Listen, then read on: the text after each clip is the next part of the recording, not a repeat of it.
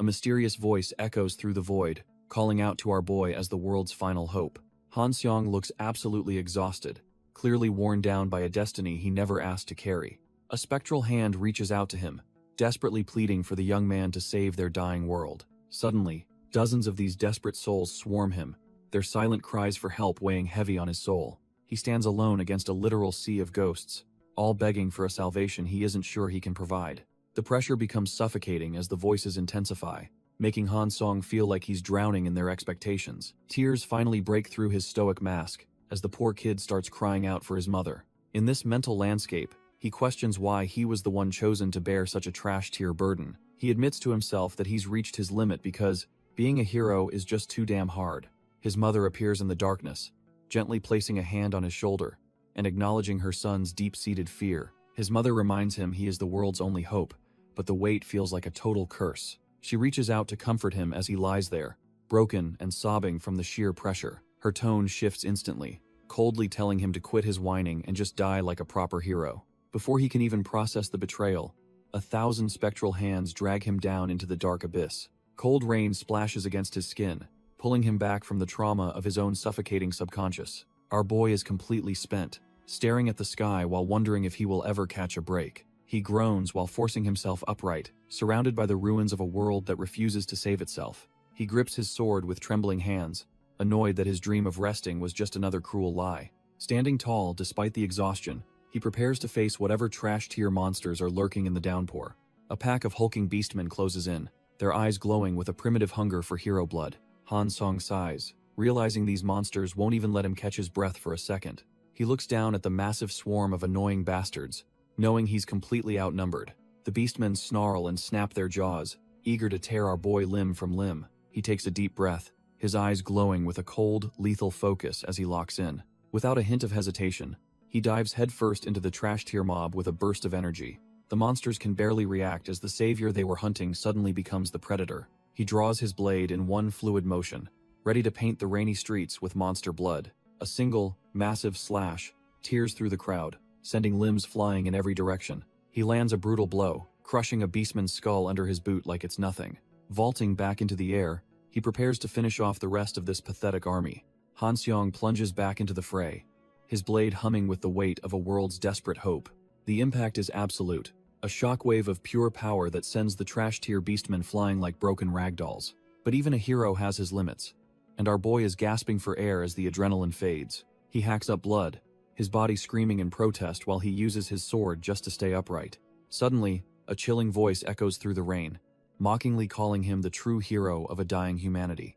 A massive, purple-scaled nightmare named Fafnir rises from the ruins, completely dwarfing the exhausted warrior with its presence. The beast stares down with a predatory hunger, admitting that the strength our boy possesses is actually enviable. Fafnir introduces itself, its voice vibrating through Han Seong's very bones as he stares up in silent defiance. The dragon looms over the battlefield like a living calamity, making the previous army look like a joke. It declares that he has earned the right to be consumed, promising to make his power its own. The battlefield is a chaotic mess of purple energy and rain as the final blow lands. Our boy hits the dirt hard, hacking up blood as his body finally gives out on him. Every breath is a struggle, and he can barely keep his eyes open through the crimson mask. Fafnir looms over him like a god of death, mocking the very idea of a hero. Below them, the beastmen army continues to swarm the ruins, leaving nothing but destruction in their wake. Monsters fill the sky, ensuring there is absolutely no escape for any survivors left in this hellscape. Han Seong stares blankly,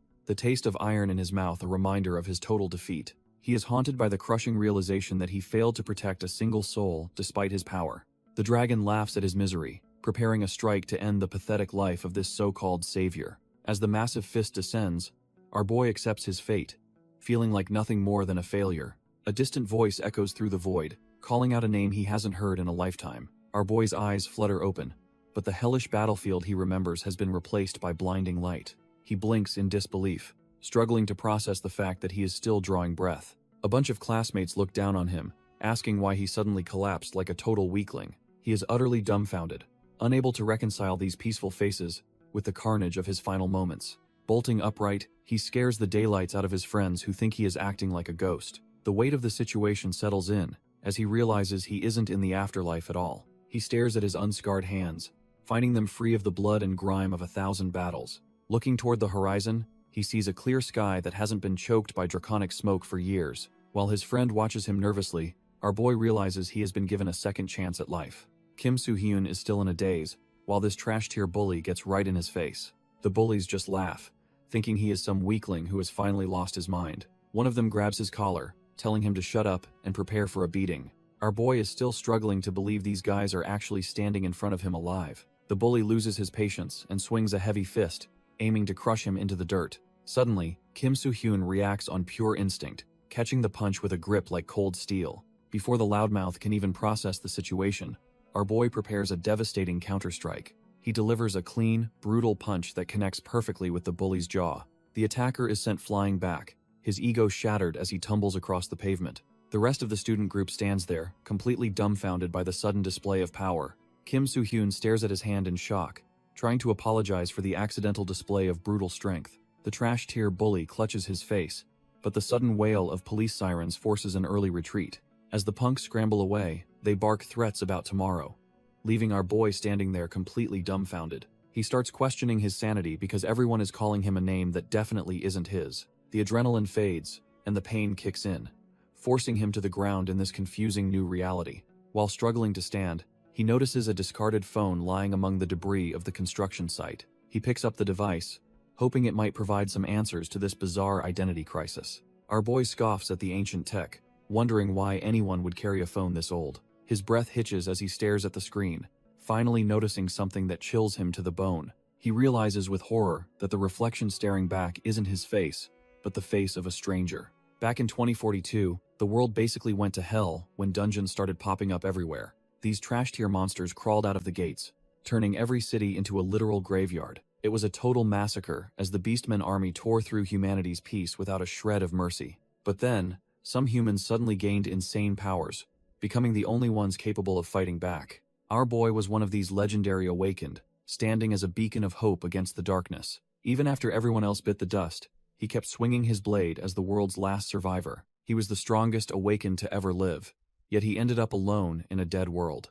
Cut to the present, and a grumpy detective is grilling him about his identity in a police station. Kim Soo-hyun stammers out his name, feeling completely out of place in this weak, unscarred body. The officer keeps pressing for his age, leaving him struggling to remember his own basic birth details. Our boy looks around the station, feeling the cold sweat of a man who clearly doesn't belong here. He spots a calendar on the wall, and his heart nearly stops seeing. The year is 2022. If his memory is right, he should be in 2042, making this a 20-year jump into the past. Since he's stuck in this youthful body, he decides to play along and claim he's 19 for now. Detective Park isn't buying the act, finding it suspicious that this kid only remembers his name and age. Soo-hyun ignores the nagging and wonders if this is just some cruel draconic illusion cast by Fafnir. He vividly remembers the hellish battlefield where he died, a world reduced to nothing but ash and rain. But as he clenches his fist, the sharp sting of reality proves this isn't some trash-tier dream. It finally sinks in that he's actually regressed, leaving him dumbfounded by this impossible second chance at life.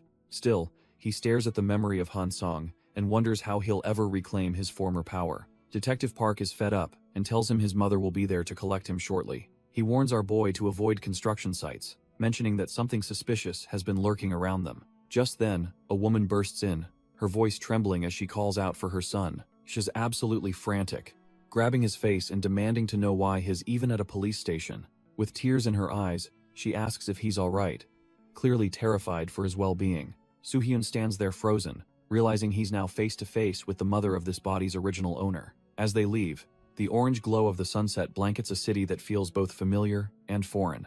She's suspicious about him forgetting their home address, but he plays it off as simple moving stress.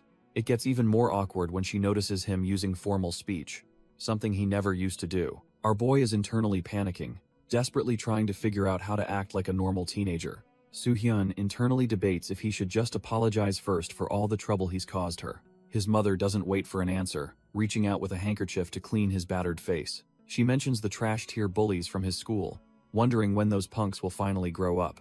As she wipes his cheek, she firmly tells him to speak up if they ever bother him again. She grips his hand tightly, promising that she won't let them off so easily next time. Our boy is completely dumbfounded by her protection, feeling a warmth he hasn't known in years. When she suddenly pauses, he flinches nervously, still struggling to act like a normal, innocent teenager. She looks around the park, noting how strangely empty it is for this time of day. Soo-hyun realizes she's right, and the eerie silence starts to trigger his old combat instincts. Suddenly, a massive claw slams into the pavement, signaling that the piece is officially over. A low growl vibrates through the air as a predator reveals its razor-sharp fangs in the shadows. His mother wonders why he's lagging behind, completely unaware of the monster lurking just a few feet away.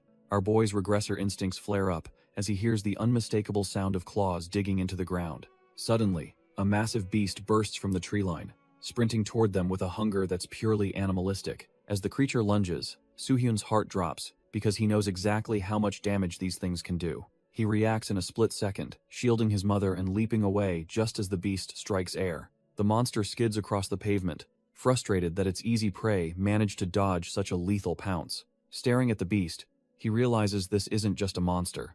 It's a werewolf. A true trash-tier nightmare. He connects the dots to the police investigation, realizing they were hunting a killer that isn't even human. If these monsters are already here, it means the global outbreak has officially begun much sooner than expected. Back in 2022, outbreaks were peaking, making it common for monsters to spawn right in the city streets. Our boy knows he can't fight barehanded, so he desperately scans for anything that can serve as a weapon. He settles for a discarded umbrella, hoping it'll be enough to pierce through some thick monster hide. His mother is completely dumbfounded, while Soo-hyun warns her to stay still so he can handle the threat. Even though he's stuck in this weak body, he knows these trash-tier mutts won't be a problem. The beast lunges with its jaws wide open, aiming to tear his throat out in one swift bite. With regressor-level precision, he drives the umbrella into the beast, proving he hasn't lost his edge. Blood sprays everywhere as the monster realizes it picked a fight with the wrong high schooler. The creature snarls in pain, its eyes glowing with a feral rage as it tries to recover. Suddenly, he senses something off, his instincts screaming that the danger is far from over. Kim Soo-hyun tries to hold the line, but the beast's raw power is way more than he expected. He curses his shallow strike as the monster effortlessly pins his only weapon against the cold pavement. Being stuck in this trash-tier body is infuriating, especially since his old self would have ended this instantly. Just as he wishes for his awakened powers to return, a second predator lunges from the shadows. Our boy's heart sinks when he realizes he's completely outnumbered and pinned down with no escape. Suddenly, his mother throws herself into the fray, desperately tackling the beast to keep it away from him. He stares in utter disbelief, his mind racing as he watches her put everything on the line. Panic sets in as he screams for her, watching the chaotic struggle unfold right before his eyes. The monster brutally tosses her aside, leaving her crashing into the ground while he watches helplessly. Hez left completely dumbfounded, wondering why she'd risk her life for someone like him. Our boy desperately fends off the beast, but his trash-tier body can barely keep up with the onslaught. He rushes to his mother's side, screaming her name as the monsters circle like vultures. Holding her trembling form, he frantically asks why she'd risk everything for a failure like him. She weakly reassures him that she's fine, though her fading strength tells a much darker story. With her last bit of energy, she begs him to survive, leaving him completely dumbfounded and broken. The light leaves her eyes as she goes limp, sending a cold shiver straight through his soul. He stares at the ground in silence, the weight of his failure crushing what's left of his heart. As the beasts close in for the kill, a dark, suffocating aura begins to bleed from his very pores. He slowly turns his head, his voice dropping to a gravelly tone that reeks of pure, unadulterated malice. With eyes glowing like a true predator, he asks the monsters if they're actually looking to die today. The monsters actually flinch as our boy's murderous aura makes them reconsider their life choices. Suddenly, the vision of the apocalypse snaps back to the quiet, moonlit park where he stands alone. He tries to move, but his legs buckle, making him realize his current body is absolute trash tier. Both he and his mother collapse onto the cold bricks as his strength completely deserts him. He stares at the sky, utterly dumbfounded by how quickly his energy drained from a simple scuffle. It's a bitter pill to swallow, realizing the former hero is now stuck with such pathetic stamina. Despite the exhaustion, he manages to lift her up, determined to get her to safety before collapsing. His back screams in protest as the injuries from the earlier fight finally start to catch up. He stops dead in his tracks when a nagging thought about his regression finally starts making sense. As the sky turns a deep purple, he realizes the peaceful life he wanted is already slipping away. He finally reaches the apartment, the quiet building, a stark contrast to the chaos he just escaped. His mother collapses onto the sofa, letting out a sigh of relief for finally making it back home. Our boy is gasping for air, thanking his lucky stars he found an address inside the wallet. He watches her toss and turn, his heart heavy as he realizes how close they came to disaster. She mumbles his name in her sleep, trying to reassure him that everything is going to be fine. But then her tone shifts, desperately pleading for him to just run away and save himself. Soo-hyun stands there dumbfounded, the weight of her sacrifice finally starting to sink into his soul. He remembers the sight of her facing down those trash-tier monsters just to give him a chance. It hits him hard that she risked her life against the beastmen just to keep him safe. Looking at her now, he realizes he needs to become strong enough to ensure she never suffers again. Soo-hyun stares at his hands, disgusted by how fragile and trash-tier this new body feels compared to his old one. He clenches his fists, realizing that struggling against a few weak monsters is a pathetic start for a former hero. Our boy starts spiraling, wondering if he was really reborn into such a useless shell just to fail again. The memory of his former self, Han Seong, looms over him as a reminder of the mistakes he can't repeat. Suddenly, the air around him glitches with mana as a mysterious system begins to manifest in the room. He takes a deep breath to steady his nerves while the Tower of Trials starts requesting a connection. The system scans his soul, seeking confirmation that he's the right user to handle the upcoming carnage. Once the approval clears, Soo-hyun prepares himself for the reality-bending power that's about to be unleashed. A massive gate to the unknown tears open, identifying him as the primary subject for the next trial. As the digital abyss swallows the room, he realizes his journey back to the top is finally beginning. Our boy realizes this body actually has talent, meaning he can finally start over for real this time. He notes that he's diving into the abyss much earlier than he ever did in his past life. With his mind made up, he decides there's absolutely no reason to hesitate on this path. The system officially welcomes him to the Tower of Trials, as the digital landscape shifts into place. This realm is commonly known as the Abyss, a hollow where demons are supposedly punished for eternity. Most challengers grind through these floors just to earn the right to be called an awakened warrior. But our boy knows there's a specific system here that matters way more than just clearing floors. The first trial officially kicks off, and the system identifies him as the primary subject for the challenge. When prompted to select a difficulty level, he stares down the prompt with ice-cold focus. He chooses the maximum difficulty of level 10, aiming to master the tower's most brutal hidden mechanics. Our boy knows that higher risks in this tower mean much better loot for his future. He plunges straight into the first floor, ready to face whatever the system throws his way. The arena materializes around him as the system begins calibrating the insane level 10 difficulty. Even though he only reached level 8 before, he wonders if he can actually survive this. He quickly shakes off the doubt because failing here isn't an option if he wants to win. If he just repeats his past mistakes, he'll only end up dead under Fafnir's heel again. A massive arsenal of spectral weapons appears, prompting him to choose his tool for the slaughter. Stone guardians begin to stir in the distance, sensing a fresh challenger entering their domain.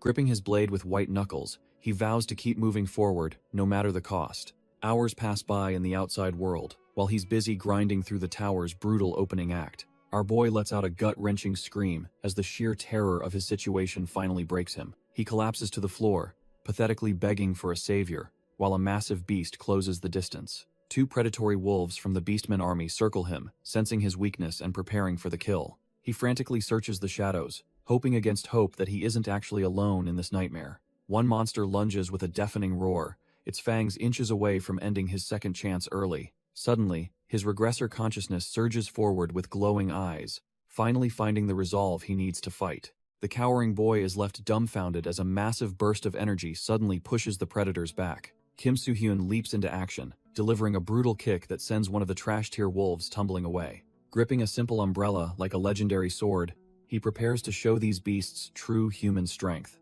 He slams a spectral dagger into the earth, unleashing a mana explosion that wipes the monsters from existence. The Beastmen army gets shredded as our boy's mana erupts, leaving nothing but dust in his wake. Soo-hyun stares them down with cold eyes, promising that not a single one of these monsters will escape. The last trash-tier wolf whimpers in fear, realizing its supposed prey has become the ultimate hunter. A blinding flash of blue light marks the end of the struggle, erasing the remaining threats instantly. Standing tall, Soo-hyun receives the notification that he's officially cleared the first floor's final level. Meanwhile, in the town below, the system updates the rankings, sending shockwaves through the local community. A group of players stands dumbfounded, unable to comprehend the impossible score that just appeared. Our boy has claimed the top spot with over double the points of the previous record holder. The news of a rising star spreads through the Tower of Trials like wildfire, drawing everyone's attention. As Soo-hyun steps back into the light, the crowd begins to wonder just who this monster really is. Soo-hyun finally steps back into the familiar town square, feeling a wave of nostalgia for this brutal place. He looks around with a sharp gaze, knowing exactly how much blood will be spilled in these streets. This is the Tower of Trials, a massive abyss where every single floor contains its own unique world. To advance, every player must face a trial, a rule that remains the only constant in this chaotic tower. While most survivors huddle on the second floor, our boy knows he needs massive achievement points to thrive. Back in the trial zone, he delivers a devastating blow that splits a flying monster clean in half. He stands amidst a pile of trash-tier corpses, catching his breath after the absolute slaughter he just unleashed. A blue system window pops up to confirm his victory, and he wipes the sweat from his brow. Feeling the weight of his blade, he realizes his legendary combat senses are finally starting to return. As the rewards pour in, the system calculates his impossible score and officially ranks him as number 1. Our boy notes his stats are climbing way faster than they ever did in his previous life. With over 2,000 points banked, he figures he is finally ready to tackle the next floor. He arrives at the hub, deciding it is time to go all out on a much-needed shopping spree. He stops in front of a familiar shop,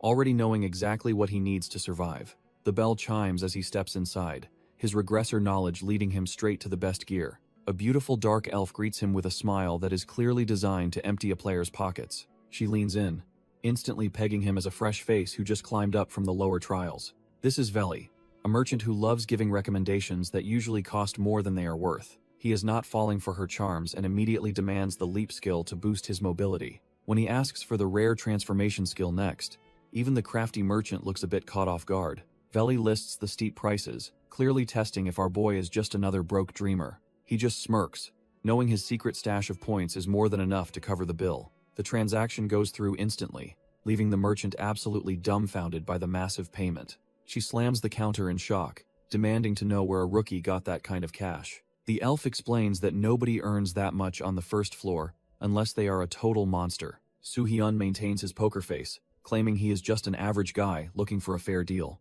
He makes his exit as the bell rings, leaving the merchant to wonder who he really is. Stepping out into the hub, he takes a moment to appreciate the calm before the next storm.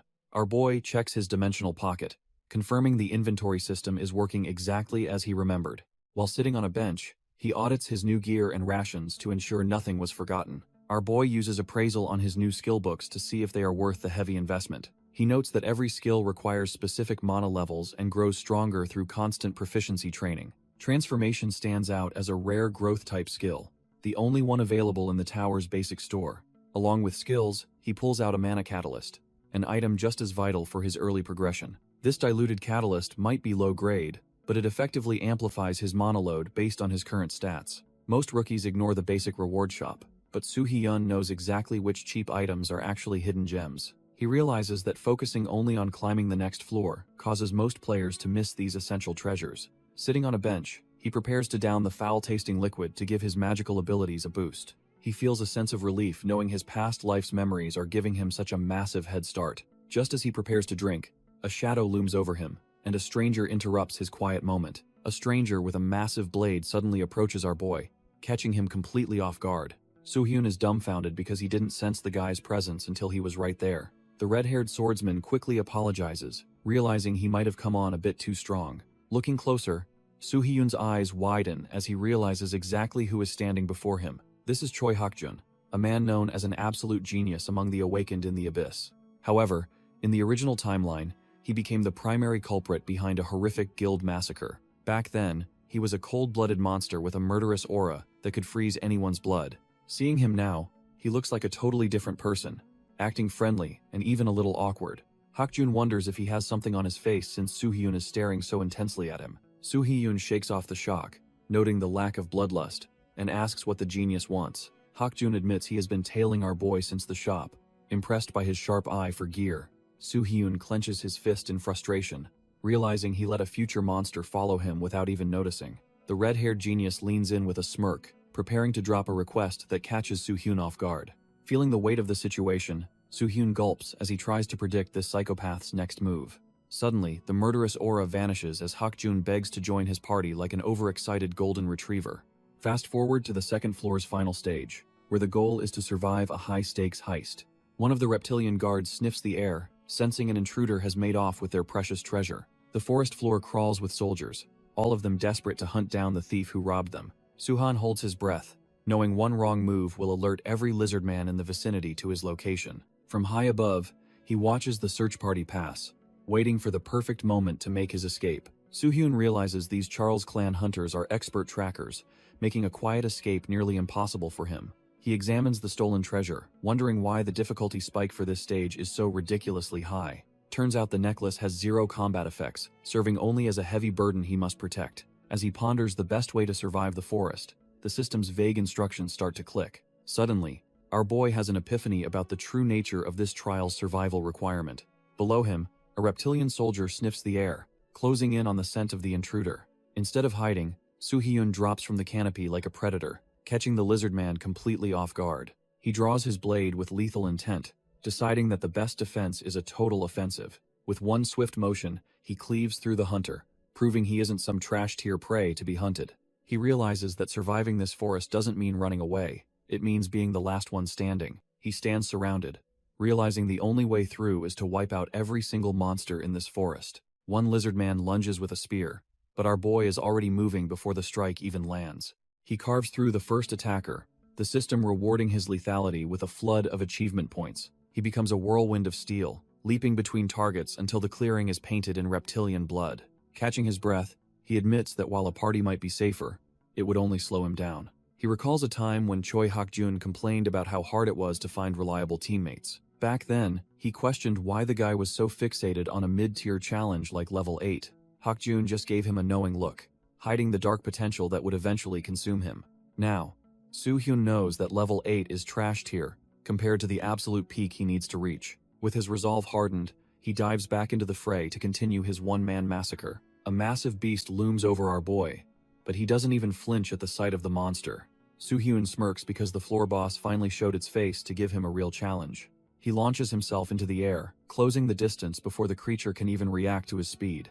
Gripping his blade, he vows to drag this so-called apex predator straight to the bottom of the food chain. With one clean strike, he shreds the boss into pieces, proving his regressor skills are on another level. The system rewards his lethality with a unique necklace capable of healing even the most fatal wounds. Resting by the fire, he realizes hunting these trash-tier mobs was the best decision he's made yet. Looking at his status, he notes his stats are climbing way faster than they ever did before. His transformation skill is the secret sauce, allowing him to dissect and understand every enemy habit perfectly. He absorbs the boss's berserker ability, knowing this power-up will be a literal lifesaver during future emergencies. Our boy catches his breath, realizing even trash-tier hunts provide massive benefits for his growth. Suddenly, he senses something off, snapping out of his victory high to stay on guard. Turns out his fatigue is hitting critical levels, but he can't help smiling at his progress. He finally heads back to the place he calls home as the sun begins to set. Stepping inside, he stops dead in his tracks, completely dumbfounded by the sight before him. A massive spread of food is waiting, looking way too good for a normal weeknight meal. He asks his mother why she did all this, feeling a wave of guilt for her effort. Seeing her injured state, he worries that she pushed herself way too hard just for him. She just smiles and says fixing a meal for her son is the easiest thing ever. Looking at her, he realizes that protecting this piece is exactly why he regressed. Our boy stares at the feast, his heart heavy with the weight of 2 lifetimes. It is a spread fit for a king, far better than the trash-tier rations he survived on before. He digs in with a soft thud of the spoon, the act feeling like a sacred ritual. Every bite is a reminder of the warmth he is fighting to keep in this cold world. He silently thanks his mother, knowing these quiet moments are worth more than any legendary loot. Even if he is not her original son, he vows to be the shield she deserves. She watches him eat with a mix of surprise and pure, motherly joy. As they share this meal, his resolve hardens to protect this fragile piece at any cost. Later, his sweat-slicked hands hover over the keyboard as he prepares for the next phase. The grind never stops, and he knows one wrong move could send his life spiraling into chaos. The Abyss online community is absolutely losing it over the latest news breaking from the tower. Our boy Kim Soo-hyun has officially claimed the top spot on the 2nd floor with an insane score. The internet is in a frenzy as everyone tries to figure out who this mysterious powerhouse actually is. Back at home, Soo-hyun is sweating bullets as he watches the digital chaos he just unleashed online. He realizes his plan for a quiet climb is trash tier, now that he is the center of attention. Meanwhile, over at the Ares Guild headquarters in Gangnam, the big players are finally taking notice. Choi Hak-jun stares at his phone, wondering if this top ranker is someone he should actually care about. The guild leader notes the timing of the awakening and asks if Hak-jun knows anything about the guy. Hakjun just gives a sly look, clearly hiding his true thoughts behind that smug and silent expression. He plays it cool, claiming he has never met the guy since the tower is such a massive place. Hakjun plays it cool as the guild leader drops a heavy hand on his shoulder to talk shop. The leader probes about his progress on the 3rd floor, but Hakjun is tackling the brutal level 8. When the leader mentions the sudden rise of Kim Soo-hyun, our boy Hakjun keeps his poker face tight. Since finding a squad for such a high level is impossible, Hakjun plans to just solo the thing. The guild leader just smirks, clearly satisfied with the cold-blooded monster's drive to reach the top. He tells Hakjun to focus solely on the climb, while he handles the task of finding teammates. Just as the conversation seems over, the leader stops in his tracks to deliver one final, chilling reminder. His expression turns dark as he asks if Hakjun truly understands the stakes of their little arrangement. Walking away, Hakjun curses the man's name, while being tasked to somehow recruit the mysterious Soo-hyun. Left alone with his thoughts, Hakjun wonders what kind of monster this Soo-hyun guy actually is. Kim Soo-hyun crosses paths with Choi Hakjun, who immediately senses something off about this seemingly ordinary guy.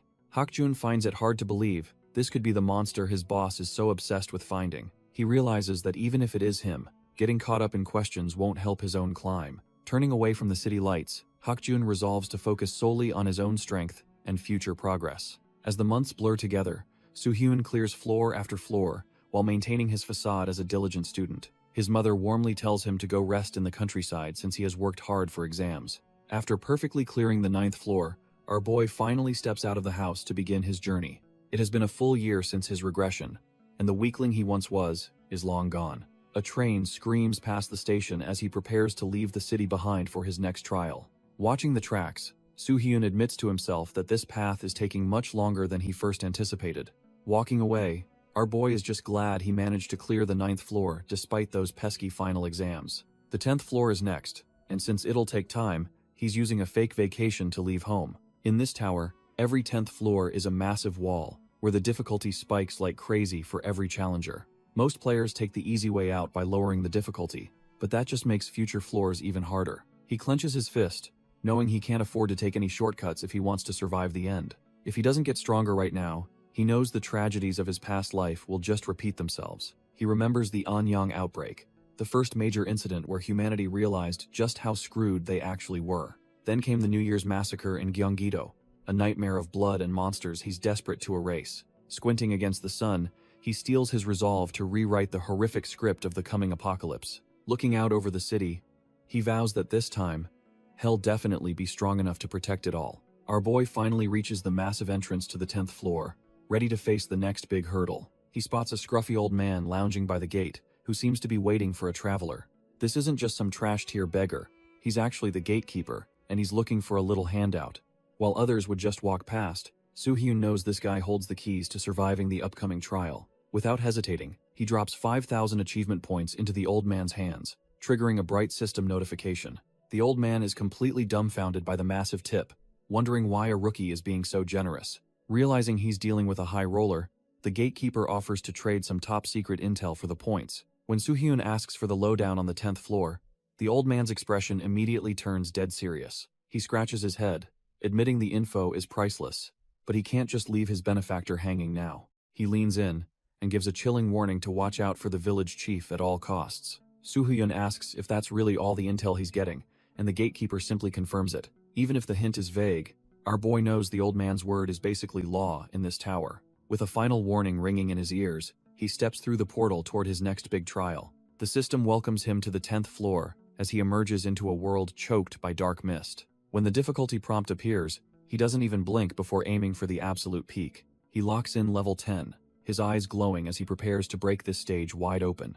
Overlooking a sprawling village, he receives a chilling reminder from the tower to simply not die. The dark clouds hanging over the houses suggest that something nasty is brewing in this quiet town. Our boy suddenly finds himself in a tight spot, desperately explaining he isn't some trash-tier kidnapper. He insists he was just a passerby who saved a kid, but the situation looks pretty suspicious. The local woman isn't buying his story, screaming that she knows he's hiding some shady ulterior motives. Kim Soo-hyun is completely dumbfounded when she claims kidnapping the kid won't get him any loot from them. He tries to sweat out an explanation about the massive misunderstanding, but the village remains cold and silent. Scratching his head, he realizes being labeled a trash-tier kidnapper is way more embarrassing than he ever expected. Our boy can't help but wonder why he's catching all this heat despite literally doing nothing wrong. Unbeknownst to him, a pair of terrified eyes watches his every move from the safety of the shadows. A hidden child trembles in fear, clutching the windowsill while watching the supposed monster walk away. Suddenly, the system forces a quest on him to save this dying village and somehow manage to survive. His boots hit the pavement as he weighs the dreary atmosphere against the pure hostility of the locals. He concludes that the 10th floor is cut from a different cloth compared to the easy previous stages. Kim Soo-hyun ponders the hidden meaning behind the system's sudden demand to save this village and survive. He keeps moving, desperately wondering where he can find even a shred of useful information in this ghost town. Little does he know, dozens of glowing eyes track his every step from the dark corners of the village. Our boy realizes that getting intel from these locals will be harder than clearing a trash-tier dungeon. Even though they are just NPCs, their sheer terror makes them feel uncomfortably like real, breathing humans. Looking at the gloomy sky, he notes that this trial feels far too organic to be a simple program. The suffocating atmosphere of despair reminds him far too much of the world's final days before his regression. He's almost impressed by the twisted theme the tower designers cooked up for those who haven't seen true hell. Letting out a heavy sigh, he feels the weight of the silence pressing down on the entire area. He slumps against a tree, frustrated that he can't find a single soul to point him toward an informant. Just as he's about to give up, a pair of small feet stop right in front of him. Our boy's ears perk up when a small voice calls out to him, catching him completely off guard. A young girl peeks from behind a tree, her eyes wide with a mix of terror and recognition. He offers a stiff greeting, dumbfounded that this child seems to remember him from the previous timeline. Her hands shake uncontrollably as the weight of her memories clashes with the reality standing before her. He studies her carefully, wondering if this kid is the key to unraveling the secrets of this floor. Without a word, he pulls out some wild berries, hoping a small gesture might calm her frayed nerves. The small red fruits sit in his palm, a humble offering in this world of suffocating despair. He watches her reaction, knowing that gaining her trust is more vital than any trash-tier loot. The girl finally manages to stammer out her thanks, her fear slowly giving way to a glimmer of hope. Our boy senses something odd, his regressor instincts putting him on high alert for any sudden threats. He quickly realizes there is no immediate danger, and lets out a small, confident smirk. He beckons the trembling girl over, pulling out a bag of supplies to prove he isn't a monster. The kid's eyes practically turn into stars when she sees a spread of food better than trash-tier rations. She doesn't waste a second, tearing into the bread like she hasn't seen a real meal in weeks. Seeing her eat with such desperate joy makes even a hardened survivor like him feel a bit dumbfounded. As they sit, he learns the village is starving, turning everyone into cold and paranoid shells of themselves. The girl mentions they only survive because of their village chief, a man she views with pure admiration. Hearing the chief called a hero catches him off guard, making him wonder what he is truly facing. He realizes this is the hidden lore of the floor, piecing together the village's background while she eats. Kim Soo-hyun probes for more info, offering his supplies to help the chief deal with any local monsters. The kid mentions a terrifying beast lurking nearby that threatens to wipe their entire home off the map. She explains the monsters can't enter because the chief did something mysterious to keep the village safe.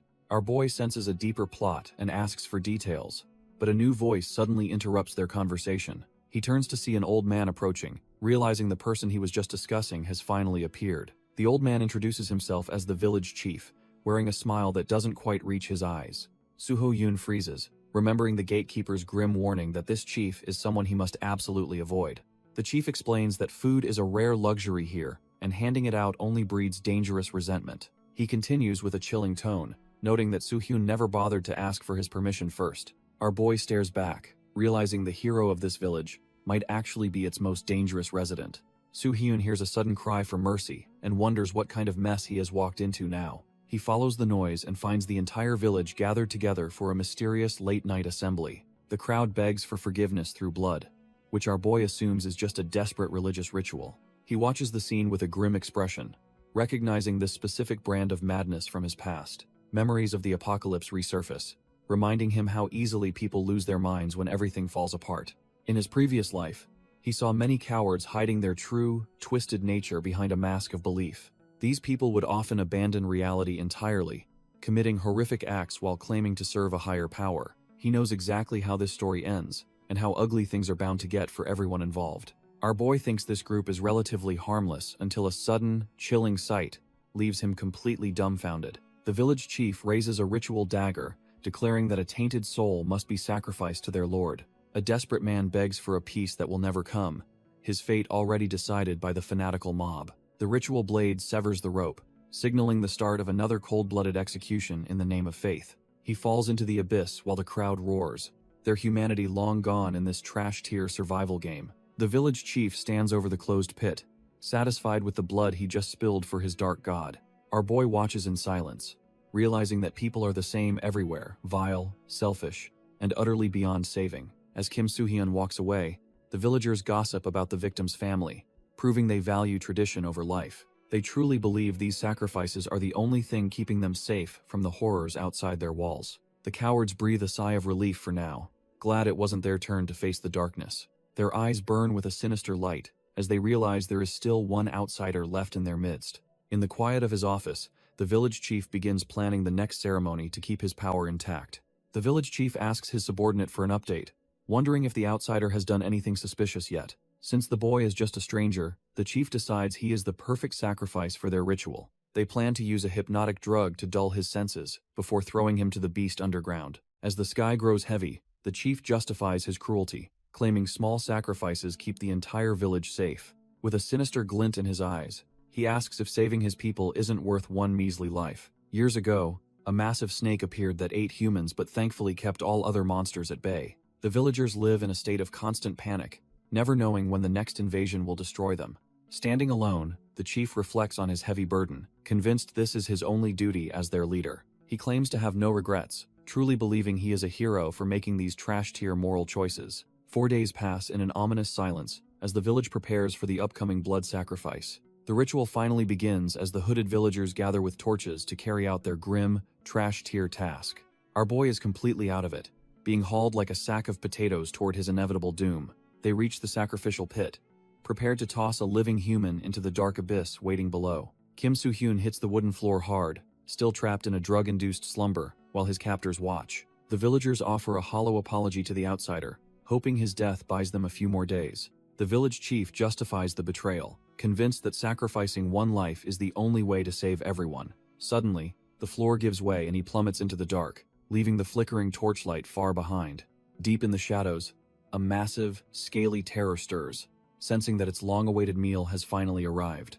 This beast has been nesting here for years, guarding its brood while the terrified villagers feed its hunger. The great serpent opens its maw with a terrifying hiss, bearing venomous fangs to swallow him whole. The village chief walks back toward the pit, expecting to find nothing but bones and lingering regret. He notes that a full day has passed since they tossed our boy into that literal death trap. He figures the beast has already finished its meal and plans to lure it further north next. Suddenly, his footsteps come to a grinding halt as he senses something is very wrong in the darkness. His face pales and he stands there completely dumbfounded by the impossible sight waiting for him. Emerging from the shadows, Kim Soo-hyun looks completely unfazed, as if he just took a light nap. Our boy stands over the decapitated serpent and casually asks the mayor why he is visiting. The chief starts sweating bullets, unable to comprehend how a trash-tier outsider could survive this nightmare. His hands tremble as he stares at the dead Calamity, wondering if this kid is even human. Kim Soo-hyun just gives him a cold look, clearly done playing games with these backstabbing villagers. Kim Soo-hyun calls him out, noting the chief seems pretty upset that the monster actually died. The village chief fumbles for words, his face twisting in a mix of pure terror and disbelief. He grits his teeth, clearly struggling to maintain his composure, while his secrets start to unravel. Desperate, the old man claims his betrayal was for the village, using the snake as a shield.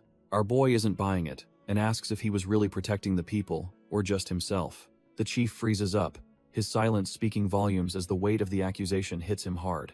Standing by the carcass, Soo-hyun explains that this lazy beast only stays put if it is constantly fed. He adds that the snake has a peculiar habit of never eating the hand that feeds it. The chief's eyes widen as he realizes his cozy arrangement with the monster has been completely exposed. Soo-hyun steps forward, guessing the chief used the sacrifices to secure his own safety from the tower. Soo-hyun stares down the old man, calling him out for playing hero while feeding his own people to a monster. As our boy approaches, he makes it clear that the chief's pathetic reign of hypocrisy is finally over. Broken and exposed, the chief collapses in the dirt right next to the massive, dead serpent he once worshipped. The truth hits the villagers like a truck, leaving them absolutely dumbfounded by their leader's long-term betrayal. Murmurs ripple through the crowd as they realize the earth god they honored was just a hungry, lazy beast. One woman breaks down, realizing her husband was murdered for a lie rather than a sacred sacrifice. Some still worry, wondering if the snake was a necessary evil to keep even worse monsters at bay.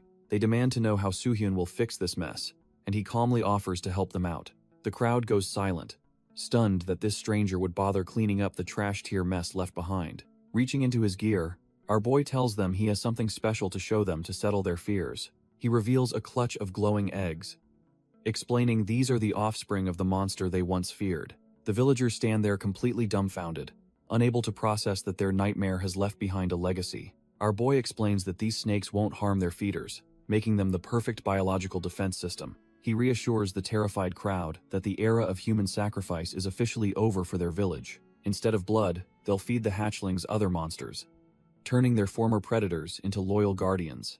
While he offers to handle the initial hunting, he makes it clear his help won't last forever. Since he's just an outsider passing through, the villagers eventually need to man up and take charge. One man snaps back, arguing that simple farmers with trash-tier tools can't possibly hunt dangerous monsters. Soo-hyun just stares back, asking if they actually care about protecting the place they call home. He reminds them that if they won't fight for their own lives, nobody else is going to. Soo-hyun gives them a brutal ultimatum, telling them to either fight or keep sacrificing their own people. The villagers stand there completely dumbfounded, paralyzed by the harsh reality of their own cowardice. Our boy realizes they lack any will to protect themselves, choosing instead to stay shackled by dependency.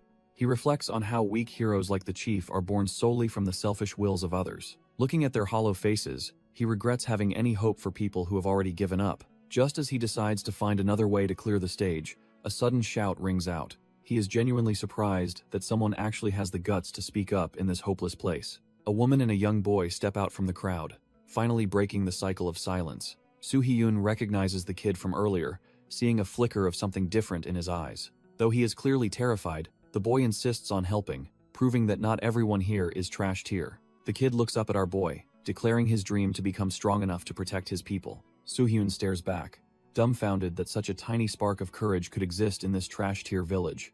A genuine smile breaks across his face as he tells the kid he is actually pretty awesome. He addresses the crowd, explaining that their combined strength is the only way to truly save their home. Seeing a mere child step up finally starts to melt the icy fear gripping the rest of the villagers. One of the older men trembles, realizing how pathetic they have been while hiding behind a boy's bravery. He finally snaps and shouts that they will fight, since dying fighting beats being slaughtered like cattle. Suddenly, the silence is shattered as everyone else starts chiming in, finally finding their long-lost backbone. A villager admits they were just too terrified to act, but they cannot keep leeching off Soo-hyun's strength. One villager finally finds his voice and asks our boy to teach them how to actually fight back. Soo-hyun is caught off guard when a system window suddenly pings, reacting to the change in the villagers' hearts. It turns out their collective willpower pushed his quest completion to 60%, making his efforts feel worth it. He realizes the time for talk is over and prepares to turn these cowards into a real fighting force.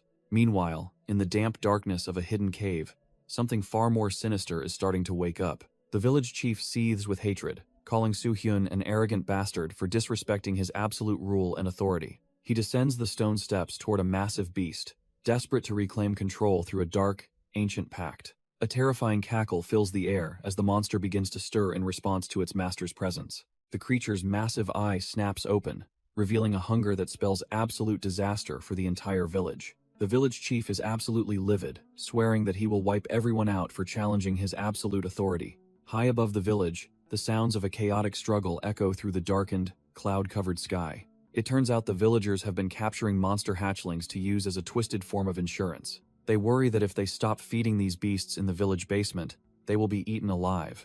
While they gossip, our boy is already busy facing down a massive, trash-tier centipede monster in the clearing. The beast lunges with terrifying speed, but Soo-hyun's regressor instincts keep him one step ahead of its mandibles. He grits his teeth, pouring every ounce of his mana into a strike that needs to end this quickly. With a single, blinding flash of blue energy, he carves through the monster, like it is nothing but paper. Dumbfounded by his strength, the villagers can only shout out to the outsider who just saved their skins. Villagers tell our boy to retreat as night falls, but he insists on finishing the trash-tier monster first. He checks his status window, frustrated that the floor's completion rate is stuck at a measly 90%. Standing over the carcass, he wonders if the missing village chief is the key to hitting that perfect score. Suddenly, a low tremor vibrates through his boots, signaling that something far bigger is waking up nearby.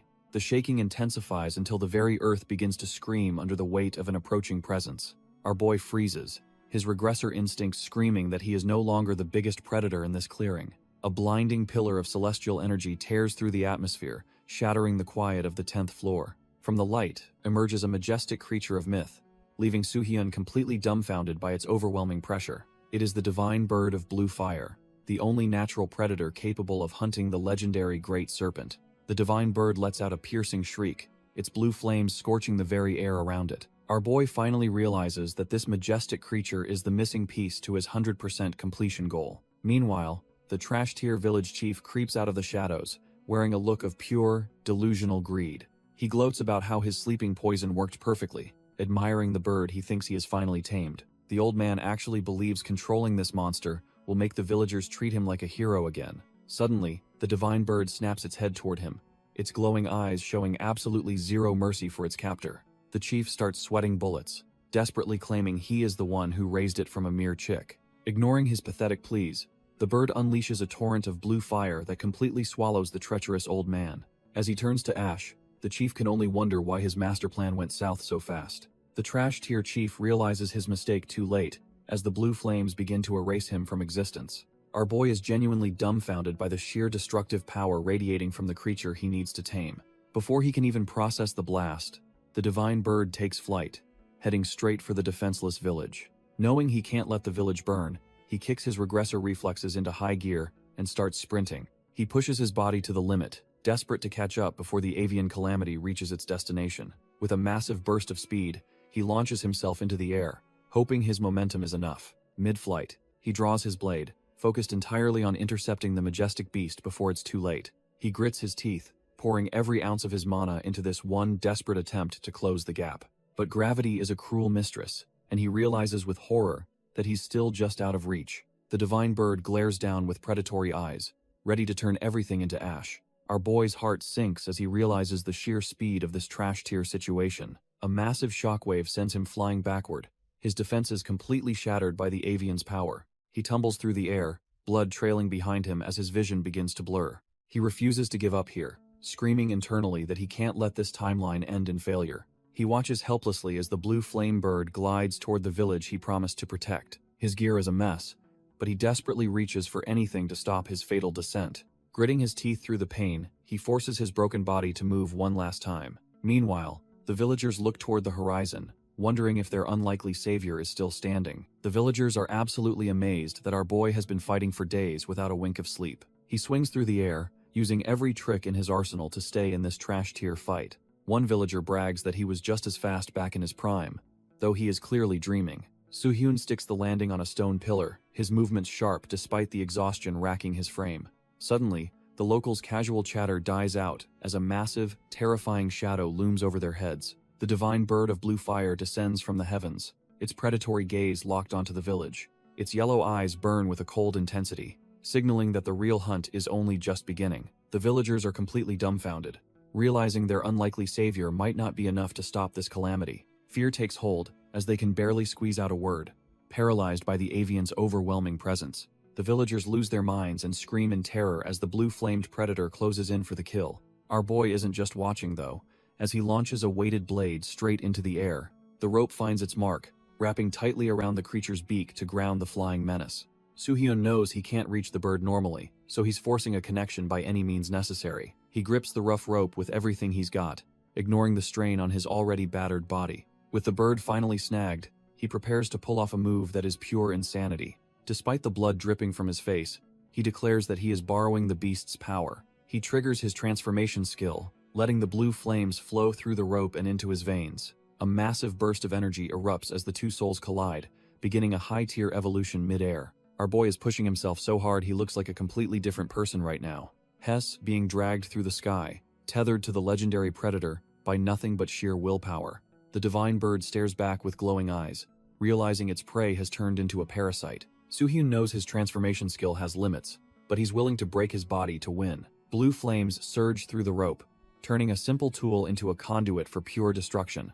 He reaches for his blade, knowing this is the only chance he'll get to strike. His eyes ignite with a feral light as the beast's power begins to overwrite his own humanity. The heat is unbearable, making him scream as the blue fire threatens to incinerate him from within. His vision blurs and he feels his grip slipping, nearly succumbing to the overwhelming pressure. Memories of the apocalypse and the dragon that killed him fuel his dying resolve to survive. Soo-hyun looks at the pendant he once thought was trashed here, realizing it might be his only lifeline left. Our boy locks in, his gaze sharpening even as the blue flames threaten to consume his very soul. He tells himself to focus, channeling every ounce of his remaining willpower into the glowing artifact. Turns out Charles' treasure isn't useless, instantly mending his broken body for one more round of absolute hell. With his strength restored, he leaps high above the flaming avian to prepare a final, desperate gambit. He knows this is his only shot, plummeting toward the beast with his blade and resolve held high. He drives his sword home, the impact sending massive shockwaves of mana through the bird's legendary form. Screaming with every bit of his soul, he demands the creature finally stay down and just die. A massive explosion rocks the entire village, the sheer force of the collision leveling everything in its wake. When the dust settles, both the hunter and the hunted lie broken in craters, their fates completely uncertain. Our boy is barely clinging to consciousness as the world goes blurry around him. He finally lets go, his vision fading to black as exhaustion overrides his survival instincts. Suddenly, the little girl's desperate screams for her savior pierce through the silence of the aftermath. He bolts upright with a frantic cry, his body wrapped in bandages and screaming in protest. Looking around, he's dumbfounded to find himself safe in a bed instead of a monster's stomach. The kid is bawling with relief, thinking he'd been roasted alive by that legendary blue flame. Outside, the village is quiet, but every muscle in his body feels like it's been through a meat grinder. The villagers joke about the bird being a massive feast, thanking him for solving their food crisis. He sits there stunned, wondering how he survived a literal inferno with nothing but a few bruises. They start calling him a hero, but he just chalks it up to pure, dumb luck and high-tier resilience. Kim Soo-hyun is barely awake when the little girl lunges at him, sobbing with pure, unfiltered relief. She clings to him like a lifeline, finally feeling safe after the nightmare of the Great Serpent. Suddenly, system alerts flood his vision, confirming he's cleared the floor with a perfect 100% achievement score. He realizes the villagers are finally safe from destruction, feeling a rare, quiet sense of accomplishment. Seeing his first-place ranking, he sighs, knowing his presence in the tower is about to get very noisy. Our boy takes a moment to process the weight of his new reputation while his body recovers. The room fills with grateful villagers who hail him as their savior, promising to never forget his deeds. Being called a savior feels strange to a man who's already seen the entire world end once. With his injuries stable, he leaves the warmth of the village to continue his relentless, lonely climb. He stands before the glowing gate, ready to leave this floor behind and face the next trash-tier trial. Our boy realizes his stealthy exit failed when he hears a small voice calling out to him. He awkwardly scratches his head, admitting he wanted to slip away quietly to avoid any emotional goodbyes. The little girl looks up at him with eyes full of genuine gratitude and a hint of sadness. She reaches out, offering a small, humble pouch she carefully prepared as a final parting gift.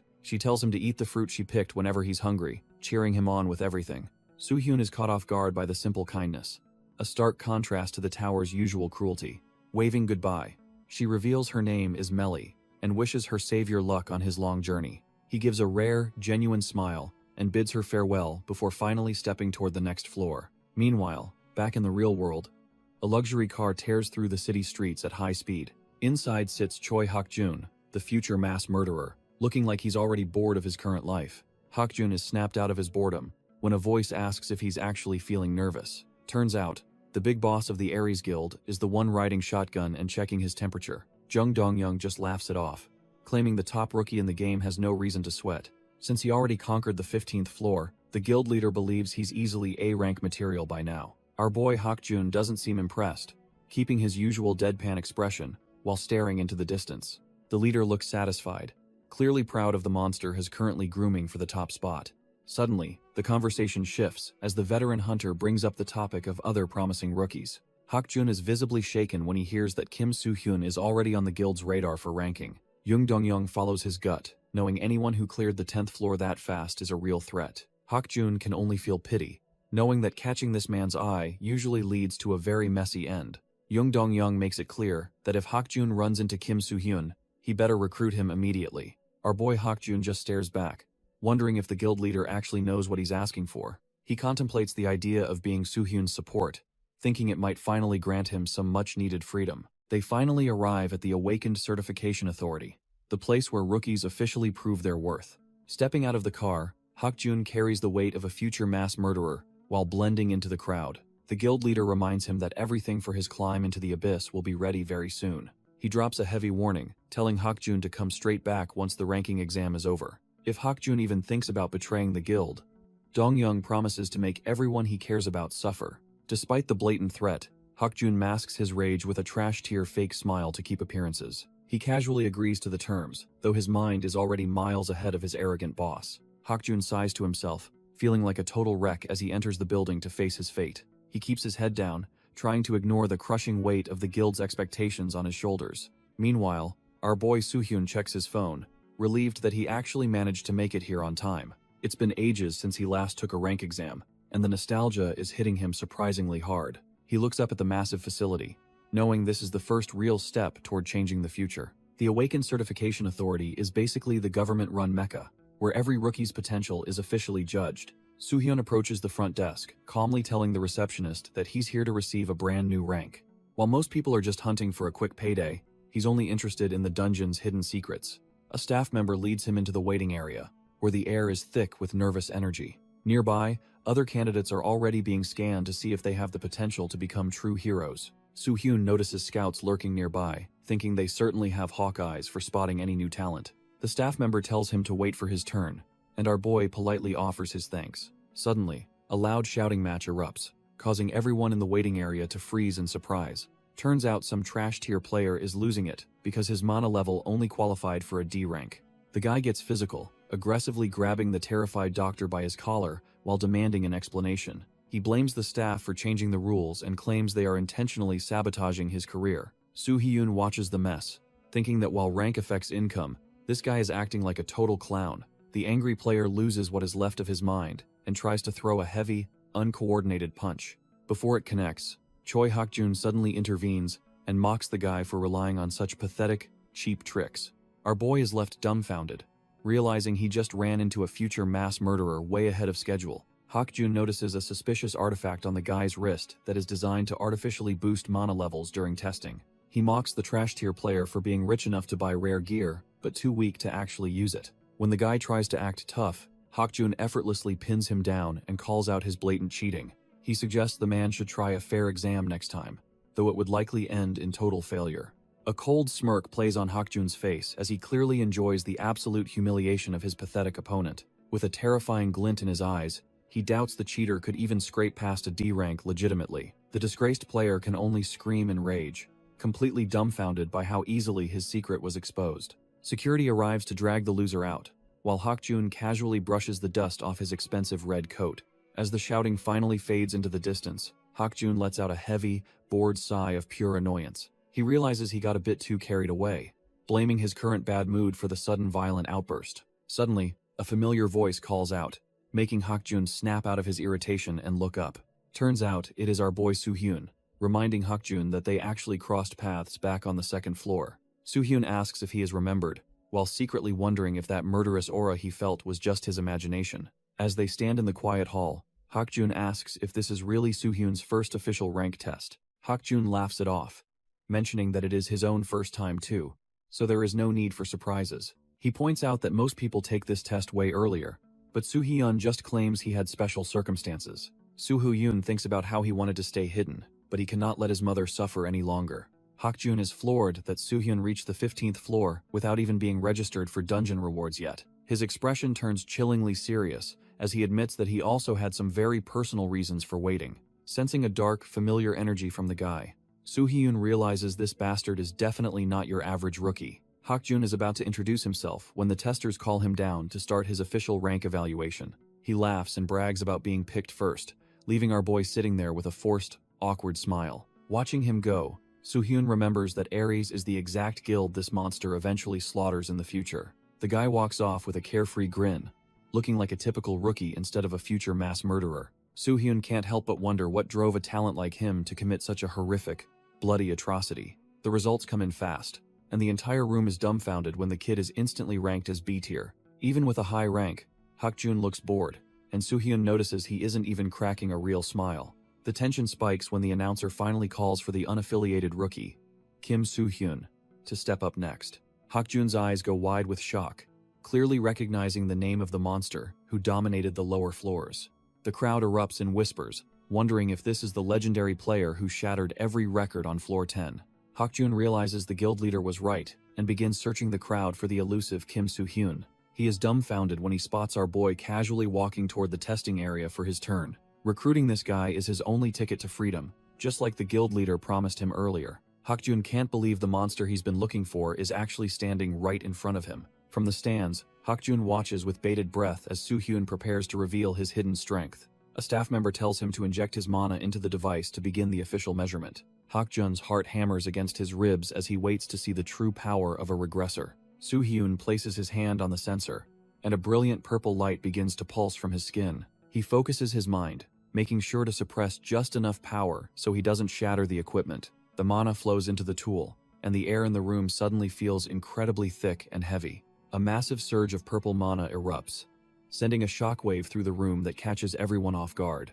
Hakjun is completely paralyzed as he feels a crushing pressure that shouldn't belong to a mere rookie. He stares down in disbelief when the announcer calls out our boy's name for the final results. The screen flashes a mediocre C rank, leaving Hakjun absolutely floored because the numbers just don't add up. He knows what he felt was easily A rank material, making him wonder if the machine is just trash tier. The rest of the crowd just shrugs it off, assuming this is just some random kid with a common name. The staff member tells Soo-hyun to head out for his registration, while our boy keeps his poker face on. Soo-hyun doesn't let a single emotion slip, perfectly hiding the fact that he just manipulated the entire test. Hakjun stands there questioning his own sanity, wondering if he actually found the monster he was looking for. He finally slumps back into his seat, completely drained after trying to make sense of that impossible power. Hakjun is dumbfounded, trying to convince himself the machine was right and that nobody can actually fake their rank. He figures even a genius couldn't pull that off unless they were cut from the same cloth as legends. Meanwhile, our boy just laughs internally, glad that his little act worked perfectly on everyone watching. He recalls a brief moment of panic when his mana almost went wild due to his sudden power spike. It makes sense though, considering his stats hit a whole new level after he cleared that 10th floor. The rewards were top tier too, especially the new power he feels coursing through his fingertips right now. He checks his status window, admiring the new Divine Flame skill and his massively buffed physical attributes. Accessing the high difficulty shop was the real win, offering items that make standard potions look like trash tier water. Out of everything available, he ended up gambling his points on a mysterious, unidentified divine beast egg. He stares at the tiny thing, wondering if he made a mistake, since he has no idea what's inside. He remembers legends of lucky players using divine beasts to skyrocket their way into the high-ranker tiers. However, looking at his own silent egg, he starts worrying he might have purchased a total dud. His internal grumbling is cut short when a familiar voice suddenly calls out to him from the stairs. It turns out Choi Hakjun was just taking a bathroom break, and hadn't actually left the area yet. When asked about his results, our boy plays it cool and claims he only managed a C rank. The red-haired genius looks suspicious, but a sudden angry shout from across the lobby interrupts their conversation. That trash-tier cheater from earlier is back, losing his mind over how hard he worked for his rank. Soo-hyun immediately recognizes the loudmouth and wonders if the guy is actually dumb enough to seek revenge. Before things get messy, Choi Hakjun steps forward to deal with the aggressive rookie himself. Our boy just watches, realizing this is the perfect chance to gauge the future mass murderer's true power. The trash-tier cheater suddenly freezes, his face pale, as he realizes someone terrifying is standing right behind him. Before Choi Hakjun can even react, a massive presence looms over the loudmouth, leaving our boy completely dumbfounded. A hand glowing with eerie green mana slams into the guy's back, forcing a painful scream from him. A man with a sharp goatee casually greets Choi Hakjun, asking why the young genius is so late. He maintains a chilling smile while the rookie coughs up blood, totally helpless against such overwhelming power. While our boy wonders who this monster is, Choi Hakjun nervously identifies the man as his own guildmaster. The man tosses the broken player aside like literal garbage, making Soo-hyun realize they aren't cut from the same cloth. This is Jung Dong-young, the powerhouse leading the Ares Guild, and he tells his subordinate to drop the formalities. He casually grinds his heel into the fallen cheater's face, showing exactly how he treats those who are beneath him. Our boy watches the brutal display with an intense gaze, already calculating how to handle this dangerous new player. Jung Dong-young pulls Choi Hakjun close, telling the rookie to drop the formalities and act like family. His gaze suddenly shifts, sensing that the quiet kid standing nearby might be hiding something interesting. He asks if Hakjun made a new friend, instantly putting the sweating rookie on the hot seat. Hakjun quickly plays it off, claiming he only considered recruiting him if his rank turned out high enough. The guildmaster finds this interesting, reasoning that a genius like Hakjun wouldn't waste time on a nobody. He decides to test the waters himself, approaching our boy with a heavy, suffocating pressure. He introduces himself as the Aries leader, while Hakjun frantically signals for Soo-hyun to keep his mouth shut. Our boy just plays dumb, wearing a confused expression to keep his regressor identity a total secret. Hakjun is practically begging him to stay silent. Knowing how easily this monster loses his temper, Soo-hyun puts on a harmless smile, calculating exactly how to handle this encounter without revealing his hand. Jung Dong-young demands to know his name, while Hakjun stands in the back, absolutely terrified of the outcome. Our boy just offers a subtle, knowing smirk, completely unfazed by the guild leader's suffocating aura. He calmly introduces himself as Kim Soo-hyun, hiding his legendary regressor status behind a mask of normalcy. Hakjun panics and tries to intervene, desperately claiming that this guy isn't who the guildmaster suspects. He insists Soo-hyun is just a trash tier C rank, and that their meeting was strictly professional during an evaluation.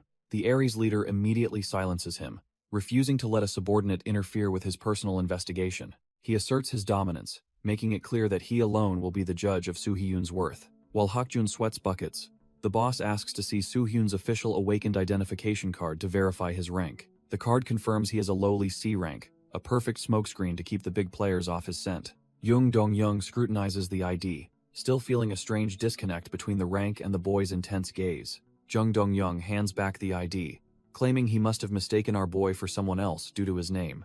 Soo-hyun remains silent, keeping his poker face perfect while the guild leader dismisses him as a total nobody. As he turns to leave, the boss casually suggests Soo-hyun try out for the guild if he wants to climb. Our boy doesn't hesitate for a second, bluntly stating he has zero interest in joining their trash-tier organization.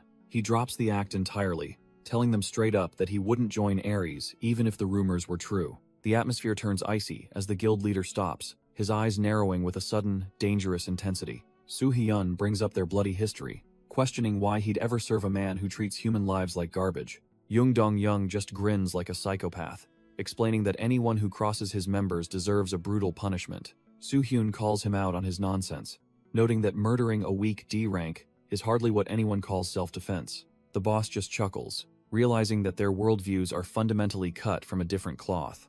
The boss explains the brutal unwritten rule where nobody interferes when awakened warriors go at each other's throats. In this world, the tower's laws mean a life can be snuffed out in an instant during a duel.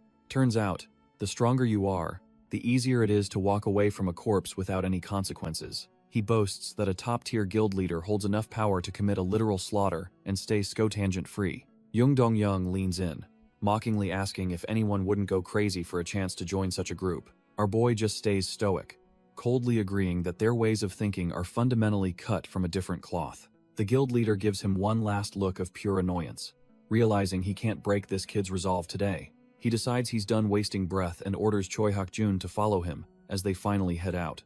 The red-haired genius awkwardly apologizes for the mess, clearly feeling the weight of the tense atmosphere between them. As they brush past each other, Soo-hyun calls out to him, likely remembering his dark future as a murderer.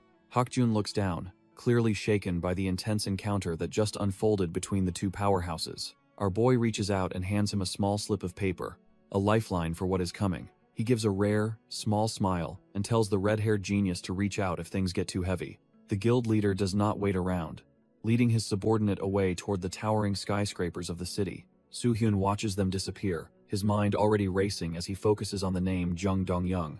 He knows exactly who he is dealing with. An A-rank awakened who sits atop the mid-sized Aries guild. Back at his place, he hops on his computer to dig up the dirt he knows is buried deep. Turns out the guy was a total gangster who used his fists long before he ever awakened. The Aries Guild is basically a front for trash-tier crimes like human trafficking and smuggling illegal substances. Seeing him kill that rookie without a second thought proves the man has not changed his spots at all. Soo-hyun stares at the screen, knowing that a piece of trash like Dong-young never truly changes his ways. He suspects Hakjun is also nursing a deep grudge, likely waiting for the right moment to strike back. Despite his digging, our boy hasn't found that one smoking gun needed to blow the whole thing open. He wonders what kind of twisted history exists between the future mass murderer and the corrupt guild leader. Leaning back, he realizes his to-do list is growing much faster than he can keep up with. Suddenly, he notices the soft fall of snow outside, a sight that triggers a heavy wave of nostalgia. In his past life, The apocalypse turned the world into a frozen wasteland, where even nature felt dead. He stares out the window, finally appreciating the quiet peace he once took for granted as the year ends. A sudden realization hits him like a freight train, making him freeze in his tracks. He bolts upright, remembering that the rank evaluation wasn't the only reason he left the tower behind. He recalls that the government created certifications to keep things stable and control who enters the dungeons. Without a proper rank, he's just another trash-tier civilian, barred from the high-stakes raids. Our boy realizes he can't delay his evaluation any longer if he wants to stay ahead. He spots a recruitment post for a specific date, knowing a catastrophic incident is about to go down. He stares at the screen, his mind racing through the variables of the upcoming disaster. Suddenly, he panics, realizing his fake C rank might not even be enough to get him recruited. He worries that without any official raid history, the organizers will just overlook him entirely. Then, he remembers the business card from the corrupt guild and wonders if he can use them.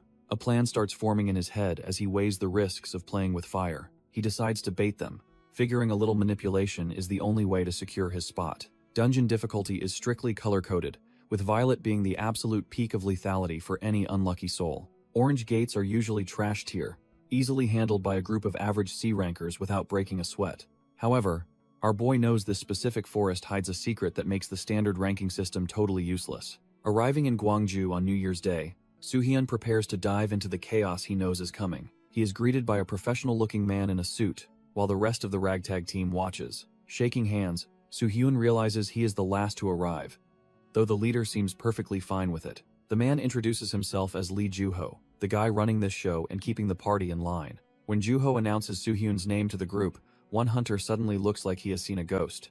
Min-seok loses his mind, wondering if this kid is actually the legendary top-ranked monster from the tower. Joo-ho quickly shuts him down, explaining that their new recruit is just a C-rank rookie on his first raid. Joo-ho admits that even he and his partner were caught off guard by the name at first. Our boy breathes a sigh of relief, glad his fake rank is keeping the heat off his back. He knows keeping his true power under wraps is the only way to play this dangerous game. Suddenly, a trash-tier rookie stomps over, clearly disappointed that this legendary name belongs to a mere kid. She looks him up and down, openly questioning if a brat like him will be any use at all. Soo-hyun doesn't blink, firing back that a fellow C-rank shouldn't be talking so much trash. The girl blows a fuse, screaming that she is way above his level despite what the paper says. Before things get messy, the assistant leader steps in and tells everyone to save their energy for the hunt. As the girl huffs away, Soo-hyun just rolls his eyes at her predictable, third-rate villain energy. He notes that this calm woman is Kim Baroon, Joo-ho's right hand, and the party's second in command. Our boy is caught off guard when a friendly voice suddenly calls out his name from the crowd. A girl named Kim Yi-eun introduces herself as the healer, trying to break the icy tension. She tells him not to sweat the earlier drama, laughing off the typical arrogance of the awakened. While Yoon plays it off, Soo-hyun notices Eunmi in the back still glaring with pure malice. He shifts his focus to a suspicious, hooded figure, standing completely isolated from the rest of the party. Yoon admits that even the veteran leaders don't know a single thing about this strange guy's identity. He supposedly refused to reveal his face or name, keeping his business strictly private for personal reasons. Despite the guy being a verified C-rank, Soo-hyun's instincts tell him that something is definitely not right. As the group moves out, our boy reflects on his hidden motives for entering this specific dungeon. The entire raid party gathers at the entrance as the final ground rules are laid out for everyone. Our boy knows a dark secret. Every single hunter in this raid is destined to die very soon. In the original timeline, a news report confirmed the entire Gwangju team was wiped out in a freak accident. While the records showed 5 deaths, the math didn't add up since 6 hunters actually entered the gate. This discrepancy meant a cold-blooded murderer was hiding in plain sight among the supposed victims the whole time. By joining the team, Soo-hyun has bumped the count to 7, becoming another potential target for the killer. Now he has to juggle protecting these trash-tier hunters while hunting down the wolf in sheep's clothing. He steels his resolve, knowing his regressor knowledge is the only thing that can change this bloody fate. Putting on a fake smile, he assures the group he understands the rules perfectly to keep his cover. Joo-ho activates the gate, telling the team to stay calm as the orange portal flickers to life. They step into the damp cave, with the leader foolishly underestimating the danger of this orange-rank dungeon.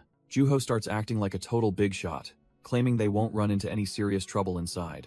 He keeps yapping about weak wolves, while a massive cyclops looms right behind his back like a nightmare. The entire party freezes in absolute terror as they realize their leader's intel is complete trash-tier garbage. The monster lets out a deafening roar, raising its club to turn the group into human pancakes. Our boy Soo-hyun is sweating bullets, wondering how a high-tier beast ended up in this low-rank hole. Before the beast can swing, a massive explosion rocks the cave and cuts off his frantic thoughts.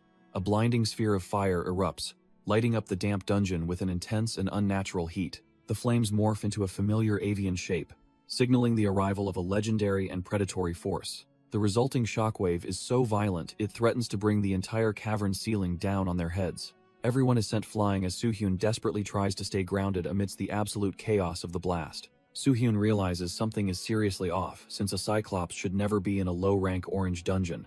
The massive beast looms over the party, confirming it's a monster reserved for much higher yellow-tier zones. Our boy breaks out in a cold sweat as the terrifying reality of a level-growth dungeon hits him. He recalls how certain rare skills and dungeons can evolve, making this mission a literal death trap. If the dungeon level is spiking, the original plan for this conquest is now completely out the window. Joo-ho desperately orders everyone to regroup, but Soo-hyun knows there's a deeper, more sinister mystery at play here. He reasons that even a saboteur couldn't manually force a dungeon to level up like this mid-raid.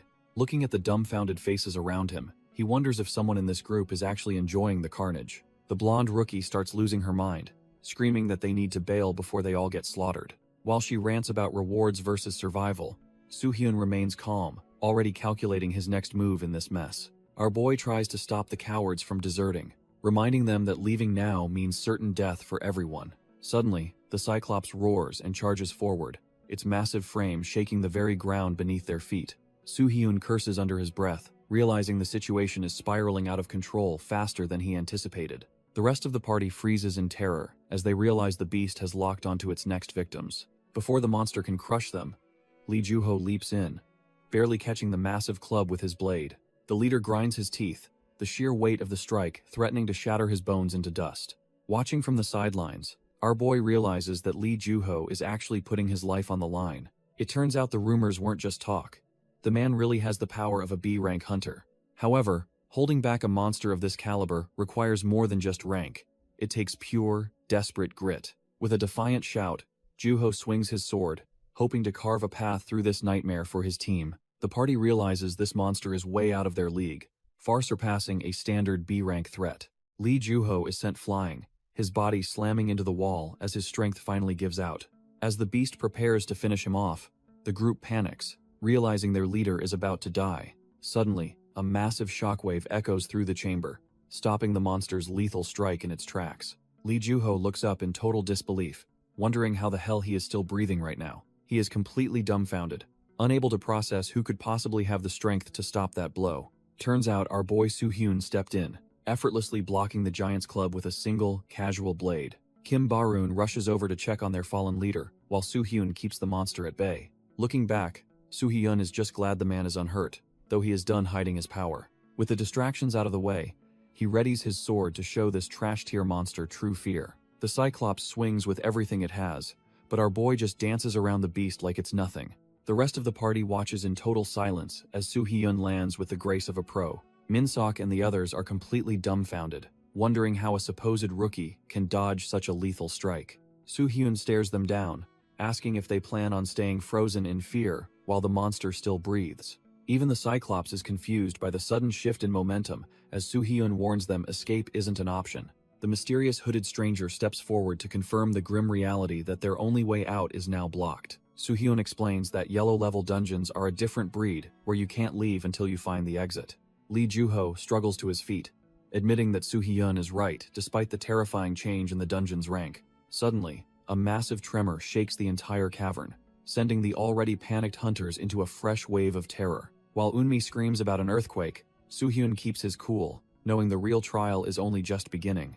The cave ceiling literally rains monsters, leaving the group with no choice but to fight for their lives. Lee Joo-ho is stunned when Soo-hyun casually claims the boss for himself, leaving the leader trailing behind.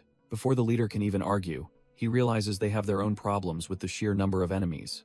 A swarm of red-eyed freaks charges in, and the party needs to snap out of it immediately. Our boy quickly counts 30 targets, his regressor instincts already mapping out the most efficient way to kill. He realizes these trash-tier mobs are standard orange rank fare, meaning the rest of the party should manage. While he could incinerate every single one with his divine flames, he knows it's too early to reveal everything. Instead, he locks his sights on the big guy, knowing the Cyclops is the only real threat here. Most hunters think the eye on the head is the weak point, but Soo-hyun knows better from experience. He leaps into the air, aiming for the hidden eye that most people wouldn't find until they were dead.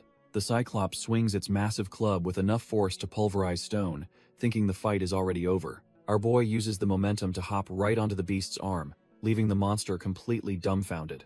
He stands tall on the weapon, looking down at the beast while preparing to end this trash-tier encounter. With a cold gaze, he draws his blade in a blur of speed that no C rank should possess. He drives his sword straight into the beast's palm, aiming for the spot most hunters never even find. The monster screams in agony, because it wasn't just holding that club to attack, but to protect itself. Turns out, the real eye of this specific variant is tucked away right in the center of its hand. He sticks the landing perfectly, while the high-tier threat collapses from the sudden, blinding pain of a ruptured eye. Soo-hyun glances back, satisfied that his main target is handled without having to reveal his divine flames yet. Meanwhile, Eunmi and the rest of the party are still desperately struggling to clear out the remaining dungeon mobs. Juho and Barun finish off the last of the trash-tier mobs, thinking the coast is finally clear.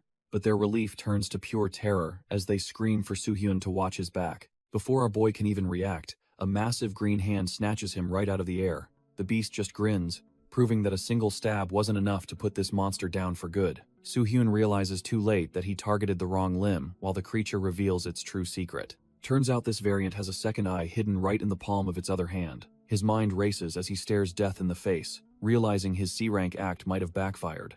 The monster closes its fist with a sickening crunch, leaving the party to watch in absolute horror. Juho loses it and screams, convinced that their strongest ally just got turned into a human pancake. Minseok and the others are completely dumbfounded, wondering if their arrogant savior actually just died. Barun and the others decide to bail, thinking the situation is completely hopeless without their carry. The monster puts everything into one final squeeze, certain it just turned our boy into a red smear. Suddenly, the creature's expression shifts to pure confusion as a strange power begins leaking from its palms. A massive pillar of energy erupts from the beast's grip, blowing its hands wide open in an instant. Juho can't believe his eyes, frozen in place as the impossible happens right in front of him. Soo-hyun sticks the landing like a pro, radiating a menacing red aura that sends the monster recoiling. He casually admits that things almost got hairy, though he doesn't look worried in the slightest. Turns out he used a transformation skill to mimic the monster's own regeneration, making him basically unkillable. Our boy hits the ground running, proving that his tactical prep is what separates him from trash-tier hunters. Looking at his hands, he realizes that dumping points into his hidden skills was definitely the right move. He reflects on the high-tier traits he successfully mimicked from the Charles clan boss and the divine bird. Our boy realizes his copying skill has finally evolved to replicate the actual power, not just the appearance. He wonders how far he can push this new strength while he's already on a roll. Lee Juho rushes toward him in a panic, desperately calling out to see if he's still in one piece. A massive pillar of light erupts before he can finish, leaving the raid leader stammering in shock. Standing amidst the settling dust, Lee Juho is left completely dumbfounded by the overwhelming aura radiating from the rookie. Without a second of hesitation, Kim Soo-hyun lunges toward the remaining trash-tier mobs to clear the path. A blinding white slash tears through the air, instantly bifurcating the first wave of monsters. The creatures barely have time to scream before realizing they've run into a total monster. Red streaks of lethality crisscross the room, shredding the entire swarm into nothing but dungeon scrap. Our boy Kim Soo-hyun continues his absolute massacre, treating these dungeon mobs like total trash-tier fodder. He doesn't let his guard down for a second, sensing that the real threat is just getting started. Suddenly, the massive Cyclops slams the ground, trying to crush anything in its path with raw, overwhelming strength. Kim Soo-hyun easily evades the strike, taunting the beast by asking where exactly it thinks it's looking. He delivers a blinding strike right to the monster's eye, while Lee Juho watches the impossible display. The raid leader is completely dumbfounded, unable to process the sheer speed and refined technique of a rookie. He can't help but wonder if these are truly the abilities of a mere C-rank hunter. While he's distracted by the spectacle, a stray monster sneaks up behind him, ready to tear him apart. Lee Juho snaps back to reality and cleaves the creature, reminding himself to focus on his own duty. He immediately calls out to Kim Barun, knowing they need to regroup before the situation spirals further. Lee Juho takes the lead on the front lines, commanding the others to back up the struggling rookies. Our boy notes that the team is finally finding their rhythm as they move to support each other. He decides it's time to wrap things up and launches a devastating aerial assault on the massive beast. The monster lets out a final, pained shriek as it realizes it's completely outmatched by a mere human. With a blinding display of swordsmanship, he carves the creature apart in a single, overwhelming burst of speed. The hidden eye on the monster's palm disintegrates, confirming the high-tier threat has been permanently dealt with. The raid party huffs in exhaustion, surrounded by the mangled remains of the dungeon's lesser inhabitants. Kim Baroon is gripped by terror, her voice trembling as she asks what their next move should be. They've cleared the immediate threat, but the grim reality remains that they have no idea where to go. The leader admits he's clueless, so our boy calmly suggests they rest before the tower throws more trash. Lee Juho checks on our boy, who plays it cool despite just obliterating a high-tier threat. He reminds himself to keep up the C-rank act so nobody suspects he's actually a legendary regressor. Acting like a total rookie, he pretends his body is throbbing from the effort to avoid raising eyebrows. The leader decides to have the healer check him out while he deals with the other terrified survivors. Kim Yun approaches with her staff, offering some much-needed healing magic to soothe his fake injuries. She can't help but praise his performance, clearly impressed by the skills he displayed during the chaos. Taking down a Cyclops solo is unheard of for his rank, but he just claims it was pure luck. Despite his humble act, a heavy silence falls as she stares at him with a deeply troubled expression. She asks if he's worried, but he's so detached he assumes she's just talking about the dungeon's difficulty. Turns out, she's actually concerned about the shady vibes and the broken state of the remaining raid party. The rest of the party is a total mess, with some paralyzed by fear and others just complaining. Kim Baroon pulls the leader aside to drop some truth bombs about the trash-tier reputation of certain members. She explains that rumors on Abyss Online claim these guys are notorious for stealing rewards from their own teammates. She's worried that despite our boy doing all the heavy lifting, he won't see a single dime of loot. Hearing this, Soo-hyun just smirks, finally piecing together the shady politics of this ragtag group. Yoon tries to comfort him, telling him not to stress about the potential for betrayal from the others. He plays it cool, acting like a dumbfounded rookie who is just happy to be part of the team. Suddenly, the leader steps forward, his heavy boots echoing through the cavern as he approaches our boy. Lee Juho stares him down and requests a private chat, likely to finally suss out his true power. Our boy casually agrees to follow, leaving the healer looking absolutely terrified for his safety. Lee Juho drops the act and admits there is something he needs to ask our boy personally. Soo-hyun just gives him a knowing look, fully aware that his cover might be starting to slip. Suddenly, the massive stone doors groan open, revealing a path deeper into the heart of the dungeon. The group cautiously enters the grand hall, their footsteps echoing against the cold, ancient stone floor. Minsok looks around nervously, wondering if they've finally reached the central area or just another death trap. Yoonmi scans the room with a dumbfounded expression, clearly out of her league in a place this massive. Her eyes light up when she spots a golden gate, convinced it's the ticket out of this nightmare. Lee Juho tries to warn her about moving recklessly, but the trash-tier rookie is already sprinting toward the light. As soon as her boots hit the tiles, a sharp click echoes, signaling they've just walked into a trap. A system window flickers to life, announcing that the dungeon's true trial is finally beginning for the group. The system's voice echoes through the hall, leaving Lee Juho and the rookies completely dumbfounded by the sudden trial. Our boy stays silent as the group realizes that clearing a yellow dungeon requires more than just killing monsters. New windows flicker to life, explaining that they must meet specific survival requirements to ever see the sun again. The choice is simple but deadly. Either hold the line for 30 minutes, or run from a relentless horde. Lee Juho and Kim Baroon can't believe the system is pulling this stunt when they're already at their limit. Yoonmi starts panicking, frantically arguing that they should choose the path of retreat before they all get slaughtered.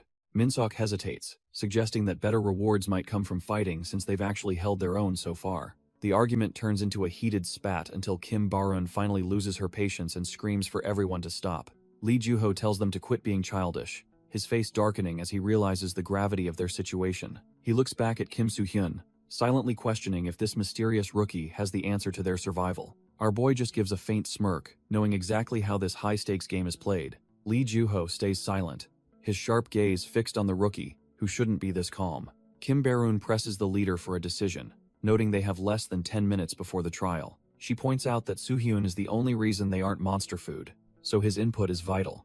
Eunmi is absolutely dumbfounded that they'd let a trash-tier C rank call the shots for their entire party. As the tension peaks, Soo-hyun finally opens his mouth to deliver the verdict they aren't expecting. He bluntly states that fighting is their best bet, sending Eunmi and Minsok into a total tailspin. Eunmi points an accusing finger, calling him an arrogant brat who's letting greed cloud his judgment. Ignoring her outburst, our boy explains that while running looks easy, it's actually a one-way ticket to hell. If they choose to flee, they'll just be hunted down like rats by something far worse than a Cyclops.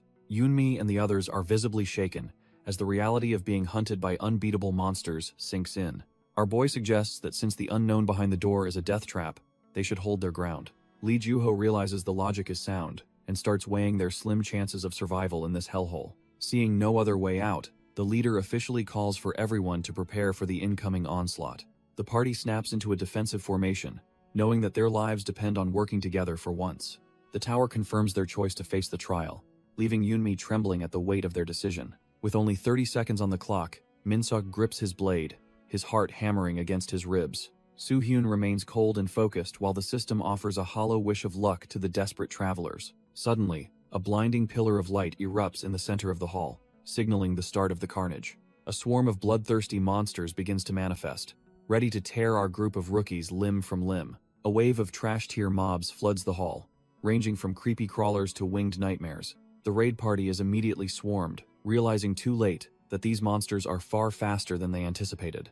Lee Juho tries to take command, but a sudden green vine lashes out, catching him completely off guard. He struggles to keep his grip, as the creature's speed leaves him dumbfounded and unable to counter. The vine tightens around his throat, cutting off his air while he desperately claws at the suffocating grip.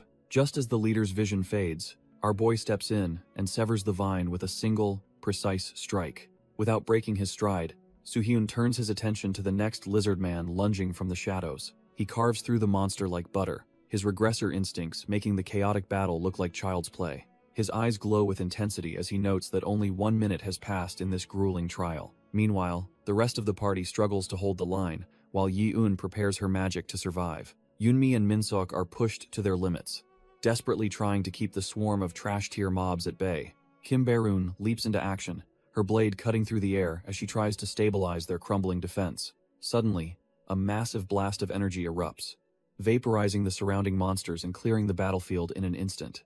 Our boy kneels amidst the rubble, realizing that the preliminary warm-up is finally over and the real threat approaches. A hidden observer watches from the darkness, curious if these players will survive or finally show their true colors. A sudden, piercing scream echoes through the hall, leaving the group frozen in a state of pure, unadulterated shock.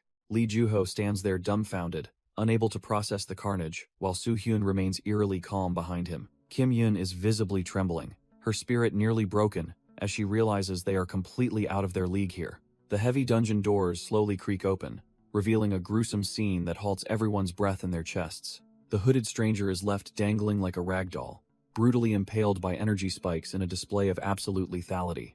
Yoon stares in horror at the impaled stranger, realizing the dungeon's lethality is far beyond her expectations. Juho stands frozen while Soo-hyun observes the scene, his regressor instincts telling him this is just the beginning. The rest of the party members scramble as more trash-tier monsters swarm them from every dark corner. Juho finally snaps out of his daze and bellows for everyone to focus before they all end up dead. Bae-roon and Min-seok desperately try to fend off a creature, their amateur movements showing their mounting panic. Just as a monster lunges for a kill, the air ripples with a strange and overwhelming pressure. Suddenly, the remaining mobs begin to dissolve into digital fragments, leaving the group completely dumbfounded by the turn.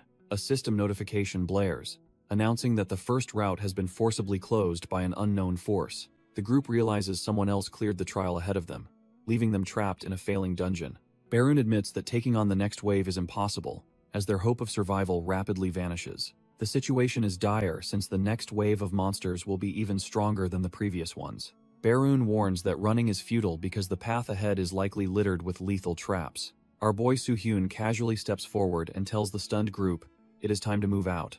Yunmi panics and points at the corpses, claiming that following him is basically just committing suicide. Soo-hyun explains that they clearly don't understand the system's hidden rules regarding the second clear method. He reminds them that while monsters will chase them, the system never actually mentioned avoiding any traps. With only 3 minutes left, he suggests traps might only trigger for those who abandon their route. He questions how these supposedly experienced hunters still haven't figured out how the tower's mechanics actually work. Looking them dead in the eye, he notes they're doomed anyway, so they might as well try. Juho finally finds his resolve and commands the remaining party members to follow Soo-hyun out of the dungeon. Juho gives the group an ultimatum, telling any doubters they are free to stay behind and rot. He humbles himself, admitting his failure as a leader while urging everyone to prioritize their survival. Even the trash-tier attitude of Yunmi shifts as she realizes being alone is a one-way ticket to hell. The party scrambles for the exit, but Yoon stops to ask why our boy isn't following them. Soo-hyun stands amidst the rubble,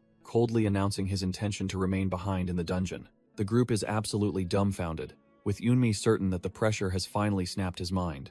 With a sharp gaze, he clarifies that he won't be facing the coming shadows entirely alone. Juho and Barun can only stare in disbelief, unable to wrap their heads around his suicidal plan. Turning the tables, Soo-hyun calls out to Yeon, signaling that she is the one who needs to stay. Yeon is left completely stunned, wondering why a monster like him would ever need a healer like her. Soo-hyun tells Yoon it is time to start, but she is terrified and demands to know why she is staying. As the heavy doors begin to creak, Yoon realizes her only ticket out is about to vanish forever. Barun is absolutely dumbfounded, screaming about what Yoon could have possibly done to deserve being abandoned like this. Yoon desperately begs her leader to take her along, but Soo-hyun just calmly calls out to Juho. Standing at the threshold, Juho asks our boy if he still remembers the heavy promise they made earlier. With a grim look of determination, Juho confirms that he hasn't forgotten a single word of their secret deal. The massive gate slams shut with a heavy thud, sealing Yeon inside the nightmare she tried to escape. Trapped in the shadows with a monster, Yoon reaches out in vain as the last light fades away. Her legs finally give out, and she collapses to the cold floor while whispering Soo-hyun's name in terror. Trembling, she wonders why he is doing this, convinced that staying behind is nothing but a slow death sentence. Soo-hyun listens as Yoon pathetically claims she just wants to survive like everyone else in this hellhole. Our boy isn't buying it, especially since she's still clutching a lethal blade behind her back. He calls her out instantly, revealing he knew all along she was working for a dark organization. A hidden mark on her shoulder confirms his suspicions, linking her to a group of notorious killers. This trash-tier traitor belongs to the Dump Guild, the most ruthless bunch of murderers in existence. In the future, this syndicate becomes a breeding ground for atrocities that haunt the entire world. Realizing they helped trigger the apocalypse, Soo-hyun decides he must pull these weeds out by the roots. He demands to know if she planned to slaughter the entire party just for a guild achievement. Yoon finally drops the act, clicking her tongue while begrudgingly admitting that our boy is actually sharp.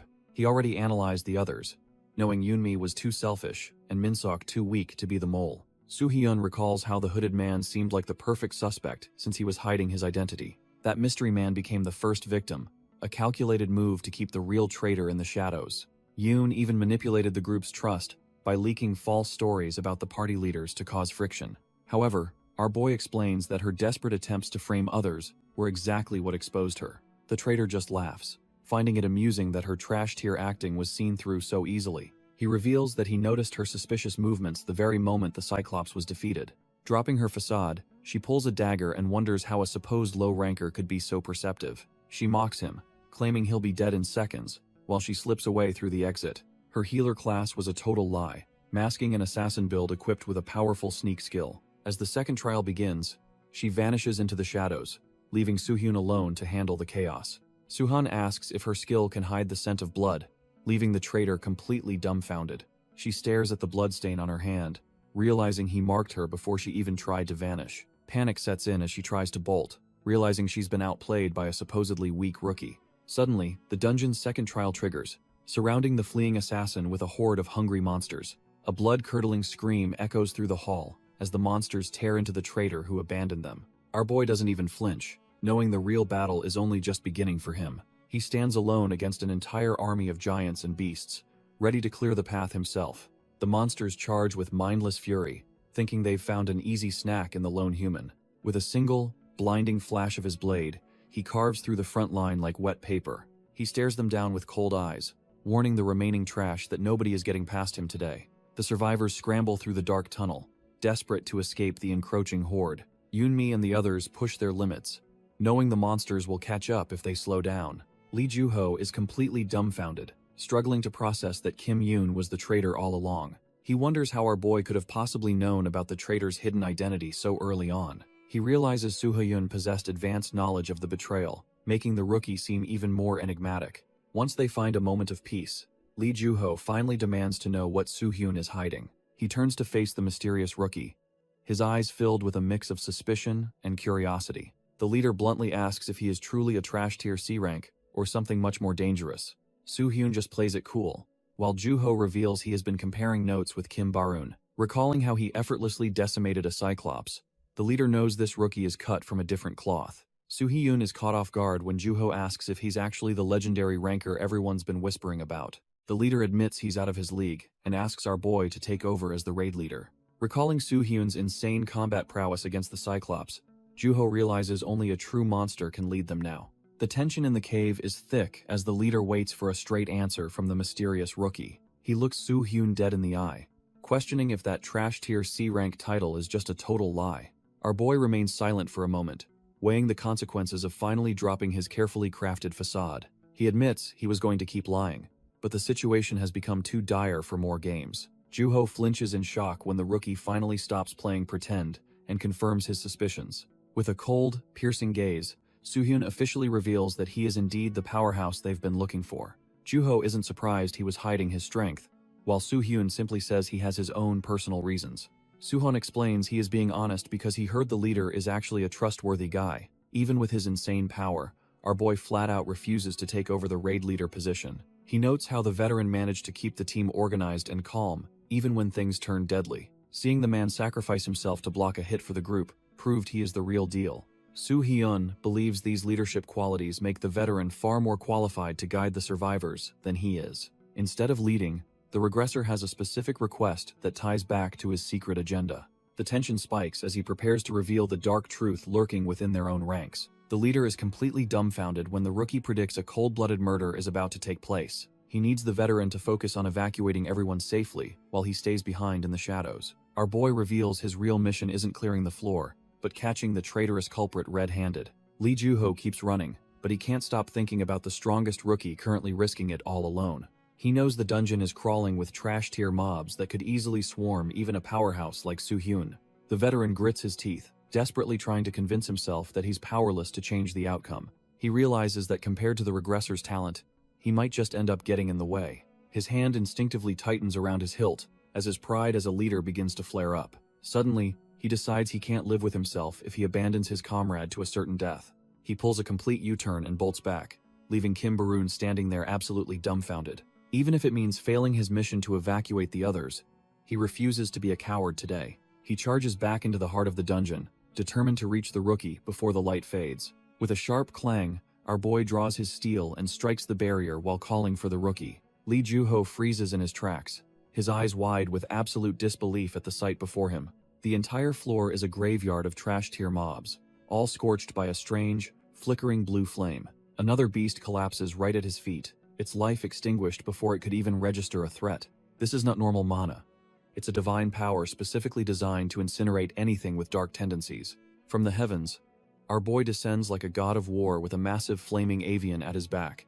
The veteran hunter can only stare, realizing the rookie he tried to save is actually a monster himself. Soo-hyun lands gracefully and expresses his genuine surprise at seeing the veteran leader return to the fray. Before they can talk, a swarm of leathery winged pests dives in to finish what the others started. He doesn't even break a sweat, unleashing a wave of blue heat that turns the air into a furnace. The flying monsters screech in agony as they realize they've picked a fight with the wrong human. Blue flames tear through the sky, turning the flying pests into nothing but ash and charcoal. Lee Juho is completely dumbfounded, unable to process the sheer scale of power radiating from the rookie. Our boy touches down with a heavy thud, his every movement carrying the weight of a true predator. He stands calm in the center of the inferno, surrounded by the charred remains of the dungeon's trash-tier mobs. The raid leader rushes over, calling out to him while still reeling from the impossible sight he just witnessed. He demands to know why the kid stayed behind when he was specifically told to run for his life.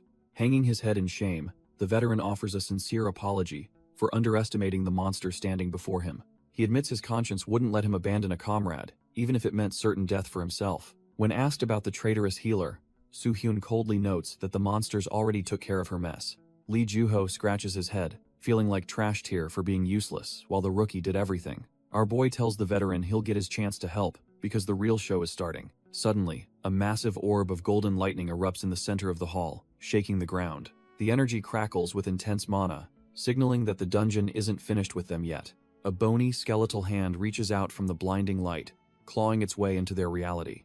A skull with haunting purple eyes emerges, radiating an aura far beyond anything they've faced. While the raid leader is completely dumbfounded, Soo-hyun just stares, knowing the final boss has arrived. A towering lich in dark robes manifests, brandishing a staff crackling with ancient, forbidden magic. The undead monster lets out a bone-chilling laugh as it prepares to harvest their souls. Lee Juho is completely lost. Unable to process the sheer pressure radiating from the new arrival, he points a trembling finger at the floating skeleton, while our boy calmly confirms it's the final boss. The undead entity takes offense, telling them it's incredibly rude to just call him a mere skeleton monster. Seeing a pile of bones actually speak sends the raid leader into a full-blown panic. The monster ignores the screaming and demands they show some respect by using his proper title. He strikes a pose, introducing himself to the puny humans as the legendary Lich, the Dark Priest. Soo-hyun isn't impressed and shuts him down instantly, calling him nothing more than a pathetic half-baked Lich. He explains to his confused teammate that this trash-tier boss is just a failed experiment that never finished evolving. Real Liches have massive mana density, making this guy's attempt at a cool taunt look utterly foolish. Our boy keeps the insults flying, calling the boss a half-off sale failure, while Juho just watches in awe. The boss stands there dumbfounded, unable to process how a mere human could see through his fake status. He starts trembling with pure rage, cursing the bastards who dare to treat a dark priest like common trash. The monster levitates while screaming that he will rip their limbs off and turn them into monster feed. Suddenly, the ground begins to shake as the fallen corpses are infused with a sinister, flickering blue energy. Lee Juho's heart sinks when he realizes the dead monsters are getting back up to finish the job. Our boy stays cool, noting that even a half-baked Lich still possesses the annoying ability to control the dead. A massive army of undead creatures rises from the rubble, ready to swarm the two hunters at once. Kim Soo-hyun realizes the staff's power is likely the reason this dungeon's difficulty spiked into the yellow rank. The raid leader panics and asks why he taunted the beast, but Soo-hyun admits it was all intentional. Lee Juho is left speechless when Soo-hyun explains he needed to bait the boss into attacking him first. Lee Juho is completely dumbfounded as a massive surge of azure mana suddenly erupts from the cold stone floor. Our boy grips his blade tightly, channeling the divine flames to prepare for the upcoming slaughter. With a burst of blinding speed, he carves a path through the air, leaving a trail of fire. A protective ring of blue flames forms around them, acting as a temporary sanctuary against the rising undead. Soo-hyun turns to the raid leader and bluntly tells him he needs to stay put for a moment. He explains that the man is currently too weak to help, and would only be a distraction. If the leader stays inside the circle, the undead won't be able to lay a finger on him. While the trash-tier mobs are busy, our boy sets his sights on the floating skeletal boss. He launches himself out of the safety zone, cutting through the air like a blue comet toward his target. The Lich is caught off guard, realizing this human is far more dangerous than he ever imagined. Soo-hyun closes the distance with a lethal strike, but his blade only meets empty air. He realizes something is off, as his target vanishes right before his eyes. Our boy lands hard, realizing the skeletal boss just pulled a fast one on him. The Lich mocks his speed from above, confirming that it used teleportation to escape certain death. Soo-hyun knows these monsters hate physical brawls, and use the undead to hide their fatal flaws. Their life force is tied to the mana crystal on their forehead, making it a prime target. He strikes again, but the Lich keeps blinking away to keep that precious crystal safe. If he can just catch up to the monster's rhythm, the fight will be over in seconds. He lunges forward once more, swinging his blade at the floating purple robes. Turns out, the Lich is using its own cloak to mess with his vision and buy time. Soo-hyun realizes the Lich is trying to create a blind spot to launch a surprise magic strike. He barely manages to evade the dark energy as it tears through the air right where he stood. Realizing he needs more firepower, our boy taps into his regressor soul to ignite his signature blue fire. He cloaks himself in the divine flames and lunges forward, hoping this heat can melt the undead trash. The impact creates a massive burst of blue energy that lights up the entire dark dungeon floor. As he lands, he wonders if that final desperate strike was enough to put the monster down. Suddenly, a chilling laugh echoes through the chamber, making him realize his target isn't finished yet. The Lich admits the flames are dangerous but points out they are useless if they never actually land. The skeletal boss continues to mock him, confident that its superior mobility makes it essentially untouchable. Soo-hyun grinds his teeth, frustrated that his timing was off against such a slippery, teleporting opponent. The Lich mocks our boy for dangling like a helpless spider while trying to formulate a plan. Suddenly, the skeletal boss tells him to check his weapon, revealing the blade is starting to shatter. This death energy is a total cheat code, slowly eating away at the sword's very life force.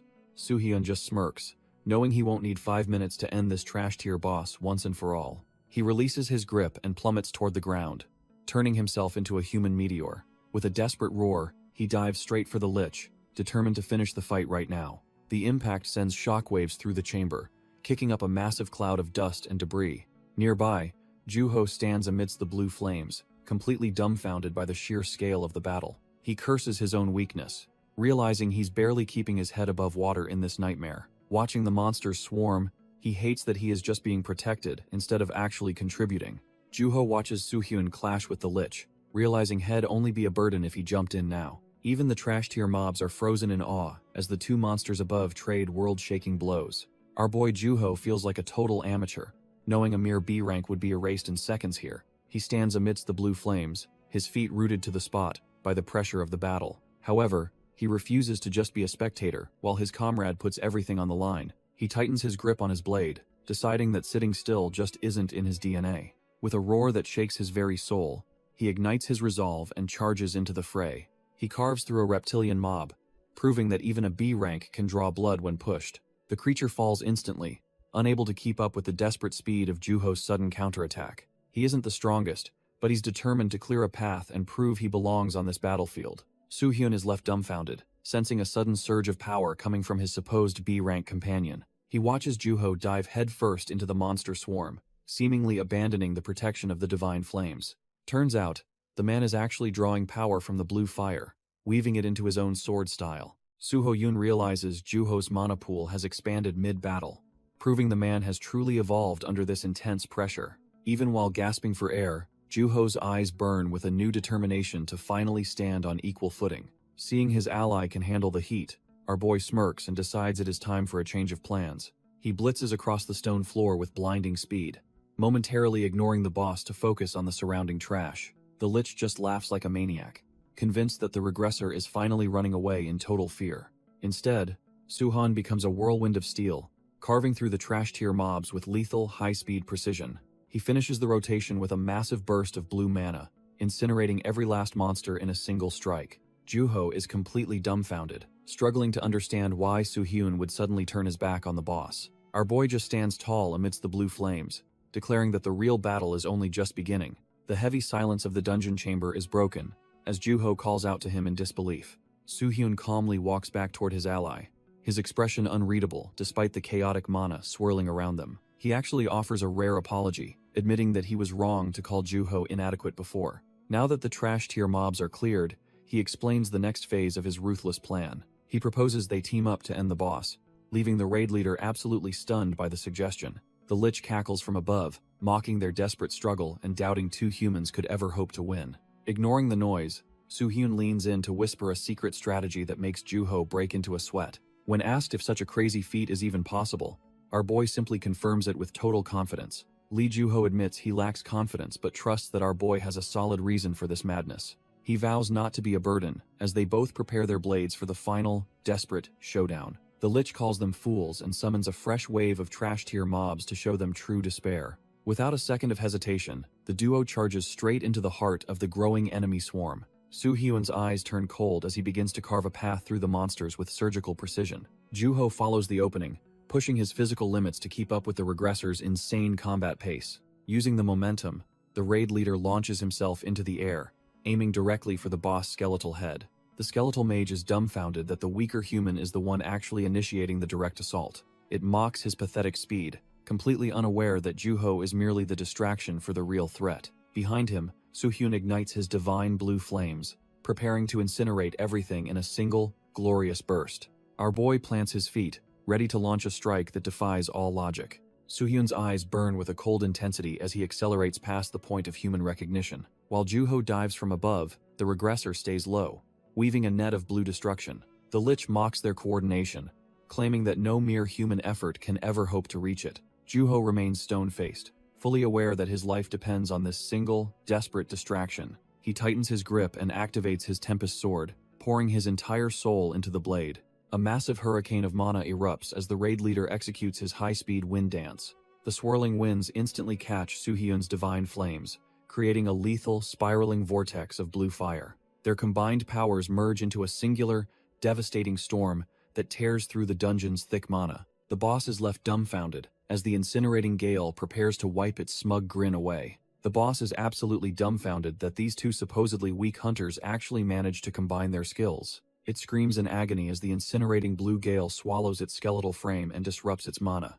Our boy doesn't waste a second, sprinting through the smoke to close the distance before it can recover. While Juho tumbles through the air, he maintains his focus to keep the undead monster's attention divided. Su Haiyun slides beneath his ally, perfectly timing his movement to stay deep within the boss's blind spot. They cross paths in a blur of steel, executing a high-speed pincer maneuver that would make veterans jealous. Juho launches himself upward as the ultimate bait, forcing the monster to focus its magic on the sky. The boss snarls that it won't be fooled again, gathering a massive surge of dark, purple energy. A devastating burst of necromantic power slams into Juho, nearly shattering his resolve as he takes the hit. The monster cackles, thinking the fight is over, completely unaware that Su-hyun is already looming right behind it. Su-hyun lunges for the kill while Lee Juho watches, hoping this strike finally ends the nightmare. Our boy puts everything into this swing, determined to finish the boss before his stamina runs dry. The Lich freezes in terror, realizing its dark shield won't be enough to stop this monster's momentum. Suddenly, a sharp crack echoes through the chamber as the blade reaches its absolute breaking point. The sword shatters into 1,000 pieces, leaving Su-hyun completely exposed to the boss's counterattack. Shards of steel rain down like snow, signaling the end of his primary weapon and his advantage. The Lich stands there, dumbfounded for a second, unable to believe its luck as the threat vanishes. A wicked grin spreads across the monster's face as it realizes the regressor has finally run out of options. It mocks him for losing his only tool, laughing that a warrior without a sword is just trash-tier prey. However, Su-hyun just smirks back, questioning the monster's assumption that he's helpless without a blade. Our boy mocks the monster, asking why it ever assumed he was the only one carrying a blade. The Lich's head snaps back in pure terror as it realizes it completely ignored the real threat. Lee Juho pours every ounce of his B-rank mana into a final, desperate overhead strike. He descends like a meteor, his blade cutting through the air to deliver a decisive, heavy blow. The monster can only stare up in silence, realizing its trash-tier arrogance just cost it everything. The sword connects perfectly, shattering the glowing soul gem embedded deep in the undead's forehead. A blood-curdling scream echoes through the chamber as the Lich's dark essence begins to violently unravel. The resulting shockwave levels the room, signaling the absolute end of the dungeon's corrupt master. Su-hyun casually explains that their teamwork was the plan all along, leaving the boss utterly outplayed. He knew the Lich would focus on him, using his own breaking sword as the ultimate bait. Looking at the broken blade, Su-hyun reveals the plan was always to let Juho deliver the final blow.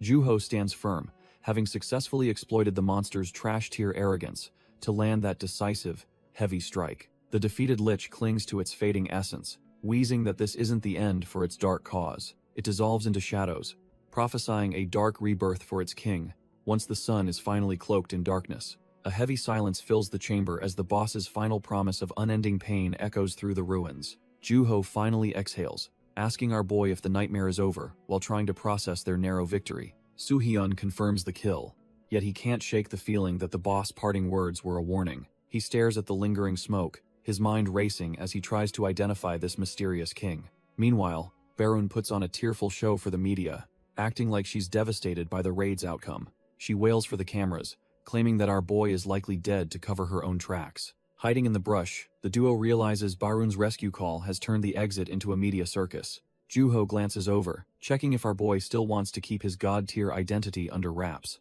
He specifically mentions the legendary ranking status that would turn the world upside down if leaked. Su-hyun admits the truth will eventually surface, but he's not ready for that headache just yet. Stepping out of the shadows, Juho decides to face the crowd alone to keep the spotlight off Su-hyun.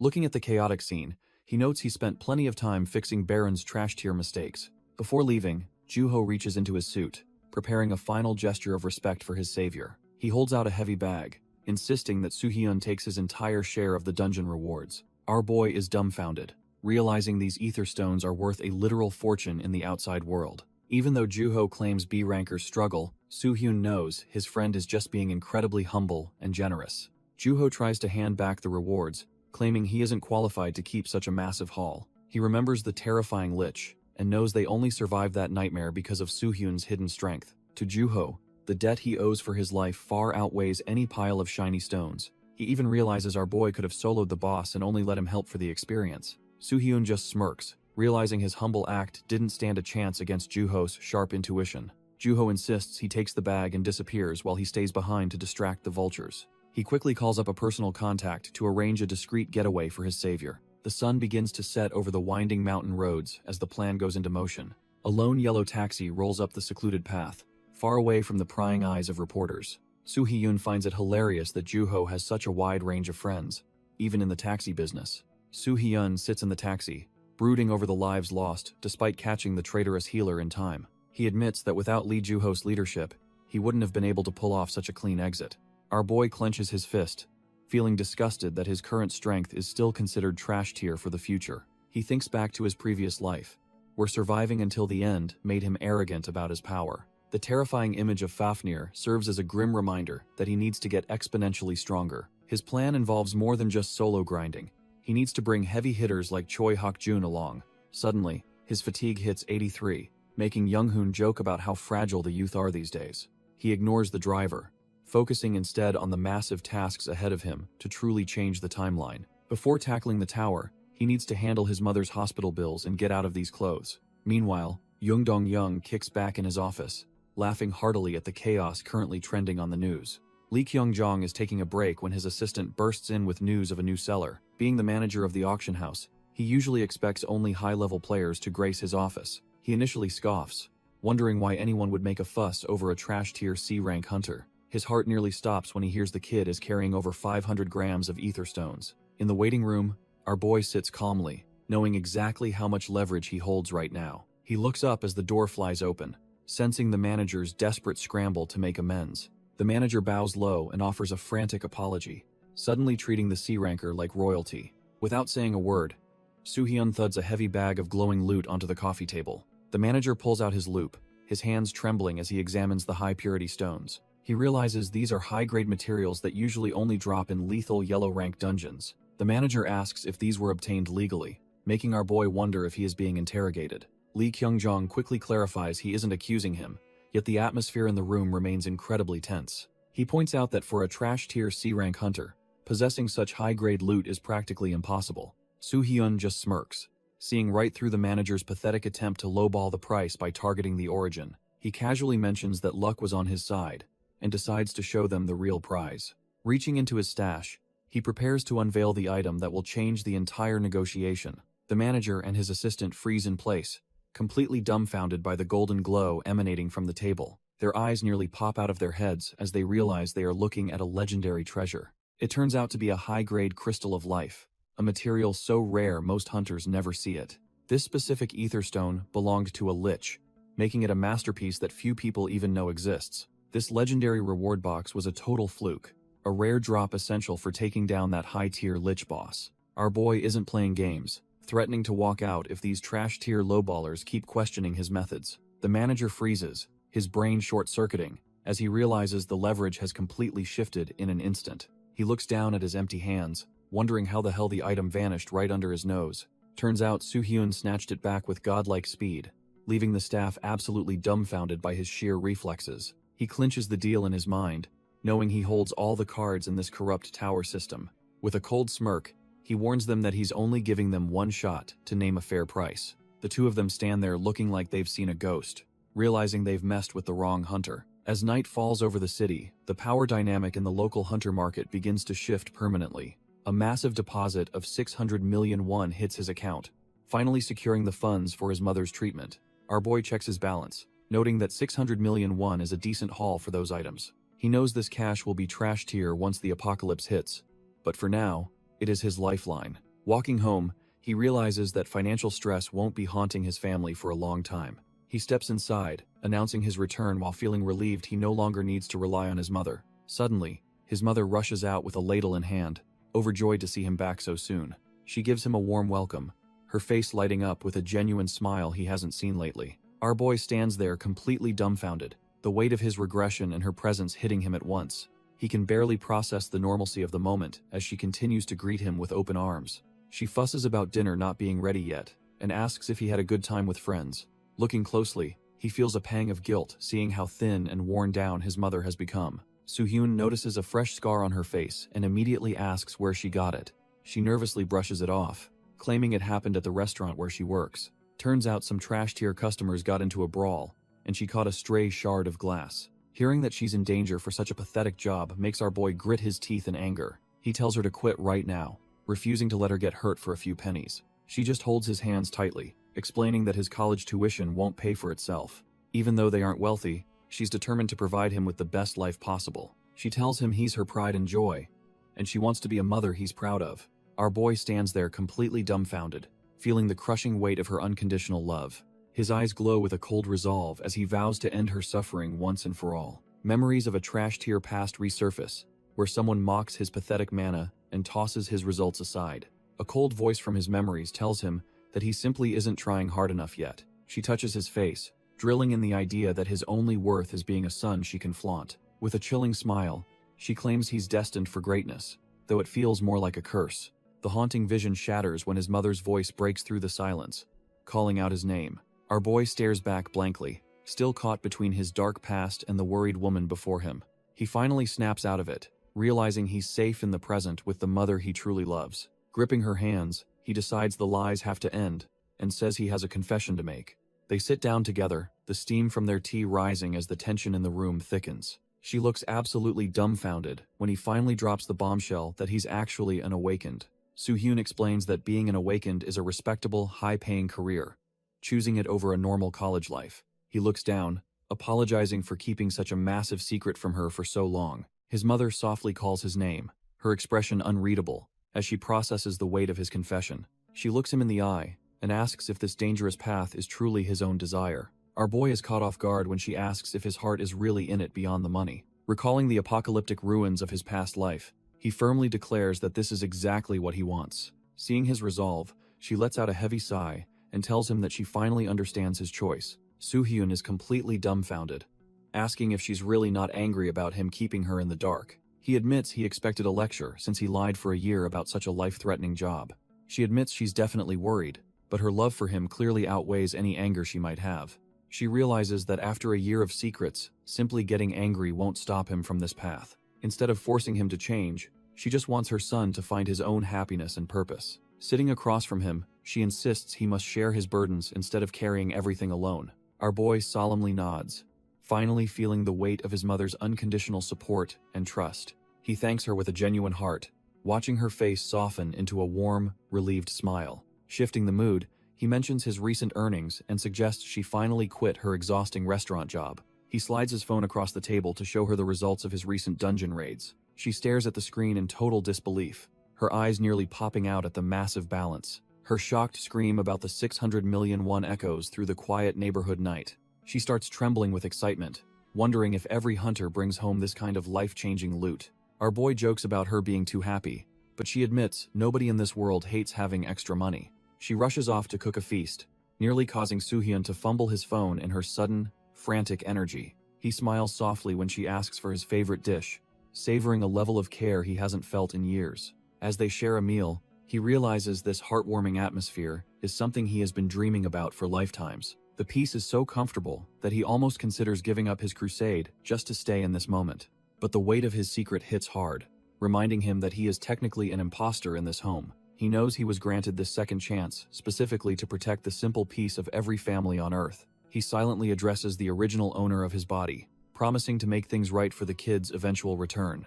His ultimate goal is to turn this life into a heroic legacy, so the real Soo-hyun never loses again. With his heart steeled by purpose, our boy finally heads out to face the trials waiting beyond the door. Soo-hyun shuts the door, frustrated that a mere lich actually gave him a run for his money. He realizes that to change the future, he must begin climbing the tower with renewed intensity. Tossing aside his trash-tier gear, our boy decides he needs a legendary blade to survive the upper floors. A smirk plays on his lips as he recalls a certain cranky old man who knows his craft. Deep in a hidden workshop, the rhythmic sound of a hammer striking hot steel echoes through the air. The forge is packed with professional tools, each one essential for crafting high-tier equipment. Barrels of discarded blades sit nearby, proving the perfectionist nature of the man behind the anvil. Steam hisses as a fresh blade is plunged into the water, tempering the steel for battle. The blacksmith exhales a tired breath, finally finishing a long day of grueling labor at the forge. This is Kim Dae-ho, a master craftsman whose legendary skills are exactly what Soo-hyun needs to reach the top. Dae-ho is deep in his zone when a sudden knock at the door starts testing his legendary patience. He tries to drown out the noise with his hammer, refusing to let some random pest ruin his rhythm. The visitor is persistent, and the constant banging finally pushes the cranky blacksmith over the edge. He bursts out of the workshop, shouting that if nobody answers, it means they should beat it. Our boy just offers a casual greeting, looking entirely too relaxed for someone facing a raging master craftsman. Daeho stands there dumbfounded, caught off guard by the kid's lack of fear and strangely familiar presence. He grumpily demands to know who the hell this brat is and what business he has here. Soo-hyun just smiles, keeping his secrets close as he recalls their history from the previous timeline. He remembers his past self, Han Song, seeking shelter from the rain while carrying the weight of the world. In that life, he was a weary soul just trying to survive the apocalypse one day at a time. Soo-hyun steps into the sweltering heat of the forge, announcing his arrival to the busy master craftsman. Daeho finally stops his rhythmic hammering and turns around, acknowledging the visitor he remembers from another life. In a memory of the previous timeline, Han Song asks about his request and finds it finally finished.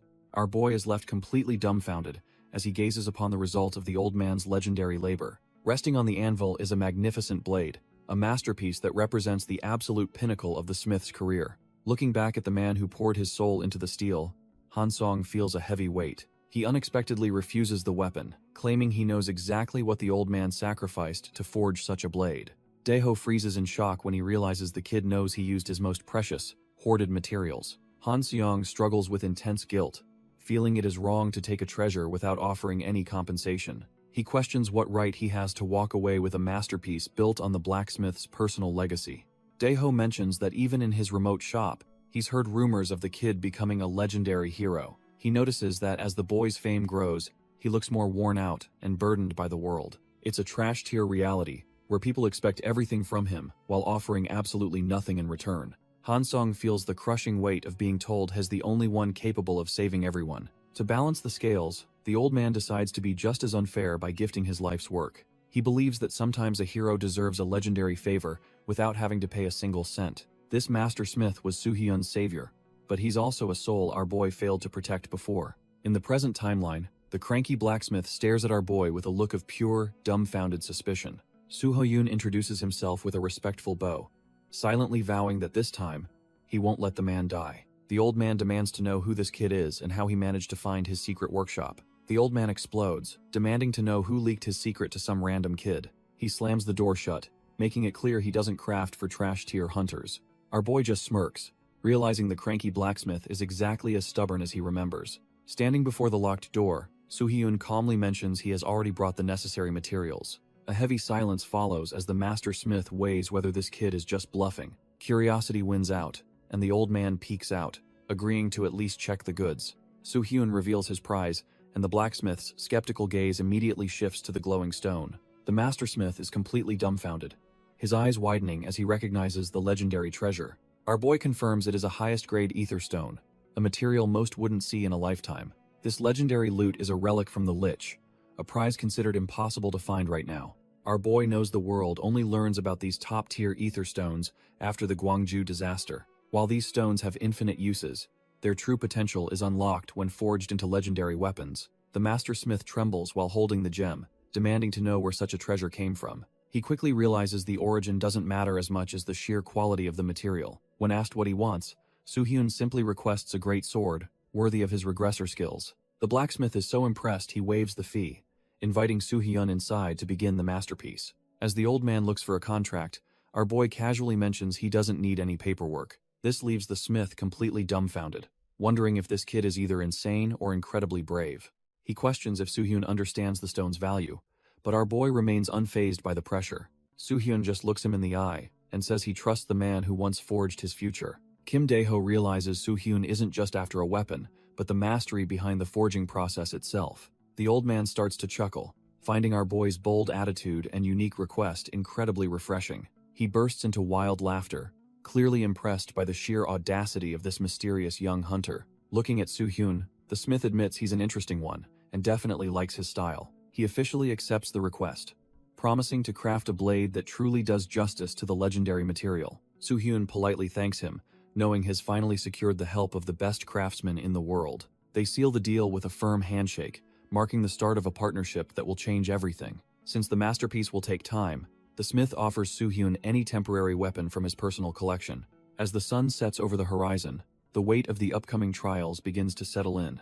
Our boy steps out into the evening air, armed with a temporary blade and ready for the next floor. Soo-hyun leaves the forge, realizing 10 months is a long wait but necessary for a true masterpiece. He examines the temporary blade, noting that even the smith's leftovers are better than any trash-tier gear. With his resolve hardened, our boy prepares his mind for the brutal grind waiting for him upstairs. He steps into the transfer zone, knowing the only way to change the future is to keep moving. The system welcomes him to the abyss, a place where most hunters lose their lives and their sanity. He passes the floor gatekeeper, who looks completely dumbfounded by the sheer pressure the young man radiates. Without breaking a sweat, he blitzes through the 11th floor trial, like it was just a simple warm-up. He makes sure to stop by home, waving a quick goodbye to his mother before departing again. She sends him off with a smile, unaware he is already dominating the 12th floor with ease. By the 13th floor, the local players can only stare at the leaderboard in total disbelief at his speed. The system announces the 14th floor trial, but for our boy, it's just another day at the office. He carves through the local mobs like they're trash tier, not even breaking his stride as he moves. Before the blood even dries, he's already being welcomed into the 15th floor for the next round. Dark caves and swarming monsters don't slow him down. He just keeps swinging until everything stops moving. The 16th floor arrives in a blur, showing just how much of a monster he's actually becoming. With a single, precise strike, he puts down a massive beast, proving his regressor knowledge is the ultimate cheat. He vanishes into the light of the next floor, leaving a trail of destruction in his wake. Half a year passes in the blink of an eye, and the world outside the tower has definitely changed. Turns out Lee Joo-ho pushed himself way too hard trying to keep up, ending up in a hospital bed. As Kim Bae-roon scolds him, Lee Joo-ho realizes he'll never catch Kim Soo-hyun if he keeps playing it safe. A phone starts buzzing on the bedside table, cutting through the heavy silence of the hospital room. Lee Joo-ho reaches for the device, wondering who would be calling him while he is still recovering. He is completely dumbfounded when he sees the name of the person flashy on the screen. It is our boy Kim Soo-hyun, sounding way too relaxed for someone who just cleared multiple floors. Standing in the city, he explains he has a few favors to ask of his former leader. First, he needs a high-end place for his mother to live to ensure her absolute safety. The second favor involves the Dump Guild, those trash-tier killers who were part of the Gwangju raid. Since Kim Yoon and her partner are dead, their guild will surely investigate their mysterious disappearance. Kim Soo-hyun wants to handle them before they become a threat, but he needs to stay hidden. Lee Joo-ho tells him to leave the investigation to him, finally feeling like he can contribute something. Lee Joo-ho is absolutely rattled as Soo-hyun predicts a massive monster outbreak hitting Anyang City this coming Christmas. Our boy confirms the grim future, knowing thousands will die if they don't prepare for this historical tragedy. Still stuck in a hospital bed, the former leader wonders how a rookie could possibly know such specific details.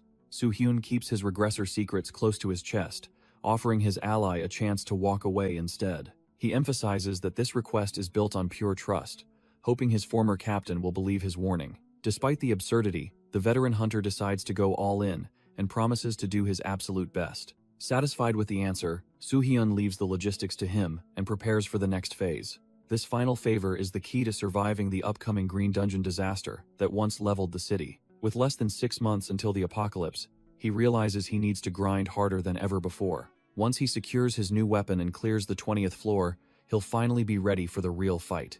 Our boy decides he needs a perfect run on the 19th floor to maximize his growth. He enters the trial and finds himself standing in a desolate desert filled with massive, decaying remains. Suddenly, his instincts scream as he senses a massive presence lurking within the sun-scorched dunes. A literal sea of trash-tier rodents erupts from the ribcage of a long-dead beast. The system confirms he's entered a nest of rats and must survive this disgusting swarm to escape. Soo-hyun grimaces at the sheer numbers, realizing that even weaklings can be lethal in such massive quantities. The vermin lunge with bloodshot eyes, hungry for the fresh meat that just walked into their home. He doesn't hold back, unleashing a massive shockwave that sends sand and rat guts flying everywhere. As the dust settles, he catches his breath. Knowing this is just the warm-up for the real challenge, he stares into the horizon, completely unfazed and ready to slaughter every last one of them. Looking at the picked clean bones, our boy realizes these vermin haven't had a decent meal in ages. He assumes that to these trash-tier pests, he probably looks like a 5-course buffet. The swarm doesn't wait for an invitation, screeching as they charge across the dunes in a frenzy. Soo-hyun doesn't hesitate, lunging forward with enough force to shatter the sun-baked ground beneath his feet. His blade becomes a blur of blue light, effortlessly carving through the first wave of hungry rodents. He dances through the swarm, turning the desert air into a meat grinder with every high-speed swing. Even as they lunge from all sides, he remains a step ahead, treating the trial like a warm-up. One rat tries to catch him off guard, but he just slices it mid-air without breaking his stride. Blue mana trails follow his movements as he systematically dismantles the entire disgusting nest. Despite the easy slaughter, he clicks his tongue in annoyance at how much time these pests are wasting. Soo-hyun realizes he let his guard down when smoke rises from his skin, suspecting the rats carry poison or acid. Our boy stands his ground as the trash-tier rodents surge forward in a never-ending tide of fur and fangs. He unleashes his holy flames, turning the desert floor into a literal furnace that incinerates everything it touches. The blue fire roars toward the sky, leaving nothing but ash where the first wave once stood. He leaps onto a protruding stone pillar to gain high ground while the flames continue to rage below. Even from up here, he notes that while these pests are weak, their sheer numbers are becoming a nuisance. Burning through his mana with constant holy flames isn't ideal since he needs to save energy for later. He stares down at the sea of red eyes, wishing he had a more efficient way to wipe them out. The persistent rats start scaling his pillar, proving that they won't stop until they get a piece of him. Realizing the pillar is no longer safe, he prepares to reposition before the swarm drags him down. Soo-hyun grumbles that these trash-tier rodents aren't even giving him a single second to catch his breath. He sends one flying with a crisp kick, refusing to let the swarm overwhelm his current position. Our boy remains completely composed even as he drops back down into the thick of the chaos. The mindless rats pile onto his previous spot, unaware that their target has already slipped away. He carves through the mob with high-speed swordsmanship, turning the pests into nothing more than experience points. Suddenly, something catches his eye as he scans the battlefield for a more permanent solution to this nuisance. He notices the floor is riddled with structural cracks, suggesting a massive hollow space hidden right beneath him. A dangerous grin forms as he coats his blade in divine flames, finally finding a way to end this. He dives headfirst toward the weak point, pouring every ounce of mana into a single, devastating, downward strike. The ground shatters under the blue heat, likely sending the entire swarm straight into a fiery pit below. Our boy dives down, knowing he just needs to eliminate the very foundation these pests stand on. He slams his blade home, igniting the weak point with a massive surge of blue flames.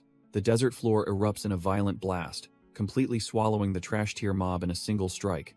A gaping hole remains where the sand once was, revealing the dark, hollow depths hidden below. Dust settles as the light from the surface barely reaches the bottom of this massive new pit. He lands in an ancient chamber, realizing his hunch about the hidden floor was spot on. Looking back up at the opening, he confirms this underground expanse is the real trial grounds. The walls are lined with intricate stone carvings, suggesting this place holds ancient secrets and dangers. Suddenly, he spots a lone survivor from the swarm trembling helplessly right in front of him. He finds it strange that a mindless beast would be so paralyzed with pure, unadulterated fear. Our boy watches as the lone survivor of the trash-tier swarm scurries across the cold stone floor. The terrified creature unknowingly steps onto a suspicious tile, triggering a mechanism hidden deep beneath the ancient masonry. Before the rodent can even react, the pressure plate sinks into the ground with a heavy, ominous click. Jagged spears erupt from the floor, skewering the rat instantly as Kim Soo-hyun realizes the room is a trap. The sudden kill seems to awaken the chamber, causing ancient torches to ignite with a violent burst of flame. Light floods the massive hall, revealing the true, daunting scale of this hidden trial ground he just discovered. He senses a massive presence looming in the shadows and immediately tenses up, readying himself for a real fight. His eyes widen as he realizes the pathetic rats were just the appetizers for the true master of this floor. A massive, flickering tongue tastes the air, signaling that a predator of legendary proportions has finally found its prey. A gargantuan armored serpent towers over him, and he knows his regressor knowledge is about to be tested. The armored serpent lets out a deafening roar, signaling that this hidden trial won't be a walk in the park. Before our boy can even blink, the beast whips its massive tail around with bone-crushing force. He narrowly leaps into the air as the stone floor shatters beneath the weight of the monster's strike. The creature doesn't stop, dragging its heavy tail across the arena to keep the pressure on our protagonist. Finding a small opening, he grips his hilt and prepares to test the sharpness of his new blade. His sword connects with a heavy thud, but the armored scales are far tougher than he initially anticipated. He realizes that even a master-crafted weapon from the legendary blacksmith isn't enough to pierce this beast's resistance. Since physical strikes won't cut it, he knows it's time to switch tactics and tap into his magic. He unleashes the divine flames, coating his strike in a brilliant blue blaze that sears through the defenses. As the monster writhes in agony from the holy fire, he lands gracefully, ready to finish the job. Soo-hyun's eyes widen as he realizes his previous attack barely left a scratch on the beast. Our boy is left dumbfounded when the massive serpent towers over him, completely unfazed by the holy fire. He quickly deduces that while its magic resistance isn't peak tier, His divine flames won't be a shortcut here. Before he can reposition, the Guardian lunges forward with a speed that defies its massive armored frame. A thunderous crash echoes through the chamber as its heavy body pulverizes the stone right where he stood. He barely manages to roll away, feeling the wind from a tail swipe that would have crushed his ribs. Thinking fast, he parries a follow-up strike, but the sheer force behind the blow vibrates through his bones. Suddenly, the monster unhinges its jaw, intending to end this fight by swallowing our protagonist whole. He reacts instinctively, jamming his blade into its maw to keep those lethal fangs from closing shut. Gritting his teeth, he realizes this trial boss is moving much faster than his regressor knowledge suggested. The beast slams its massive tail down, turning the arena floor into a pile of useless rubble. It rears its head back, those glowing blue eyes locked onto its prey with predatory focus. Our boy catches his breath amidst the dust, realizing the environment is becoming a total death trap. He wipes the sweat from his face, noting that despite its bulk, this thing is terrifyingly agile. As the serpent flicks its tongue, he scans for an opening but finds absolutely no visible weakness. He remembers that a month ago, this boss would have been a nightmare, but things have changed. With a confident smirk, he readies his blade, deciding this overgrown lizard is no longer a threat. The monster lunges with its maw wide open, desperate to swallow the pesky human in one bite. He easily vaults over the strike, letting the beast crash headfirst into the unforgiving stone floor. Mid-air, he checks his remaining mana and prepares to end this fight before he runs completely dry. Our boy decides to bind the beast's movements, knowing he can't let it keep thrashing around like this. He delivers a heavy blow to its skull, testing the limits of those supposedly impenetrable scales. Spinning like a whirlwind, he uses the momentum to stay out of reach while repositioning himself. His eyes glow with a cold blue light as he calculates the exact timing for his next move. Suddenly, golden energy ropes lash out, weaving through the air to create a makeshift anchor point. He snatches a strand mid-air, planning to use the environment's own mechanics to his advantage. With a powerful swing, he slams back into the monster, making the entire chamber shake from the impact. A system notification pings, confirming his skills are leveling up, even in the heat of battle. He realizes that despite his high magic proficiency, he needs to get up close to finish this. Igniting his divine flames, he strikes the head, mocking how much this little sting will hurt. Our boy leaps onto the beast's back, realizing its scales are tougher than any trash-tier armor he's seen. The massive tail slams down with a heavy thud, intending to crush him beneath its overwhelming weight. He retreats to a high ledge as the Guardian lunges again, desperate to protect its hidden trial. Looking up, he sees the creature diving straight for him, and knows he can't keep dodging forever. He grips his blade tight, channeling his mana until his divine flames roar to life in brilliant blue. Launching himself into the air, he decides it's time to show this overgrown lizard who really runs the tower. He brings down a massive arc of blue fire, cutting through the serpent's magic resistance with sheer willpower. The beast screeches in agony as the flames sear its flesh, finally realizing it's facing a true monster. He lands a heavy strike right against its side, determined to end this trial before his stamina runs dry. The entire chamber erupts in a cloud of dust and debris as the two forces collide once more. Kim Soo-hyun hits the dirt, gasping for air as the pressure of the trial starts to weigh him down. The armored serpent doesn't give him a second to breathe, lunging forward to finish the job. But our boy just smirks, because everything is going exactly according to his regressor knowledge. The beast freezes in mid-air, sensing something is horribly wrong as the atmosphere suddenly shifts. Hidden traps spring from the floor, wrapping the creature in thick vines that it never saw coming. With the Guardian completely immobilized, Soo-hyun stands tall, looking down at the trash-tier lizard. He admits its resistances were impressive, but they won't save it from the sheer destructive power he's holding. He channels his mana into a single point, letting his divine flames flicker to life in his palm. The blue fire erupts into a massive pillar, illuminating the entire chamber with its cold, deadly light. Finally, the divine bird of blue fire manifests, ready to turn this armored guardian into nothing but ash. The blue flames swirl violently, coalescing into a form that radiates pure, unadulterated heat. Our boy's ultimate summon, the divine bird of blue fire, lets out a piercing screech that shakes the chamber. Soo-hyun stands calmly beneath the massive avian, looking like a true king commanding his most loyal subject. This unique summon was a reward from the 18th floor, unlocked once his divine flame finally leveled up. Unlike basic skills, he can actually control this beast, giving it direct orders to tear his enemies apart. He notes the mana drain is insane, but the sheer destructive potential makes every drop of energy worth it.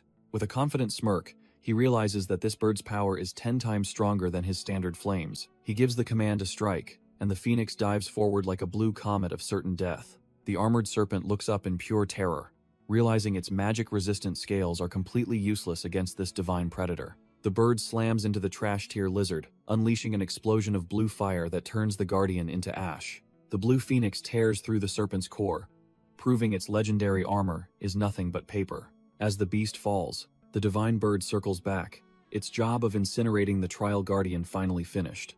Our boy stands tall, watching the notification confirm he just cleared the 19th floor with a perfect score. He remembers the hell of the 10th floor and knows the 20th will be even more brutal. For the last 6 months, he hasn't rested once, pouring every ounce of effort into preparing for this. He returns to a familiar workshop, the rhythmic clanging of a hammer signaling his final piece is ready. Resting on the anvil is a masterpiece, a blade forged specifically to handle his overwhelming mana output. Meanwhile, the hub city is absolutely buzzing because a new name is completely dominating the ranking boards. The local players are dumbfounded, wondering how one rookie managed 9 floor clearing records in just half a year.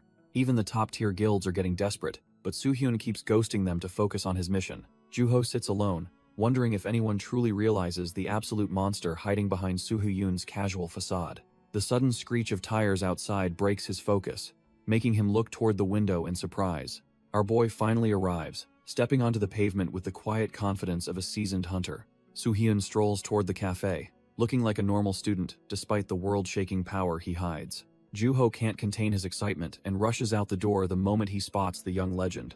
They meet by the curb, where Soo-hyun casually apologizes for keeping his old raid leader waiting. Joo-ho is practically glowing, eager to know if the high-end gift he prepared is to Soo-hyun's liking. While onlookers are dumbfounded by the luxury car, Soo-hyun admits it might be a bit too flashy. Joo-ho just laughs, remembering how shocked he was to learn a top-tier hunter was using public transport. He starts rambling about engine specs, but Soo-hyun quickly steers him inside to get down to business. The conversation shifts as they settle into their seats, ready to discuss the next phase of the plan.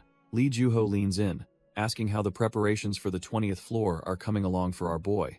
Kim Soo-hyun casually mentions things are on track, though he's just waiting to pick up a specific item. He expresses his gratitude for Lee Joo-ho's help securing a new house and a shop for his mother. When Kim Soo-hyun mentions he used to live in Ansan City, Lee Joo-ho's expression turns noticeably pensive. Lee Joo-ho notes the proximity to Anyang City, causing Kim Soo-hyun to freeze mid-sip as memories likely resurface. Lee Joo-ho reveals he secured a meeting with the agency director, hoping their story might earn some official support. Our boy realizes the timeline is tight, with the catastrophic outbreak looming just 2 months away. Shifting gears, Kim Soo-hyun asks for an update on the trash-tier criminals known as the Dump Guild. Lee Joo-ho admits those rats are hiding well, making it nearly impossible to track their current movements. Lee Joo-ho explains that while awakened deaths are rising, it seemingly matches the increasing dungeon difficulty. He checks his data and notes several hunters have been dropping dead right in the streets lately. Kim Soo-hyun is stunned to hear that poison was the actual culprit behind these mysterious urban deaths. He immediately suspects Young Dong-young is behind this, knowing the trash-tier leader's ruthless and underhanded nature. Our boy asks Lee Joo-ho to dig deeper into these suspicious poisonings to confirm his dark suspicions. As the sun begins to set, Lee Joo-ho tells him to get back safely and stay alert.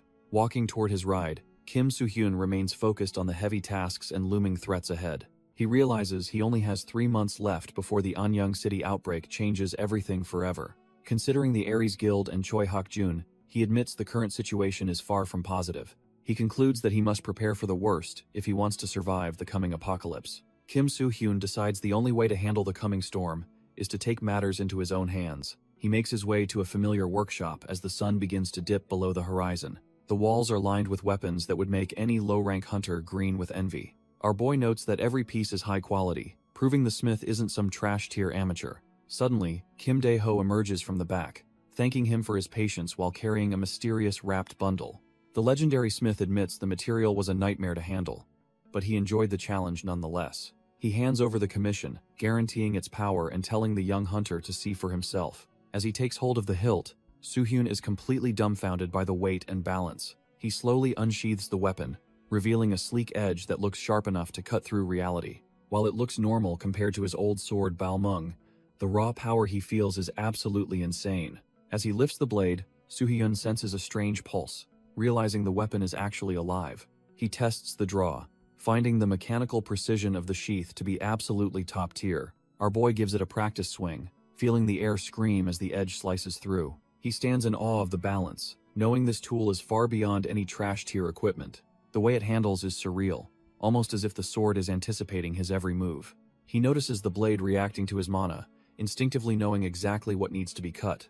With a faint smile, he realizes that he finally has the perfect sword for his journey. Daeho leans back and asks if he has thought of a fitting name for such a masterpiece. The legendary smith insists that the owner must be the one to christen his new partner. Soo-hyun decides to call it Graham, the dragon-slaying blade that will carve his path to the top. Daeho is dumbfounded, jokingly asking if our boy named his masterpiece after a simple unit of measurement. Soo-hyun explains that Gram is a legendary name from mythology, a title he refuses to let go. He remembers the god-slaying power it represents, a weight he must carry to defeat the coming apocalypse. With the blade secured, he prepares to leave even as the old smith offers a warm drink. Our boy just smiles and declines, knowing that his schedule is far too packed for social calls. He looks up at the night sky, focused on the urgent mission that finally awaits him tonight. Deep in the shadows of a massive fortress, the next phase of his plan begins to unfold.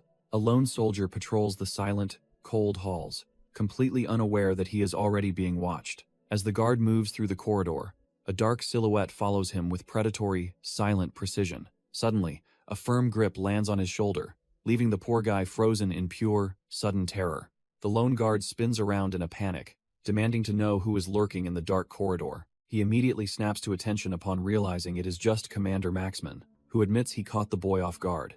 Maxman asks for a status report on the night watch, and the soldier quickly confirms that everything is quiet. He warns the tired soldier to stay sharp because an invasion from the Odram Kingdom would doom the entire castle. As the guard heads back to his post, Maxman watches him go with a look of deep, silent concern. He gazes into the distance, realizing it has already been half a month since this grueling siege mentality took hold. The commander knows things are getting desperate, and fears that the innocent civilians will be the ones to suffer most. He lets out a heavy, weary sigh, feeling completely lost on what his next move should actually be. Suddenly, a voice cuts through the silence, asking if he is troubled. Catching the commander completely by surprise, he turns to face the mysterious guest, offering a cautious welcome as he realizes he is no longer alone. The mysterious guest is revealed to be Atash, a masked figure who radiates an unsettling, cold authority. His blank face and pointed hood make him look more like a grim reaper than a royal official. Maxman is immediately wary, asking what business a man of his standing has in this desolate fortress. Attaché claims he is simply performing a surprise inspection to ensure the watch is being kept properly. When asked about the war, the commander admits the Odram Kingdom's military might is simply too much to handle. He even suggests that in a worst-case scenario, they might have to abandon the castle to save themselves. Atash leans in with a terrifying intensity, questioning if he actually heard the commander suggest a retreat. Maxman tries to explain the logistics of starvation, but he is clearly rattled by the masked man's presence. The official coldly states that if they plan on giving up, they should just die in the dirt instead. Maxman snaps, accusing the man of treating his soldiers like trash-tier fodder, while he hides safely behind a mask. The king appointed this masked official as the new chief commander right after the war declaration. To this cold-hearted man, the lives of his soldiers are worth no more than ants in the dirt. He casually orders Maxman to hold the fortress for a month, as if it were a simple task. Maxman stares back, realizing he is being asked to lead his men into a certain death trap. His fist trembles on his blade, knowing the weight of the lives he is about to throw away. As the official walks off, the commander tries to argue that holding out won't solve their problems. Suddenly, a deafening roar shakes the entire foundation of the castle, stopping them both in their tracks. A panicked soldier rushes in to report that something has gone horribly wrong at the perimeter. Maxman is dumbfounded when he hears that the massive castle doors have been completely blown apart. Turns out, our boy Soo-hyun has arrived, standing over the rubble like a true harbinger of destruction. Soo-hyun looks back on the events that led him here, his eyes burning with a cold, focused intensity. Rewinding a few hours, we find our boy at the 20th floor gateway, ready to tackle the next trial. As he approaches the massive portal, he notices a lone figure lounging casually on the cold ground. The man looks up in surprise, wondering what kind of rookie has the guts to wander this far alone. This scruffy-looking guy is actually the floor 20 gatekeeper, and he seems amused to finally have some company. He recognizes Soo-hyun's overwhelming aura immediately, calling him a monster unlike any player he has seen in years. When the old man offers some veteran advice, Soo-hyun cuts to the chase and asks for his direct assistance. The gatekeeper just rubs his fingers together, making it clear that valuable info is never free in this tower. Soo-hyun knows these gatekeepers only get greedier as you climb, but he already has a plan to buy him. The old man nearly chokes when Soo-hyun casually offers a massive 100,000 points just to start the conversation. The gatekeeper bursts into a fit of laughter, clearly entertained by the sheer audacity of the massive point offer. He finally stands up, admitting that Soo-hyun is a total monster for dropping points most people take years to earn.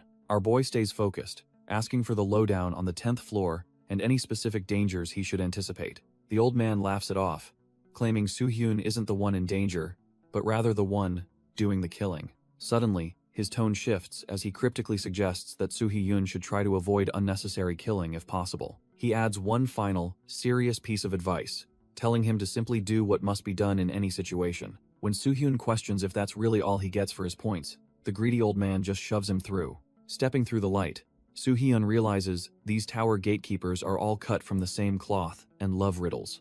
As he plunges into the void, he wonders what that vague warning about his future choices actually implies. The transition hits him like a truck, leaving him completely dumbfounded by the sight that greets him.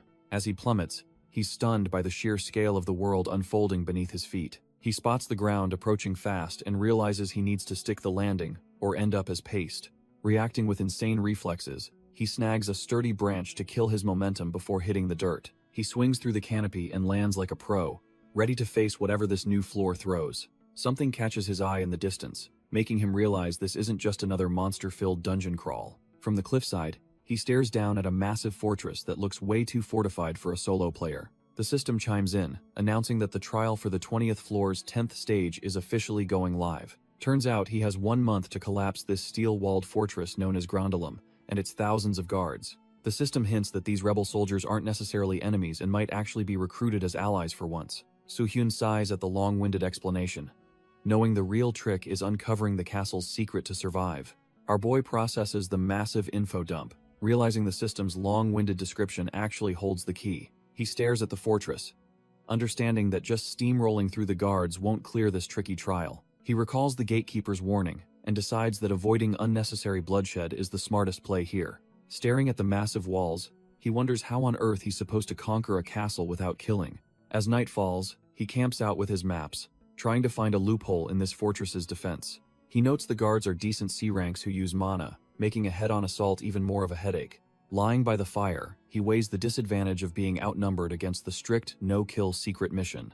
A month seems like forever, but he knows he can't waste a single second if he wants top marks. He stares at the stars, his mind racing through every regressor trick to find the perfect infiltration route. Finally, he makes his choice and prepares to move against the steel-walled fortress under the cover of darkness. A guard catches a glimpse of a figure in the darkness and immediately goes on high alert.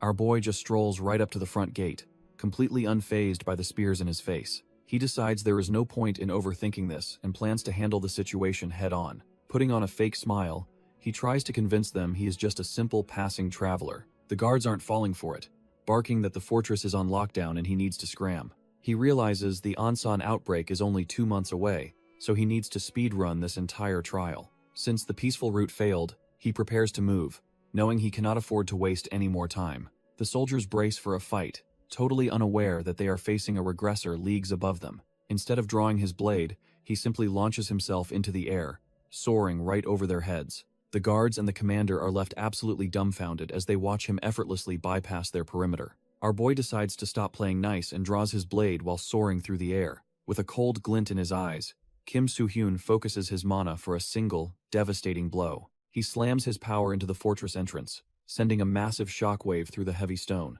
The rebel soldiers can only watch in terror as their supposedly impenetrable defenses start crumbling like paper. A thunderous boom echoes across the battlefield as the gate is completely obliterated by his strike.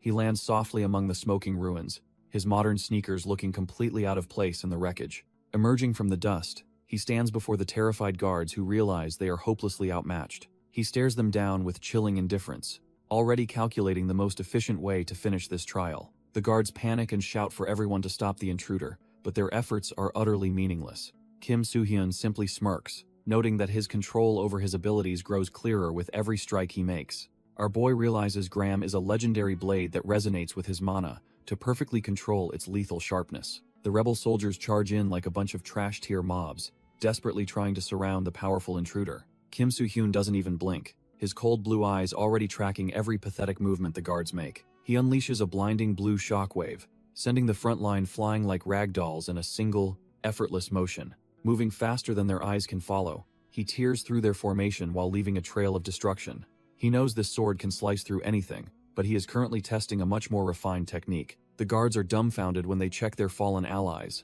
finding no blood despite the massive impact. Turns out, his mastery allows him to strike with overwhelming force without actually drawing a single drop of blood. Seeing their ground forces fail, the commanders on the wall order the archers to rain hell on him.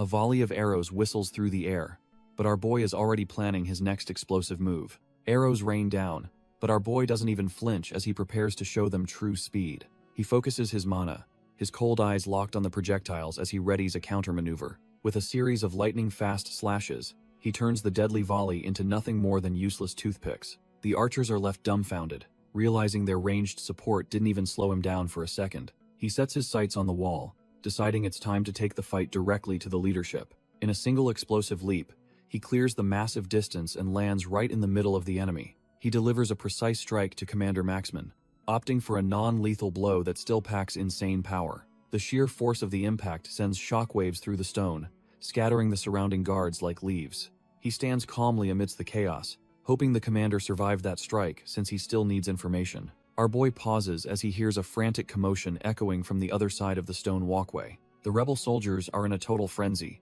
clearly losing their cool as they scramble to regroup. Commander Maxman screams for his men to retreat and let him handle the monster standing before them. Soo-hyun realizes he just found the big fish and figures that capturing the commander is his best bet. Despite his orders, the loyal guards choose to drag their leader away to keep him from being slaughtered. He decides he's done playing around and prepares to end this farce with one final, decisive move. With a sharp burst of speed, he kicks off the ground and launches himself like a missile. He dives toward the retreating group, looking like a literal god of death descending from the sky. The panicked soldiers desperately fire their harpoons, hoping to snag him before he reaches their precious commander. Our boy gets snagged mid-air by a harpoon, but he isn't even breaking a sweat. The rope cinches tight around his ankle, threatening to yank him out of the sky. The rebel soldiers think they've finally caught their prey, pulling with everything they've got. Little do they know, Soo-hyun is just using their own momentum to close the gap faster. He slams into the first guard he sees, turning their desperate trap into his personal slingshot. With a brutal kick, he sends another trash-tier soldier flying, while keeping his eyes on the prize. The guards panic and scream for everyone to hold their fire as the chaos turns inward. Commander Maxman looks back, completely dumbfounded that his elite defense is crumbling this easily. Before anyone can react, our boy lands right in front of the commander, ending the chase. Soo-hyun slices through the capture ropes mid-air, realizing he's finally reached the man in charge. He dives straight for the commander, knowing this is the fastest way to end the fortress breach. Their blades collide with a heavy thud, and Maxman instantly feels the overwhelming weight of Soo-hyun's power. A massive burst of mana erupts from the impact, shaking the very foundation of the stone walls. The shockwave sends the surrounding trash-tier soldiers flying like ragdolls as they scream in terror. Thick clouds of dust and debris kick up, momentarily masking the aftermath of that brutal exchange. As the smoke clears, our boy stands tall, having cleared the area of everyone but the commander. Maxman brushes off his subordinates' concerns, realizing he's the only one left who can stand a chance. He orders his men to focus on the external invasion, while he prepares to face this monster alone. Soo-hyun realizes Maxman isn't just some random grunt, but a leader acting on his own sharp intuition.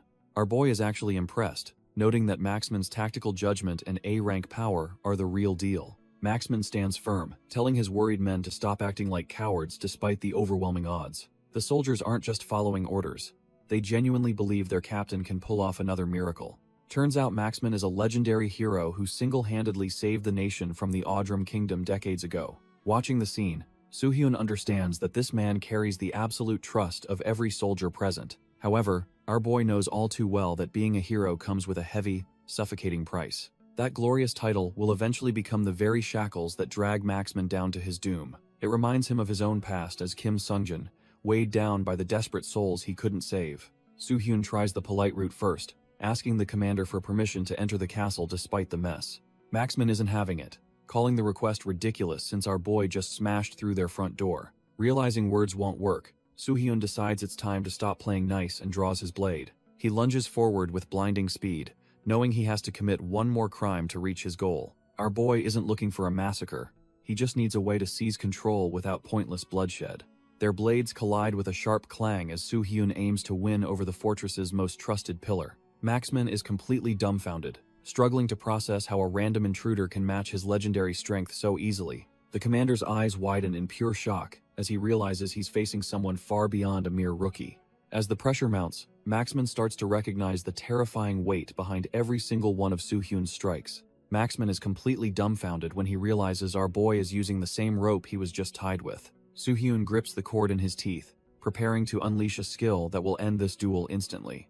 He activates a massive transformation called Gigantomachia, manifesting a colossal fist of glowing blue mana above the fortress. The commander's face pales as our boy decides that breaking him is the only way to clear this trial. He vows to free the man from his mental shackles as he prepares to deliver the final blow. A massive explosion rocks the entire structure, sending debris flying as the sheer weight of his power lands. Through the thick clouds of dust, the soldiers start frantically calling out for their captain in a blind panic. The guards stand paralyzed by the sudden destruction, realizing their legendary leader might have actually been taken down. They stare into the smoking wreckage, terrified that they are about to find their commander's body among the ruins. The corridor echoes with pained groans as someone is dragged through the darkness toward an unknown fate. Suddenly, a pitch-black void ripples against the stone wall like a living shadow, defying all logic. A hand reaches out from the abyss, pulling something heavy and defeated into the torchlight. The fortress commander collapses onto the cold floor, completely battered and gasping for his life. Our boy steps out right behind him, looking calm while holding his blade and some rope. While the commander is dumbfounded, he reflects on how useful his Floor 15 purchases actually are. He used shadow assimilation, a dark tier skill that lets him hop between shadows like a ghost. It is the ultimate stealth tool, allowing him to bypass entire squads of rebel soldiers without a sound.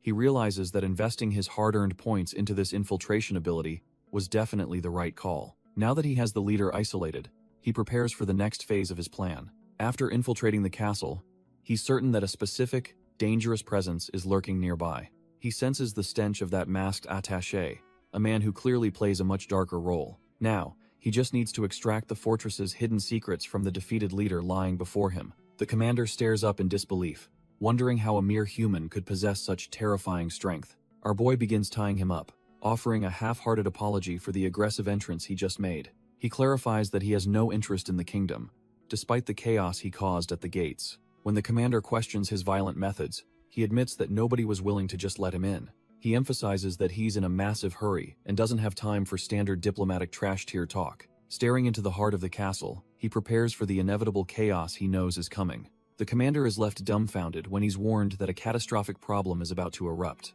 Maxman is shaken, asking if an invasion is really coming, but our boy admits he is still investigating. He warns the commander that a standard war is child's play compared to the nightmare he is predicting. To get to the bottom of the mystery, he asks if anything shady has happened inside these walls. Maxman's mind immediately drifts to the mysterious masked attaché who has been pulling the strings lately. Still, the commander hesitates, wondering why he should trust a complete stranger who might just be a spy.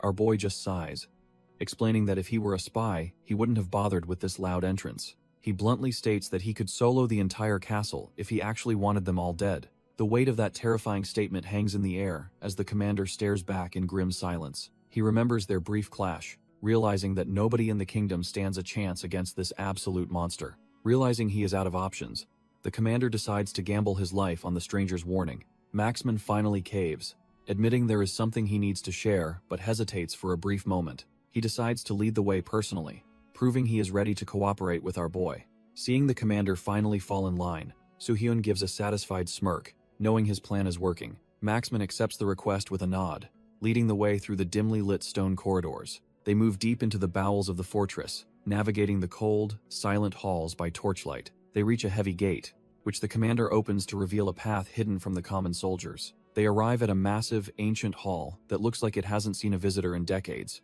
Maxman explains this place was once a prison, where the energy of the dead claimed countless lives. Because of the lingering curse, the kingdom sealed it off, leaving only a handful of people aware of it. Our boy asks about a place of absolute darkness, leaving the commander confused about his true intentions. Soo-hyun senses a foul stench lingering in the air, warning the commander that something is definitely off. The smell of death is thick behind these bars, a scent that never truly leaves a place like this. Suddenly, a voice booms from the shadows, catching both our boy and the commander completely off guard.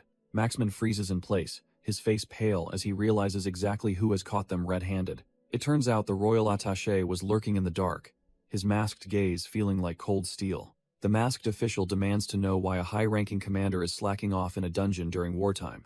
He immediately spots Su Hyun, questioning why the very intruder they were hunting is now walking beside the commander. Our boy steps forward, unfazed by the pressure, while the commander struggles to find a believable excuse. The attaché grows more suspicious, wondering how they even managed to unlock a prison sealed for decades. He claims he simply felt a strange presence, proving that even the castle's interior isn't safe from him. Soo-hyun realizes that this timing is actually perfect for what he needs to do next. The masked official wonders if they were actually being tailed this entire time. Maxman is visibly shaking while the official tells him to snap out of his pathetic state. As the official accuses the commander of being a puppet, our boy quietly reaches for his blade. Without a second thought, Soo-hyun draws his sword and cuts down the royal representative in one flash. The commander is absolutely dumbfounded, his eyes nearly popping out of his head at the sudden execution. The masked official hits the floor like a sack of bricks, dead before he even realized what happened. Maxman panics and screams, demanding to know what kind of madness has possessed the intruder. He draws his own weapon, convinced that Soo-hyun is a spy, sent to dismantle their entire leadership. Our boy just looks back coldly, noting that the man's mask was quite amusing for a dead man. Soo-hyun looks at the commander and asks if he finally understands the reality of their situation. Maxman is left speechless, his mind reeling from the sudden and brutal execution of the royal official. Before the blood can even cool, the corpse begins to twitch as dark mana erupts from the neck. A skeletal monstrosity tears through the purple robes, revealing the true face of the man they served. The commander is absolutely dumbfounded, realizing his nation has been led by a monster in disguise.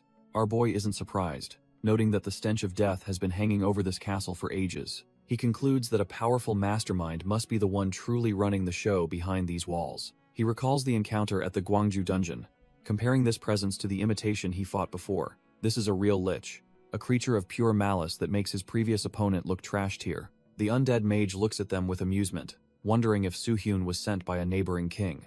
Our boy plays it cool, giving a vague answer about his origins to keep the monster guessing. He draws his blade, hinting that his world is far beyond anything this skeletal freak can comprehend. The lich doesn't care about talk anymore, declaring that his original plan for the kingdom has just changed. Dark mana begins to coil around the undead mage's finger as he prepares a lethal strike. Maxman stands frozen in terror, but Soo-hyun is already calculating the trajectory of the incoming death magic. The lich decides that leaving witnesses is too risky, and resolves to wipe them both off the map. He unleashes a torrent of concentrated dark energy, aiming to turn the entire hall into a graveyard. The sheer pressure of the mana cracks the floor as the purple tide rushes toward the two warriors. Instead of retreating, Soo-hyun charges straight into the chaos, shocking the commander with his suicidal bravery. His blade connects with a sharp, metallic ring, cutting through the darkness with pure, refined strength. Soo-hyun cleaves through the lich's dark tide, proving his refined strength is no joke against high-level magic. Both the commander and the undead mage are left dumbfounded as the boy stands his ground effortlessly. Our boy takes a moment to admire his blade, feeling the weight of his recent upgrades mid-combat. He realizes the high-quality ether stone he used gave the weapon far better magic resistance than expected.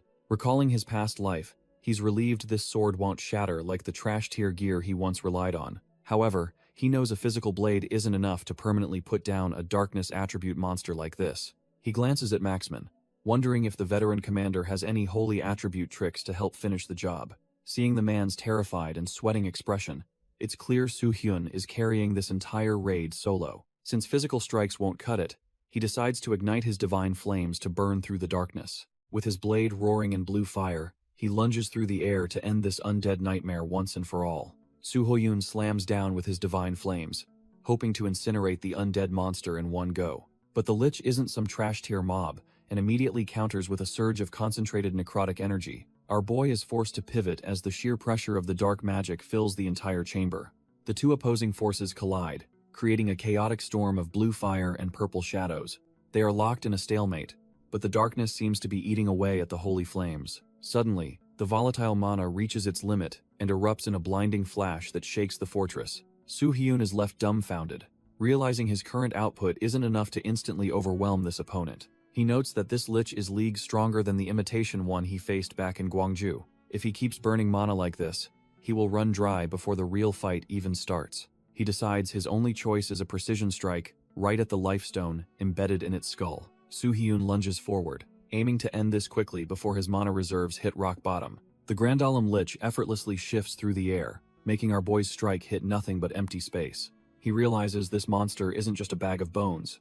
It has the instincts of a seasoned warrior. Soo-hyun kicks off the stone wall, repositioning himself as dark energy begins to saturate the room. He floods his blade with divine flames, hoping the holy heat will burn through the undead's defenses. The blue fire roars, but the Grandalum Lich counters with a surge of corrupt mana that chills the air. Shadowy tendrils lash out, forcing Soo-hyun to stay mobile while looking for an opening in the chaos. A massive blast of energy rocks the fortress, yet neither side is willing to back down just yet.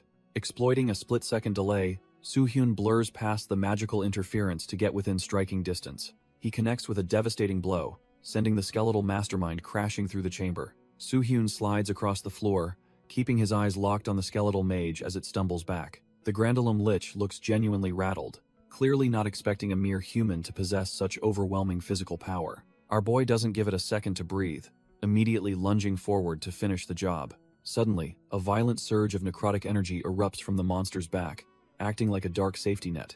It manifests into massive purple wings, allowing the undead mastermind to stabilize itself mid-air, while Soo-hyun watches. He realizes the creature used its own mana as a propellant to stop its fall, showing high-level combat IQ. The Lich hovers mockingly, adjusting its posture as it prepares to turn this duel into a long-range nightmare. It points a bony finger, unleashing a barrage of concentrated dark bolts that whistle through the chamber. Soo-hyun's blade becomes a blur of steel, parrying the projectiles with the precision of a master swordsman. Even with its wings spread, the Lich realizes this regressor is far more dangerous than any previous intruder. The Lich looms with its necrotic wings, but our boy stays grounded, ready for the next move. Maxman checks in on him, but Soo-hyun brushes it off, focused entirely on the skeletal threat. Despite his composure, a gut feeling tells him that something about this fight feels completely wrong. He realizes the monster has been holding back its true necrotic output, treating their clash like a game. If it's not going all out, he wonders what kind of twisted scheme the undead mastermind is plotting. Suddenly, the Lich's aura shifts as it senses something, its hollow eyes glowing with a renewed, sinister light. A heavy metallic thud echoes through the chamber as the gates behind them begin to react. The monster mockingly asks if he's ready, leaving our boy dumbfounded as the atmosphere turns suffocatingly heavy. A jagged, skeletal grin spreads across the Lich's face, signaling that the warm-up is officially over. Maxman can only watch in terror as the Lich declares that their little playtime has finally reached its end. A violent surge of purple mana erupts, signaling the start of a much deadlier phase of the fight. Maxman watches in horror as the necrotic energy towers over him like a god of death. The veteran commander is completely paralyzed, realizing there is absolutely nowhere left to run or hide. Just as the darkness closes in, our boy moves like a blur to snatch Maxman from certain doom. Maxman is left dumbfounded, unable to believe this young hunter is keeping his cool amidst the chaos. Soo-hyun remains silent, his cold blue eyes scanning the environment for the source of this magical anomaly. He focuses on the dark threshold, realizing the Lich has turned the entire chamber into its personal domain. The pieces finally fall into place, as he understands how the monster is manipulating shadows from a distance. He explains that they are trapped in a sanctuary of death, where the Lich is effectively omnipotent. Every stone is soaked in ancient hatred, providing the undead mastermind with an infinite supply of necrotic power. The Grandalum Lich mocks Soo-hyun for finally realizing the truth about the necrotic energy filling the room. He boasts that this chamber is his sanctuary, a place where the screams of the dead never stop. Suddenly, the monster shifts his tone, claiming this hellish landscape is actually a home for all of them. Maxman recoils in horror, his veteran instincts screaming that something far worse is about to happen. The commander is visibly shaken, realizing the sheer scale of the dark magic suffocating the air around them. Another skeletal figure, draped in blood-red robes, emerges from the shadows, pulsing with the same vile energy. The yellow gem embedded in its skull glows, acting as a conduit for the ancient hatred fueling its existence. Even our boy is momentarily caught off guard, trying to calculate how another high-tier undead could just appear. Two of these trash-tier monstrosities now stand side by side as the room shakes with a heavy kukung. The duo realizes they've been led into a perfect trap as a third Lich seals their only escape route. Three of these trash-tier Liches now surround them, their purple mana flaring up as they continue to multiply. Our boy remains calm, his eyes narrowing as the pieces of this twisted puzzle finally click into place. He realizes these monsters didn't just appear. They've been hiding as the king's assistants within this enclosed fortress. With three high-tier undead present, the situation is far more dire than a simple infiltration mission.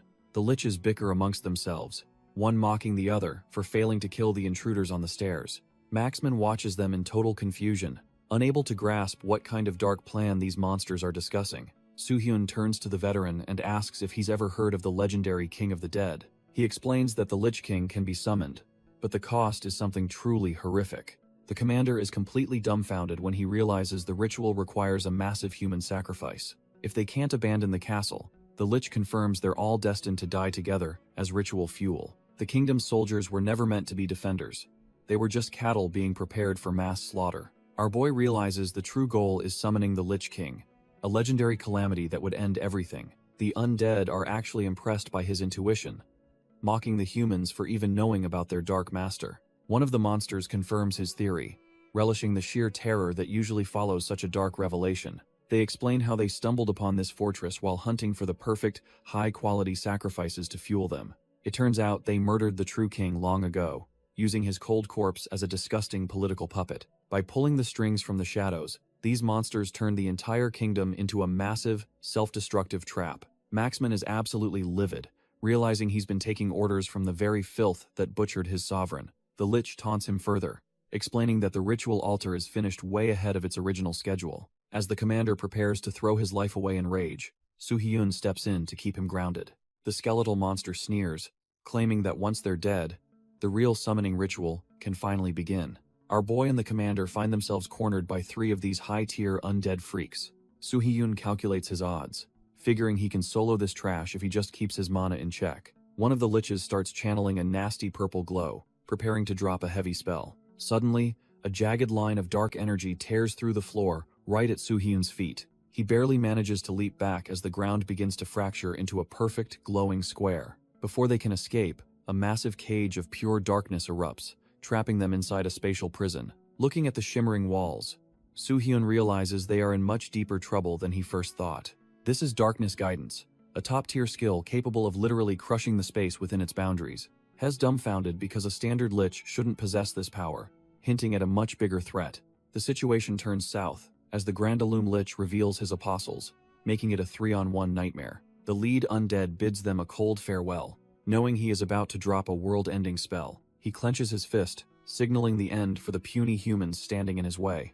Purple energy floods the room as the Darkness Guidance skill begins to warp the very fabric of reality. Our boy realizes his divine flames are useless here, as this high-tier magic operates on a different level. Maxman reaches out in desperation, while the undead trio casually prepares to leave through a shimmering portal. Suddenly, a blinding white slash cuts through the oppressive dark mana with surgical precision. The spatial prison shatters like glass, proving that even top-tier traps have a breaking point. The liches are completely dumbfounded, unable to comprehend how their ultimate move just got dismantled. Soo-hyun stares them down, acknowledging that while Darkness Guidance is impressive, it is not enough to stop him. Maxman is absolutely dumbfounded that the barrier shattered, while our boy just stands there with a cold, calculating gaze. The lead lich is reeling in shock, unable to comprehend how a physical blade bypassed his absolute spatial guidance. The undead trio starts panicking, desperately assuming the commander must be wielding a legendary holy sword to break their magic. Maxman just scoffs at them, clarifying that his weapon is actually trashed here,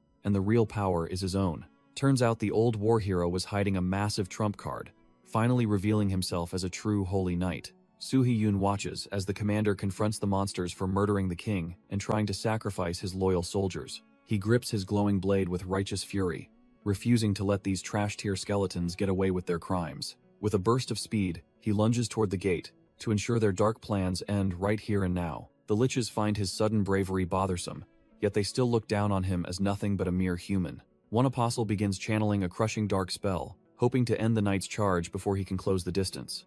The trash-tier skeletons panic, ordering their minions to drag in the dead and seal every exit immediately. Maxman isn't having it, charging forward while swearing he won't let another soul be sacrificed today. Suddenly, a lich teleports right above him, mockingly asking the old hero where he thinks he's going. The monster fires a concentrated blast of death magic, telling the commander to just give up and die. Maxman finds himself pinned down by the overwhelming pressure, realizing his holy power might not be enough. That's when our boy steps in, whispering the command for his divine flames to finally consume the darkness. Soo-hyun leaps into the fray and summons his legendary phoenix, leaving the commander completely dumbfounded by the sight. The massive bird of blue fire screeches, radiating a heat that makes the undead's magic feel like child's play. It slams into the dark spell with a violent explosion, proving that these skeletons are out of their league. The divine flames tear through the corruption, completely erasing the Lich's attack in a brilliant flash of blue. The divine bird of blue fire dives toward the trash-tier skeletons, its heat turning the dungeon into an oven. One of the apostles panics, realizing his dark magic is utterly useless against a literal divine predator. The bird doesn't give them a chance to breathe, closing in for the kill as the Lich screams in terror. Our boy watches as his summon completely erases the undead, leaving nothing but scorched earth behind. Maxman is left dumbfounded, staring at this mysterious stranger and wondering where such monstrous power even came from. Soo-hyun acknowledges the commander's grief over the murdered king and the horrific betrayal of his own soldiers. The old hero is at his breaking point, asking what a soldier is supposed to do when everything is lost. Soo-hyun just stares him down with those cold eyes, unbothered by the heavy emotional weight of the situation. He reminds the veteran that despite the chaos, the responsibility of leading this battle still rests on his shoulders. As he reaches out, it's clear Soo-hyun isn't here to take over, but to provide the spark they need. Our boy extends a hand, asking the broken commander if he's finally ready to let him take the lead.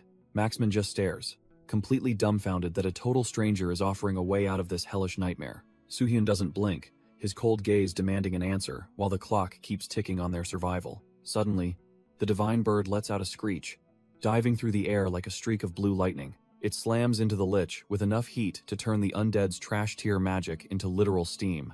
While his summon wreaks havoc, Soo-hyun calls out to the captain, checking if he's actually prepared for battle. The veteran is clearly shaken, sweating buckets as he weighs the heavy burden of his next move. He grips his sword until his knuckles turn white, still doubting if following this kid is the right call. Maxman worries about leaving his savior behind, but Soo-hyun isn't interested in any sentimental garbage right now. He tells the commander to choose quickly between saving the fortress or saving the lives of his men. Maxman stands there completely dumbfounded, his mind racing as he tries to process the weight of the ultimatum. The veteran grits his teeth in pure agony, struggling to abandon the rigid knightly code he followed for decades. Our boy just offers a cold, subtle look, knowing the commander is finally ready to face the truth. Without waiting for a reply, Soo-hyun turns his back on the captain, leaving him to handle his own men. He tightens his grip on his blade, suddenly remembering the cryptic advice he received earlier in his journey. The gatekeeper had warned him that in any desperate situation, he must focus only on his specific task. He realizes there is a massive difference between his own path and the responsibilities others must carry. Since the soldiers aren't his concern, he decides to leave their survival entirely in the hands of the commander. With his mind clear, Soo-hyun lunges forward, his body coiled and ready to unleash a devastating strike. He transforms into a blur of lethal speed, cutting through the air as he targets the true enemy. Soo-hyun decides to stop holding back, focusing solely on the mission, while Maxman watches from the sidelines. The undead mastermind senses a shift in the air, his hollow eyes glowing with a sudden, chilling unease. For a brief moment, the entire fortress falls into a heavy, suffocating silence as the world holds its breath. The Grandalum Lich is completely dumbfounded, unable to process the sheer speed of the human standing before him. Before the monster can even react, our boy has already repositioned, leaving the creature questioning its own senses. He slowly draws his blade, the cold steel humming with the weight of his regressor knowledge and intent. With a steady grip, he prepares to unleash a strike that transcends the simple physics of this tower floor. A blinding flash of light carves through the very foundation of the room, splitting the stone with ease. The structural integrity of the fortress gives way as debris and mana collide in a chaotic, violent burst. Soo-hyun walks through the falling rubble like a god of ruin, his path finally cleared of trash-tier obstacles. The Grandalum Lich and his lackeys are absolutely dumbfounded as their secure ritual site begins to fall apart. A massive shockwave ripples through the floor, shattering the stone under the weight of pure, unadulterated power. Outside, the rebel soldiers can only watch in terror as a violent blast erupts from the fortress heart. The guards are left wondering what kind of monster could possibly cause such a catastrophic level of destruction. Years of history crumble in seconds as the entire castle structure begins to collapse under its own weight. Massive chunks of masonry rain down, turning the once grand hall into a graveyard of dust and broken dreams. Amidst the wreckage, a sinister purple aura begins to flicker, signaling that the real nightmare is just beginning. Soo-hyun looms over the undead mastermind like a shadow of death, calling the monster's pathetic efforts a bother. Our boy gives the creature a final ultimatum, demanding he summon his undead army or face immediate erasure. Terrified by the overwhelming pressure, the Apostle desperately agrees to comply before he is permanently extinguished. The Grandalum Lich orders his subordinate to check the altar, knowing the ritual depends entirely on its stability. As the Apostle rushes to comply, a sudden surge of blue energy cuts him off mid-stride. A massive explosion of mana erupts, catching the trash-tier undead completely off guard. The force of the impact sends the skeleton flying through the air like a discarded ragdoll. He gasps for breath while desperately trying to stabilize his floating form amidst the chaotic winds. Our boy suddenly appears on a nearby ledge, watching the pathetic creature with a cold, predatory gaze. The Apostle spins around in terror as Soo-hyun mockingly asks if he really thought he could just leave. Before the monster can even blink, Soo-hyun delivers a vertical strike that splits the creature perfectly in two. The Apostle disintegrates into nothingness, leaving the mastermind behind him completely dumbfounded by the sheer speed. The Grandalum Lich can only stutter in disbelief as he realizes his elite guard was just fodder. The Grandalum Lich loses his mind, screaming that a mere human shouldn't be this arrogant. He unleashes a massive wave of dark mana, hoping to finally crush the pest in front of him. Soo-hyun doesn't even flinch, his regressor instincts already predicting the trajectory of the desperate attack. With a burst of speed, our boy smashes right through the magical barrier like it's made of glass. He maneuvers through the air, looking down at the skeletal mastermind who's clearly running out of options. Refusing to go down easily, the Lich gathers every ounce of his remaining power into a concentrated sphere. Suddenly, a spatial cube snaps shut around Soo-hyun, trapping him mid-air while he realizes he's wide open. The Lich clenches his fist, intending to trigger the spatial collapse and turn our boy into paste. The trap detonates in a digital-like explosion, seemingly erasing everything inside the purple prison. Soo-hyun survives the blast and immediately calls for his divine bird to finish the job. The divine bird of blue fire descends like a meteor to incinerate the Lich's desperate trap. It slams into the spatial cube, shattering the purple energy into a million useless shards. Our boy lands heavily on the floor as the blue flames finally begin to flicker out.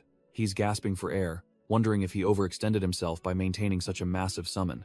The Lich just sneers, telling him that any further resistance is completely pointless at this stage. Floating arrogantly, the skeletal trash-tier boss offers a painless death since the bird drained all his mana. Instead of panicking, Soo-hyun just gives a chilling smirk and admits the monster is actually right. He dismisses the remaining flames, acknowledging that the divine beast is indeed a massive mana hog. Suddenly, he draws his blade, asking the monster who exactly said he needed mana to be lethal. The Lich stands there absolutely dumbfounded, realizing he just made a fatal mistake by underestimating a regressor. Maxman calls out to stop him, but our boy just keeps walking toward the final showdown. The commander desperately asks if there is anything else he can provide before the real fight starts. Soo-hyun just gives a confident smirk and tells the old hero that he has everything he needs. He admits he already owes the commander plenty, leaving the veteran warrior completely stunned by his composure. Suddenly, a holy transformation triggers as he coats his blade in a blinding, sacred light. With a cold glare, he decides it is finally time to get serious and end this trash-tier monster.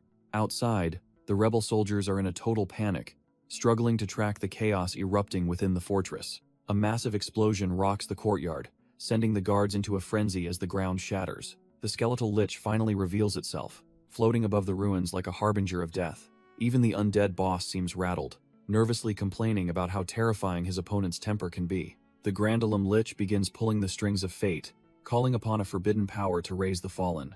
Violent streaks of red mana rain down, turning the fortress courtyard into a literal graveyard. Purple energy erupts from the cracks in the pavement as the ritual takes hold of the earth. Shadows of the deceased begin to manifest, their twisted forms signaling a total disaster for the living. The rebel soldiers stand frozen, unable to process the nightmare unfolding right before their very eyes. A massive horde of skeletons emerges, their hollow sockets glowing with the Lich's corrupting influence. The undead mastermind cackles with glee, commanding his new army to slaughter everyone in sight. Drowning in despair, the guards realize they are just fodder for this monster's sick game. One panicked soldier looks for an escape, but there is nowhere to hide from the rising tide. Commander Maxman stands his ground, knowing that his old strength might not be enough to stop this. Maxman is relieved his subordinate is safe, noting that his quick evacuation orders have prevented any casualties. The soldier remains tense, asking if the repairs on the castle doors are enough to hold back the tide. Outside, the undead horde begins swarming the walls, forcing the defenders to prioritize blocking every possible entrance. Maxman decides to hunt the mastermind himself, telling his men to focus on keeping the remaining troops together. His soldiers aren't having it, insisting they'll provide cover while questioning how to handle the rising dead. They refuse to let their commander face the nightmare alone. showing a loyalty that even surprises the old hero. Maxman finally relents, ordering them to follow closely in a strict defense formation as they push forward. He knows he can't fight head-on. His real mission is protecting his men from being slaughtered. Suddenly, our boy Soo-hyun blitzes past, leaving the commander to realize the heavy lifting is already handled. A violent burst of mana erupts as the first strike connects, tearing through the air with absolute lethality. The smoke clears as the battlefield turns into a chaotic mess of mana and flying debris. Beams of holy light and dark energy collide, signaling the start of a high-stakes magical duel. Sparks fly everywhere as their powers clash at speeds the average soldier could never hope to track. Our boy Soo-hyun takes to the air, closing the distance to finally end this trash-tier mastermind. He swings his holy blade with enough force to shatter the very foundations of the dark fortress. With a cold and weary gaze, he locks onto his target, knowing exactly where the weakness lies. The blade bites deep into the Grandalum Lich, tearing through its dark defenses like they were paper. A massive shockwave erupts from the impact, sending a clear message that the ritual is officially over. Soo-hyun lands perfectly while the undead boss stares in disbelief, completely dumbfounded by his sudden defeat. The Grandalum Lich breaks down, sobbing about how a century of training was wasted against a real monster. Our boy prepares for the final blow, his blade humming with the power of a true regressor. He lunges forward with blinding speed, determined to end this trash-tier nightmare once and for all. A vertical strike of pure holy energy cleaves right through the undead mastermind's skull. The yellow gem on its forehead shatters into pieces, signaling the destruction of its core life crystal. As the dust settles, the once mighty boss collapses while Soo-hyun watches with a cold, weary gaze. The Lich desperately crawls on the floor, unable to accept that its century-long plans are crumbling. However, Soo-hyun notices the monster hasn't vanished yet. Realizing this undead freak is far from ordinary, he coldly tells the creature to stop wasting time since every single one of its schemes has failed. Instead of dying, the Lich just cackles, mocking the idea that he is the one wasting time. It drops a bombshell, laughing that they weren't the only ones working to bring the king back. The broken Lich screams that his apostles are working day and night to revive their dark king.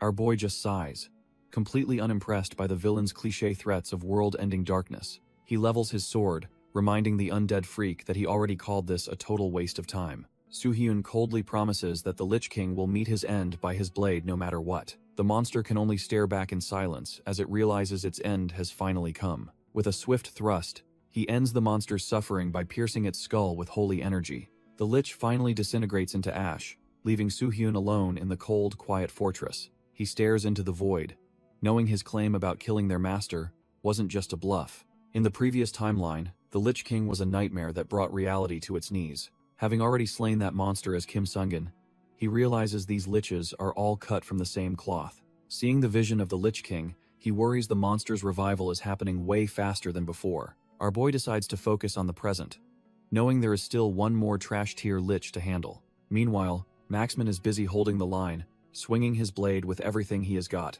He carves through the undead fodder, but the sheer number of enemies makes him wonder if he will survive. One of the apostles just laughs at his struggle, leaving the commander fuming with rage. Maxman realizes he is at a total disadvantage because he cannot keep up with the monster's aerial movements. The undead freak is not even trying to kill him. It just wants to keep the soldiers distracted. It plans to stall until its master arrives, but suddenly feels a terrifying chill down its spine.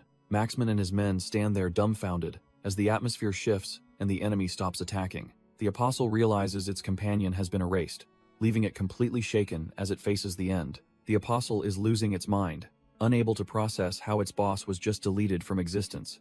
Maxman is just as stunned, barely believing that our boy actually pulled off the impossible. The remaining undead freak screams in pure agony as the reality of its defeat finally sinks in. Suddenly, a massive magic circle erupts over the entire fortress, signaling a shift in the battlefield's energy. The regular soldiers start choking, realizing they can't even breathe under the weight of this dark mana.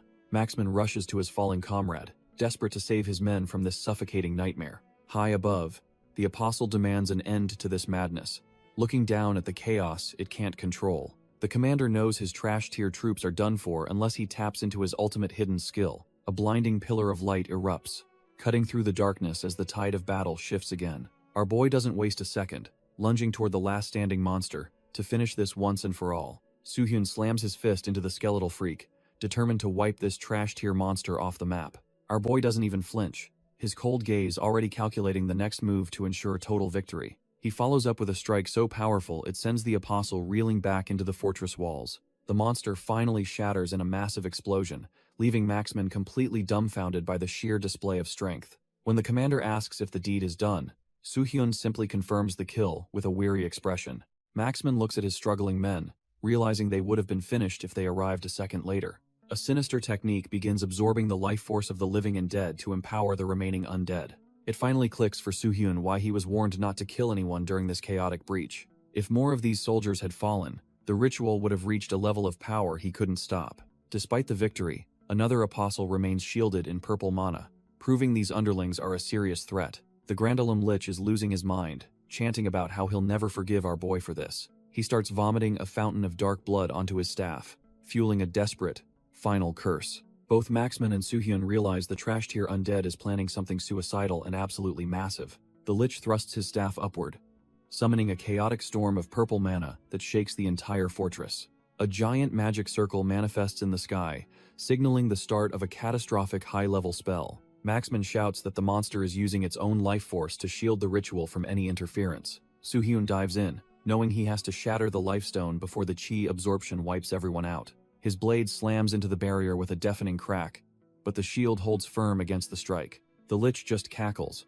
mocking Soo-hyun because this blood-soaked spell is far beyond a simple physical attack. He reveals the only way to stop the apocalypse is to take his life before the timer runs out. Our boy slams his blade against the barrier, but the trash tier undead's shield won't budge an inch. Soo-hyun grits his teeth, realizing that if he doesn't break through soon, the surrounding soldiers are toast. Just as despair starts to creep in, a familiar voice tells him to keep his head in the game. Maxman steps up, reminding the regressor that his only job is to put that monster in the ground.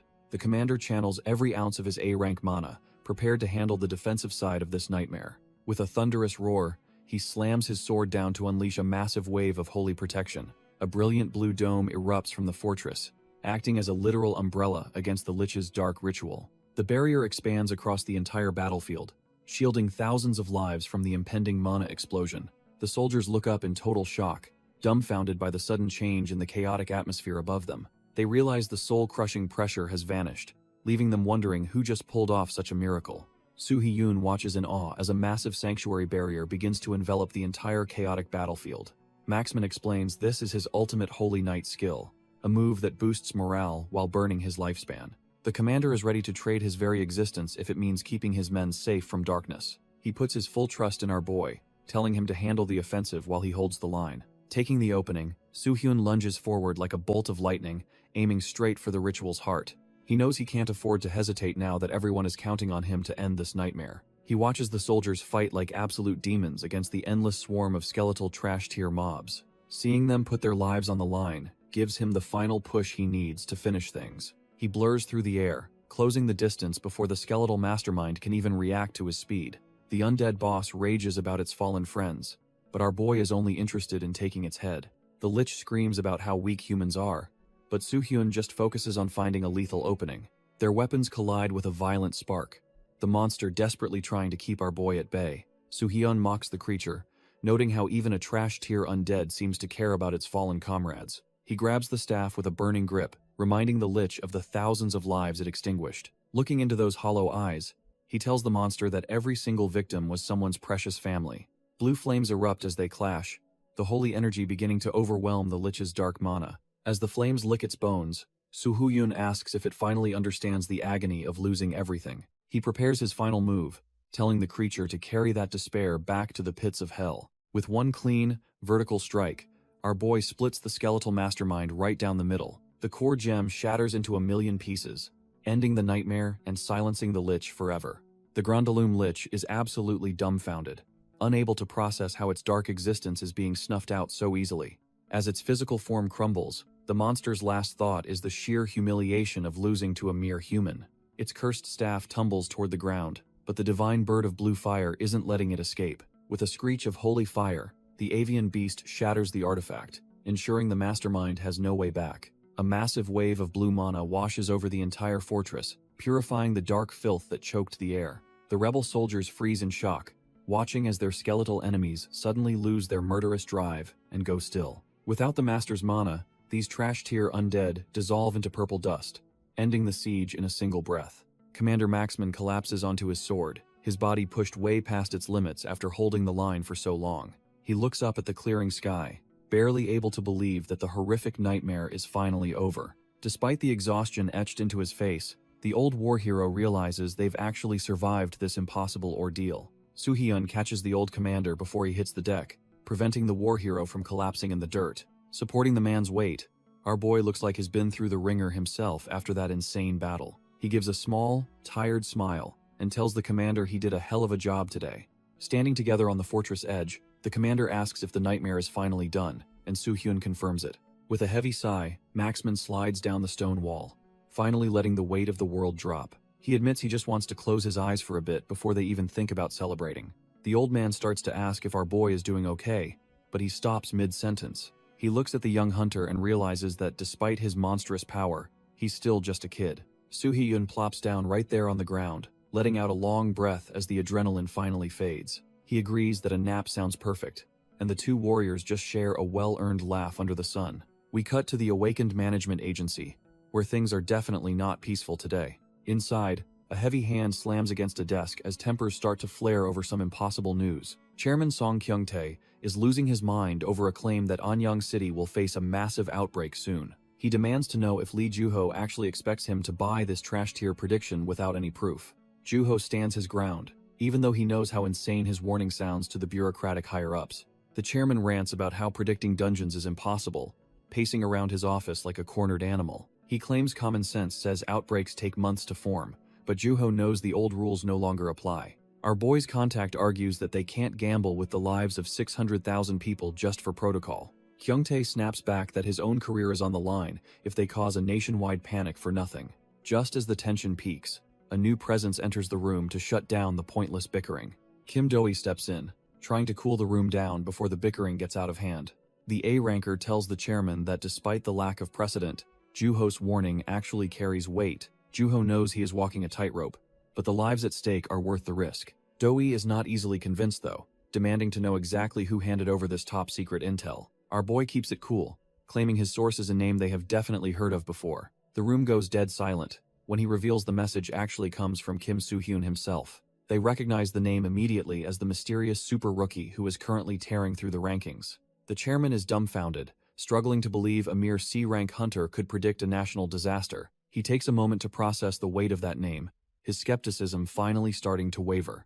But just as Joo-ho thinks he has won, the old man doubles down and refuses to budge. The chairman remains skeptical, arguing there is zero data to verify the source or trust this mysterious intel. He warns Joo-ho that evacuating an entire city for a false alarm would be a political suicide mission. As the man in charge, he refuses to gamble his career on a rookie's hunch without concrete proof. He gets right in Joo-ho's face, coldly stating that natural disasters happen and casualties aren't his responsibility. Joo-ho is absolutely livid, realizing this trash-tier leader is willing to let people die just to save face. Even with Do-hee watching, the chairman doubles down, insisting that the final decision and the consequences are his.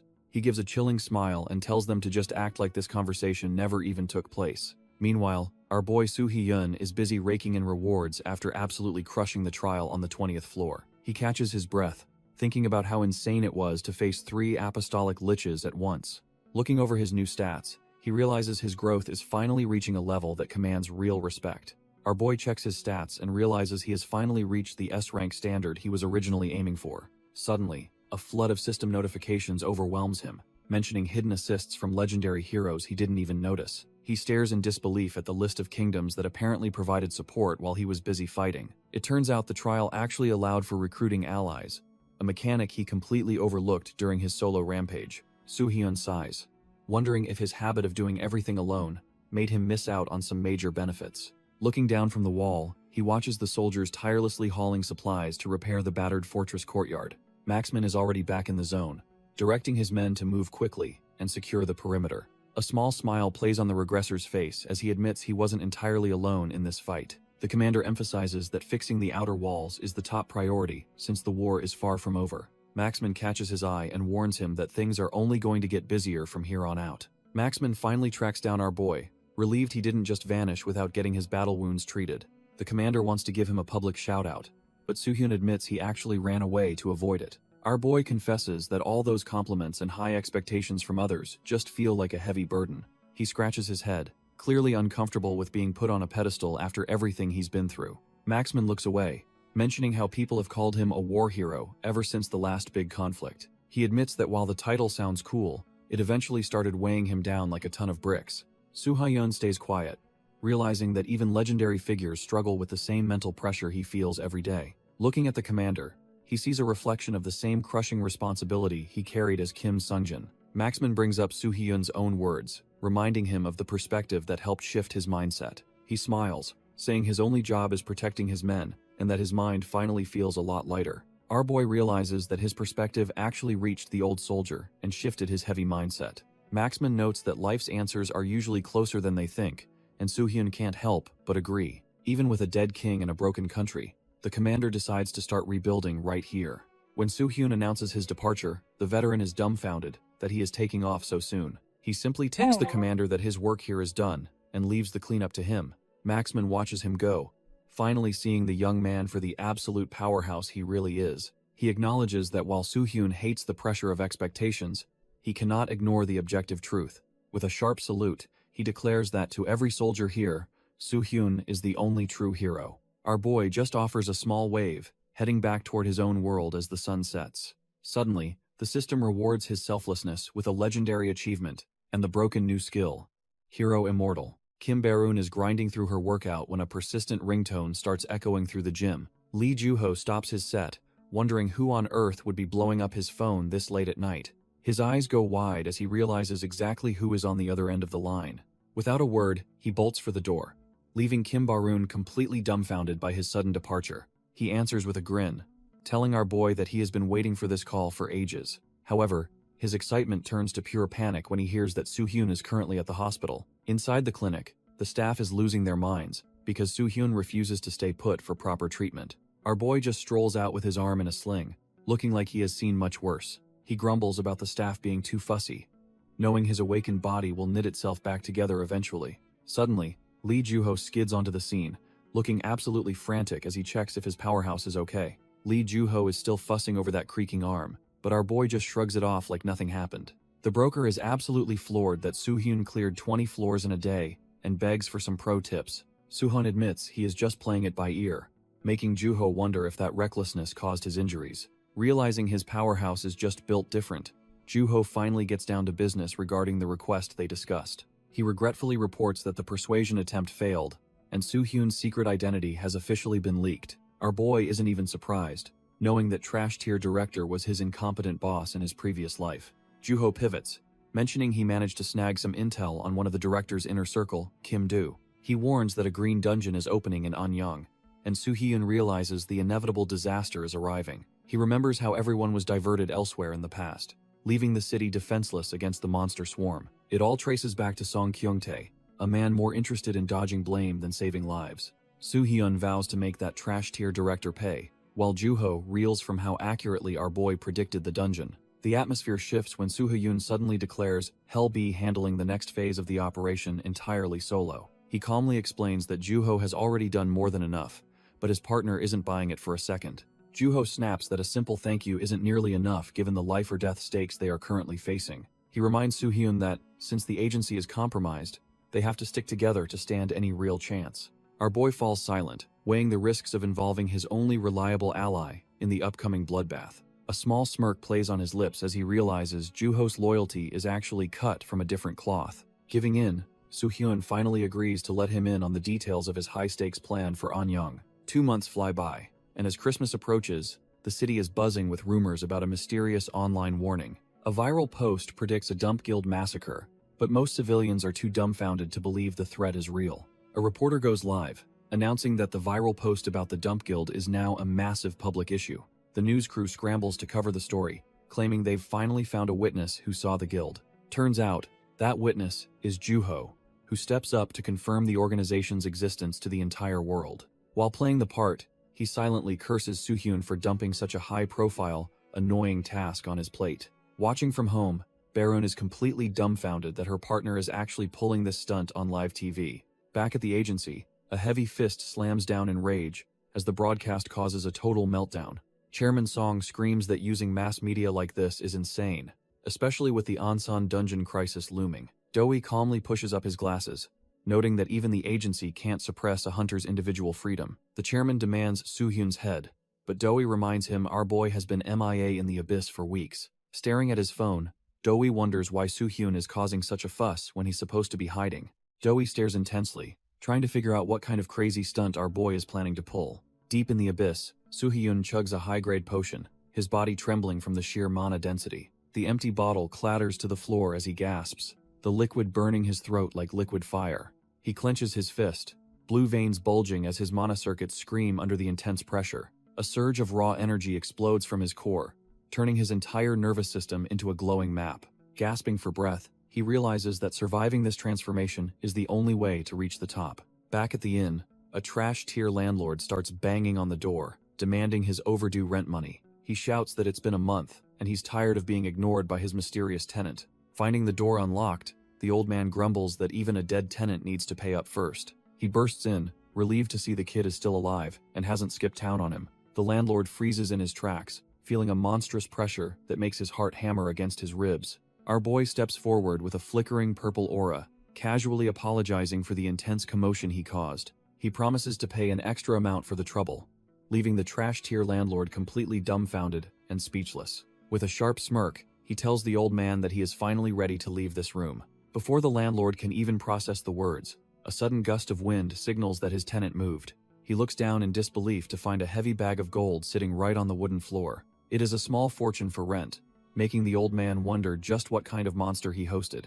Turns out, he spent the last month consuming a top-tier magic catalyst to force a brutal mana evolution. Even the floor gatekeeper was shaken when our boy dropped 2 million achievement points on a single item. Despite the agonizing pain and the foul taste, the massive power surge was exactly what he needed. Our boy leaps into the sky, feeling his body finally peak after that brutal and agonizing mana evolution. He smirks with confidence, knowing that tomorrow's definitive battle will finally put his regressor knowledge to the test. As he descends toward the city, he prepares to unleash the overwhelming power he spent a month refining. Meanwhile, back in the modern city, the gears of the major guilds are starting to turn toward chaos. A sharp-looking assistant informs his master that it is finally time for their scheduled move to begin. Jung Dong-young throws on his jacket and tells his genius rookie that it is time to head out. Choi Hak-jun sits silently on the sofa, seemingly focused on his phone while ignoring the world around him. He gives a cold, short response, hiding the murderous intent that once made him a legendary mass killer. News of a terror attack involving the notorious Dump Guild begins to circulate through the high-end guild offices. Jung Dong-young wonders if an internal whistleblower leaked the criminal guild's secrets to cause this sudden public outcry. Choi Hak-jun questions the odds of a terror attack, weighing the risks of the recent dungeon outbreak in Ansan. As they walk, our boy wonders if there is even a point in taking things this far today. Jung Dong-young is clearly agitated, focusing all his spite on the mysterious bastard who leaked the guild's secrets. He explains that he spent time investigating who would dare spread knowledge that only a few elites possessed. Hak-jun is left dumbfounded when he hears the name Kim Soo-hyun, realizing the rookie is behind the chaos. Dong-young is determined to find out why this brat is so desperate to drag the Dump Guild down. Their high-end ride screeches to a halt as the Ares Guild prepares to move out and take control. Hak-jun watches his boss carefully, sensing the growing tension as they prepare to confront the unknown. Dong-young shuts the door, his mind already plotting how to handle the person who disrupted his business. Our boy finds it strange that a man who only cares about profit is suddenly acting so out of character. Hak-jun climbs into the car, wondering why his boss is so obsessed with the rookie's grudge. He settles into the seat, his mind racing with the implications of this sudden guild mobilization. Looking at Jung Dong-young, he starts suspecting a dark link between the Ares and Dump guilds. His thoughts drift back to Kim Soo-hyun, trying to piece the puzzle together. He recalls the heavy atmosphere of the tower, where shadows of the past still linger. Our boy had introduced himself with such confidence that it left a lasting impression. Hak-jun narrows his eyes, unable to shake the feeling that he is missing something vital. He finds it hard to believe a mere trash-tier C rank could be the monster from the rumors. He remembers when a simple card was offered, a gateway to a potentially dangerous alliance. Kim Soo-hyun just gives a knowing smirk, offering his help whenever the situation turns south. Choi Hak-jun remains deep in thought, unable to shake the feeling that something is seriously off. He keeps pondering the situation, feeling like a heavy weight is pressing down on his mind. Meanwhile, the scene shifts to the quiet streets of Ansansi, under a bright, clear sky. A group of local trash-tier thugs are just hanging around, complaining about how bored they are. Looking at the empty Christmas streets, the leader grumbles, because there is absolutely no one left to rob. When one lackey suggests they should flee like everyone else, the blonde leader just laughs at his cowardice. He dismisses the warnings as nothing more than some crazy bastard trying to bait the public with lies. Just as he claims it was all a hoax, a masked figure appears behind him to correct him. The entire group is left dumbfounded as they turn around to face the mysterious, hooded intruder. Our boy stands there in a traditional mask, making the thugs wonder who this bastard actually is. The thugs circle around, mocking the weird mask and asking if he's dressed up for a Christmas party. The blonde leader laughs, thinking this crazy bastard is the perfect target for a quick holiday mugging. Before he can even blink, our boy reaches out and grabs the trash-tier leader by the throat. He effortlessly hoists the bully into the air, leaving the rest of the group completely paralyzed with fear. As the lackeys panic, the regressor calmly clarifies that he isn't crazy, just very focused on his goal. With a sudden movement, he slams the loudmouth onto the hard pavement like he's nothing but garbage. Standing over the fallen thug, the masked hero radiates a cold pressure that suffocates the entire area. He slowly draws his blade, the cold steel reflecting his intent to finally clean up these streets. The leader is terrified, realizing he's facing a monster, as the sharp edge of the sword nears him. Suddenly, a massive explosion of blue flames erupts, signaling the start of a very painful lesson for them. The trash-tier thugs are left coughing in the smoke, absolutely dumbfounded by the sudden chaotic explosions. Massive pillars of fire consume the city streets, making the entire area look like a literal war zone. Our boy stands amidst the inferno, calmly evaluating the scale of the destruction he's just unleashed. He wonders if this level of carnage is sufficient to convince everyone that a dangerous terrorist is on the loose. Turns out, it's all a clever illusion.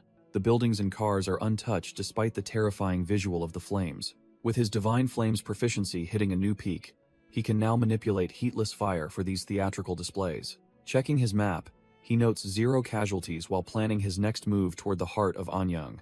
Suddenly, a firm voice commands him to halt as a mysterious figure finally catches up to his trail. He just smirks under his mask, thinking that the predictable pests from the agency have arrived right on schedule. Kim Doi and his squad from the Awakened Management Agency step forward, demanding an end to this supposed terrorism. Kim Doi adjusts his glasses, formally identifying himself as an associate director before demanding our boy's immediate surrender. Our boy just stands there, his ha-ho mask hiding the smirk of a man who is 10 steps ahead. The director reveals he knows about the secret alliance with Lee Juho, shocking the surrounding agency squad members. Tired of the chatter, Soo-hyun slowly draws his blade, signaling that negotiations were never actually on the table. He taunts the entire group to stop wasting time and bring everything they have got if they want him. The trash-tier hunters in the back are dumbfounded by his sheer audacity and the overwhelming pressure he exudes. Suddenly, the agency's combatants lunge forward, but they are quickly sent flying by a single, casual movement. Our boy effortlessly parries a heavy strike, his movements far too refined for a simple rookie hunter. One hot-headed attacker screams about the dump guild, convinced he has finally cornered a dangerous criminal. As their blades clash, Soo-hyun calmly realizes this guy's power level sits comfortably above the B-rank threshold. Soo-hyun and the elite combatant trade blows, their blades ringing out in a violent shower of sparks. Seeing the stalemate, Kim Doi steps in and orders his team to clear a path for his intervention. He begins condensing his mana into a concentrated sphere, preparing a strike meant to end the fight quickly. A beam of pure energy erupts toward our boy, who barely flinches as the blast streaks toward him. Behind his mask, Soo-hyun remains utterly unimpressed, internally mocking the attack for being weaker than a B-rank skill. Commander Maxman watches the chaos, questioning why the strongest man present is still holding back his true power. The veteran commander narrows his eyes, sensing that something about this entire confrontation feels fundamentally wrong and staged. The blonde combatant refuses to back down, lunging forward once more with a desperate burst of high-speed movement. Soo-hyun effortlessly reads every move, landing a clean kick that leaves the elite hunter completely dumbfounded and reeling. A massive impact shatters the pavement between them, forcing both sides to momentarily retreat and reassess the situation. Soo-hyun leaps back, thanking the fodder for the distraction while he prepares his next big move. He realizes these B-rank hunters are just trash tier and won't be enough to stop the coming disaster. Kim Doi watches the chaos with a cold gaze, his sharp mind already piecing the truth together. Suddenly, our boy manifests a pair of ethereal blue wings, leaving every witness nearby completely dumbfounded. Doi notes that despite the intense heat, there isn't a single scratch on him or the pavement. Standing amidst the flames, Soo-hyun waits for the director to finally stop playing games and get serious. Do-hee demands to know if this fake terrorism is actually a cover to evacuate people from an outbreak. Realizing he's up against a high-level mage, our boy tells him to save the talk for later. The director accepts the challenge, gripping his tome as he prepares to use force for his answers. As the city burns, Do-hee realizes he has no choice but to take down this masked intruder. Our boy and the director take their scrap to the air, leaping across the urban battlefield. Do-hee decides he's had enough games and flips to a specific bookmark in his magical tome. He unleashes a 5-star thunderbolt, calling down a massive pillar of electricity to incinerate the intruder. Even as the lightning closes in, Soo-hyun just smirks behind his mask, ready for the impact. A violent explosion of mana erupts, turning the entire street into a blinding flash of white heat. The shockwave rattles the nearby skyscrapers, leaving the city walls scorched and covered in thick smoke. Do-hee sticks a perfect landing on the pavement, his floating book already preparing the next spell. His confidence vanishes instantly when he spots a figure emerging from the dust cloud completely unscathed. The director's mind races as he realizes dodging a point-blank blast mid-air should be physically impossible. Seeing our boy standing there without a single scratch leaves the elite director feeling completely dumbfounded. Soo-hyun casually brushes dust off his jacket while Do-hee realizes his target is far above a mere A-rank threat. Behind that creepy mask, our boy is just getting started, and his calm demeanor is starting to feel suffocating.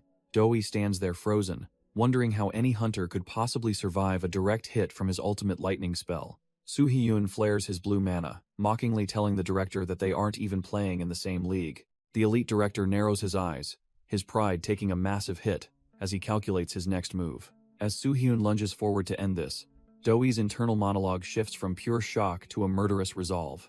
Hakjun rushes over to check on his superior, but Do-hee brushes him off, his focus entirely on the monster. He asks the rookie to buy him some time, leaving the red-haired genius feeling completely dumbfounded and hesitant. Adjusting his glasses, Do-hee decides to swallow his pride and call the agency for some serious tactical backup. He plans to summon every available awakened hero, realizing that soloing this masked freak is a total suicide mission. The standoff intensifies as Soo-hyun looms like a literal god of war amidst the swirling embers. Do-hee is completely dumbfounded, realizing the masked freak hasn't even tapped into his real power yet. He wonders why someone this brokenly powerful would wait until now to reveal such a terrifying identity. One thing is certain for the director: he's dealing with a monster that defies every known ranking. Soo-hyun just scoffs, thinking these people haven't even seen a fraction of what he's truly capable of. Do-hee's sweat turns to ice as he calculates that this masked man must be S rank or higher. He signals his team to hold their ground, knowing any reckless move means an instant one-way ticket. Pulling out his magic tome, Do-hee orders everyone to focus purely on defense until the heavy hitters arrive. Our boy notices the quick shift in tactics and respects the director for actually having a functioning brain. He reveals to himself that there are 2 specific reasons for this grand performance and his hidden face. Soo-hyun's first goal is simple. He needs to gauge the actual combat level of today's top-tier hunters. His second move is baiting that old snake, Song Kyung-tae, into sending every spare body he has. If he causes enough of a scene to hit the national news, the agency won't have any choice. Our boy just needs to stall for 2 hours until the real nightmare outbreak finally begins. Do-hee is sweating bullets, wondering why this monster is just standing there instead of finishing them off. Suddenly, the sound of heavy boots hitting the pavement echoes through the burning streets. A group of elite hunters finally arrives on the scene, looking ready to throw down. The associate director breathes a sigh of relief as his long-awaited backup finally makes their grand entrance. However, a familiar voice from the crowd makes everyone freeze in their tracks. Even behind the mask, our boy is genuinely surprised by the unexpected face joining the party. The reinforcements finally appear atop the blazing building, signaling that the real heavy hitters have officially arrived. Do-hee wipes his brow, nervously noting that the director must be absolutely fuming over this entire disaster. These aren't your average hunters, but the elite nationally affiliated organization straight from the management branch. This is the Special Forces unit known as ACT, a group cut from a completely different cloth. Our boy stares up and quietly remarks that it has been a long time since they last crossed paths. The blonde combatant is left completely dumbfounded, his jaw dropping at the sight of the legendary figures above. The man leading the charge is none other than the S-rank powerhouse, Park Young-yu, looking cool as ever. The excited hunter immediately begs for a spot in the unit, but Do-hee tells him to stay focused. Soo-hyun remembers him vividly as one of the strongest S-ranks from his previous life as Kim Seung-jin. As he watches the veteran, our boy begins to reflect on the deep personal connection they once shared. Park Young-yu assesses the battlefield, hearing reports that the masked intruder is supposedly just a lowly C rank. However, the The sheer pressure radiating from the man suggests his true power is S rank, or even beyond. Kim Do-hee is clearly on edge, leading his peers to mock him for being terrified of a youngster. The arrogant A-rank vice leader, Kang Seung-chul, just laughs while hauling his massive blade over his shoulder. Park Young-yu cuts through the trash talk, sternly reminding his team that underestimating an opponent is a fatal mistake. Feeling the weight of the situation, Do-hee decides to hang back until the enemy's strength is fully revealed. The legendary S-rank leader doesn't hesitate, deciding he will be the one to initiate the confrontation. In a coordinated strike, the elite ACT members leap from the building to swarm the target below. Seung-chul leads the charge with a wild grin, eager to impress his teacher by crushing the masked man. Our boy remains calm as the elites descend, sensing that his old acquaintance is finally making his move. Kim Do-hee is sweating bullets, doubting if even an A-rank elite can handle this masked monster. Park Young-yu remains unfazed, his legendary aura proving that ACT operates on a completely different level. The S-rank hero finally stands face-to-face with the rookie, the tension between them turning the air heavy. Our boy looks at him and realizes the veteran hasn't changed a bit since the old days. Memories of being a trash-tier weakling flood back, recalling when he was just a bloody mess on the pavement. Back then, the legendary commander stood over him like an unreachable wall of pure, intimidating strength. Even now, that stoic gaze carries the same weight that once defined the very peak of humanity. Soo-hyun decides it's time to see if the man's talent for training students is still top tier. He digs his heel into the ground, ready to show how much he's grown since his past life. The elite squad and Kang Seung-chul close in, but they have no idea who they're actually hunting. Soo-hyun prepares to test his former mentor's strength, determined to see if the legend still holds up. Kang Seung-chul doesn't waste a second, lunging forward with his massive blade and a wild, aggressive grin. Our boy just smirks behind his mask, completely unfazed by the vice leader's explosive entrance. As the elite squad closes the distance, Soo-hyun remains calm, waiting for the perfect moment to strike. He finally draws his blade, sensing the veteran commander's heavy presence moving in for the kill. The rest of the Special Forces unit swarms him, thinking they can overwhelm him with sheer numbers. They move like a blur, but to a regressor, these high-speed maneuvers are basically child's play. One of the combatants freezes in shock, realizing the masked rookie's aura is far beyond any normal hunter. Their movements turn into a lethal whirlwind, clashing so fast that the untrained eye can't even keep up. Kim Do-hee watches the chaos, noting that this isn't just a simple skirmish, but a high-level tactical dance. The elite squad launches a coordinated assault, their blades whistling through the air with lethal precision. Our boy just dances through the storm, parrying every single strike with almost insulting ease. The backup hunters are left completely dumbfounded, unable to believe a rookie is handling an elite barrage. Kim Do-hee pushes up his glasses, realizing the masked hunter is reading every movement like an open book. It is a systematic execution of defense, proving numbers mean nothing against someone with regressor-level instincts. Park Young-yu remains stoic, knowing this perfect coordination is the very pride and specialty of his unit. Kang Seung-chul loses his cool and screams for Soo-hyun to stop running and fight like a man. He slams his massive heavy blade down with enough force to shatter the earth, but Soo-hyun blurs away. The surrounding combatants curse their luck as they realize their target is far too fast to pin down. Refusing to accept defeat, the vice leader grits his teeth and prepares to push his limits even further. Seung-chul predicts our boy will lose his footing the second he touches the uneven, shattered ground. As his boot hits the debris, the trap is set for a moment of perceived vulnerability. The vice leader smirks, thinking he finally has the upper hand to end this annoying chase. Suddenly, glowing mana chains snake around Soo-hyun, binding him tightly before he can even react. The elite unit executes their signature coordinated attack, the entangled spiderweb, to lock him in place. Our boy grunts as the cold iron of the mana-infused chains bites deep into his neck and torso. One of the hunters cheers, convinced that no rookie could ever escape such a high-tier lockdown. Seung-chul doesn't waste a second, hoisting his massive blade high to deliver a final, crushing blow. The earth screams as his heavy blade connects, creating a massive explosion of dust and debris. However, the hunters are left dumbfounded as the shockwave ripples out, sensing something is very wrong. The students watch in horror, wondering if the mysterious rookie actually got obliterated by that massive strike. The elite hunters are stunned to find their high-tier mana chains snapped like cheap toys. Through the settling dust, our boy calmly walks forward, his footsteps echoing with an intimidating rhythm. Everyone is losing their minds, but the legendary Park Young-yu just watches with a cold, calculating gaze. Turns out Soo-hyun isn't just free, he's left one of the hunters dangling like a caught fish. Seung-chul screams in pure rage, realizing the pincer maneuver was a total bust from the very start. His subordinates can only stare in silence, wondering how a mere rookie could outplay their specialized tactics. The vice leader recalls the exact moment he swung his blade, a realization dawning in his eyes. Instead of crushing his target, his massive heavy blade was used to slice through the reinforced mana chains. Our boy perfectly timed his movements, using the enemy's own momentum to shatter his restraints and turn the tables. The subordinate is utterly humiliated, realizing our boy used their own specialized chains to tie him up like trash. Kim Do-hee is completely dumbfounded, struggling to comprehend how a rookie could move that fast under intense pressure. Park Young-yu remains deathly silent, his cold gaze piercing through the chaos as he evaluates the masked threat. Soo-hyun checks a scratch on his mask, bored because he spent his past life mastering these exact tactics. Realizing his men are outmatched, the legendary commander finally decides to draw his own blade for a fight.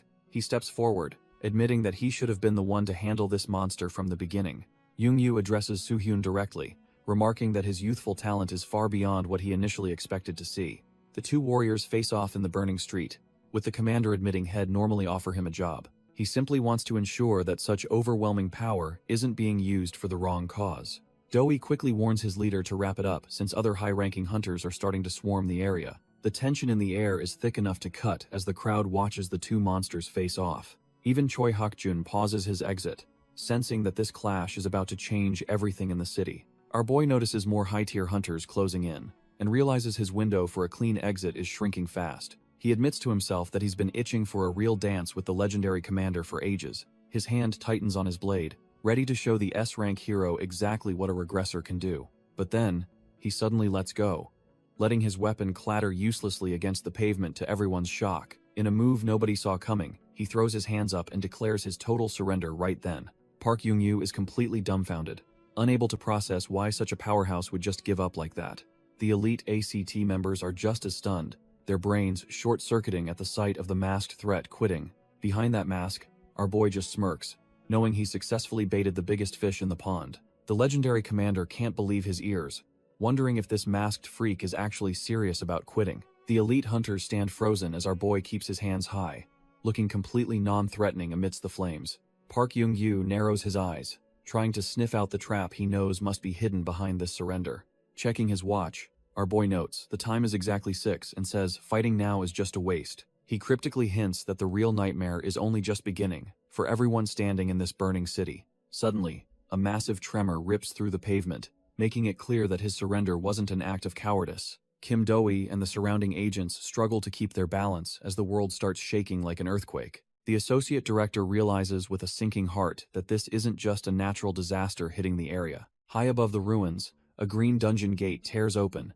signaling a catastrophic outbreak that nobody was prepared for. Kang Seung-chul and the rest of the squad watch in horror, finally realizing why our boy just stopped fighting. The green dungeon gate tears open with a violent crack, signaling a disaster that is way ahead of schedule. Kang Seung-chul stands there completely dumbfounded, realizing that the situation has spiraled far beyond their petty skirmish. As the sky fractures further, the sheer speed of the dungeon generation makes it clear this outbreak is unpredictable. Panicked bystanders watch as our boy calmly walks through the chaos, seemingly the only one who expected this nightmare. Suddenly, he ignites into a pillar of intense heat, drawing in every stray spark from the surrounding wreckage. Kim Do-hee watches in disbelief, finally connecting the dots that this overwhelming fire belongs solely to the masked rookie. Clenching his fist, our boy prepares to make a desperate plea to the agents who just tried capturing him. He finally sheds his mask and stands before the elite squad, his body wreathed in powerful blue flames. With a cold but determined gaze, he asks them to set aside their grudges and fight alongside him. Drawing his blade, he stares down the massive portal, ready to protect the city from the impending monster swarm. Kim Do-hee watches in silence as the pieces of the puzzle finally click into place within his mind. He realizes with a cold sweat that the overwhelming monster before him was Kim Soo-hyun all along. Our boy stands firm, his blade ready as he prepares to face the unprecedented disaster looming above. The sky screams as a green rift tears open, signaling a catastrophe the world is not prepared for. Usually, these outbreaks take time, but this one is breaking every rule by manifesting during the dungeon's birth. Looking up, our boy knows this is just the beginning of the countless tragedies he must prevent. He turns to Kim Do-hee, asking exactly how many reinforcements the agency can provide for this fight. With a faint smirk, he thanks the director for finally seeing reason and choosing to cooperate. Kim Do-hee admits that the chaos our boy caused actually helped them mobilize their forces much faster. Nearby hunters watch in total confusion, wondering how these two seem to have predicted the entire disaster. The local hunters can't believe their eyes as they point toward the terrifying phenomenon unfolding above them. Sharp claws tear through the fabric of reality, signaling that the nightmare has officially arrived in the city. A monstrous beast lunges out from the green light, letting out a screech that chills everyone to the bone. Panic spreads instantly as the realization hits that the city is about to become a literal war zone. Kim Do-hee stands frozen, the reflection in his lens confirming that their worst fears have come to life. The massive rift shatters the sky above the city, turning a normal day into a literal living hell. Vicious flying monsters pour out of the gate, swarming the urban landscape like a plague of death. A hulking brute crashes into the streets, immediately putting the low-rank hunters on the defensive. Min-seok starts trembling uncontrollably, his courage failing the moment he sees the carnage on the ground. His allies desperately yell for him to move, realizing that standing still is just a death sentence. A massive yellow brute towers over Min-seok, winding up a punch that looks like a total death sentence. The monster slams its fist down with enough force to turn the concrete into a cloud of debris. Min-seok is absolutely dumbfounded, tears streaming down his face as he realizes he is completely out of his league. Suddenly, Park Young-yu steps in, catching the massive strike with his glowing red blade like it is nothing. The legendary leader realizes this trash-tier mob is actually on par with a high-rank dungeon boss. He warns the rookie to wake up and pay attention if he actually plans on surviving this nightmare. Meanwhile, Kang Seung-chul gets the order to organize the survivors into a proper support formation immediately. The cocky vice leader thinks they should just slaughter everything themselves instead of babysitting a bunch of amateurs. However, he quickly realizes the situation is spiraling, as the other hunters are paralyzed by pure, unadulterated fear. Just then, our boy steps into the fray, knowing the first priority is to stop the spreading panic. Seung-chul is left dumbfounded, watching our boy pull off maneuvers that should be exclusive to the elite special forces. Soo-hyun doesn't have time for chatter, simply telling the vice leader to focus on his own survival for once. He launches himself into the sky, leaving the stunned hunter behind to deal with the massive aerial swarm. Seung-chul can only seethe in silence, realizing this rookie has the same annoying presence as his own master. Our boy becomes a blur of blue light, tearing through the trash-tier flyers like they were made of paper. He knows he has to clear the path quickly before the real disaster manages to fully manifest itself. After sticking the landing, he calculates that the legendary leader is more than enough to handle the remaining trash. He looks up at the cracking sky, relieved that the support team is finally doing their part below. His pensive aura intensifies as he realizes the main event is about to make a grand entrance. The massive purple nightmare known as the half-dragon Aigulus finally descends, signaling the start of the real fight. Kim Do-hee is completely dumbfounded as the sky literally begins to fall apart right before his eyes. The massive purple nightmare known as Aigulus finally descends, casting a shadow of pure death over the city. Do-hee checks the evacuation progress, realizing they are only halfway through while the monsters begin their descent. Knowing he cannot wait any longer, he prepares his magic tome to hold the line against the chaos. If this draconic calamity is not stopped here, the entire country is basically a buffet for the monsters. The sky is suddenly choked with trash-tier flyers, turning the urban outbreak into a full-scale war zone. The authority staff scrambles to keep civilians safe, ordering everyone to follow the instructions of the awakened heroes. Mana-infused explosions rock the air as the hunters desperately try to thin out the overwhelming aerial swarm. Do-hee unleashes a torrent of flames from his book, determined to keep the monsters from reaching ground level. Amidst the fire and screams, he looks up and spots our boy watching the carnage from a rooftop.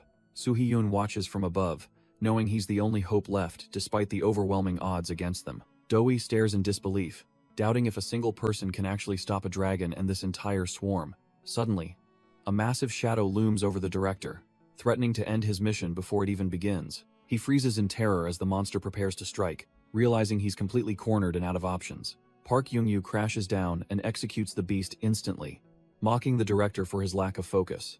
Do-hee is completely dumbfounded to see the legendary captain of Act appearing right in the middle of the carnage. Young-yu casually rests on the monster's carcass, telling the director he's skipping the pleasantries to save time. He commands Do-hee to focus on support, while ACT handles the trash-tier mobs and the civilian evacuation. Just then, our boy lands on the scene, ready to step up and face the real disaster. Young-yu asks if he can trust him with the dragon, and Soo-hyun confidently confirms he's ready. Young-yu wishes him luck, and our boy simply nods, knowing the weight of the task ahead. He reaches out to his divine beast, feeling the familiar surge of blue flames through his fingertips.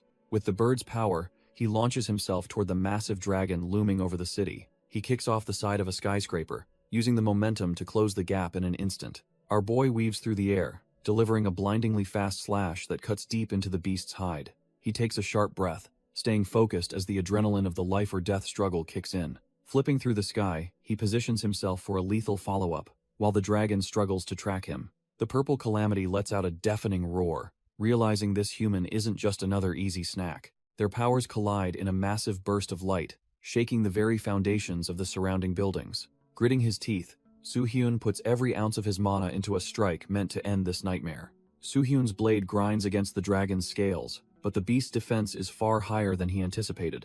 Our boy grits his teeth, pouring more mana into his grip to keep the weapon from shattering. He carves a bloody path down the massive leg, finally drawing first blood in this high-stakes aerial duel. Realizing he needs more firepower to win, he calls out for his divine beast to join the fray. The blue phoenix descends, clashing with the purple calamity, as the city streets become a literal war zone. Soo-hyun sticks the landing on the asphalt, his sword wreathed in blue flames for the next round. He wipes away sweat, acknowledging that this monster is far tougher than any trash-tier mob has faced. The dragon snarls in fury, confirming his suspicion that this fight won't end with just a few scratches. He realizes that dragging the true mastermind out of hiding will require an even more desperate gamble. Without wasting a second, he launches himself back into the chaos with a thunderous burst of speed.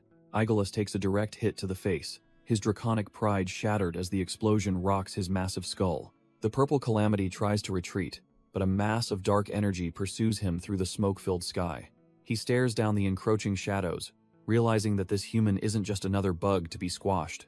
Our boy summons the divine bird of blue fire, standing tall as his legendary partner prepares to incinerate everything. The dragon shrieks in agony when the blue flames sear his scales, proving that divine heat beats draconic hide. Soo-hyun hitches a ride on his beast's massive talons, looking for the perfect opening to end this nightmare. The two titans collide mid-air, creating a shockwave that levels the surrounding buildings into mere piles of dust. Debris rains down on the desolate streets as the sheer power of their clash tears the environment apart. He sticks a rough landing in the center of a crater, his blue flames flickering with intense killing intent. Soo-hyun admits the beast is tough for a second encounter, but he's confident this timeline ends much differently. Our boy remembers how the Anyang outbreak was a total disaster in his previous life. Over 15,000 people died back then, and this purple dragon was responsible for most of it.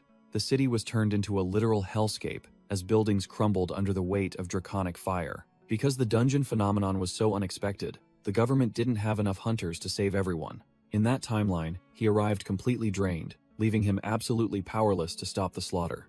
Now, the beast roars with the same arrogance, but the situation has changed completely this time around. As the dragon maneuvers through the smoke, it thinks it still holds the upper hand. He grips the hilt of Graham, acknowledging that while the dragon's flames are strong, his blade is stronger. With a single focused thought, he dives into the chaos, ready to cut through anything. He swings with everything he's got, determined to rewrite history and put this monster down. Our boy knows the dragon is wide open after it finishes spitting its trash-tier flames. He takes the leap, closing the distance before the beast can even process what's happening. His eyes are locked on the target, cold and calculating, as he prepares his final move. He realizes this is the perfect opening to strike the monster right where it hurts most. Reaching into his inventory, he pulls out a secret weapon he's been saving for this exact moment. It's the Dragon Slayer Spear Near, a single-use artifact from the Abyss shop with legendary destructive power. He grips the glowing blue shaft, knowing this one throw will decide the fate of the city. Purple mana surges around him as he prepares to unleash a strike that defies his previous destiny. He vows that, in this life, not a single soul will perish under this dragon's watch. The spear streaks down like a bolt of divine judgment, aimed straight for the creature's heart. The Dragon Slayer Spear Near splits into dozens of purple light beams, raining down like a divine execution. Aigulus looks up in pure terror, realizing too late that this human isn't just some trash-tier hunter. The mana-infused projectiles tear through the dragon's scales, shredding its wings and body in a bloody display. Blood sprays across the city skyline as the creature is pinned by the sheer force of the artifact. Gravity takes over as the massive beast plummets toward the asphalt, looking like a pincushion of purple energy. The impact shakes the entire district, sending a massive plume of dust and debris into the air. Our boy stands on the edge of the rooftop, his divine bird hovering nearby as he watches the carnage. The once mighty calamity now lies broken in the middle of the street, silenced by the reggressor's hidden trump card. He stares down at the wreckage, silently questioning if that single strike was enough to end the nightmare. Looking at the mangled remains, it's clear the dragon won't be getting back up to terrorize anyone else. The dragon's lifeblood erupts as the mana spears finally tear through its core. Our boy smirks, satisfied that his high-tier gamble actually managed to ground the beast. Suddenly, a dark and visceral silhouette begins to crawl out from the dragon's mangled remains. He watches closely, knowing the death of the physical body triggers the arrival of the real threat. A twisted soul manifests in a surge of red energy, groaning about the sheer agony of its birth. The shadow glares at him with a murderous intent, demanding to know who dared to interfere. Kim Soo-hyun remains unfazed, telling the creature it should probably worry about its own identity first. The entity falters, its aggressive aura replaced by a sudden and deep sense of existential dread. Its single glowing eye flickers as it tries to grasp onto memories that are slipping away. Completely dumbfounded, the fragmented soul can only wonder what it has truly become. The soul hunches over, feeling the crushing weight of its own fading existence. It desperately tries to hold its head together as the pain of being a fragment becomes unbearable. While the dragon's physical shell finally gives out, our boy watches the real monster begin to unravel. He doesn't show a hint of pity, knowing exactly what kind of trash-tier entity he's dealing with. The spirit's agony echoes through the void, its mind fracturing under the pressure of its sins. Suddenly, sharp needles of red mana pierce the air, signaling the end of this pathetic spectacle. Our boy stands firm against the rising storm, ready to erase every trace of this draconic nightmare. The soul lets out one final, glitchy scream, as its very essence starts to dissolve into nothingness. Walking through the chaotic energy, he uses his blue flames to shield himself from the spiritual backlash. Nearby, the associate director and the legendary commander are left dumbfounded by the sheer scale of the destruction. Kim Soo-hyun takes the full brunt of the mana needles, his body finally screaming for him to stop. The half-dragon collapses under its own weight, its physical form completely failing as it plummets towards the city. It slams into the earth with a deafening thud, sending a massive shockwave through the surrounding streets. Dust and smoke billow out from the impact site, masking the carnage left in the monster's wake. Our boy lies motionless among the ruins, his grip on his blade finally loosening as consciousness fades away. The dragon's dark silhouette looms over him like a reaper, refusing to let its killer survive the fall. Kim Do-hee and Lee Joo-ho rush onto the scene, desperately calling out for any sign of their friend. Joo-ho's blood runs cold when he realizes the beast is standing right over the spot where Soo-hyun landed. He watches in absolute terror as the monster opens its jagged maw, ready to swallow the hero whole. A gruesome crunch echoes through the silence, and the dragon's silhouette is suddenly drenched in fresh, red blood. Joo-ho stands frozen, his eyes wide with horror as fresh blood spatters across the wreckage. He can barely find his voice, his breath hitching as he tries to call out for his fallen friend. Finally, he screams the hero's name into the chaos, certain that his comrade has just been crushed. Inside the dragon's maw, a system alert triggers, activating the hero undying skill while the beast watches in confusion. The half-dragon's desperate attack backfires, inadvertently triggering a massive surge of health and physical power for our boy. A bloody grin spreads across Soo-hyun's face as he feels the raw strength of his new trait take hold. He jams his arms against the massive fangs, physically prying the beast's jaws apart with sheer, unadulterated force. With his eyes glowing a cold blue, he mocks the monster for giving him such a perfect power-up. Deep within the spiritual realm, the dragon's true soul awakens, completely dumbfounded by the sudden shift in reality. It stares at the human, holding its physical body open, wondering what kind of monster it actually tried to eat. Eagleos stares at the tiny human, wondering if this puny creature is actually some kind of demonic dragon. Deep within the spiritual realm, the dragon's soul is completely baffled by the strange energy it feels. Soo-hyun remains focused while falling, certain that the beast in front of him is his true target. A glitchy memory of a legendary warrior flickers, hinting at the dragon's past encounters with real power. The soul realizes it has somehow merged with the calamity, becoming one with the very monster it inhabits. Our boy doesn't waste a second, raising his blade to deliver a finishing blow to the confused beast. He brings down a massive strike right on the dragon's skull, shattering the creature's defenses in one go. Falling through the air, he realizes his body feels lighter than ever, and his condition is absolutely peak. A system notification confirms that the hero undying skill has triggered, granting him near immortal regeneration and power. With his strength fully restored, he lands with a cold gaze, ready to end this fight once and for all. Soo-hyun launches himself at the beast, knowing he can't just swing blindly at such a trash-tier defense. He grits his teeth, realizing the dragon's hide is way too thick for a standard frontal assault. While hovering mid-air, our boy desperately scans the massive creature for any sign of a hidden weak point. Suddenly, he spots a gap in the scales, and knows exactly where he needs to drive his blade.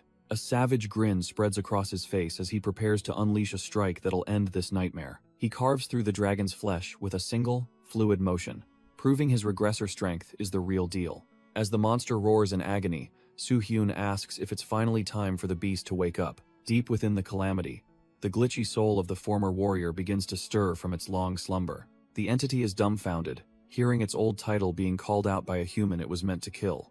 Haunting visions of the people who once believed in him flicker through his mind, fueling the internal chaos. Memories of being the kingdom's last hope against the dragon, Legolas begin to flood the entity's fractured mind. Master Falcon remembers kneeling amidst the carnage, cursed to fight a battle that seemingly had no end. He spent an eternity watching the beast soar above the ruins, trapped in a cycle of absolute despair. Eventually, he realized that only one desperate, final method remained to stop the total annihilation of his people. Even as his body broke, his eyes never left the monster that would eventually become his eternal prison. Back in the present, the soul desperately wishes he could wrestle back control from the beast's primal instincts. The dragon roars in agony as the past and present collide in a chaotic blur of fire and blood. He sees his own bloodied reflection from centuries ago, a hero who lost everything to become a calamity. From deep within the darkness, the fallen warrior watches as his long-awaited end finally approaches. Our boy doesn't hesitate, unleashing a blue flame strike to finish what started an eternity ago. Soo-hyun strikes with lethal intent, his blue flames carving through the air as blood sprays across the battlefield. He looks on coldly, reminding the beast of every life it took and every soul he failed to protect. The dragon lies broken while the ancient warrior's spirit begins to manifest from its bloodied, scaly back. Deep within that darkness, the old hero's memories flicker, haunted by the faces of those he once cherished. Legolas lets out a final, gut-wrenching roar as its physical form starts to fall apart under the pressure. Even as the monster towers over him, our boy remains unfazed, ready to deliver the final blow. He channels every ounce of his mana, his body glowing with the intense heat of his divine blue flames. The trapped soul finally wakes up, realizing he spent centuries as the very monster he once fought to slay. Soo-hyun dives through the chaos like a falling star, determined to put this tragic cycle to an end. The warrior's single glowing eye widens as he realizes his long-awaited salvation has finally arrived in human form. Flashbacks reveal the ancient warrior once stood alone against the very calamity that would eventually consume his soul. Back in the present, the broken dragon collapses as the warrior's spirit finally begins to emerge from the gore. The beast lets out a final, agonizing shriek, while its physical vessel starts to crumble under the pressure. Our boy watches the scene with a cold gaze, fully aware of the tragic fate that befell this hero. The dragon's body erupts in a violent spray of blood as the spiritual seal finally shatters for good. The ancient warrior's spirit tears itself open, exposing the core of his centuries-long suffering to the world. He forces his own essence apart, desperate to escape the nightmare of being the monster he once hated. The spirit recognizes Soo-hyun as a hero from another world and begs him to grant a merciful death. Our boy tightens his grip on his blade, letting the divine blue flames roar to life for one last strike. With a massive explosion of mana, the dragon and the trapped soul are finally erased from existence. The dragon hangs in the air like a cursed omen over the terrified city. Our boy isn't letting up, pushing his bloodied body past the limit with his blue flames. He unleashes a massive pillar of mana that pierces the heavens and the beast itself. The dragon is caught right in the center of the blast, its wings finally failing. As the light intensifies, the monster's physical form begins to lose its grip on reality. Within the chaos, the tortured soul of the ancient hero finally stands exposed and vulnerable. The blue energy tears through the spirit, finally granting him the merciful release he prayed for. The dragon lets out one last roar of pure agony before its life force snuffs out. Down below, the elite hunters and the red-haired rookie can only watch the sky in shock. The massive calamity finally plummets toward the earth, marking the end of this urban nightmare. The massive pillar of mana erupts, signaling the absolute end of the dragon's reign over the city. As the light fades, the heavy clouds begin to settle over the silent, battle-scarred streets. The massive beast lies dead, but a strange, red-veined silhouette crawls out from its cooling corpse. This is the tortured soul of Master Falcon, finally separated from the monster that once imprisoned him. Our boy Soo-hyun casually walks over, still holding his divine bird like it is a common pet. He looks down at the fading spirit and asks if his memories have finally returned after the purge. The spirit confirms he remembers everything now, including every single failure and mistake he ever made.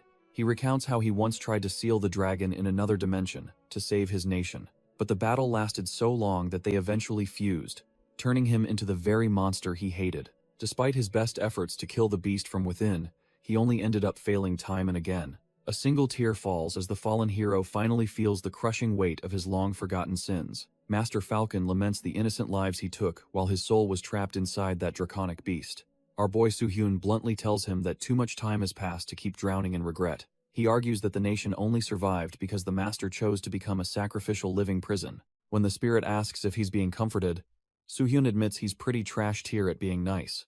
The master realizes that despite the agony, he would still make that same choice to save everyone. Soo-hyun watches him fade, his own expression hardening as he thinks about the difficult choices ahead. He remembers the previous timeline when swarms of flying monsters turned the sky into a living nightmare. His blue eyes flare with mana as the memories of the coming apocalypse begin to resurface. He recalls the overwhelming power of the Lich King who once brought the entire world to its knees. The spirit thanks our boy for ending his eternal torment and offers a final gift for the journey ahead. He presents the legendary Tessaram Empire armor, the very gear he wore to face the dragon centuries ago. Soo-hyun accepts the glowing essence, officially obtaining the sacred pauldron once belonging to the legendary Master Falcon. As he begins to fade, the master expresses his final gratitude for the end of his long, agonizing battle. His spiritual form starts to crumble into light, finally breaking free from the dragon's cursed influence. With a peaceful expression, the ancient hero realizes he can finally close his eyes and find eternal rest.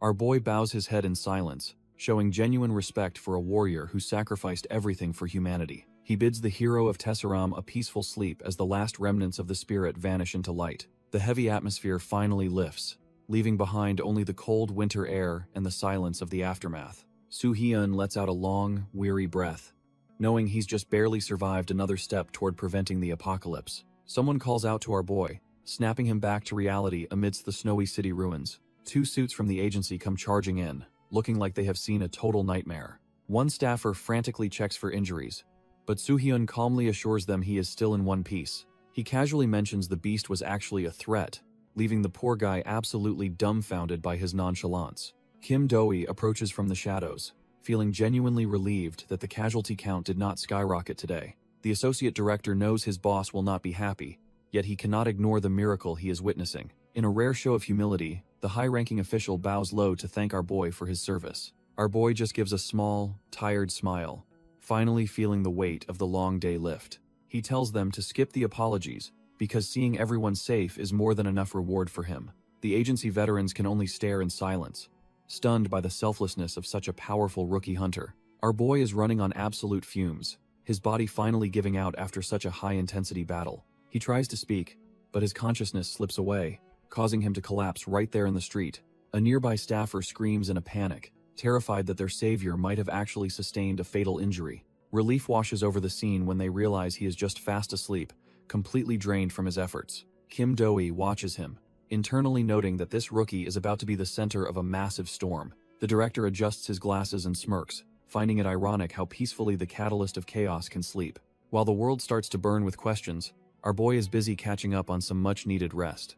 Every news outlet in the country begins broadcasting the details of the Anyang outbreak and the guild terrorism. The media officially names him as the hero who saved the city, making his name known in every household. As a quiet mourning settles over the city, the weight of his actions begins to reshape the future. Soo-hyun remains dead to the world in a sterile hospital room while the morning sun finally creeps in. After pushing his limits to the absolute brink, his body finally demanded a long overdue and deep reset.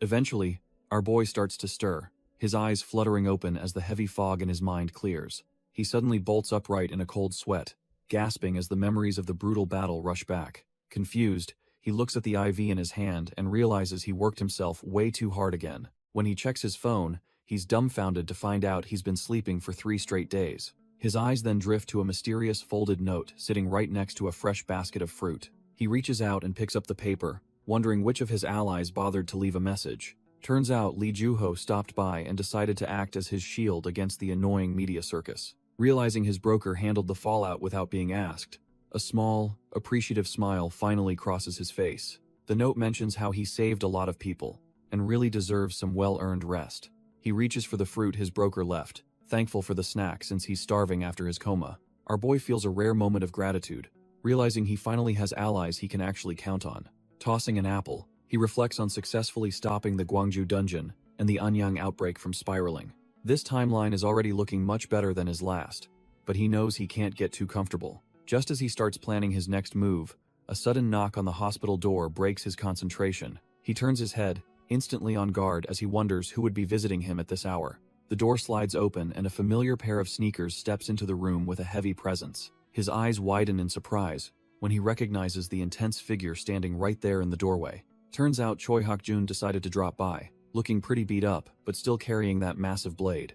Choi Hak-jun looks like he has been through the ringer, his head wrapped in bandages and eyes full of exhaustion. Our boy sits up in his hospital bed, eyeing the unexpected visitor who just waltzed into his room. Soo-hyun notices the rookie's rough state and bluntly asks what business he has visiting a hospital at this hour. Hak-jun brushes off the concern about his injuries, clearly having something much more important on his mind. He leans heavily against the wall, his body reaching its limit after the chaos of the recent outbreak. Standing tall despite the pain, he drops a bombshell by asking how Soo-hyun feels about joining his guild. A faint, weary smile crosses his face, as if he has finally found someone worth recruiting to his side. Soo-hyun is completely dumbfounded, never expecting a recruitment pitch from a guy who was just a rival. Meanwhile, at the towering Aries Guild headquarters, the atmosphere is far less friendly and much more corporate. Young Dong-young wears a trash-tier grin as he prepares to share some sinister news with his gathered subordinates. Young Dong-young gathers his subordinates to emphasize how crucial the upcoming advancement test is for the guild's future. The trash-tier members focus on the fat stacks of support funds they will receive upon reaching large guild status. However, the mood shifts instantly when the boss promises to personally execute anyone who dares to mess up. As the meeting breaks up, the guild leader singles out Hak-jun, signaling that their conversation is not over. Our boy Hak-jun stays behind while the others scurry off, sensing the heavy tension filling the room. Dong-young looks down on him with cold eyes, suggesting that it is finally time for a private chat. Without warning, he delivers a brutal strike that sends the exhausted rookie crashing across the floor in pain. While Hak-jun struggles to breathe, the boss calmly adjusts his sleeves and begins a lecture on loyalty. He claims that personality flaws like being mean or sly do not bother him in the slightest, but his expression turns murderous as he warns that he will never forgive anyone who dares to betray him.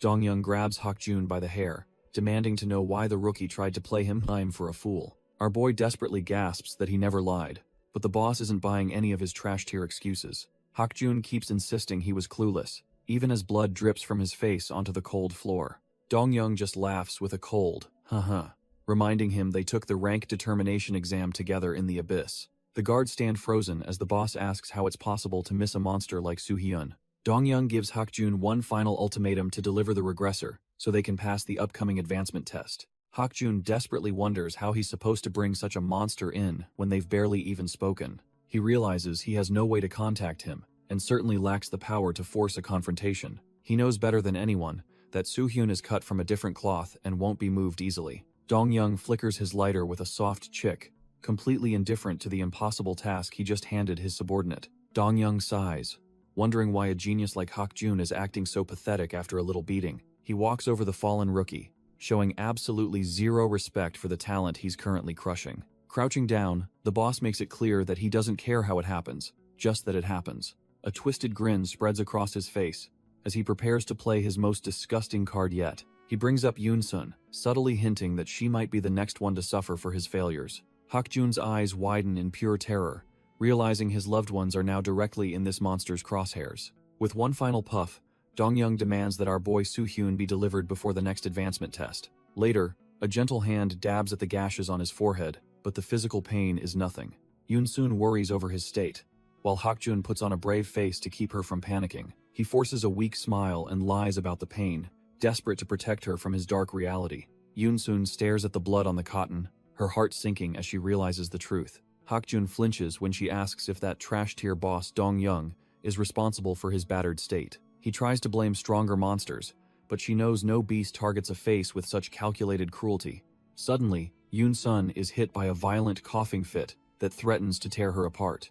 Hak-jun panics instantly, desperately screaming for her medicine while he holds her trembling frame. He fumbles with a small blue vial, his hands shaking as he begs her to take it quickly. As she drinks the liquid, Hak-jun can only watch in silence, his heart breaking for his loved one. Our boy looks down, the weight of his helplessness crushing him as he contemplates his dark reality. He remembers how Dong-young mocked her incurable disease, dangling the only effective painkiller like a leash. The boss made it clear that Hakjun's total obedience is the only thing keeping Yoonsun's agony at bay. Dong-young reminds the broken warrior that their deal is the only thing keeping his precious girl alive. Hakjun lies in his own blood, forced to swallow his pride for the sake of a blue vial. He knows Yoonsun is far from fine, her fragile state a constant reminder of his own weakness. Our boy promises that as long as she is suffering, he will never find a moment of peace. He holds her close, the weight of the world pressing down on their small, desperate sanctuary. For her sake, he is willing to become a monster or a servant to the highest bidder. Later, Hakjun puts on a manic mask of confidence, though his bandages tell a much grittier story. He approaches our protagonist in the hospital, trying to sell him on joining the Ares Guild ranks. The pitch is desperate, as he claims their guild can protect him from any unwanted attention. However, Soo-hyun isn't buying the act, pointing out how staged and unnatural this entire encounter feels. Soo-hyun cuts through the fluff, demanding Hakjun stop the recruitment pitch and explain the real situation. Our boy stares him down, sensing the thick layer of secrets hidden behind Hakjun's nervous sweat. He recalls their previous encounter, where Hakjun played the role of a helpful senior offering a lifeline. Hakjun hesitates, wondering if the truth is really all the regressor needs to hear before making a choice. Suddenly, the atmosphere shifts as Hakjun grips his blade, deciding that words alone won't settle this. He points his weapon at our protagonist, issuing a desperate challenge right there in the hospital room. Hakjun bets the truth on a duel, promising answers only if he loses to the mysterious rookie. In the previous timeline, this red-haired genius was hailed as the nation's youngest A-rank prodigy, but on the eve of his S-rank promotion, he turned into a nightmare, leaving a trail of bodies behind. He became a mass murderer who single-handedly wiped out the entire Ares Guild in a blood-soaked frenzy. Our boy remembers Hakjun from his past life as Kim Sungin, where the guy was a cynical jerk. Back then, he was a cold-hearted hunter who couldn't care less about playing the hero for anyone else. But in this timeline, the red-haired prodigy has done a total 180, acting like a genuine, nice guy. He even tried to reach out before, clearly burdened by a secret he was too afraid to share. He even played the fool in front of young Dong-young just to keep our boy out of the crosshairs. During the Anyang chaos, he didn't run, choosing to risk his neck to save civilians from the dragon. So why is he suddenly swinging his blade with such murderous intent in a cramped hospital room? The floor shatters as our boy narrowly dodges the strike, realizing this isn't just a simple sparring match. Hakjun lunges forward with desperate eyes, taking the silence as a green light to settle things with steel. Soo-hyun realizes something is dead wrong, as forcing an injured man to fight isn't Hakjun's usual style. A brief memory of Hakjun smiling makes his current murderous intent feel like a sick joke to our boy. Soo-hyun resolves to uncover the truth behind this betrayal, even if he has to beat it out of him. Downstairs, the staff is completely dumbfounded as the ceiling begins to groan under the weight of the combat. A nurse panics and shouts about a potential earthquake, unaware that two monsters are leveling the floor above. Hakjun brings his massive blade down with enough force to shatter the very foundation of the building. Our boy narrowly rolls away as the heavy steel carves a jagged trench through the hospital floor. He plants his foot firmly against the wall, using the leverage to launch himself into a desperate counter. Mid-air, Soo-hyun connects a heavy strike against the blade, trying to disrupt the red-haired prodigy's lethal flow. Before his opponent can reset, Soo-hyun's heel finds its mark, slamming into Hakjun's guard with a dull thud. He realizes he needs to end this quietly, before the entire hospital is reduced to a pile of rubble. Soo-hyun frantically searches the room, realizing he can't win this scrap without his legendary blade, Graham. His eyes narrow as he scans the chaos, knowing one wrong move means a one-way trip to the morgue. Finally, he spots the black steel resting on the floor, just a few desperate meters away. Suddenly, Hakjun drops from the ceiling like a demon, bringing his heavy blade down for a finishing blow. Our boy grits his teeth and grabs the nearest thing available, which happens to be a hospital bedsheet. With a sharp snap, he flings the fabric upward, using the simple cloth to create a momentary smokescreen. The red-haired prodigy is completely caught off guard, his vision obscured by the white linen mid-swing. Taking advantage of the distraction, Soo-hyun slides across the tile, his hand reaching for his weapon. The sword sits waiting, the only thing capable of stopping a monster cut from the same cloth. Hakjun's expression softens with a hint of regret, silently apologizing for the violence he is forced to unleash. Hakjun decides to play dirty, knowing he can't let the regressor reach his weapon.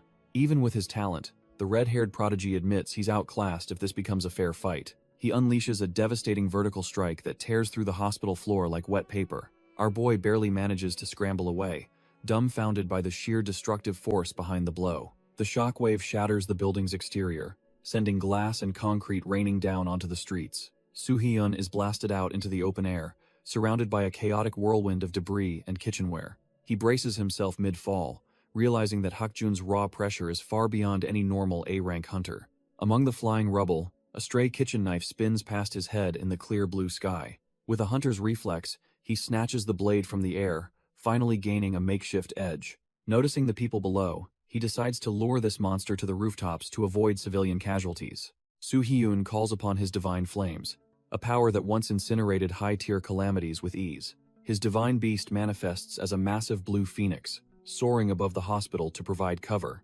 Hakjun watches from the wreckage, his eyes cold and fixed on the regressor's every move. Despite his bandages, the rookie mass murderer radiates an aura of pure, unadulterated violence. Our boy touches down on a nearby rooftop, his summon circling overhead like a guardian spirit. He knows he could win barehanded if healthy, but his current state is far from peak performance. The Anyang outbreak left deep scars that haven't healed, making every movement a painful struggle. Suddenly, Hakjun drops from the sky, swinging his heavy blade with enough force to crush a tank. The killer thinks the weapon is trash tier, but Soo-hyun just gives him a confident, knowing smirk. Though the knife lacks magic resonance, it somehow holds its own against the massive heavy sword. Hakjun swings with lethal intent, but our boy somehow parries the massive blade with a simple kitchen knife. He knows his body is trashed, so he relies on his perfect magic control to reinforce the blade. Sliding through the opening, Soo-hyun channels purple mana into his makeshift weapon for a decisive counterattack. The strike connects, drawing blood, and leaving the rookie mass murderer completely dumbfounded by the sudden reversal. Hakjun grits his teeth in pure rage, unable to accept that a hospital patient is outclassing him. He lets out a frustrated roar, cursing his inability to land a clean hit on the regressor. Desperate to end this, he grips his heavy sword and prepares a high-tier sword-slash technique. Soo-hyun watches with those weary blue eyes, calculating the trajectory of the incoming disaster.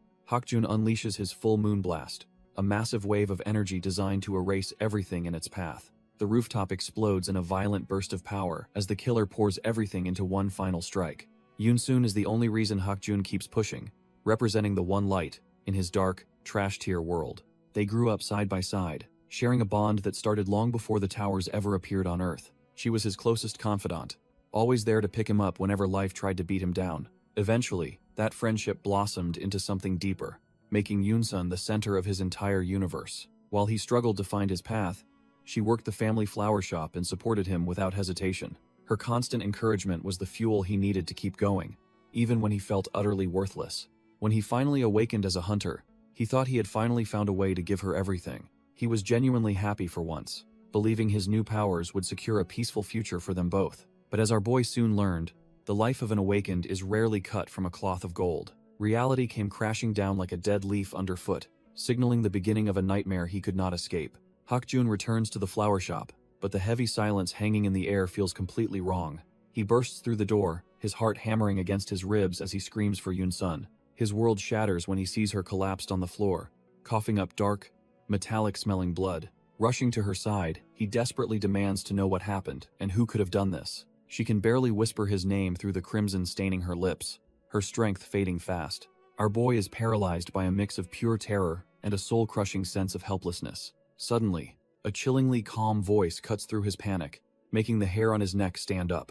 A man in a sharp suit strolls in, casually commenting on the mess like a bored customer. Yoon Dong-young looks down with a predatory grin, clearly enjoying the absolute despair he has orchestrated. Hakjun freezes as he senses the man's overwhelming mana, realizing he is facing a high-tier awakened. Dong-young casually walks over, noting that the girl is suffering from a lethal poison he knows all too well. He looms over the desperate couple, mockingly asking the young warrior if he is looking for a savior. This trash-tier villain wears a sickening grin, offering his help as if he did not cause this misery. Watching this unfold, our boy finally understands the tragic reason behind his rival's fall from grace. It turns out Hakjun was just a pawn, forced to serve a monster to keep his girlfriend alive. With a hollow look, Hakjun admits that the villain was the only one capable of providing the medicine. He reaches for his heavy blade with trembling hands, his spirit crushed by the weight of his choice. Suddenly, a memory of their first meeting flashes back, reminding him of the help Soo-hyun once offered him. Despite everything, he confesses that he truly wanted to believe our boy's words back then. Abandoning his pride, he begs Soo-hyun to save them both from the nightmare of Dong-young's absolute control. Hakjun admits that accepting help now would mean he'd never be able to trust his own strength again. Our boy watches him closely, sensing that his rival is finally ready to break his chains. He believes that continuing to depend on others will only lead to the same tragic cycle repeating. Realizing he has no other choice, Hakjun turns his back on the only person who offered him salvation. He offers a small, weary smile and thanks Soo-hyun for everything before heading off to finish the job. Meanwhile, Detective Park breaks a sweat while reading a classified document that reveals a much larger conspiracy. His informant swears the intel is solid, emphasizing that their lives depend on keeping these secrets buried. Park heads out as the old man yells at him to stay away from the coming storm. His phone rings, and he is surprised to find Soo-hyun on the other end, checking in after the chaos. Soo-hyun assures the detective that he is fine despite the hospital attack, keeping his cool as always. Our boy isn't just checking in. He has a specific question about the red-headed swordsman's next move. Detective Park listens closely, sensing that the regressor knows far more than he is letting on. Holding the classified files, the detective realizes he has the perfect information to share with his mysterious ally. He warns Soo-hyun that everything traces back to the Ares Guild and their shady operations in the city. Far away, the trash tier leader of Ares relaxes in his office, thinking he still holds all the cards. Young Dong-young smokes with an annoyed expression, wondering who would dare interrupt his quiet time without knocking. He stares at the intruder's sneakers, his arrogance briefly flickering into a moment of sudden, dumbfounded confusion. Seeing Hakjun standing there, the boss wonders why his most valuable tool has returned from vacation so early. Hakjun looks like he just crawled out of a meat grinder, but still has a chilling question for his boss. The Ares leader is clearly thrown off by his pawn's sudden return and blood-soaked appearance. Fresh blood drips slowly from a sharp blade, as the tension in the room reaches a breaking point. Young Dong-young narrows his eyes, trying to figure out if his most talented killer has finally snapped. Standing over a fresh corpse, the swordsman wonders about the mechanics of an awakened person's lingering power. He specifically asks if a unique ability simply vanishes the moment its owner finally stops breathing. The trash tier boss clenches his jaw, realizing the dynamic between them has shifted into something far darker. Instead of being intimidated, he just lets out a cold smirk, as if he has found a new game. Enveloped in a toxic green aura, he mockingly asks what a mere tool plans to do with such knowledge.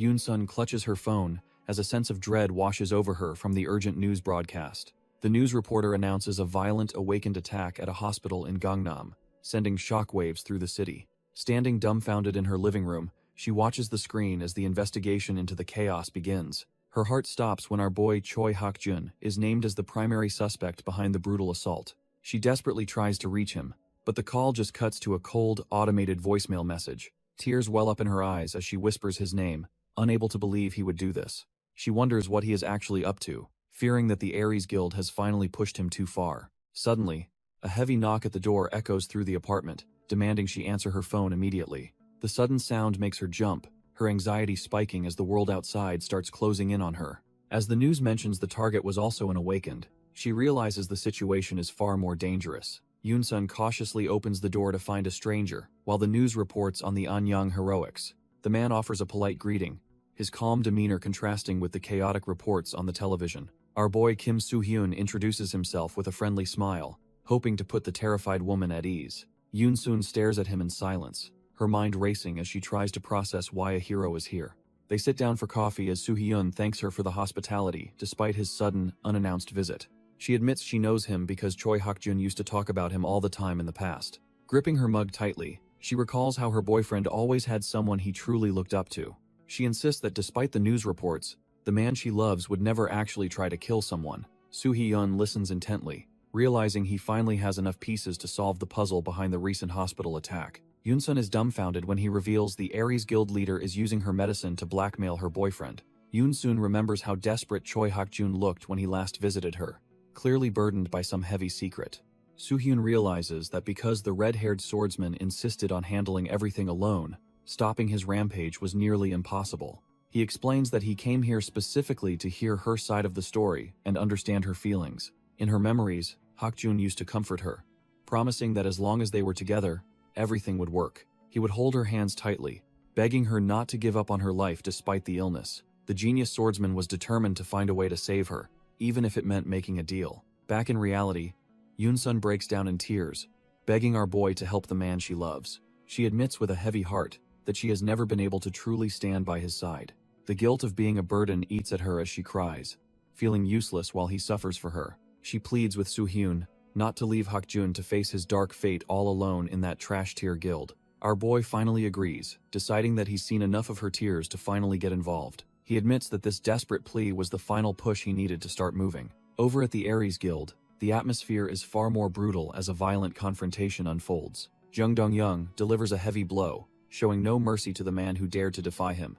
Hakjun is left gasping on the floor, his body suddenly surging with a restrictive green energy. The guild leader erupts into a chilling laugh, clearly amused by the rookie's failed attempt at independence. He stares down at the bloodied swordsman, mocking him for making such a foolish and disappointing choice. Dong-young questions how he ever thought gaining a bit of power would make him a real threat. Paralyzed and bleeding, Hakjun realizes with dread that he can no longer move a single muscle. The agony is unbearable, feeling as though thousands of sharp thorns are stabbing into his very soul. Jung Dong-young looks down with pure arrogance, asking if the rookie finally understands the massive gap in their power. He mocks the bloodied swordsman, claiming he could end his life right now without even breaking a sweat. Hakjun spits out blood and tells the guild leader to shut his trash-tier mouth once and for all. The truth finally comes out as Hakjun reveals that Yoonsun's incurable disease was actually Dong-young's own poison. It turns out the entire tragedy was a sick setup just to force him into joining the Aries Guild. Dong-young just sighs and scratches his neck, looking completely bored by the heavy accusation. He lets out a chilling laugh, admitting he doesn't even remember doing something so insignificant to him. Our boy clenches his fist in regret, realizing his past weakness made him a puppet for this monster. The weight of the betrayal hits him hard, sending him into a fit of pure, unadulterated rage. He forces himself to focus, knowing he isn't that same helpless kid anymore and things are finally changing. Hakjun spots a desperate opening, realizing this is his one and only chance to end the monster's reign. He lunges forward with a suicidal charge, putting every last drop of his mana into one final strike. With blood coughing from his lungs, he screams that they are both going down together this time. Dong-young just stands his ground, looking completely unimpressed by the trash-tier struggle unfolding before him. He coldly mutters that the boy's arrogance is getting old, and he hates having to repeat himself. With a simple, lethal snap of his fingers, the guild leader decides to end the pathetic rebellion. Suddenly, dark energy spikes impale Hakjun from every direction, instantly shredding his hopes and his body. The overwhelming pain leaves him breathless as he realizes just how wide the gap in their power truly is. His heavy blade clatters onto the pavement, signaling the total collapse of his desperate, last-ditch effort. As Dong-young mocks the fallen swordsman's stupidity, our boy finally steps onto the scene to handle the mess. Dong-young reveals that poison isn't just a slow burn.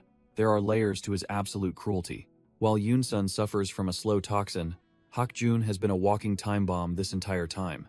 The guild leader knew the boy would eventually snap, so he prepared for this betrayal years ago. Every friendly pat on the back was actually Dong-young, injecting more volatile energy into the boy's system. He kept his pawn close, ensuring the detonator was always within reach for the perfect, soul-crushing moment. Dong-young just laughs, mocking the swordsman for thinking his trash-tier acting could ever fool a real predator. With a thought, the internal poison erupts, blasting Hakjun back and shattering his remaining resolve into pieces. Fresh blood soaks through his bandages as the reality of his total failure finally starts to sink in. His vision begins to fade, the world turning into a dark, hazy mess of physical pain and regret. He realizes he has failed to kill his tormentor or save Yoonsun, leaving him utterly broken and defeated. The thought of Yoonsun haunts the boy's mind as he realizes his failure has left her completely alone. Our boy Hakjun falls through the air, mentally apologizing for being too weak to save the one he loves. In his final moments of consciousness, he starts to see the ugly truth behind his own desperate actions.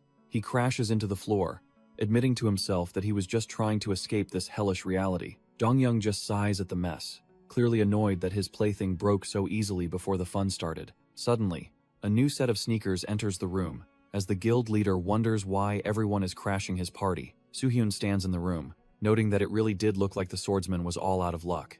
The guild leader is completely dumbfounded, not expecting the super rookie to show up in the middle of this. Standing over the bloodied mess of his former rival, Soo-hyun casually mentions that they have definitely met before. He lets out a chilling smirk, ready to show this trash-tier guild leader what a real predator looks like. Our boy drops a massive bombshell by announcing he actually wants to join the guild. He slides over a formal application, making his unexpected move look completely official. Dong-young admits this is a total shock since the rookie usually avoids guild politics. Soo-hyun shoots a cold glance at the broken mess of Hakjun lying nearby. The guild leader leans in, dying to know what finally convinced such a talent to flip.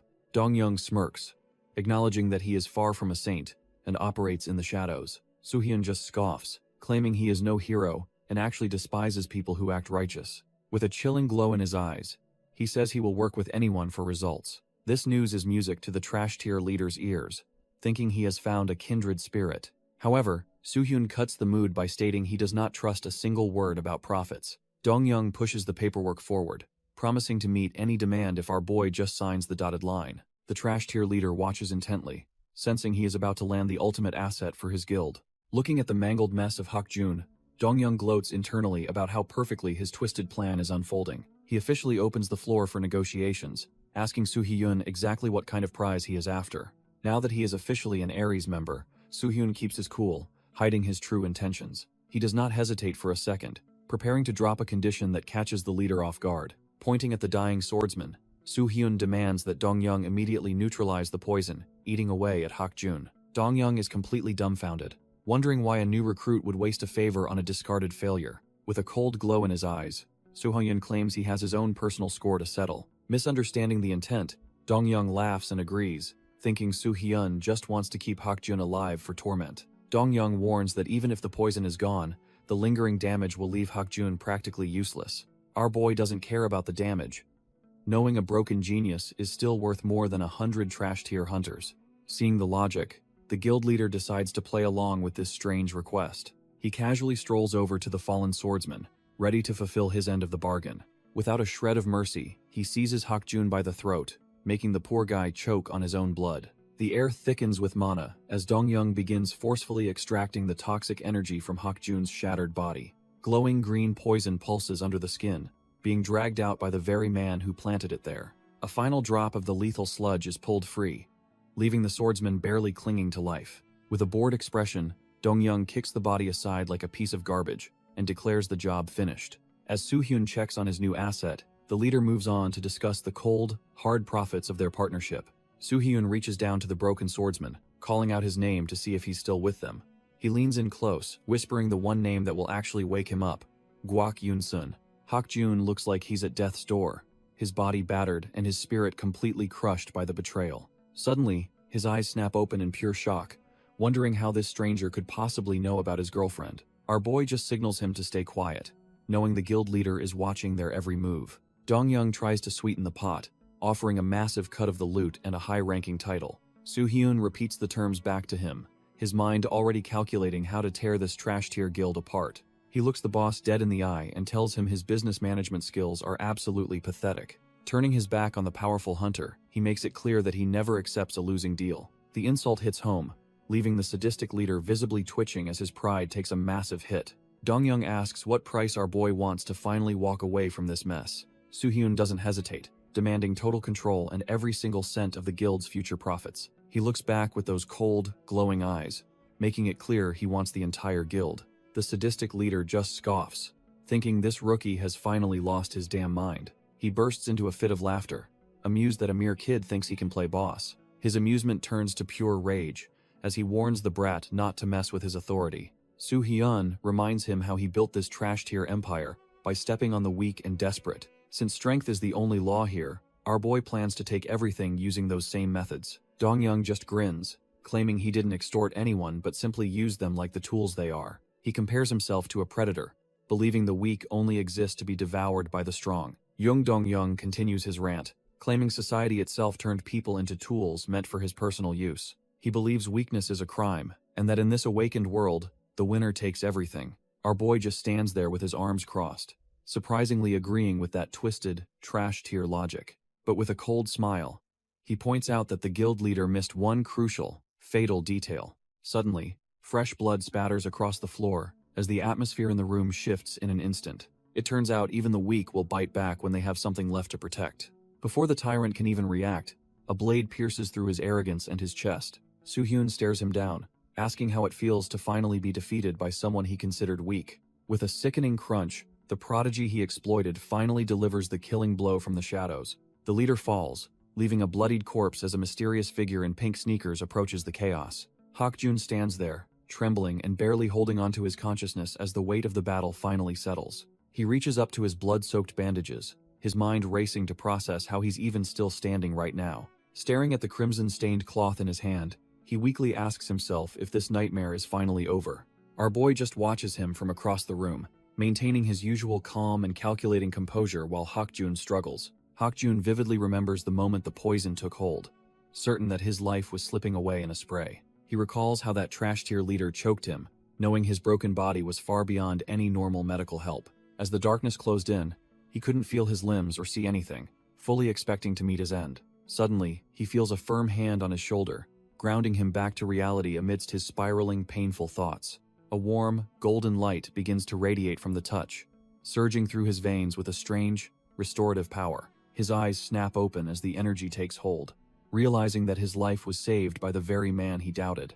Hakjun is dumbfounded, realizing the lethal poison has been completely neutralized and he actually feels fine. Our boy signals for him to keep quiet, knowing the real threat hasn't been dealt with just yet. Hakjun demands to know why a stranger would go to such lengths to save a failed assassin like him. Covered in his own blood, he struggles to understand the motive behind this unexpected act of mercy. Soo-hyun remains cold, telling him that now isn't the time for a heart-to-heart, while the enemy still breathes. Suddenly, the trash-tier leader erupts in a fit of coughing, spewing vile green energy across the floor. Jung Dong-young just laughs through the gore, praising the sneak attack as if he's proud of the betrayal. He activates a hemostasis skill, a low-rank healing ability that begins to stitch his external wounds back together. Our boy is surprised, having known about the poison but not expecting the cockroach to have healing magic too. Hakjun steps up, warning the bastard that he stands no chance in a lopsided 2-on-1 fight. The trash-tier leader has the audacity to offer a plea deal, promising jail time if they stop now. He suddenly breaks into a manic laugh, clearly having no intention of going quietly into the night. Refusing to play along, he unleashes a surge of toxic mana that begins to flood the entire room. He screams out his ultimate move, a lethal poison skill known as the Green Zone. A massive puddle of corrosive slime expands across the floor, turning the office into a literal death trap. Hakjun panics and leaps for safety, shouting for our boy to get clear of the rising toxic tide. They scramble onto the furniture as the rank 4 magic begins to eat away at everything it touches. This area of effect skill is a total nightmare, designed to melt anyone caught within its ever-growing radius. Standing in the center of the rot, the bastard admits he exploited the weak to build his empire. Soo-hyun just stares him down with those cold eyes, unimpressed by the villain's desperate attempt at a monologue. Jung Dong-young sneers, firmly believing that even the most ruthless extortion is just a natural privilege of the strong. He manipulates the toxic sludge with a crazed look, determined to drown his enemies in his vile green mana. Our boy and Hakjun instantly scramble back as a massive wave of the corrosive liquid splashes across the office. Curiously, the poison pools on the desk, but doesn't seem to be eating through the wood or the electronics. Perched high on a bookshelf, Soo-hyun realizes the bastard can only control the poison directly beneath his own feet. Hakjun isn't one for waiting, and lunges forward with a desperate roar, aiming to end this trash-tier villain. The guild leader remains slippery, narrowly avoiding the strike while keeping his toxic defense active and ready to strike.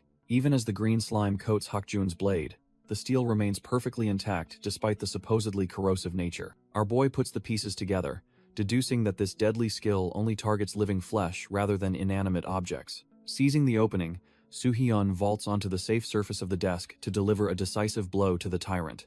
Hakjun and the guild leader exchange tense looks as the battle reaches a fever pitch in the office. Jung Dong-young just sneers, asking if they really think a simple desk can protect them from his reach. He reveals his trump card, the Violet Zone, an acid specifically designed to dissolve anything in its path. The purple sludge splashes against the heavy wood, proving it is far more than just a simple poison. Our boy is dumbfounded as the solid desk melts like butter, realizing his previous deduction was dead wrong. He barely manages to vault away before the corrosive liquid can touch his skin and melt him down. Landing safely, Soo-hyun finally understands the terrifying balance of the trash-tier villain's dual-threat abilities. Turns out he uses Green Zone for living flesh and Violet Zone to strip away any physical cover. Jung Dong-young cackles like a madman, mocking the supposed hero for thinking he could ever dismantle his empire. Soo-hyun admits his mistake, realizing the solution to this toxic puzzle was staring him right in the face. Jung Dong-young prepares his next move, but he's starting to lose his grip on the chaotic situation.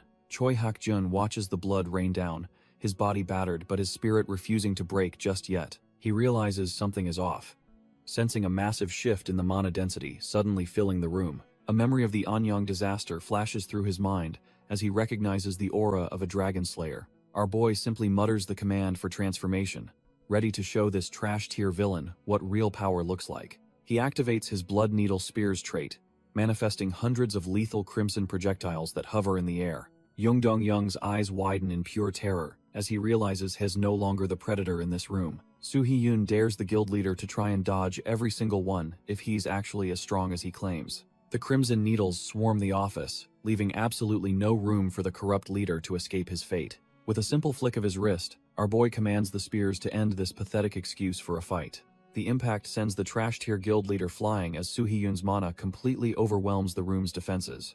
Jung Dong-young hits the floor hard, coughing up blood, while his own poison starts leaking everywhere in a mess. Our boy just watches the pathetic display, knowing the corrupt leader is finally cornered by his own sins.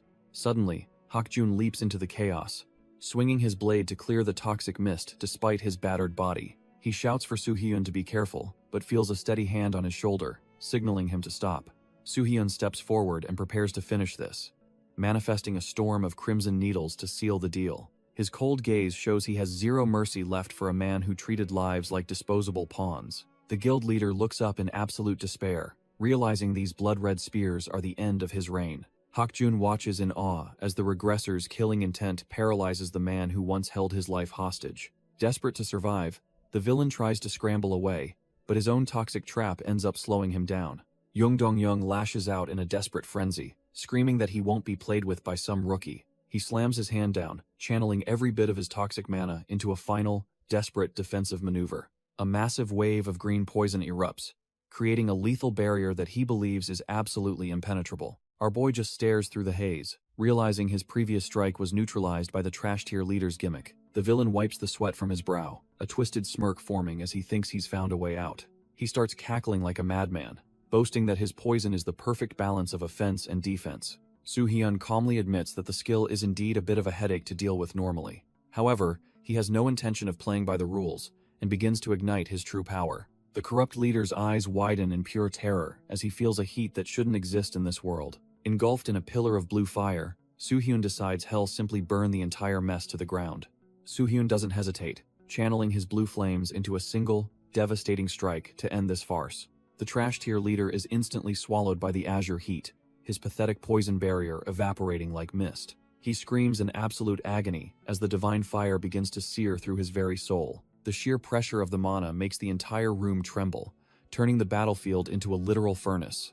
A massive explosion rocks the building, signaling the end of the corrupt guild leader's reign of terror. When the smoke clears, Dong-young is barely standing, his body broken and pinned against the shattered wall. He coughs up a mouthful of blood, realizing too late that he picked a fight with a monster. The toxic green mist that once filled the room begins to settle into a useless puddle on the floor. Without the mana to sustain it, the lethal poison starts to recede and lose its potency entirely. Hak-jun watches in disbelief as the skill deactivates, forcing all that concentrated toxin back into the dying villain. Dong-young's grip fails as his lethal poison leaks out like useless trash-tier sludge onto the cracked floor. Our boy and Hak-jun look down at the pathetic sight of the guild leader finally losing his grip. Realizing he is cornered, Dong-young screams out Hak-jun's name, desperately trying to find a way to survive the slaughter. He tries to play his final card, claiming that killing him won't save Yoon-sun from the poison inside. The villain laughs through the blood, asking if Hak-jun is really willing to gamble with his girlfriend's life. Hak-jun freezes, his mind racing as he realizes the weight of the choice the dying leader is forcing. Just as the tension peaks, Soo Hee-yoon's cold voice cuts through the air, demanding that the madness stop immediately. Hak-jun is completely dumbfounded, turning toward his savior while still reeling from the psychological blow Dong-young just landed. Soo Hee-yoon places a firm hand on his shoulder, warning him not to let that bastard's lies cloud his judgment. With a calm but deadly resolve, our boy steps forward to handle the situation himself, leaving Hak-jun behind. Without a hint of hesitation, our boy steps directly into the pool of lethal green poison. Hak-jun and the villain are both paralyzed with shock at such a reckless, suicidal move. The toxic sludge immediately begins to cling to him, threatening to dissolve his very essence. Green veins bulge across his face as the toxin tries to take hold of his internal system. Dong-young laughs hysterically, boasting that even the strongest hunter cannot survive his special, lethal brew. But his triumph is short-lived as he realizes Soo Hee-yoon isn't collapsing like a normal human should. Suddenly, a surge of golden mana erupts from within, acting as a natural antidote to the corruption. He stares down the trash-tier leader, his body already neutralizing the supposedly fatal strike with ease. Hak-jun can only watch in silence, realizing just how massive the gap between them truly is.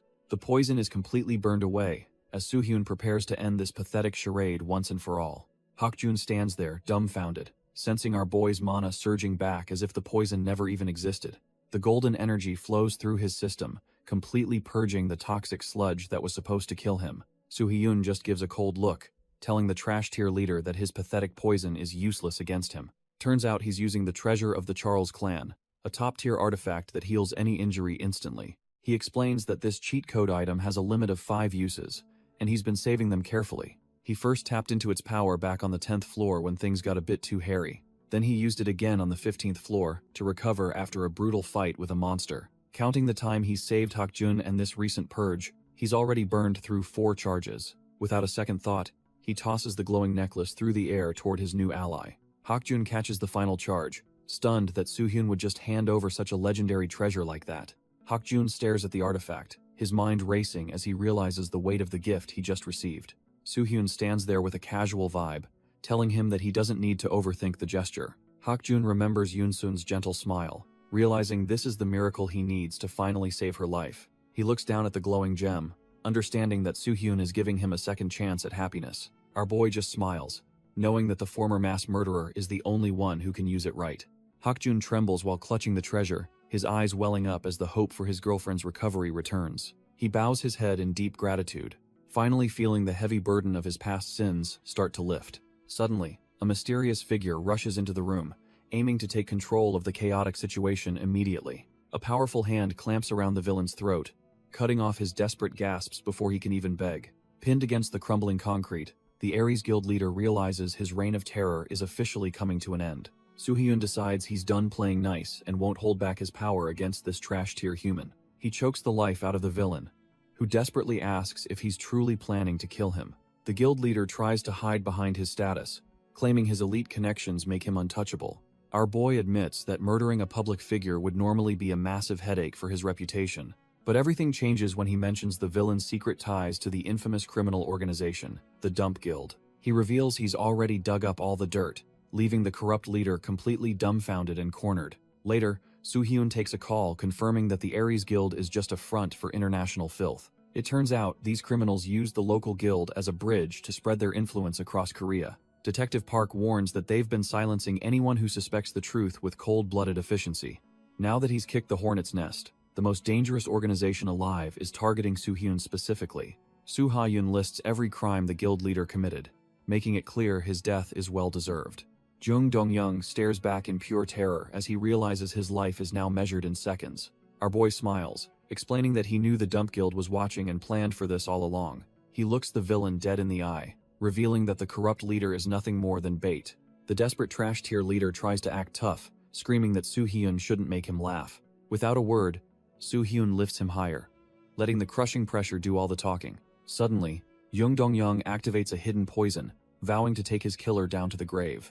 Green veins surge through Soo-hyun's neck as the lethal toxin begins to eat him from the inside. He winces from the sudden burn, feeling the poison attempt to shut down his vital systems. But his regressor's constitution kicks in, and his eyes snap open as he prepares to finish the job. Soo-hyun keeps his grip firm while the green toxin swirls, completely unfazed by the supposed lethal strike. Our boy just closes his eyes, letting the trash-tier villain realize his trump card is actually a dud. Jung Dong-young is absolutely dumbfounded, unable to comprehend why his signature poison is simply vanishing into thin air. With a smug grin, Soo-hyun reveals that he was just playing along because of his high magic resistance. He wonders aloud what would happen if he turned that very same poison back on its master. The corrupt leader's face pales as he realizes he is no longer the predator in this dark room. Soo-hyun quietly triggers a transformation, preparing to feed the villain a taste of his own medicine. Suddenly, the poison surges through Jung Dong-young's own veins, causing his body to reject its own toxic creation. He collapses to the floor in pure agony, screaming as the corrosive liquid begins melting him from within. Desperate to survive, the dying leader fumbles for an antidote, but his time has finally run out.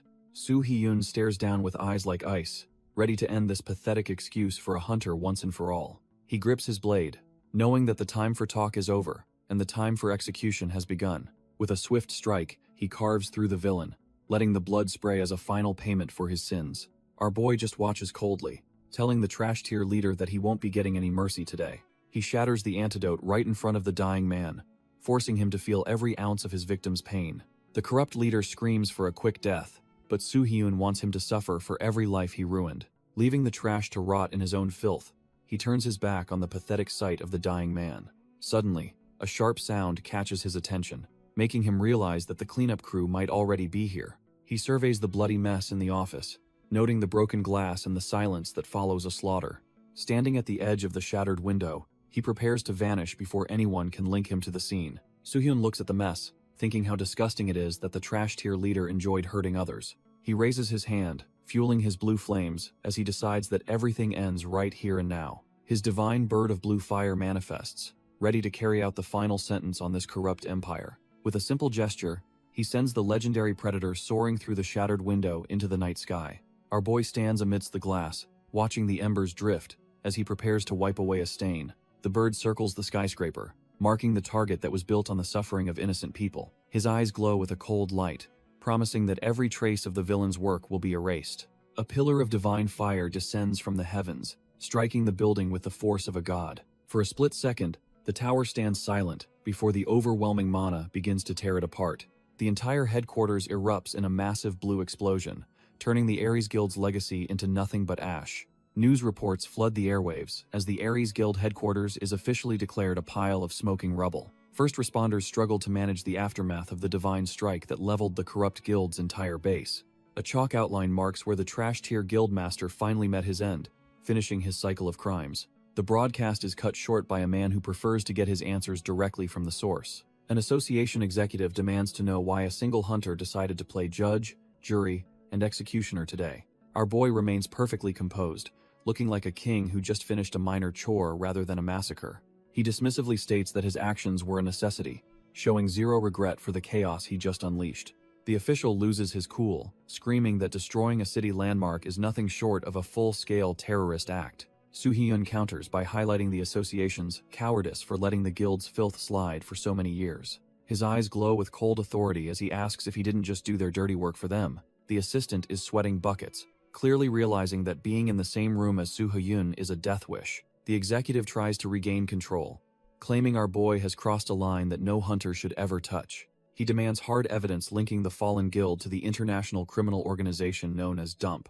Even if they were trash-tier criminals, the official questions what right a single rookie has to play God. He mocks Soo-hyun, asking if the fame from the Anyang incident made him delusional enough to think he's a hero. Our boy just lets the word hero hang in the air, a title he never actually asked for. He sighs, realizing that no matter the timeline, these pencil pushers are always cut from the same cloth. A cold smile plays on his lips as he admits that while this lecture is repetitive, it still feels satisfying. He looks the assistant dead in the eye and clarifies that he is the farthest thing from a savior. Memories of the desperate souls he failed to save remind him that his path isn't paved with pure philanthropy. Soo-hyun admits that everything he has done so far was simply him following his own primal instincts. He leans forward and warns the two officials that they should be very careful with their next words.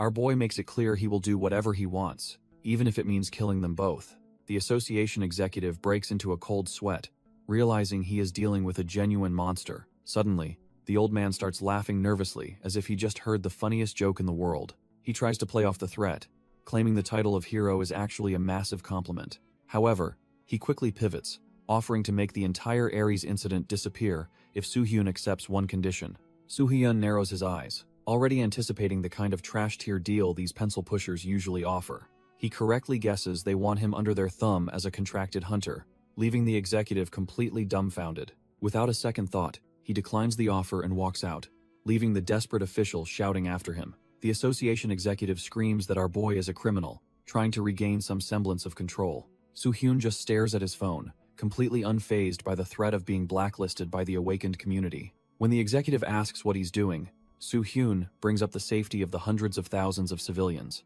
The official freezes as he realizes Soo-hyun has dirt that could bury his entire career in an instant. Our boy plays back a recording of their past conversation, reminding the old man of his pathetic negligence. The recording captures the executive's trash-tier attitude, proving he didn't care if innocent people died during the outbreak. Terrified of a massive scandal, the director finally breaks and asks exactly what price he needs to pay. Soo-hyun coldly wonders if the public would prefer a vigilante hero or a director who abandoned them to die. The executive slams his desk in a desperate rage, threatening to retaliate if this blackmail continues. Suddenly, Soo-hyun flashes a chilling smile and tells the old man to relax because it was all just a joke. The association executive slams his desk in a fit of rage, realizing he's been completely outplayed by a rookie. His desperate scream echoes throughout the entire building as he realizes his career is hanging by a single thread. Our boy just strolls out of the headquarters, looking completely unbothered after shaking the foundation of the Hunter Association.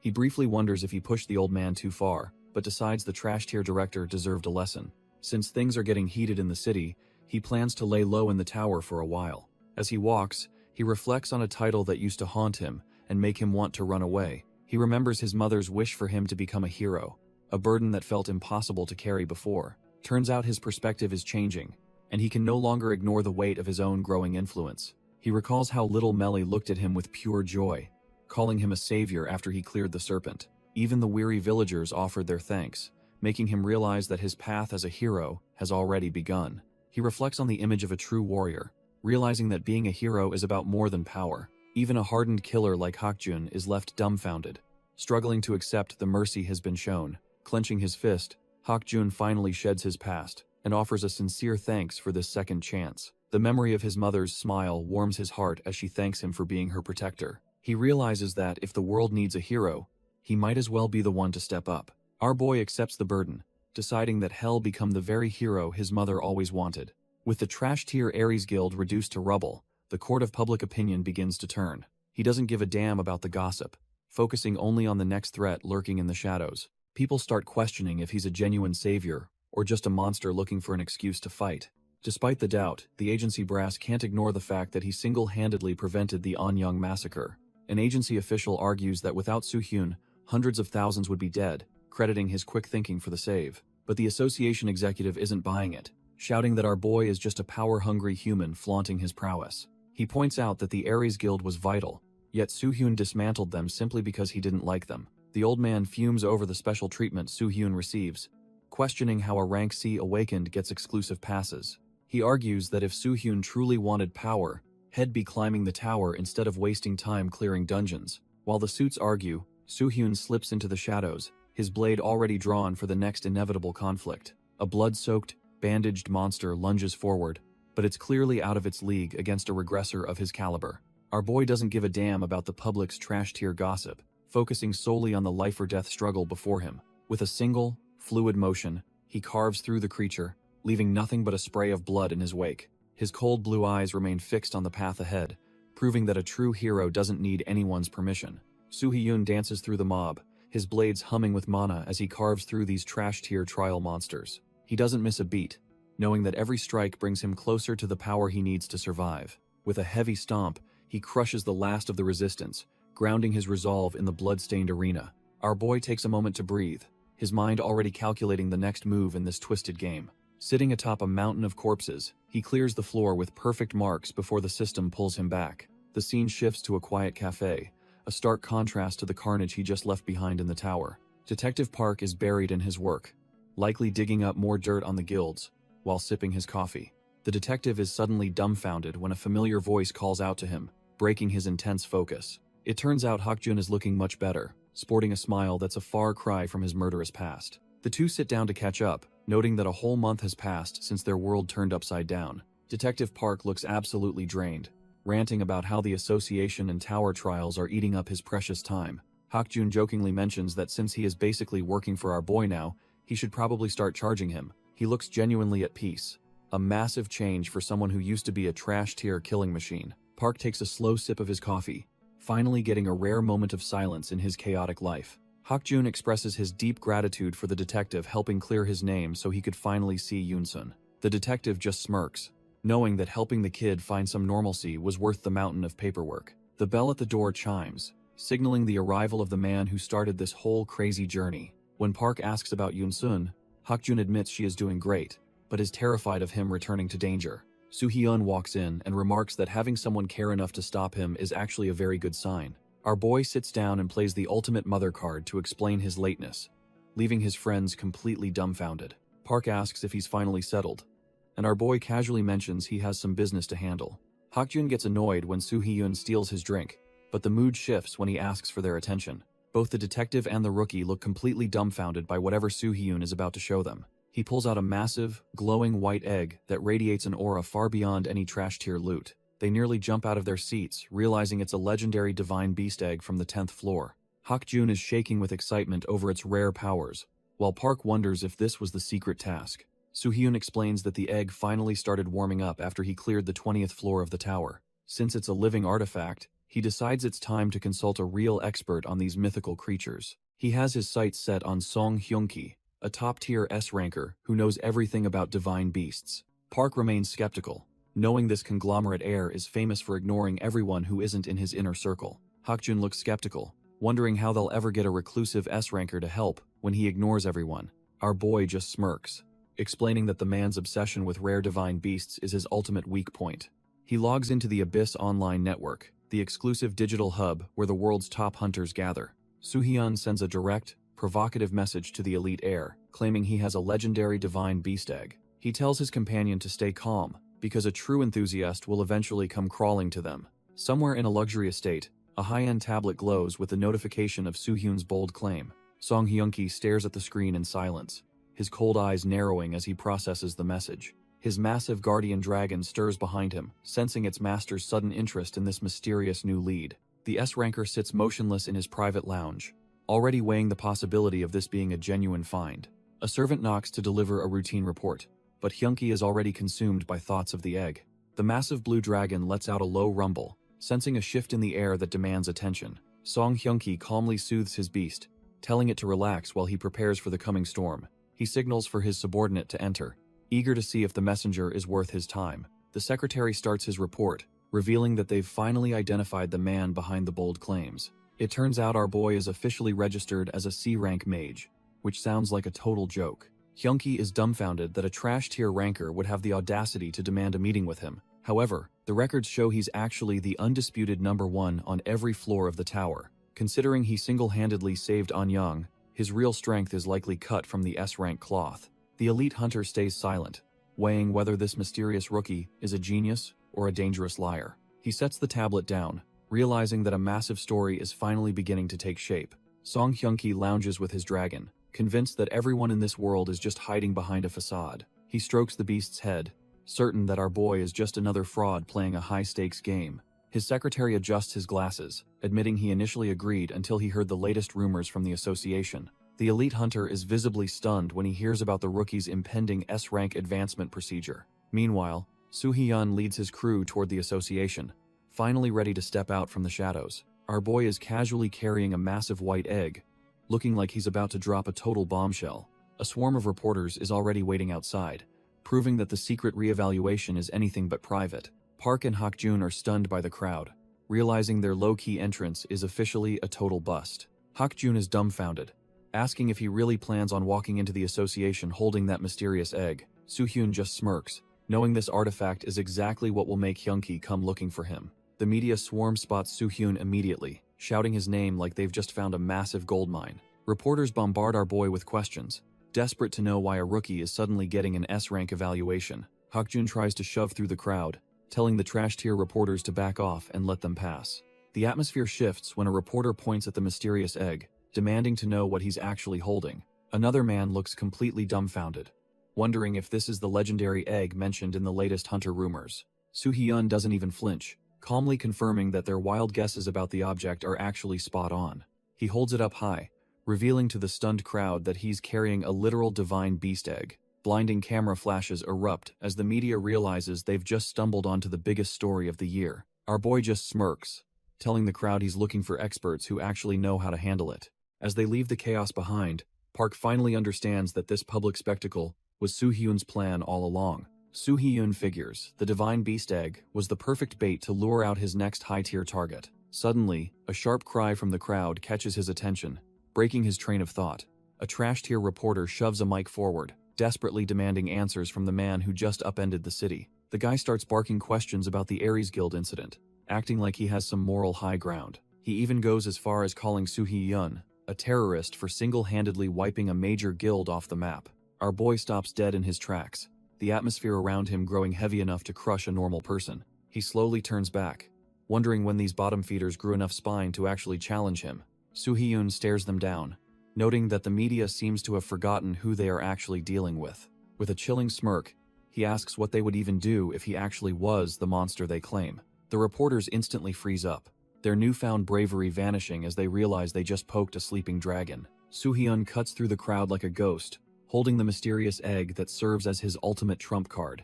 Choi Hak-jun remarks on the chaos, but our boy admits he couldn't care less about his public image right now. He checks the item's progress, confident that this bait will finally lure the big fish out of their holes. They arrive at the testing grounds where the authority staff is already waiting to begin the high-stakes evaluation. The lead evaluator greets him, noting that he has the right to bring an audience for his official certification. He asks who Soo-hyun wants to bring along, as the surrounding guild scouts practically beg for a front-row seat. Our boy shuts them down instantly, telling the evaluator to send everyone except his 2 trusted allies back home. The crowd is left dumbfounded, realizing their dreams of scouting the top rookie just went up in smoke. Watching from the sidelines, a scarred man reports back that Soo-hyun isn't interested in playing nice with any guilds. It turns out Kim Sok-jin of the Reaper Guild is personally tailing him, clearly planning something for the future. The evaluator starts laying out the heavy responsibilities and terms that come with reaching the S-rank peak. High above, Choi Hak-jun listens as they discuss the massive stipends and the mandatory dungeon rotations required.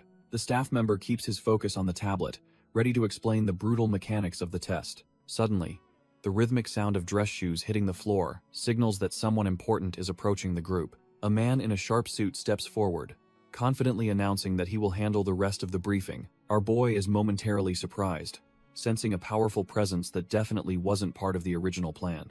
This newcomer is Kim Doi, an association-affiliated awakened who claims the legal right to oversee every official evaluation. Soo-hyun stares him down, realizing the association is desperate to see if he's actually worth the hype. Kim Doi makes it clear that he won't miss this rare chance to gauge the rookie's hidden capabilities. Realizing he is being watched by the big players, Soo-hyun calmly heads toward the next stage of the trial. Soo-hyun learns that this S-rank evaluation is a whole different beast compared to the trash-tier tests he's seen. The proctors explain that they aren't just looking at his muscles, but his actual control over mana. Every single factor that could turn the tide of a life-or-death battle is about to be scrutinized. Turns out, this entire high-tech testing environment is actually the manifested power of a high-ranking awakened.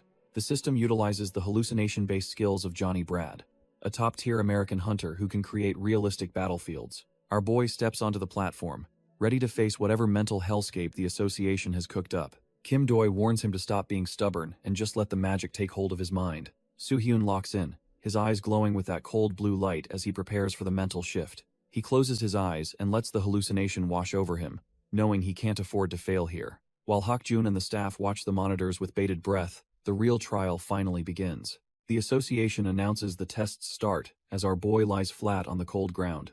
Above him, the sky churns with dark clouds, signaling the shift into a simulated reality. Soo-hyun admits that even with his experience, these high-tier hallucinations still feel disturbingly real. Suddenly, a massive shadow stretches across the floor, signaling he isn't alone in this mental arena. His eyes flash with a cold blue light as he realizes the first wave is already here. A massive, gray fist crashes down with enough force to pulverize ordinary hunters into paste. He narrowly evades the strike, feeling the shockwave ripple through the air as the platform shatters. A hulking trial monster stands in the wreckage, its mindless aggression mimicking a real-world threat. Soo-hyun just smirks, thinking the system is being rude for not giving him a moment's rest. Turns out, that big guy was just the appetizer as a whole pack of monsters surrounds him. Soo-hyun grips his weapon tightly, ready to show the system that he is not just any ordinary hunter. Our boy smirks, thinking it is about time he started warming up for the real challenge ahead.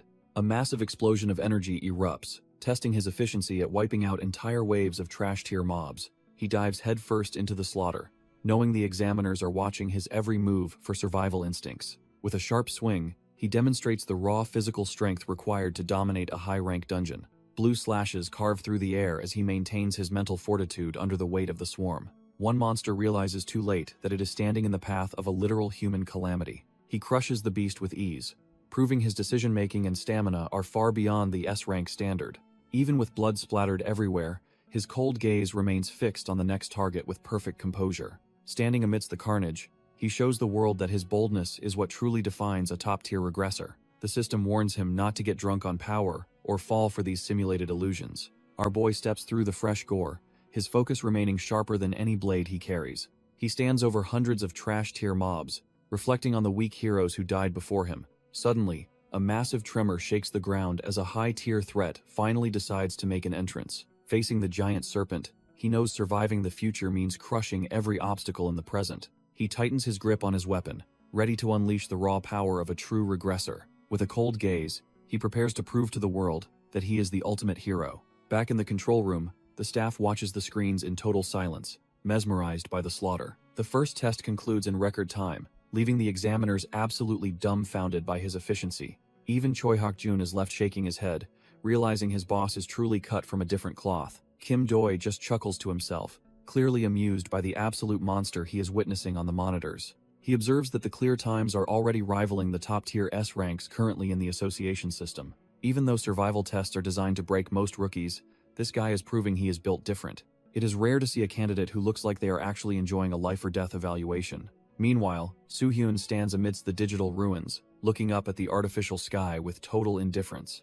The simulation shifts as the environment grows darker, preparing to escalate the difficulty for our boy. He shuts his eyes for a split second, mentally preparing for the next inevitable wave of carnage. His eyes snap open with a sharp blue glow the moment the system chime echoes through the air. He sighs about not getting a break, but his steady grip on his weapon says he is ready. A massive surge of blood-red energy manifests, signaling that a much nastier trial monster is finally spawning. Soo-hyun locks in, his gaze sharpening as he senses the simulation preparing the next stage of his evaluation. The environment swarms with shadowy figures as the system initiates the second trial for our boy. This round is all about magic control, forcing him to face an army of regenerating trash-tier soldiers. He doesn't waste time, immediately incinerating the first wave with a burst of his signature blue flames. Despite the flashy kill, he remains calm, watching the dark energy swirl as the monsters refuse to stay down. The trial monsters stare back with glowing eyes, proving they are far more persistent than the previous batch.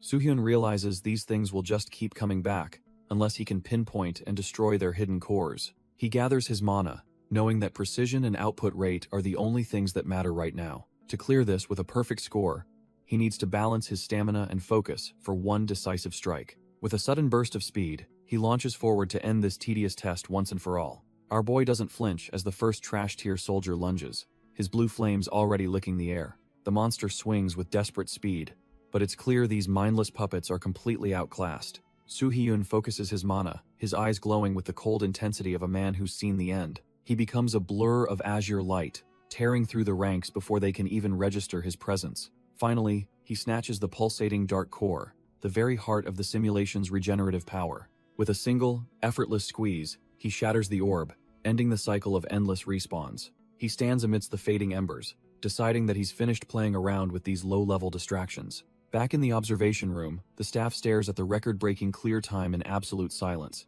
His former bullies can only sweat, wondering how they were ever stupid enough to challenge him. They realize that Soo-hyun has evolved into something far beyond their pathetic, trash-tier comprehension. The management staff can't help but feel a chill, realizing the higher-ups are definitely going to be rattled. They aren't just here to watch a show.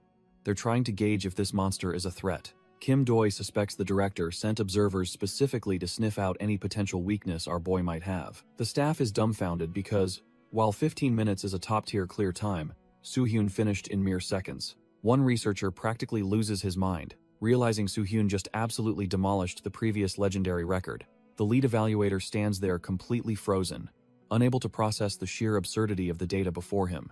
Looking at the screen, he realizes Soo-hyun might not just be a local hero, but a world-class calamity. Suddenly, the feed glitches out into a static mess, cutting off their view of the god-tier performance. The evaluator stares at the blank screen in total shock, his reflection showing the sudden loss of signal. They scramble to fix the equipment, but the connection is completely fried, as the simulation buckles under Soo-hyun's power. The observers are completely lost, wondering what kind of monster they've actually led into the testing chamber. Purple sparks of mana flicker around our boy, as the simulation starts to lose its grip on reality.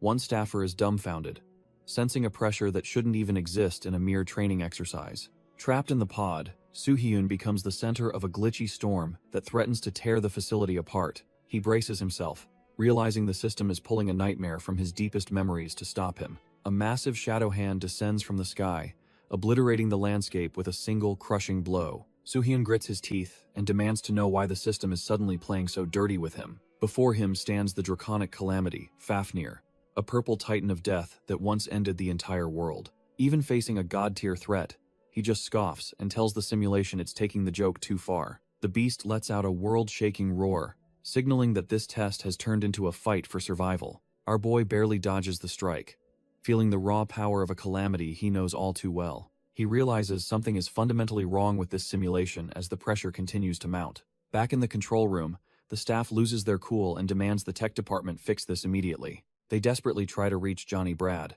but the connection to the US institution is taking too long. Kim Doi grits his teeth, sensing that the situation has spiraled far beyond their administrative control. He notes that, despite the system's failsafes, Soo-hyun's consciousness remains trapped deep within the nightmare. It becomes clear that an external force or a glitch is actively blocking him from waking up. Surrounded by his signature blue flames, Soo-hyun prepares to fight back against the overwhelming draconic energy. Fafnir lunges forward with a world-ending strike, determined to crush the regressor once and for all. Crashing into the dirt, he wonders why this test is deviating so wildly from his previous timeline.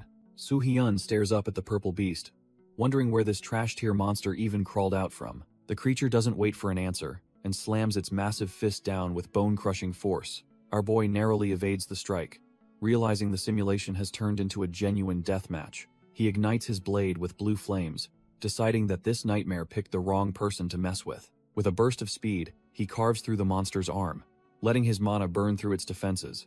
Fafnir shrieks as its limb is severed, but Soo-hyun isn't done with his counterattack yet. He focuses every ounce of his regressor's experience into a single, decisive strike to end this farce. His blade descends like a guillotine, splitting the beast's skull and silencing its roar forever. The simulated horror begins to dissolve into nothingness, unable to withstand the heat of his blue fire. All that remains is a twitching limb on the dirt, proving even a legendary calamity can bleed. Just as he thinks it's over, our boy feels a chill and realizes he's still being hunted. Suddenly, a massive purple hand snatches him out of the air before he can even blink. Fafnir towers over him like a god of death, proving this simulation is far from finished. Instead of being dumbfounded, Soo-hyun's eyes glow with a cold blue light as he analyzes the threat. The beast roars, intending to crush the life out of him. But our boy is just getting started. He activates a mana amplifier, a rare item that forces his energy output way beyond its natural capacity. His fist clenches tight as he prepares to unleash a level of power this tower hasn't seen yet. He releases his mana all at once, erupting in a violent explosion of blue flames that scorches everything. Wielding his blade now wreathed in divine fire, he prepares to turn this draconic nightmare into ash. Standing defiantly on the monster's own limb, he's ready to show this trash-tier simulation who the boss is. Fafnir unleashes a devastating breath attack, but Soo-hyun doesn't even flinch at the incoming heat. The two massive forces collide, creating a blinding shockwave that threatens to tear the simulation apart. Our boy's blue flames prove superior, completely swallowing the dragon's purple energy in a display of pure dominance. The legendary calamity roars in agony as the blue fire begins to consume its massive, prideful form. Within seconds, the beast is reduced to a mere silhouette, as the divine flames incinerate its very existence. As Fafnir's massive limb crumbles into nothingness, Soo-hyun stands calm, knowing this was just a hurdle. He sticks the landing perfectly, his blade still humming with the residue of that massive mana output. Looking toward the sky, he wonders if this nightmare is finally over, or just a taste of what's coming. Despite the victory, his expression remains cold, knowing the real battles haven't even started yet. Our boy shakes off the simulation's intensity, his mind already shifting back to the real world's boring problems. His classmates rush over in a total panic, shouting about how they thought he was a goner. The red-haired kid shakes him so hard, Soo-hyun feels like his brain is actually turning into mush. Kim Doi approaches with a worried look, checking to see if he survived the system's sudden meltdown. The official apologizes profusely, admitting that a massive technical error almost fried the entire testing facility. Soo-hyun doesn't care about the glitch, and just wants to know if he actually passed the test. The staff whisper in disbelief, dumbfounded that this kid is more worried about his rank than dying. Kim Doi just smirks, realizing they've stumbled upon a monster that's truly cut from a different cloth. He confirms the pass and reveals they've already fast-tracked his new S-rank identification card. Kim Doi and his assistant nod in relief, finally wrapping up the most chaotic evaluation in the association's history. They present the ultimate prize, a shiny new S-rank identification card that officially cements his status as a powerhouse. The official explains the massive perks, from priority dungeon access to basically having a blank check at the bank. Our boy looks at his old trash-tier C-rank card, Knowing those days of being looked down upon are over, he realizes that with this rank, he can finally tackle dungeons worldwide and stop the coming global apocalypse. This was the final step in his preparation, and now he's finally ready to start the real climb. He's not just playing for high scores anymore. He's training to become the hero the world actually needs. Suddenly, the blue dragon beast tears through the sky, signaling that Song Hyunki has officially entered the chat. Soo-hyun's eyes narrow as he senses a presence that's clearly cut from a different cloth than average hunters. The air suddenly turns heavy as the association staff are nearly blown away by a crushing, invisible pressure. They can't believe the sheer volume of mana flooding the room, realizing this isn't any normal hunter. High above them, the elite heir, Song Hyunki, looks down with the cold indifference of a true predator. One staffer is completely dumbfounded, wondering how a single human can possess such an overwhelming, suffocating energy. With a light thud, the white-haired monster steps onto the ledge, his presence alone commanding the entire area. He looks down with a bored expression, clearly unimpressed by the commotion he's causing among the lower ranks. Our boy looks up and realizes that the big fish he was waiting for has finally arrived. Hyunki's red eyes flash with interest as he wonders if the new S rank has already taken his bait. Flanked by his legendary blue dragon beast, he calls out for Soo-hyun to finally show his face. Our boy walks toward the ledge, unfazed by the massive beast looming over the facility. The two S ranks finally lock eyes, creating a tension so thick you could cut it with a blade. Soo-hyun just smirks, commenting on how Hyunki sure knows how to make a flashy, rowdy entrance. Hyunki remains silent, his cold gaze sizing up the rookie who dared to cause such a scene. Without missing a beat, Soo-hyun reaches into his inventory and pulls out a mysterious, glowing white egg. He casually mentions that Hyunki is likely here for this unidentified divine beast egg he is holding. The conglomerate heir's eyes widen slightly, clearly caught off guard by our boy's bluntness and the prize.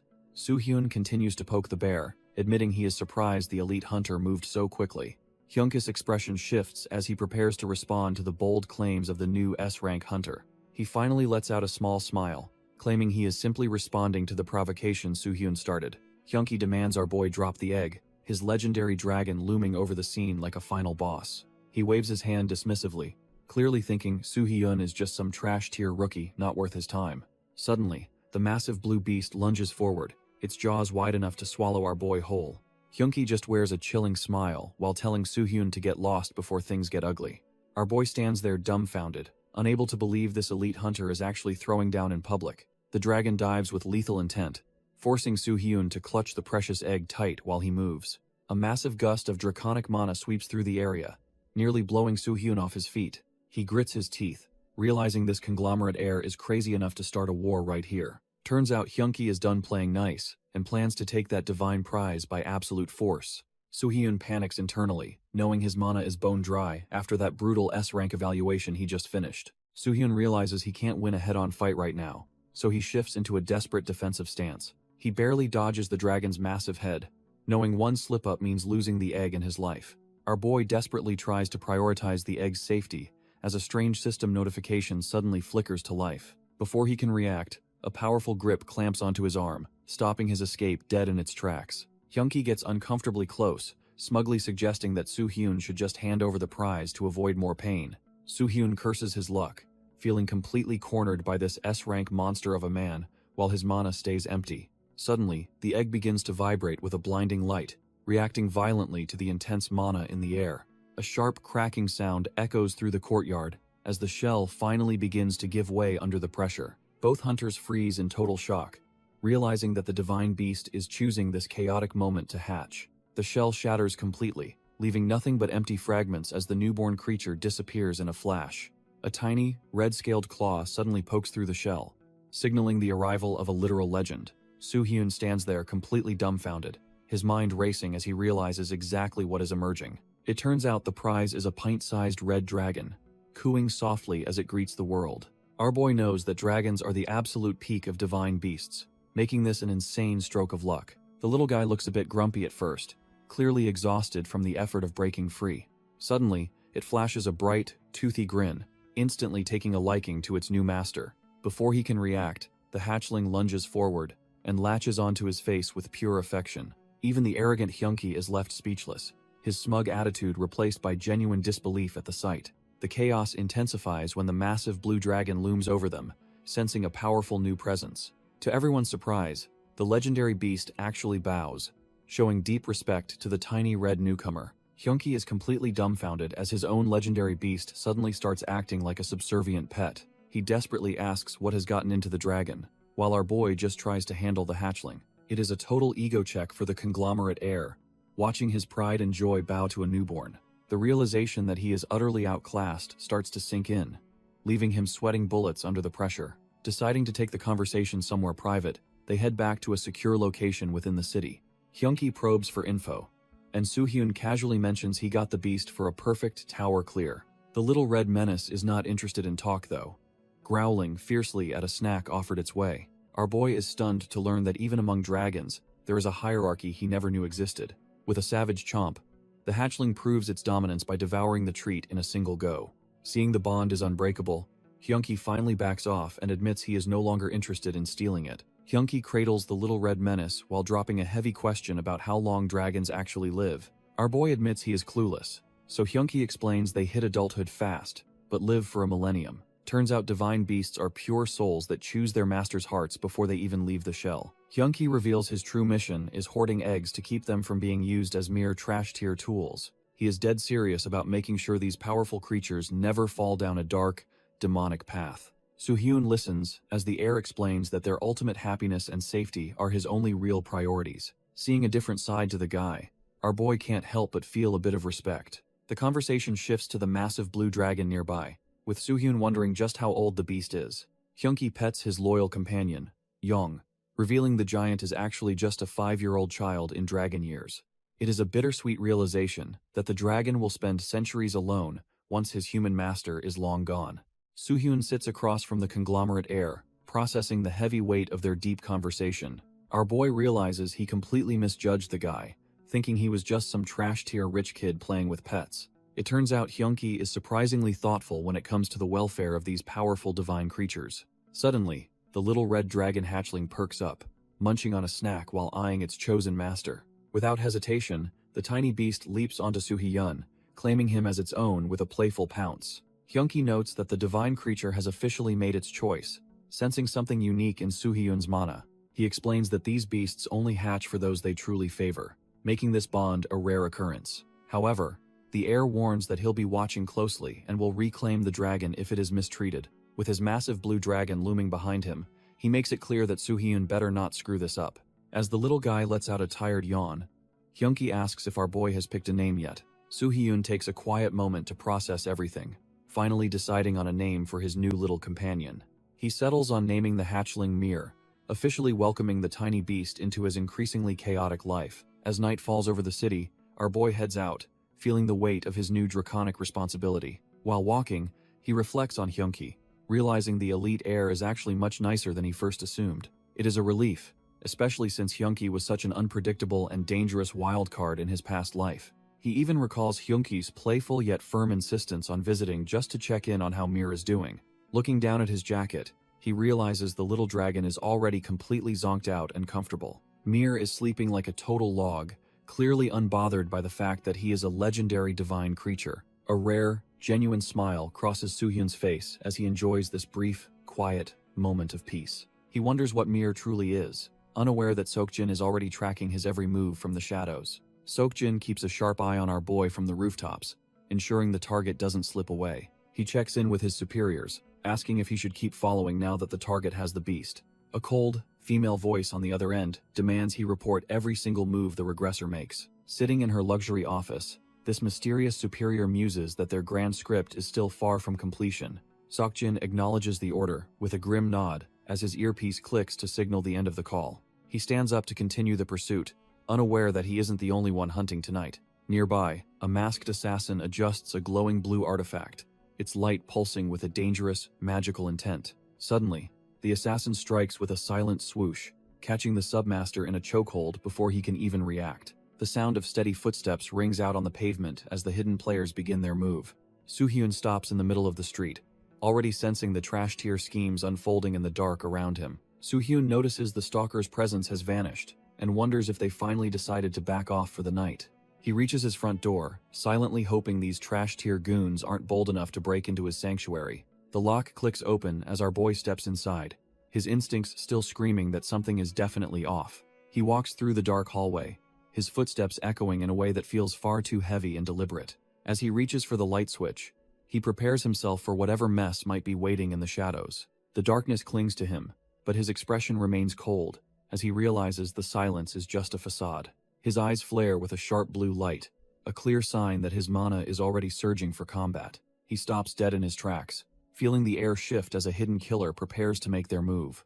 With a subtle shift of his weight, he readies his body to counter the inevitable strike from the dark. Suddenly, a Reaper assassin drops from the ceiling, launching a lethal kick aimed straight at our boy's head. Our boy barely dodges the strike as the floor shatters under the weight of the assassin's lethal kick. He sighs internally, thinking about how much he hates the idea of a messy brawl inside his house. Planting his hand firmly against the ground, he prepares to turn the momentum back against his mysterious attacker. With a sudden burst of speed, he launches himself upward to meet the killer head-on in the air. The two clash mid-flight, their movements a blur as our boy flips through the air with predatory grace. The assassin's eyes widen behind the mask, clearly not expecting a mere rookie to react this quickly. Soo-hyun remains completely unfazed, his cold gaze locked onto his target as he calculates his next move. A flurry of strikes erupts between them, the sound of their high-speed exchange echoing through the quiet house. The killer realizes with growing dread that this kid is effortlessly matching every single one of their professional moves. As the gap in power becomes obvious, the assassin finally admits that our boy is far stronger than reported. The assassin throws a heavy kick, but our boy shuts it down instantly with a perfectly timed block. Soo-hyun warns the intruder that while trespassing is one thing, touching the little dragon is a death sentence. He grips the killer's leg with crushing force, his priority remaining the safety of the hatchling in his jacket. With a sharp grunt, he delivers a brutal counterstrike that sends the masked hunter reeling backward. The assassin skids across the living room floor, quickly repositioning himself as he realizes he is totally outclassed. Our boy notes his mana has recovered, but he refuses to leave Mir's side until he knows the target. The killer adjusts his tactical gloves, his movements becoming more calculated as the pressure of the fight mounts. He beckons Soo-hyun to come at him, trying to maintain his composure despite the obvious gap in power. Suddenly, Soo-hyun's eyes narrow as he notices a strange pattern in the way his opponent is attacking him. He realizes the assassin is strictly using hand-to-hand combat to ensure the dragon hatchling isn't harmed during the scuffle. Our boy smirks, realizing this guy is just looking for a high-stakes test of strength. He checks on Mir, glad the hatchling is still tucked away, while the house gets trashed. Soo-hyun finds it weird that someone would risk their life trespassing just to measure their power. The tension snaps as they collide, the force of their mana shaking the very foundations. They exchange a rapid-fire sequence of strikes, neither one willing to give an inch of ground. The assassin's eyes glow with a predatory light, showing he is fully committed to this dangerous dance. Soo-hyun barely blocks a heavy strike, feeling the raw speed and weight of a professional killer. He winces as the pressure increases, realizing he cannot afford to hold back any longer. Finding a small opening, he winds up for a strike meant to end this nonsense once and for all. His fist slams into the killer's chest, delivering a brutal reminder of who actually runs this house. The impact sends the assassin reeling, his armor barely absorbing the shock of that heavy blow. He quickly recovers, skidding across the floor and planting a hand to keep from falling over completely. Our boy doesn't let up, digging his heels in to maintain his momentum for the next exchange. Their eyes lock for a split second, both realizing they're dealing with someone way above trash tier. Red flashes of lethal energy fill the air as they trade a flurry of high-speed strikes. The dust begins to settle, leaving a thick silence where the sound of clashing steel once rang out. The masked killer is gasping for air, his stamina clearly flagging after that intense burst of movement. Soo-hyun isn't doing much better, sweat dripping down his face as he tries to regulate his breathing. Suddenly, the assassin lets out a dry laugh, seemingly amused by how difficult this job has become. He reaches up to discard his disguise, finally deciding to address the young hunter with some respect. Our boy is caught off guard as the mysterious assassin finally reveals her true face. He stands there dumbfounded, trying to process why a high-tier killer is suddenly acting so casual. Turns out, she is actually Park Ji-yeon, the master of the Reaper Guild, and she wants him to join. She stares him down with a confident smirk, waiting to see if he will take the bait. Soo-hyun hesitates, wondering if this is some kind of trap or just a very aggressive recruitment tactic. He calls her out for attacking him first, but she just brushes it off since he survived anyway. The tension breaks into petty bickering as they realize they are not actually that far apart in age. Our boy locks in, realizing a guildmaster would not show up personally just to gauge his combat power. He remembers her from his past life as a legendary hero who was supposed to lead all of humanity. Tragically, she was cut down by the Dump Guild before she could ever reach her full potential. Soo-hyun realizes that Park Ji-yeon and her Reaper Guild are actually sworn enemies of the Trash Tier Dump Guild. She watches him closely, her gaze sharp as she evaluates the potential of the regressor standing before her. Our boy questions why Shed seek him out, especially since he briefly used the Dump Guild's name. Park Ji-yeon remains silent for a moment, her expression unreadable, as she weighs her next move carefully. Suddenly, she starts questioning her own motives out loud, leaving Soo-hyun completely dumbfounded by her strange behavior. The atmosphere turns awkward as they both realize how bizarre this recruitment attempt has actually become. Soo-hyun thinks she's even weirder than the rumors suggested, and bluntly tells her to leave if she's done. When he flatly refuses to join any guild, Park Ji-yeon just sighs, looking genuinely disappointed by his stubbornness.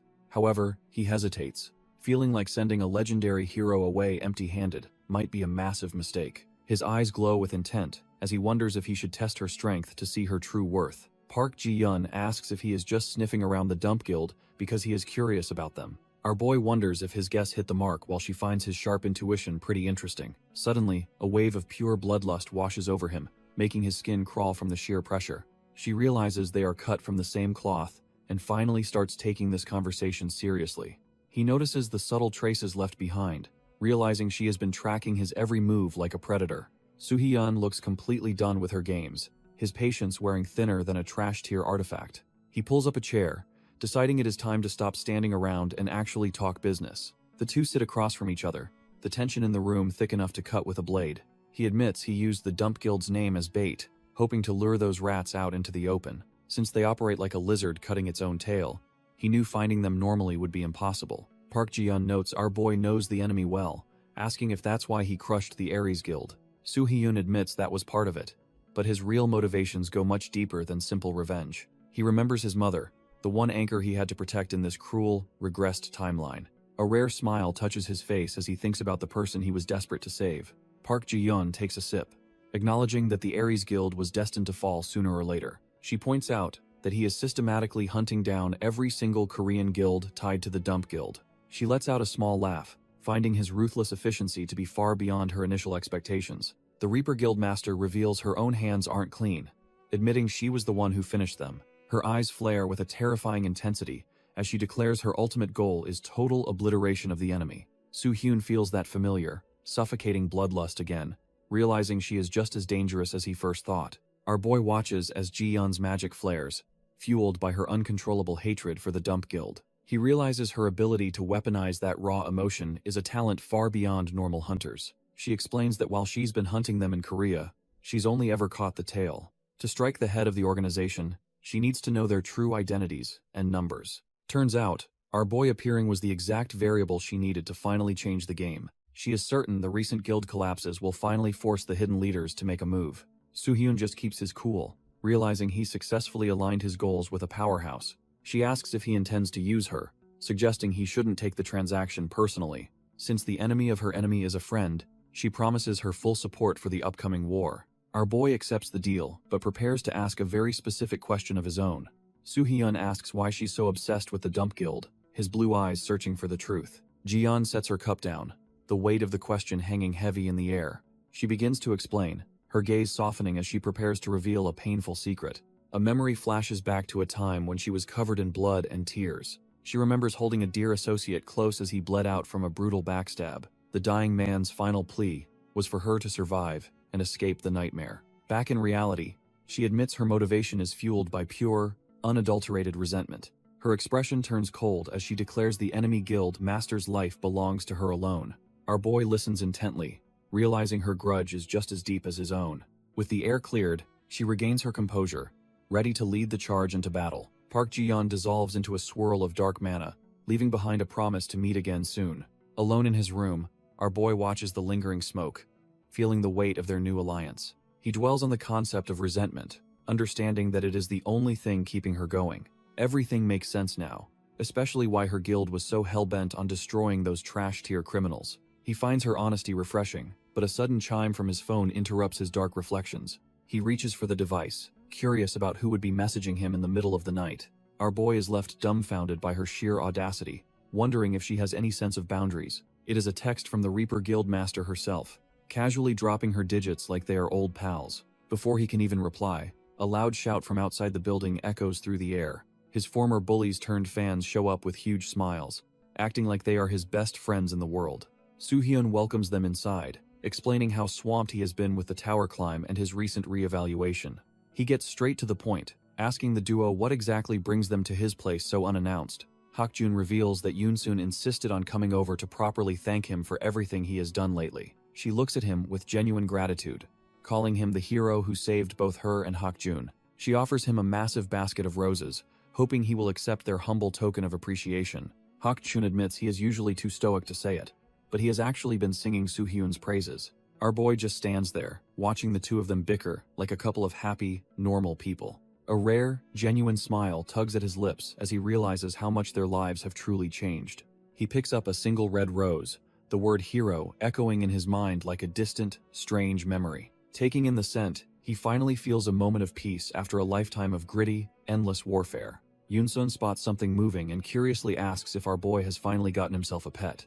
Soo-hyun awkwardly explains that while he is a dragon, calling the little guy a pet feels totally wrong. He tries to play it cool, mentioning that Mir is likely sleeping since he is still just a newborn. Suddenly, the little red dragon manifests right on top of his head, proving his master wrong immediately. Mir lets out a tiny yawn, while Hakjun eagerly asks if the creature remembers him from the egg stage. The hatchling just sits there looking grumpy, clearly not interested in the sentimental ramblings of a former assassin. Without warning, Mir takes flight, leaving Soo-hyun's head and heading straight for their surprised guest. He lets out a soft cry as he settles comfortably on Yoon-sun's shoulder, shocking everyone in the room. Soo-hyun is dumbfounded, noting that the dragon never acts this friendly toward anyone besides himself. Seeing the bond, Hakjun tries to coax the little guy over, hoping he will find his shoulders cozy. Mir isn't exactly playing nice, letting out a low growl that makes Yoon-sun freeze up in terror. While the hatchling acts up, our boy gets interrupted by a sudden ringtone from his phone. He looks down and is stunned to see Park Ji-yeon is the one actually calling him. Hakjun recognizes the name immediately, asking if it is really that famous S-rank hunter on the line. The former assassin explains that people like her are basically the legendary superheroes of their world. Soo-hyun heads off to take the call in private, while Yoon-sun playfully tells her man to stay safe. Ji-yeon cuts straight to the chase, warning him about a green dungeon about to spawn in Busan.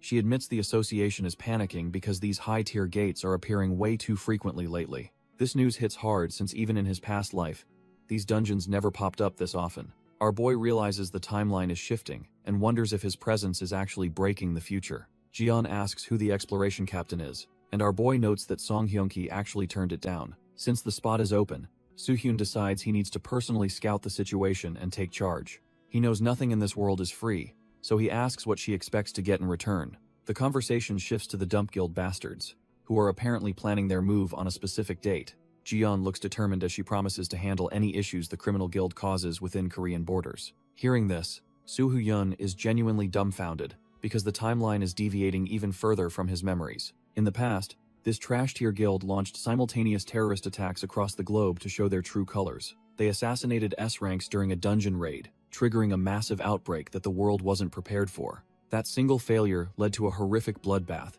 where countless innocent people were slaughtered in the chaos. Realizing the stakes, he agrees to let Ji-yeon handle the guild while he starts his own investigation. Ji-yeon listens as the voice on the phone warns her that acting recklessly will only get her killed. She hangs up without a second thought, her face already painted with the blood of her latest victims.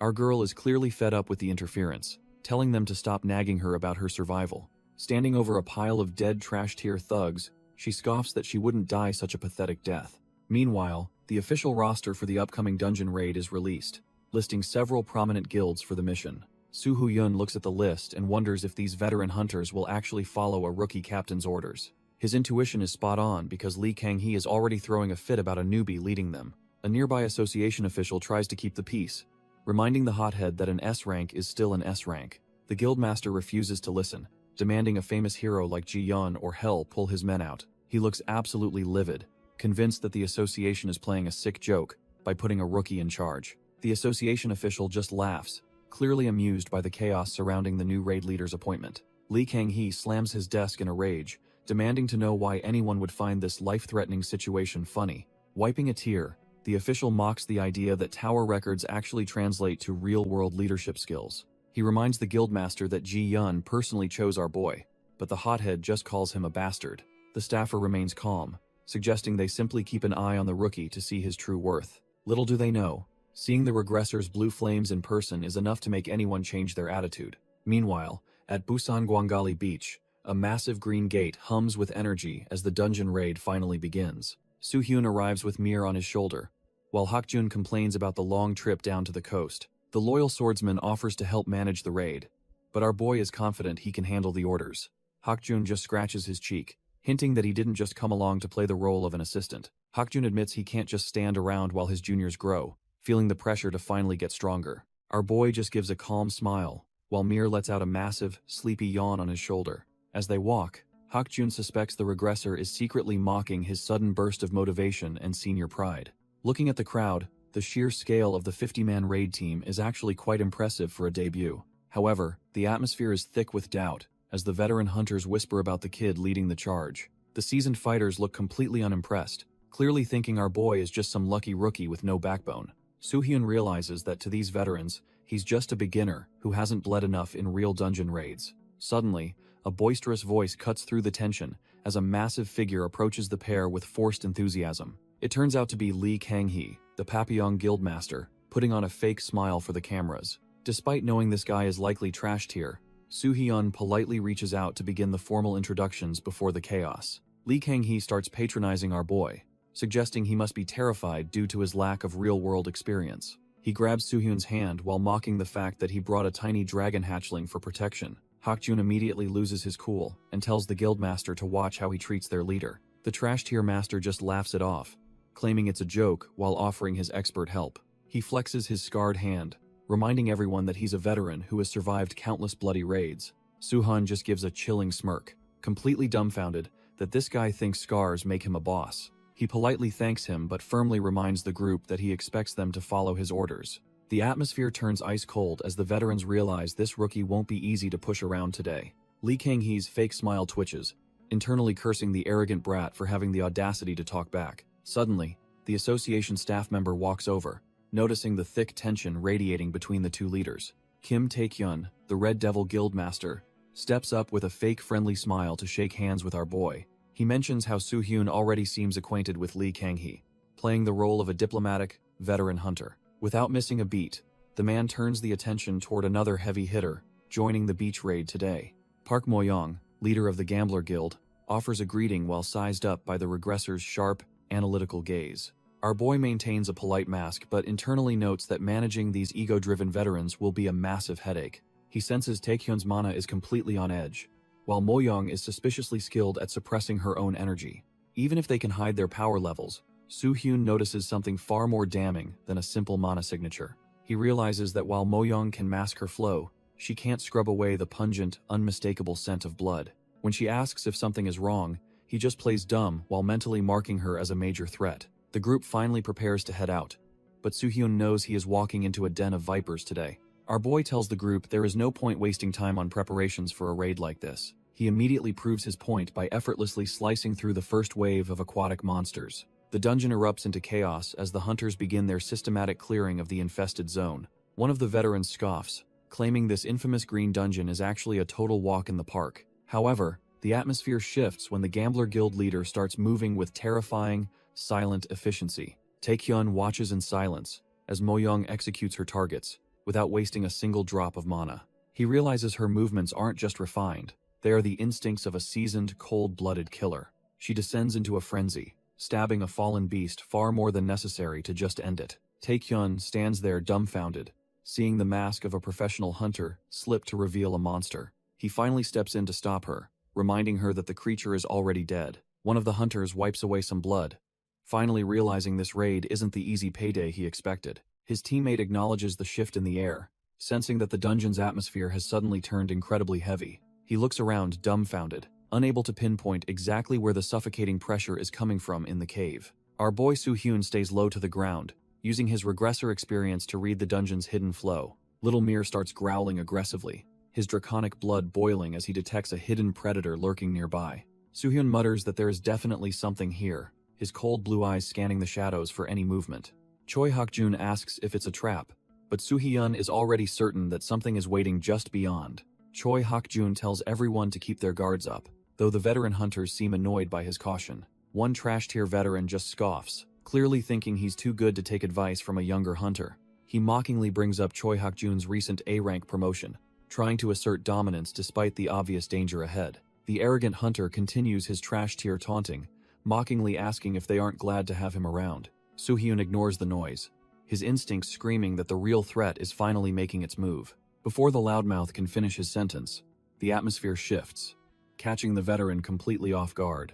Suddenly, a massive pillar of blue mana erupts from the earth, shaking the very foundation of the cave. Our boy immediately screams for everyone to run, realizing the hidden trap has finally been sprung. The surrounding hunters scramble in a total panic as lethal spikes of energy burst through the floor. A single droplet of concentrated mana hits the ground, causing the stone to shatter like fragile glass. The veterans are left dumbfounded, realizing their arrogance just led them straight into a lethal death trap. A colossal geyser of water and mana explodes upward, signaling the arrival of a powerful hidden boss. A massive tidal wave of energy sweeps through the cavern, threatening to swallow every hunter and monster whole. The arrogant veteran is left completely dumbfounded as the mana surge transports the entire group to an impossible location. The rest of the raid party looks around in total confusion, wondering where the hell they just landed.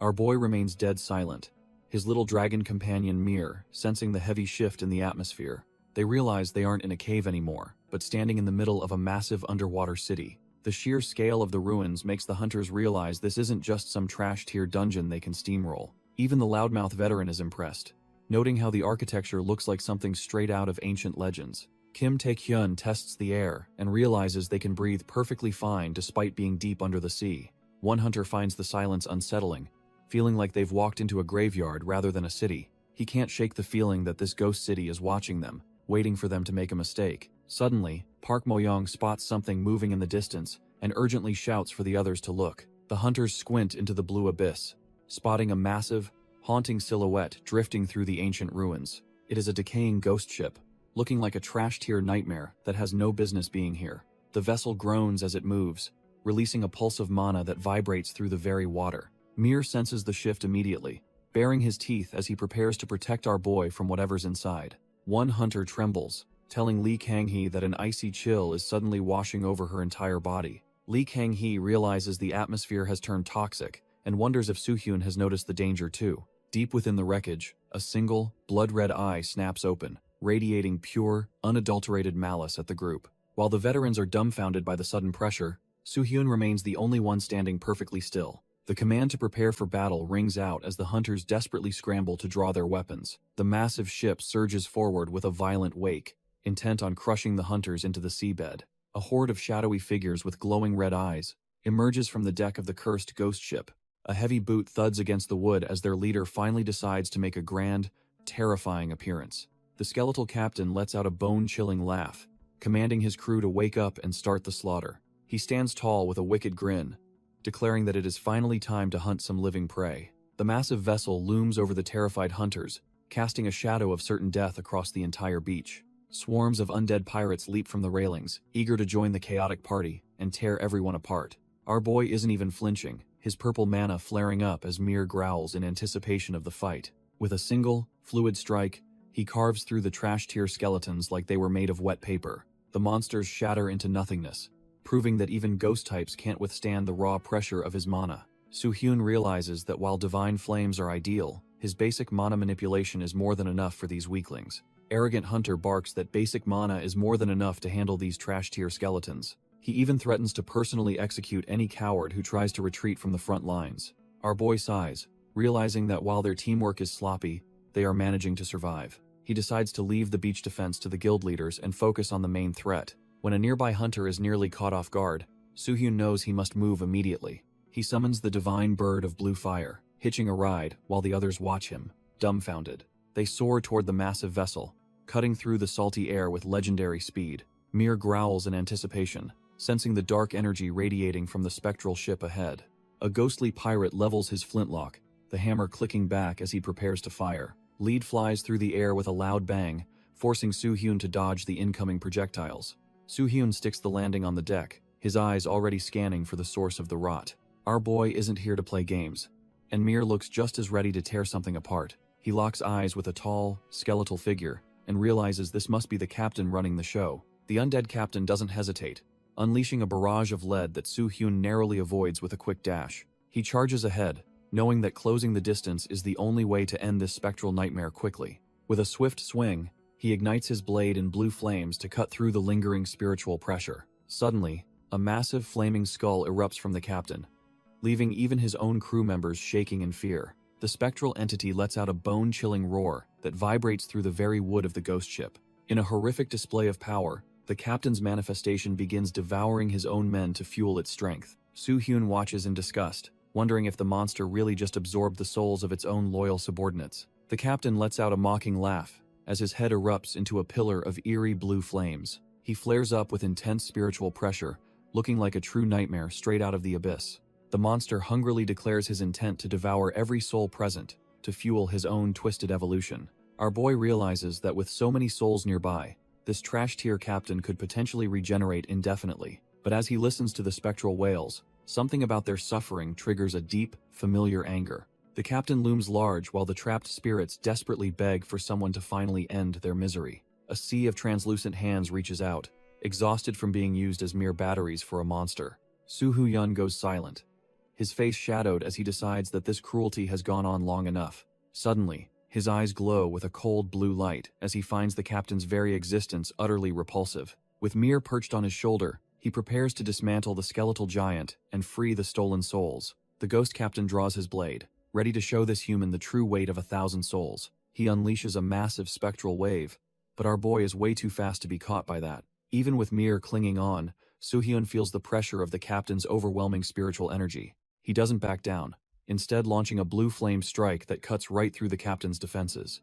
The skeletal monster is dumbfounded, as the impact sends him stumbling across the deck of his own ship. Soo-hyun knows he can't let up for a second if he wants to end this nightmare. Their powers collide in a massive burst of mana that shakes the very foundation of the spectral vessel. The mainmast shatters under the force of the blast, sending splinters flying everywhere. His blade bites deep into the wood and spirit alike, proving that even ghosts can bleed. After the massive exchange, our boy lands gracefully, already calculating his next move to finish the job. Soo-hyun looks down from the rigging, wondering how he should handle this stubborn undead captain. He notes the monster isn't overwhelmingly strong, but that trash-tier recovery rate is a real headache. If the fight drags on any longer, our boy knows he might actually find himself in a dangerous spot. Even the skeletal captain feels the pressure, realizing this isn't just some random hunter he's facing. The monster is annoyed that Soo-hyun keeps spamming holy fire, while remaining completely untouched by spectral strikes. Still, the captain laughs, betting that the human's mana pool will hit 0 before his own. Suddenly, the spectral crew begins to dissolve into pure energy, fueling their master's next desperate move.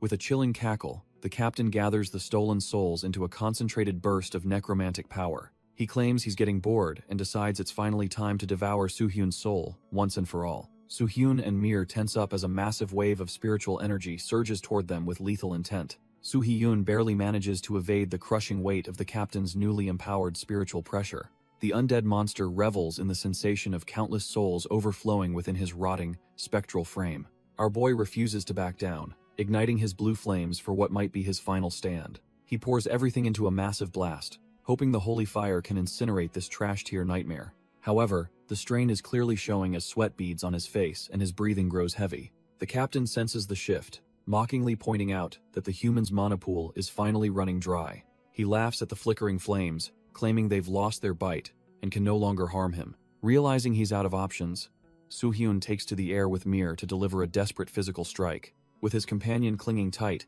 he puts every ounce of remaining strength into one last piercing blow. The two forces collide in a deafening explosion that threatens to tear the ghost ship apart. The impact rattles the entire ghost ship, sending violent shockwaves through its rotting, spectral timber. Swirling blue energy and tormented souls scream as the clash reaches a chaotic boiling point. The ghost captain begins absorbing his own crew, his skeletal form twisting into something even more grotesque. Down below, Kim Taekyun watches the sky in disbelief as the spectral vessel is engulfed in light. He nervously wonders if our boy can even survive such a suicidal maneuver against that trash-tier nightmare. Soo-hyun grits his teeth, pushing his mana past the breaking point to keep the momentum going. Suddenly, Mir lets out a roar, his small body vibrating with an ancient and terrifying draconic power. Our boy is left dumbfounded, desperately calling out to Mir as he realizes his companion is doing something reckless. The captain just laughs, basking in the stolen souls as he prepares to finally crush the exhausted hunter. A massive pillar of pure mana finally erupts, threatening to erase the entire ship from existence. The captain is caught off guard as blue flames begin to consume his spectral form. He screams in agony, realizing that this heat is unlike anything he has ever felt before. Meanwhile, our boy feels a sudden surge of mana and strength coursing through his veins. He looks down at Mir, wondering if his little companion is the source of this miracle. Mir just gives him a happy look, clearly proud of helping his master in a pinch. The captain is losing it, baffled that a human he thought was drained is now overflowing with power. He stares in utter disbelief, unable to comprehend how this hunter is still standing. Soo-hyun doesn't waste words, gripping his spear as blue flames erupt around him once more. He coldly tells the monster that he will just keep killing him until he finally stays dead. With a burst of speed, our boy dives back into the fray to finish this trash-tier nightmare. The spectral vessel drifts silently across the dark waters, unaware that its doom is rapidly approaching. Suddenly, a massive pillar of blue fire erupts, tearing through the ship with absolute,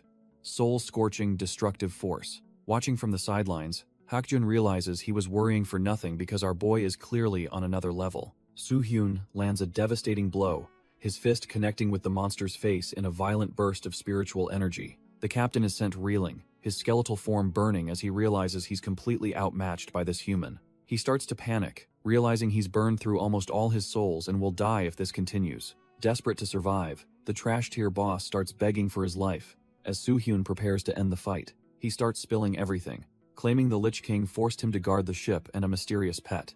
Our boy pauses, his mind racing as he wonders what kind of nightmare the Lich King would keep.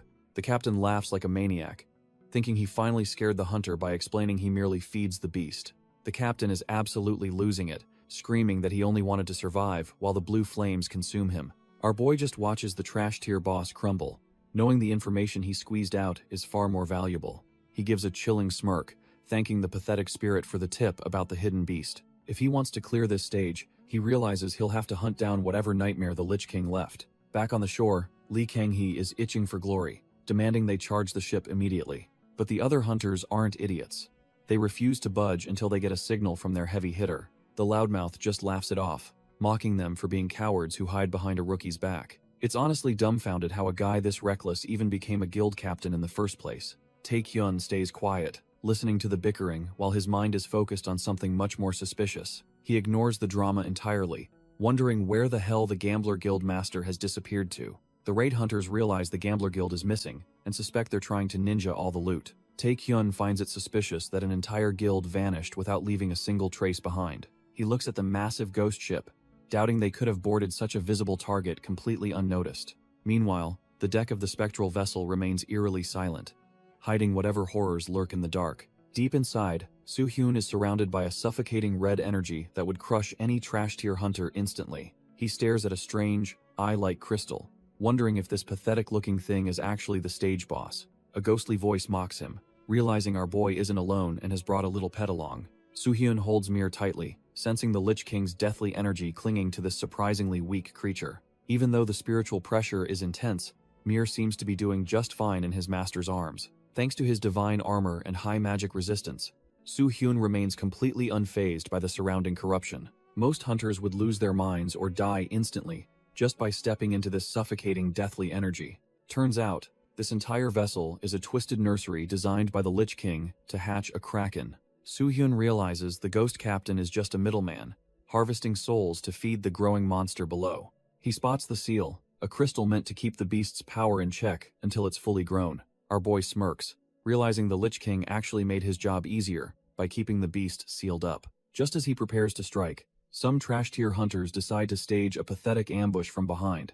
These idiots are clearly cut from the same cloth, thinking numbers can overcome a true monster like him. Soo-hyun effortlessly blocks their blades with a mana shield before counterattacking with a single, fluid motion. A massive burst of energy erupts as he decides to stop playing around with these weaklings. Without breaking a sweat, he sends the attackers flying, leaving them dumbfounded by the massive gap in strength. Soo-hyun's blade hums with blue mana as he carves through the fools who thought they could touch him. He wonders if he underestimated the situation, as the timing of this ambush feels a bit too calculated. Looking at a dead iron turtle, he's glad he converted its defense into a permanent trait back then. Our boy senses another presence in the shadows and demands the hidden rat finally show their face. a mysterious figure approaches with a chilling laugh, clearly impressed that their hiding spot was blown so easily. A trash-tier assassin emerges from the darkness, surrounded by a swarm of bloodthirsty eyes waiting for the signal. Soo Hee-yoon notes, the stench of blood is a dead giveaway that the infamous Dump Guild has arrived. The woman peels off her mask,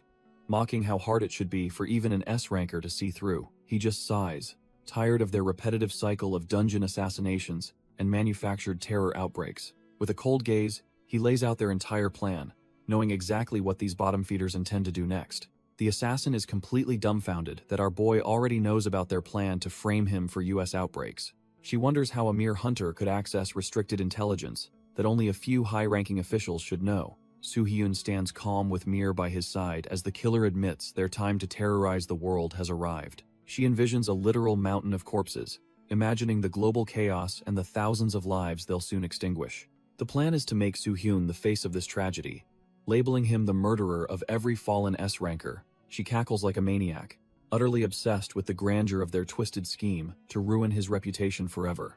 Our boy just smirks and points out the obvious flaw that her grand plan requires him to actually die. He stares her down with cold eyes, asking if a trash tier like her truly believes she has the power. The assassin grits her teeth in pure rage, her ego bruised by the sheer audacity of his calm defiance. She draws her blade and tells him to keep yapping, because she's done talking and ready to start cutting. The Dump Guild lackeys charge in blindly, convinced that they can finally put an end to our boy. Soo Hee-yoon ignites his blue flames, suspecting that the organization's high-ranking executives are already lurking nearby in Korea. He decides to leave the remaining trash-tier enemies to Ji-yeon, knowing she's more than capable of handling them. A new player enters the scene, his polished shoes stepping over the threshold of the unfolding chaos. Seok-jin checks in with his superiors, confirming that the advance party has already moved into the dungeon. He remains arrogant, believing that even if Soo Hee-yoon survives the trial, he can personally finish the job later. His eyes flash with a cold, murderous intent as he prepares to coordinate the next phase of their plan. Suddenly, he stops dead in his tracks, dumbfounded by the mountain of corpses littering the warehouse floor. Ji-yeon sits amidst the bloodbath, her calm demeanor proving she's cut from a completely different cloth than these mobs. She stares at the fallen men, noting that unlike these weaklings, the man standing before her looks somewhat promising. Ji-yeon smirks, sensing that the man before her might actually provide a decent challenge for once. Polished shoes stop right at the edge of the bloodbath, marking the arrival of a much bigger threat. The man stands dumbfounded by the carnage, finding it hard to believe a lone girl caused this destruction. She sarcastically asks if he thinks a random passerby did the job while she just sat there. He is genuinely insulted, realizing this girl isn't cut from the same cloth as his weak subordinates. Ji-yeon stands up, noting that every trash-tier hunter she kills says the exact same arrogant lines. She knows they always underestimate her, never realizing they are already dead the moment they speak. Taking off his glasses, he reveals glowing red eyes and complains about the annoying insects in this country. He slides on his spiked brass knuckles, determined to crush her before moving on to hunt our boy. They both charge with lethal intent, the warehouse floor shaking as their combat styles finally collide.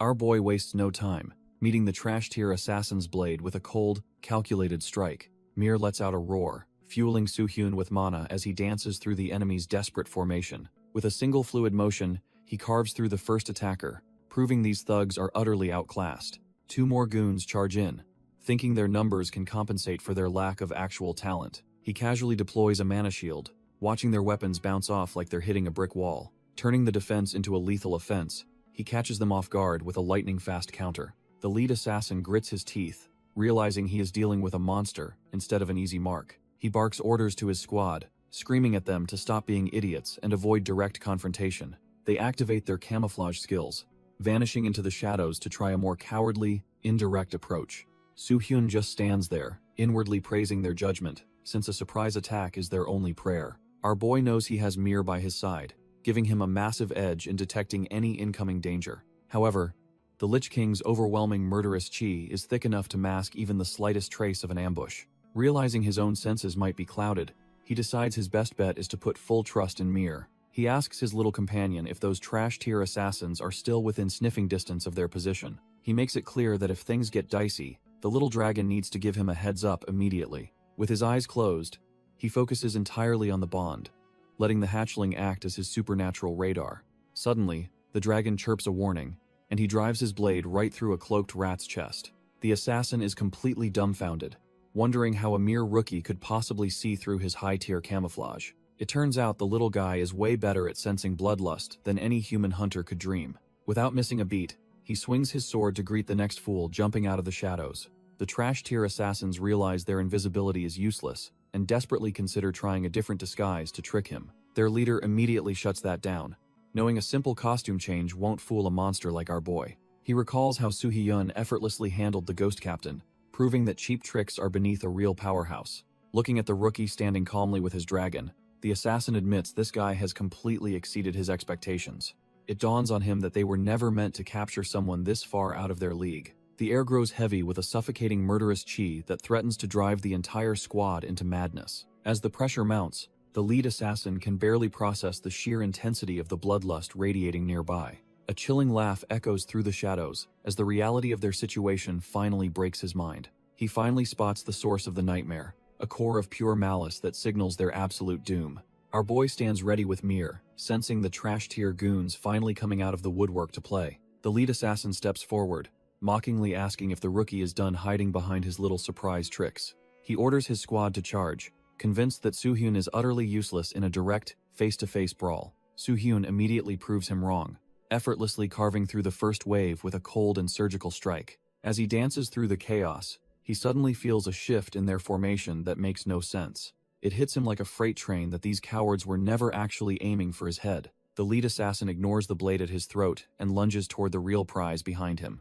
Our boy is completely dumbfounded as he realizes he fell for the oldest bait and switch in the book. He desperately tries to pivot, but the squad is already closing in on the defenseless dragon hatchling. Soo-hyun suddenly realizes the true horror beneath the surface as the name of a legendary terror crosses his mind. A sharp, decisive strike cuts through the air, but it is already too late to stop the ritual. The lead assassin ignores his own safety, plunging his blade into the heart of the ancient seal. With a sickening crack, the blue crystal shatters, releasing a surge of mana that signals a nightmare's awakening. Deep beneath the waves, the ghost ship begins to tremble as the true master of the abyss stirs. A violent explosion erupts from the wreckage, tearing through the water and destroying the last of the containment. The assassin falls into the churning depths, completely unbothered by the fact that he is likely doomed. He laughs like a total lunatic, relishing the chaos he has unleashed upon the world and our boy. As the massive kraken rises from the dark, the trash-tier villain gloats that this is finally Soo-hyun's end. The kraken's massive tentacle lashes out, catching our boy off guard while the trash-tier assassin watches in shock. He quickly recovers and severs the limb, proving that even a legendary calamity can bleed if hit hard. Soo-hyun lands gracefully on the floating wreckage, his eyes fixed on the true threat rising from the depths. He leaps back into action, clutching his little dragon companion as he prepares to face the abyssal nightmare. He stares down the beast and coldly remarks that it has been a long time since they last met. Facing the enormous kraken, he realizes this fight is the only way to protect everyone on the beach. He calls out to Mir, who responds by erupting with a surge of powerful, ancient dragon mana. The energy flows into his blade, coating the steel in a lethal glow that hums with destructive potential. With a decisive swing, he aims straight for the monster's glowing eye, intending to end this chaos. Our boy goes for the kill, aiming a mana-charged strike right at the kraken's massive, glowing eye. He knows if he blinds the beast now, he can finally put an end to this trash-tier nightmare. Suddenly, he's dumbfounded as the powerful buff on his blade begins to flicker and fade away into nothing. Turns out little Mir is still just a hatchling, and his unstable powers are reaching their absolute limit. Soo-hyun realizes he burned through his mana reserves just trying to survive that massive explosion from the seal. With his tank completely empty, he begins to sink into the dark abyss, feeling his consciousness start to slip. He stares into the deep, knowing that if he doesn't find a second wind, this ocean becomes his grave. As the tentacles close in, he decides his only shot is triggering his undying skill to force a recovery. Meanwhile, Taekyun is losing his mind on the surface, frustrated that the kid is pulling such reckless stunts. Just as our boy is about to hit rock bottom, Taekyun dives in, scolding him for being such a headache. They cut through the water in a frantic rush to escape the crushing pressure of the deep. Soo-hyun looks completely dumbfounded, barely processing that his guild leader actually came down to save his sorry hide. Taekyun hauls him up, lecturing the kid about how he treats his own life like it's some trash-tier loot. He demands Soo-hyun fix that lone wolf habit of his because trying to solo everything is just plain stupid. When asked how he even got here, Taekyun explains that the Gambler Guild's disappearance forced them onto the boats. Turns out a massive explosion rocked their ship, but he couldn't just sit back while Soo-hyun was in danger. As they swim away, Taekyun reassures him that the blinded beast won't be following them anytime soon. Meanwhile, the rest of the hunters stare at the massive kraken, wondering if this nightmare can even be killed. The veteran hunters are losing their minds because the raid leader and the gambler guild just vanished. They suddenly sense someone approaching and turn around, hoping for some actual answers to this mess. Our boy Soo-hyun steps out of the shadows, looking like he has seen way too much for one day. He recalls the trash-tier dump guild assassin who was laughing like a maniac while triggering the disaster. These bottom feeders did not just show up to watch. They were ready to slaughter everyone in the chaos. The assassin finished his ritual, plunging his blade down to ensure the calamity would wake up hungry. Soo-hyun wraps up his explanation, leaving the rest of the group completely dumbfounded by the betrayal. The hunters realize the dump guild played them, but they still wonder why Soo-hyun tried to solo everything. He assures them that the kraken has a fatal flaw, and they can win if they actually cooperate. The hunters realize they look like amateurs, and finally agree to follow the regressors' lead before things get worse. Deep below, the kraken's massive eye twitches as it senses the sudden, coordinated surge of mana from above. The ancient terror lets out a muffled roar, completely unaware that its predictable movements are now its greatest liability. Taekyun steps up as the field commander, screaming for everyone to get their heads in the game right now. The first row of hunters unleashes a synchronized storm of elemental magic, lighting up the dark ocean depths. Their combined fire and ice spells slam into the beast, successfully drawing its attention away from the vulnerable backline. Massive explosions ripple across the kraken's thick hide, proving that even a calamity can bleed if hit hard enough.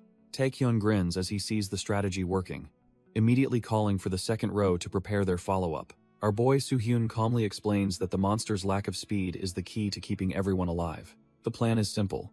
Keep the pressure on with long-range magic to keep the beast at bay. Taekyun realizes that while they can stall, actually putting this mountain of a monster down is impossible.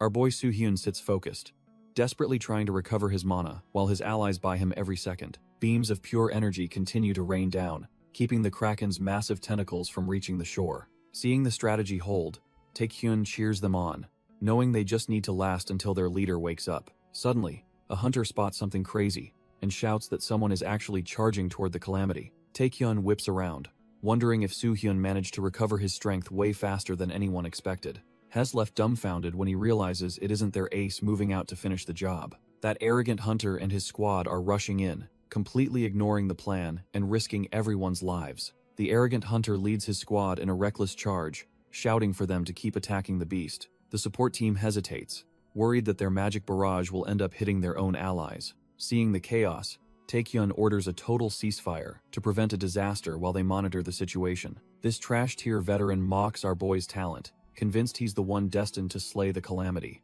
His smug attitude disappears instantly when he realizes his best strike didn't even slow the monster down. He stares in disbelief at the shallow scratches, realizing the beast's hide is far tougher than he imagined.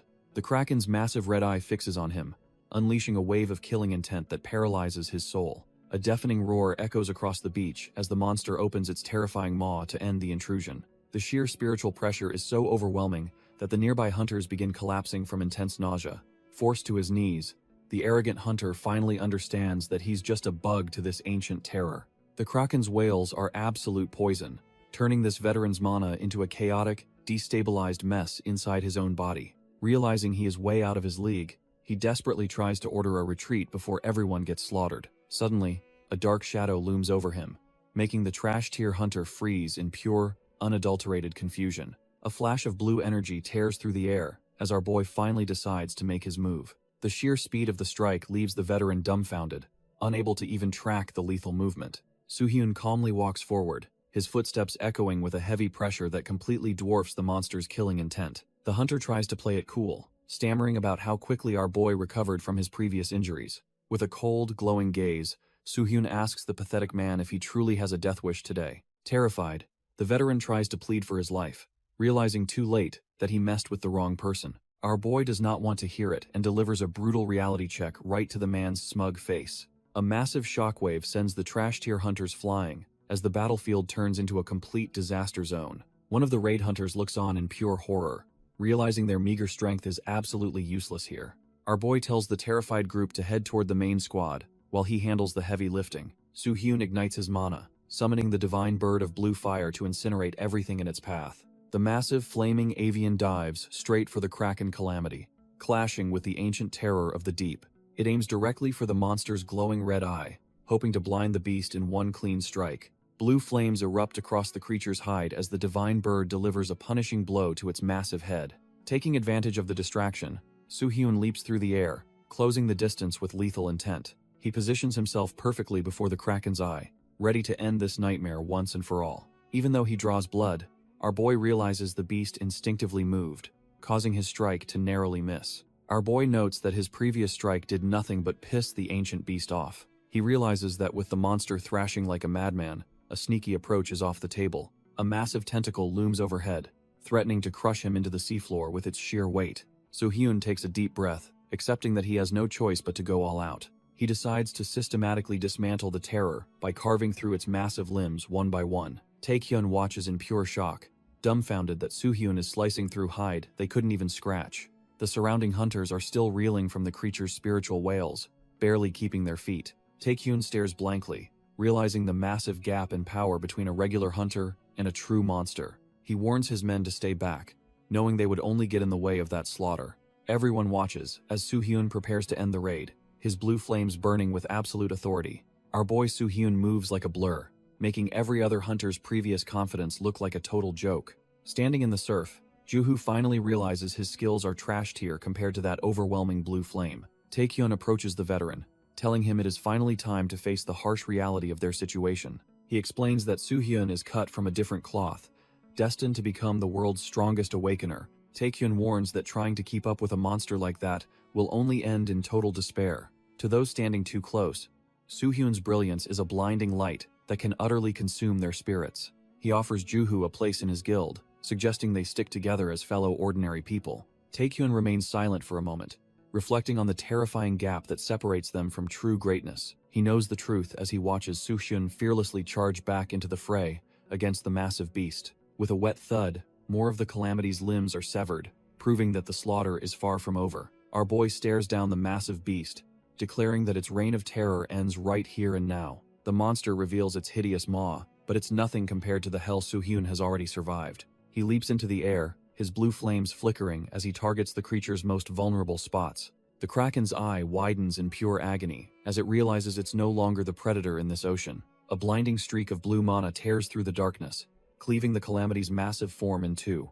His master swordsmanship shines through the chaos, leaving nothing but a trail of azure fire in its wake. With one final, explosive burst of power, the underwater nightmare is reduced to a heap of shredded meat. Soo-hyun lets out a long, weary breath, the adrenaline finally starting to fade after such a brutal encounter. He wipes the grime from his face, complaining that the beast's blood smells just as foul as he remembered. Nearby, the veteran hunter sits in stunned silence, completely broken by the sheer scale of Soo-hyun's overwhelming power. Lee Kang-hee groans as he finally regains consciousness, his head still ringing from the Kraken's earlier assault. He rubs his eyes and wonders if he passed out, only to realize someone is looming over him. It's our boy Soo-hyun, looking absolutely terrifying with those glowing blue eyes and a face devoid of any mercy. Soo-hyun stares him down and asks if he has anything he wants to say to the surviving hunters. The guildmaster scrambles up in a panic, desperately asking if the massive calamity has actually been defeated. Surrounded by the silent crowd, Soo-hyun's presence is so heavy that the air itself feels like it's thickening. Realizing the threat is gone, the trash tier leader immediately shifts gears to calculate the raid's potential profits. He begins shamelessly arguing that his guild deserves the most loot since they supposedly dealt the most damage. For a guy like him, the lives lost don't matter as much as the exploits they can take home. Soo-hyun's gaze turns even colder as he asks one more time if the man truly has nothing else to say. Lee Kang-hee realizes he is in deep trouble as Soo-hyun's killing intent begins to suffocate the entire area. Our boy doesn't wait for a response and moves with a speed that completely defies human logic. He reminds the trash tier master that his blatant selfishness nearly cost every single hunter their lives today. Gritting his teeth in a fit of rage, the guild leader refuses to accept a rookie looking down on him. He throws a desperate, clumsy punch while screaming, but Soo-hyun doesn't even bother to flinch at the strike. Soo-hyun catches the fist effortlessly, noting that he actually wanted to give the man a final chance to apologize. He lifts the coward into the air by his own hand, proving that seniority means nothing against absolute power. The man pathetically screams for release, threatening to report this assault to the association to save his pride. Soo-hyun just tells him to go right ahead while looking at him like he is nothing more than a bug. He explains that leadership isn't just about taking command, but carrying the heavy responsibility for every life lost. Soo-hyun reminds the coward that leaders who prioritize loot over lives forfeit their right to lead. He draws his blade, stating that someone this dangerous to their own allies deserves an immediate execution.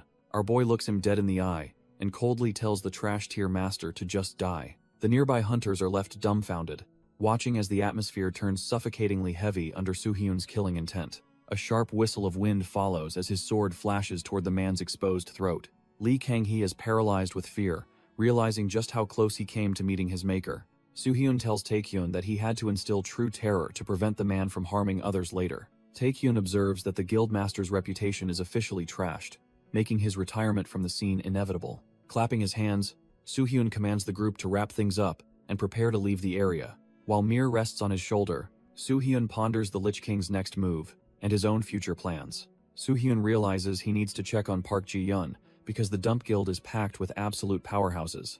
We jump back a few hours before the raid's success to see Ji-yeon already deep in the trenches. The battlefield is a chaotic mess of dust and debris as the high-tier combatants trade lethal blows. A Reaper Enforcer lunges forward, his spiked brass knuckles whistling through the air with bone-crushing intent. Ji-yeon barely flinches, her movements a blur as she weaves through the brute's reckless and heavy-handed assault. The Enforcer grows desperate, realizing his target is far more dangerous than any ordinary hunter he's faced before. She triggers her shadow assimilation skill, melting into the darkness to completely nullify the man's next strike. Before he can even process where she went, Ji-yeon reappears like a vengeful ghost right in his blind spot. Looking him dead in the eye, she coldly declares that his time has officially run out. With a single, fluid motion, she delivers a lethal slash that puts an end to the trash tier Enforcer's life. The Enforcer smirks, activating a specialized skill that grants him absolute immunity to all physical damage. Ji-yeon continues her relentless assault, but the brute remains unfazed, confident that her blade cannot pierce his skin. He acknowledges her speed is impressive but remains certain that such a high-level technique must have its limits. While tracking her movements, the thug assumes her shadow-based powers are bound by a very strict time limit. Spotting what he thinks is a gap in her defense, the Enforcer believes he has finally found his opening. He lunges forward with a heavy strike, forcing Ji-yeon to take the impact of his massive, bone-crushing power. The force of the blow rattles her, making Ji-yeon realize that a clean hit would be absolutely fatal.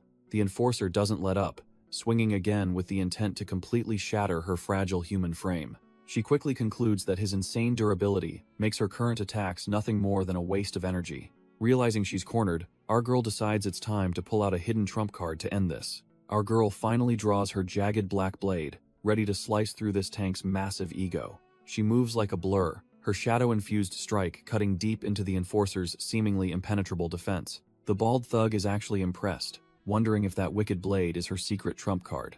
He retaliates with a ground-shattering punch, but Ji-yeon effortlessly dances away from the massive shockwave. This battle-hungry freak is actually having the time of his life, begging her for more entertainment. Suddenly, his grin vanishes when he realizes something is horribly wrong with his own body. Ji-yeon just stands there, looking completely bored, as if she's already calculated his inevitable defeat. She tells him it's useless to continue because the outcome was decided the moment she drew her sword. The Enforcer refuses to accept it, desperately trying to bait her back into a trash-tier brawl. Our girl just gives a casual shrug, totally dumbfounded that he still thinks he has a chance. The Reaper Enforcer is absolutely livid, screaming about how she dare ignore his presence. He decides to force her hand, lunging forward with every bit of trash-tier strength he has left. Even with a full power strike, our girl just leans back, making his desperate punch look like child's play. Suddenly, the big guy freezes mid-motion, his eyes wide with a sudden, gut-wrenching realization. He is completely dumbfounded as his own body refuses to obey. Locked in place by some invisible force, panic sets in as he gasps for air, wondering what kind of monster he actually picked a fight with. His legs finally give out, sending him crashing to the floor while Ji-yeon just watches him crumble. Her cold gaze pierces right through him, showing that she never even considered him a real threat. She calmly walks toward her broken opponent, each step sounding like a death knell in the silent room. Standing over him, she looks down at the pathetic Enforcer, who is now shaking like a leaf. Ji-yeon stares him down, mockingly asking if she hadn't already warned him about this inevitable outcome. The Enforcer is left gasping for air as our girl casually lifts his chin to face his failure. She looms over him like a true Reaper, coldly stating that his time has officially run out. A wave of pure agony washes over the big guy as his internal systems start to haywire. He panics, realizing his defense skills are dead, and his body is completely locked in place. Ji-yeon just smirks, asking if he's dying to know why his own mana has turned against him. She reveals her secret weapon, a jagged blade that she only pulls out for special trash tier occasions. Turns out, this nasty piece of work distorts mana, slowly suffocating the target from the inside out. The enforcer finally connects the dots, realizing he was doomed the second her blade first drew blood. Now that he's neutralized, Jian grips his throat to start her own gritty interrogation session. The enforcer's eyes dart around in terror as he realizes he's completely at the mercy of a total monster. Jian stares him down with ice in her veins, demanding to know the identity of his boss. When he stays silent, she starts tenderizing his face, screaming for him to just talk already. His head bounces off the concrete as she demands to know who exactly is pulling the strings. She's losing her patience, her face twisting into a mask of pure rage as she repeats the question. Another heavy blow lands, but it seems like this trash-tier goon is tougher than he initially looked. Suddenly, a bloody smirk creeps across his face, showing he's not nearly as broken as he should be. He just chuckles through the pain, mockingly claiming he hasn't got the slightest clue who his boss is. Instead of begging for life, he has the audacity to invite her to join the dump guild instead. Jian isn't interested in career changes, so she raises her blade to end his miserable life right then. Jian's blade is inches from the kill when a hand suddenly clamps down on her wrist. Seokjin steps in, telling his guildmaster to cool it before she ruins their only lead. He reminds her that this trash-tier enforcer is a dump guild higher up, with way too much intel. Jian glares at him, clearly not happy about being told to let her prey go so easily. Seokjin doesn't blink, knowing that killing the guy now would flush their entire mission down the drain. She stays silent for a moment, the weight of her rage battling against her tactical common sense. Finally, she lets out a long breath, forcing her bloodlust back into the shadows where it belongs. She fixes her hair and offers a half-hearted apology for getting so worked up over a nobody. They start discussing their next move, but the bloodied goon on the floor just can't stay quiet. When he starts whining about her butting in, she shuts him up with a brutal kick to the teeth. The trash-tier enforcer hits the wall hard after Ji Yun's brutal kick sends him flying across the room. Seokjin notes that Soo-hyun's intel is dead on, especially regarding the blue dungeon opening in the States. The goon's eyes widen in pure terror as he realizes the Dump Guild's terror plans are already leaked. While Seokjin checks on the status of the Busan raid, he realizes their mysterious ally is always steps ahead. The enforcer panics, wondering if his own team was snatched up by Soo-hyun before they could even move. He realizes our boy isn't just some rookie, he's a monster who somehow knows every detail of their operation. Ji-yun stands tall, feeling the weight of the situation as the scale of the conspiracy starts to unfold. The bloodied enforcer tries to move his fingers, but his body is completely broken from the one-sided beatdown. He knows he has to stall for time, or his boss' grand plan will crumble before it even starts. Ji-yun remains dumbfounded, unable to fathom how a single hunter could possess such high-level, prophetic information. The enforcer finally connects the dots, realizing why everything has gone so sideways for his crew. Seokjin and Ji-yun exchange a look, wondering if the trash-tier goon has finally snapped under the pressure. Suddenly, the enforcer bursts into a fit of hysterical laughter that echoes through the cold, empty warehouse. Ji-yun watches him with a cold stare, questioning if the beatdown actually scrambled his brains for good. He catches his breath and points out the sheer irony of their secret alliance with the Dump Guild. The enforcer mocks them, noting how they're essentially working with the enemy to destroy their own kind. Seokjin is left dumbfounded, his face tightening as he realizes their top-secret plan isn't so secret anymore. He explains that only a handful of high-ranking members should even know that the script exists. The enforcer's eyes narrow as he admits that Kim Soo-hyun is the only real threat they face. He warns them that if they aren't careful, they'll all end up dancing in our boy's palm. The enforcer realizes his only play is to pit the Reaper Guild against our boy to save himself. He tries to strike a deal, claiming that Kim Soo-hyun is playing both sides like a fiddle. If they take out the biggest threat first, he promises to spill every secret about his trash-tier guild. Seokjin is left dumbfounded by the claims, but prepares to end the interrogation right then and there. He draws his blade, refusing to trust a murderer who claims Soo-hyun is a backstabbing traitor. The enforcer doubles down, warning that if they lose their only lead, the Dump Guild vanishes forever.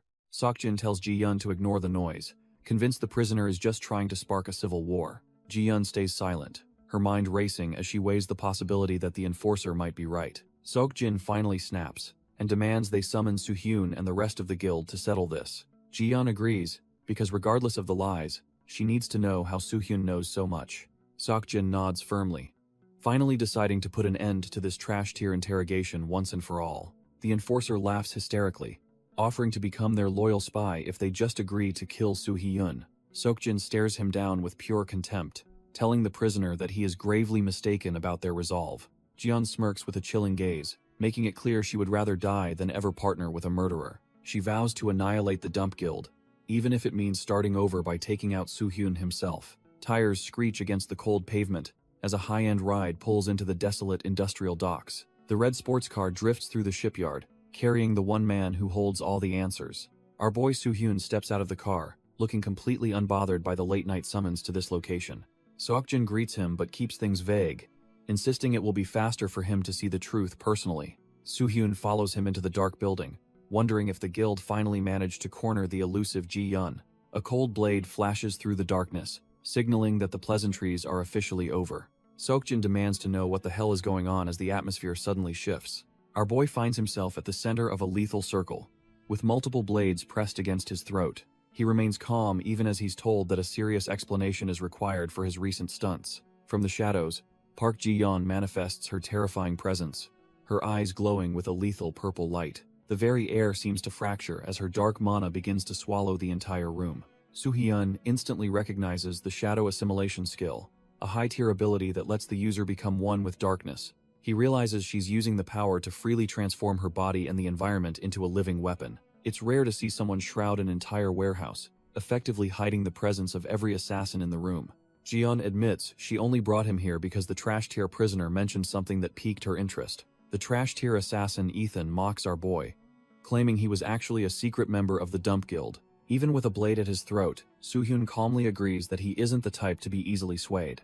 Park Ji-yeon steps through the shadows, demanding to know what his true end goal actually is. She admits a single nagging question has been eating at her since they crossed paths. Ji-yeon stares him down, wondering how a supposed rookie obtained top-secret intel that only guild elites should know. Her gaze sharpens as she prepares to verify if he's a traitor or just incredibly well-informed. She demands the source of his information, leaving no room for his usual tactical deflections. Looking at the laughing Ethan, Soo-hyun realizes this battle maniac is just trying to spark a deadly confrontation. Our boy sighs, thinking a simple answer might end this. But the truth is far too complicated. He remembers the desperate souls from his past life, knowing Ji-yeon would never believe he's a regressor. Surrounded by blades, Soo-hyun realizes Ethan has successfully backed him into a corner where words carry heavy weight. He knows a simple lie won't save him now, and will only haunt his future plans if he fails. Ji-yeon loses her patience, telling him to stop calculating and start talking before things get even messier. Our boy decides to reclaim the lead, promising to provide undeniable proof that he isn't a Dump Guild rat. Ji-yeon remains skeptical, demanding to know exactly why he's keeping the source of his information a secret. He maintains his composure, explaining that while they share interests, he isn't obligated to reveal every single card. To prove his sincerity, he suggests she accompanies him home alone to see the evidence for herself. The atmosphere turns lethal as the sharp edge of a blade draws blood from his neck. Seokjin calls the proposal a joke, but Soo-hyun remains unfazed, knowing only the guildmaster's opinion truly matters. The surrounding guards grow restless, shouting that this is clearly a trap designed to let him escape their grasp. The tension is thick enough to cut as they lock eyes in a silent, lethal battle of wills. Ji-yeon finally blinks first, raising her hand to signal her restless guards to stand down for now. She decides to take the gamble, telling our boy to lead the way to his supposed proof. One of her subordinates panics, shouting that this is way too risky and clearly a trash-tier trap. Ji-yeon remains unfazed, calmly telling her crew not to worry because she can handle any potential betrayal. Her gaze turns murderous as she warns that she will end his life if he is playing games. Moments later, the cold guildmaster finds herself standing in a regular hallway, looking completely dumbfounded. Soo-hyun's mother greets him with a radiant smile, thrilled to see her son after his long absence. The mood shifts instantly when she spots the guest, eagerly asking who the beautiful woman is. Before he can even speak, his mom's imagination runs wild, assuming Ji-yeon is his new girlfriend. Mom aggressively shakes Ji-yeon's hands, gushing about how our boy finally brought home such a beautiful girlfriend. The legendary guildmaster is completely out of her element, sweating as she faces a mother's overwhelming energy. She is used to life or death battles, but this domestic ambush has her feeling more cornered than any monster. Mom brings out a massive feast, insisting that a special guest deserves nothing less than her best cooking. She laughs off her earlier outburst, admitting she just couldn't contain her joy at seeing her son's friend. As she places a choice piece of meat on the bowl, she tells her to eat up and enjoy. Ji-yeon stares at the simple gesture, her cold exterior cracking under the weight of such genuine, motherly kindness. Seeing that warm, sincere smile, Ji-yeon realizes this home is a world away from her gritty hunter life. She falls silent, perhaps reflecting on the family warmth she lost or never truly had in her past. With a respectful bow, the lethal assassin softly offers her thanks, finally letting her guard down for a moment. Park Ji-yeon takes a bite, the simple home-cooked meal tasting far better than she ever expected. Our boy watches his mother beam with pride while enjoying a rare, peaceful moment with her. He laughs, feeling the heavy burden of his past lives lift slightly in this warm, domestic atmosphere. Park Ji-yeon goes quiet, her sharp eyes scanning the room as she processes this alien sense of belonging. For the first time, a genuine, soft smile touches her lips, acknowledging the kindness she rarely sees. Later in his room, she admits the food was incredible, noting his surprisingly strong family bond. Soo-hyun asks if this domestic scene finally proves he isn't some trash-tier criminal from the dump guild. She remains unconvinced, arguing that even the worst monsters can have people they truly care about. Realizing talk is cheap, he sets his drink down, deciding it's time for a more direct approach. Without a word, he starts stripping, leaving the lethal guildmaster completely dumbfounded by his sudden move. Ji-yeon is completely flustered, screaming at our boy for suddenly stripping down right in front of her. Soo-hyun calmly explains that since dump guild trash always carry tattoos, his clean skin proves his innocence. He even offers to drop his pants for total transparency, making the lethal guildmaster sigh in exhaustion. She finally caves, admitting that someone with such a strong family bond couldn't be one of those monsters. While getting dressed, Soo-hyun pushes his luck and asks what really happened between her and that criminal guild. Ji-yeon shuts him down immediately, claiming their alliance is strictly business and she owes him no secrets. Our boy just scratches his head, hoping that they can eventually reach a level of complete, genuine trust. The sheer absurdity of his honesty actually makes her break out into a rare, genuine fit of laughter. However, the mood shifts instantly as she retreats into her thoughts, haunted by a past she cannot escape. Her mind drifts back 2 years to her days as a solo hunter, long before the Reaper Guild existed. A random hunter named Kim Ki-hyun approaches her, admitting he's been keeping an eye on her skills. He quickly clarifies he isn't some creep, just a solo player looking to form a temporary party. The association allowed independent entries, but without a leader, the forest was becoming a total death trap. He insists that sticking together is their best bet for survival in this chaotic, uncoordinated mess. Ji-yeon doesn't even blink, coldly rejecting his offer before walking away without a second thought. The guy is left completely dumbfounded, sweating as his trash-tier social skills fail him once again. His actual teammates call him over, signaling that it's finally time to head into the fray. While he runs back to his group, Ji-yeon continues her solitary path, unbothered by the surrounding noise. Inside the dungeon, the chaos erupts as hunters clash with a swarm of green reptilian monsters. Amidst the carnage, Ji-yeon charges forward, her eyes locked on the target with cold, murderous precision. Ki-hyun carves through the reptilian trash, realizing these monsters are way tougher than they look. He catches his breath, admitting to himself that this dungeon crawl is turning into a real grind. Suddenly, he senses a chilling presence nearby, and turns to see the absolute carnage ahead. There stands Ji-yeon, surrounded by a mountain of corpses she dismantled with terrifying, cold efficiency. The rest of the squad catches up, completely floored by the sheer number of kills she racked up solo. His teammate brings up the earlier rejection, noting that a monster like her clearly doesn't need any help. Watching her walk away, they realize she's just cut from a different cloth than these average hunters. Ki-hyun sighs, wishing he could roll with a beauty like her instead of his current dull teammates. A massive hunter named Wushik snaps him out of his daydream, wondering what's going through his head. Our boy just stares off, unable to shake the feeling that Ji-yeon is carrying a heavy, mysterious burden.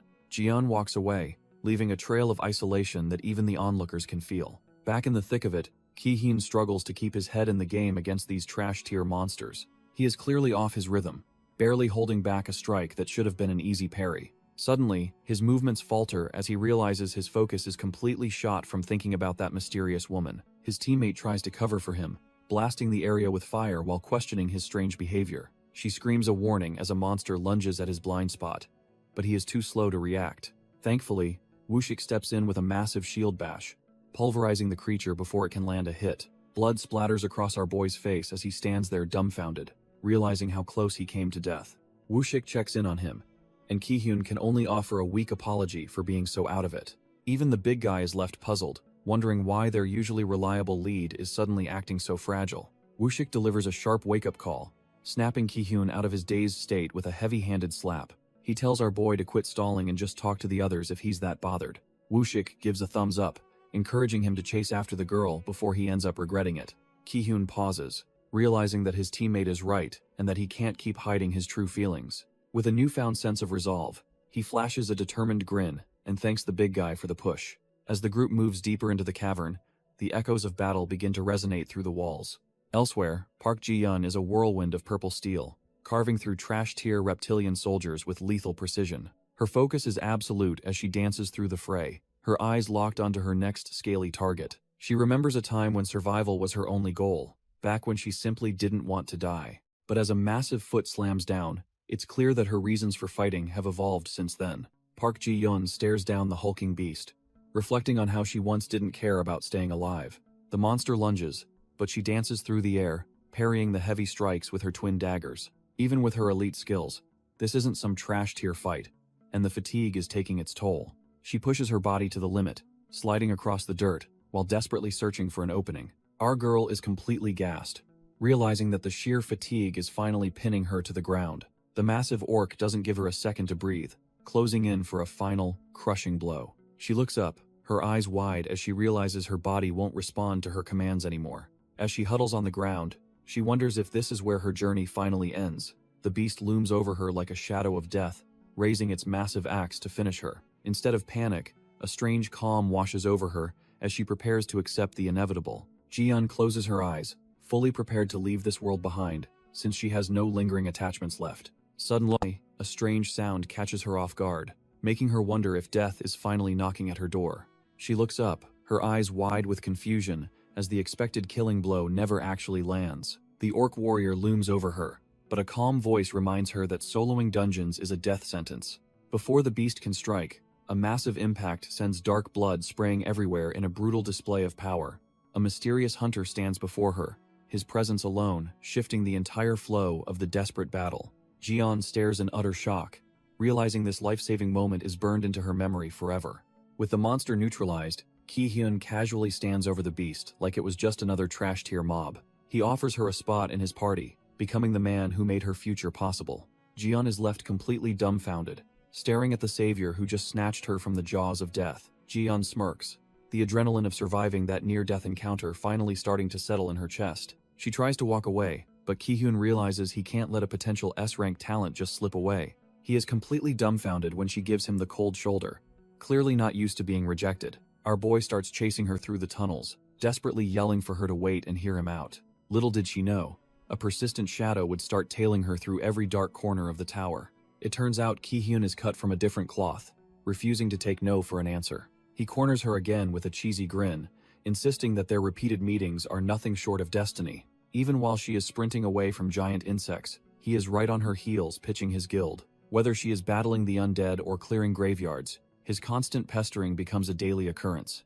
Exhausted after another solo kill, she wonders if she will ever catch a break from her persistent stalker. Ji-yeon recalls how he never stopped reaching out, leaving her completely dumbfounded by his relentless attitude. She eventually reached a point where his persistence made her realize he was cut from the same cloth. Taking Ki-hyun's hand felt like a massive gamble, but it was the start of her new life. After joining the guild, the cold isolation she once embraced began to slowly fade away into the past. She follows behind as our boy Ki-hyun leads his rowdy crew through the city like a family. Even when the other hunters started bickering like children, she found their trash-tier arguments strangely comforting. Woo-shik asks how the situation was handled, and Ki-hyun casually confirms that everything went perfectly fine. Watching them walk off together, she realizes that being part of a team isn't so bad after all. She stands there for a moment, reflecting on how much her world has changed since that first meeting. Suddenly, someone calls her name, pulling her out of her thoughts and back to the mission. Our boy Ki-hyun and the crew wave her over, shouting for her to stop lagging behind and join them. Ji-yeon watches them with a faint smile, finally feeling the icy walls around her heart start to melt. She steps forward to join her new family, realizing she finally found a place where she truly belongs. Their journey takes them to the rugged rock dungeon, a place known for its brutal terrain and golems. She and Ki-hyun move in perfect sync, tearing through a massive stone guardian like it is trash-tier fodder.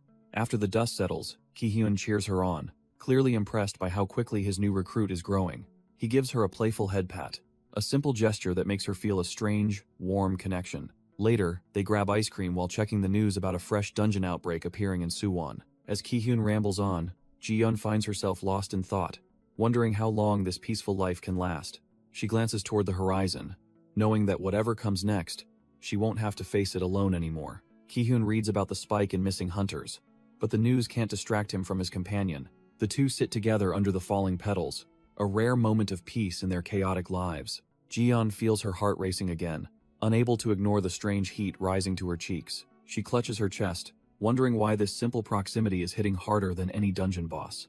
Their hands are inches apart, and the tension is thick enough to cut with a high-tier blade. It is driving her crazy, and she tries to hide her embarrassment by looking away from him. She questions why her heart won't stop pounding, while Ki-hyun notices her sudden change in mood. Our boy catches her eye, sensing that something is definitely up with his usually stoic recruit. Ji-yeon avoids his gaze, feeling completely exposed by the gentle atmosphere surrounding them. Ki-hyun just gives her a soft smile, silently reassuring her that she has finally found her home. Ki-hyun gently takes her hand, suggesting they spend some quality time together after tomorrow's dungeon raid. Our boy looks her in the eye, asking if she wants to go have some fun, just the two of them. Ji-yeon is completely dumbfounded, her face turning bright red as she processes this unexpected invitation. They sit together in the peaceful park, finally finding a moment of quiet before the storm. Little did they know, news of a serial killer targeting hunters would soon shatter this fragile peace forever. After the raid concludes, Ki-hyun is in high spirits, ready to finally start their long-awaited date. Ji-yeon is practically radiating intensity, her mind solely focused on the romantic evening she has planned. Even as they pack up their gear, she can't stop thinking about their time alone together. Suddenly, a voice interrupts Ki-hyun's thoughts, catching him completely off guard during their departure. Woo-shik and the rest of the party look on in confusion, wondering who would dare disturb their leader. A man claiming to be from the association explains he's currently investigating the recent string of hunter murders. Ki-hyun listens as the stranger mentions they are conducting on-site investigations and asks for their cooperation. Ji-yeon is internally fuming, wondering why this guy had to ruin their date with such terrible timing. Our boy Ki-hyun stays professional, asking the man exactly how they can help with the ongoing investigation.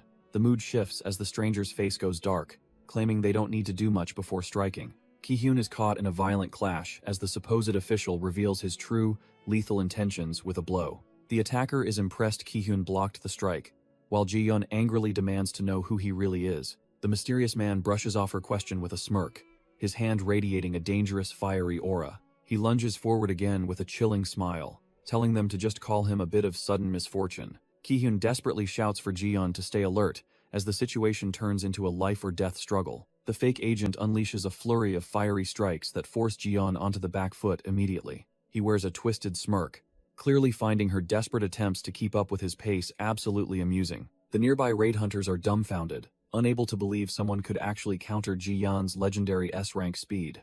Ki-hyun watches with a sinking feeling, knowing that despite appearances, his partner is being completely and utterly outclassed. Ji-yeon grits her teeth as she realizes the trash-tier disguise hides a monster who is always one step ahead. Every clash sends a jolt of terror through her, making her realize she is staring certain death in the face. Suddenly, the attacker halts his lethal momentum, his expression shifting as he decides on a sudden change of plans. With a chilling grin, he invites Ji-yeon to abandon her current path and join his new guild instead. Ji-yeon stands frozen as he explains that he needs elite lunatics to help him accomplish his dark, solitary goals. He finally reveals the name of his future organization, Dump, a group destined to be filled with absolute psychos. The stranger thinks she's qualified and asks if they should grow this new guild together. Ji-yeon isn't buying the offer and wonders what would happen if she simply decided to refuse. The mysterious man goes silent, his gaze turning cold as he evaluates her sudden defiance. He drops the friendly act, stating that if she won't join him, she's better off dead. Before he can strike, Ki-hyun lunges into the fray, refusing to let his partner face this monster alone.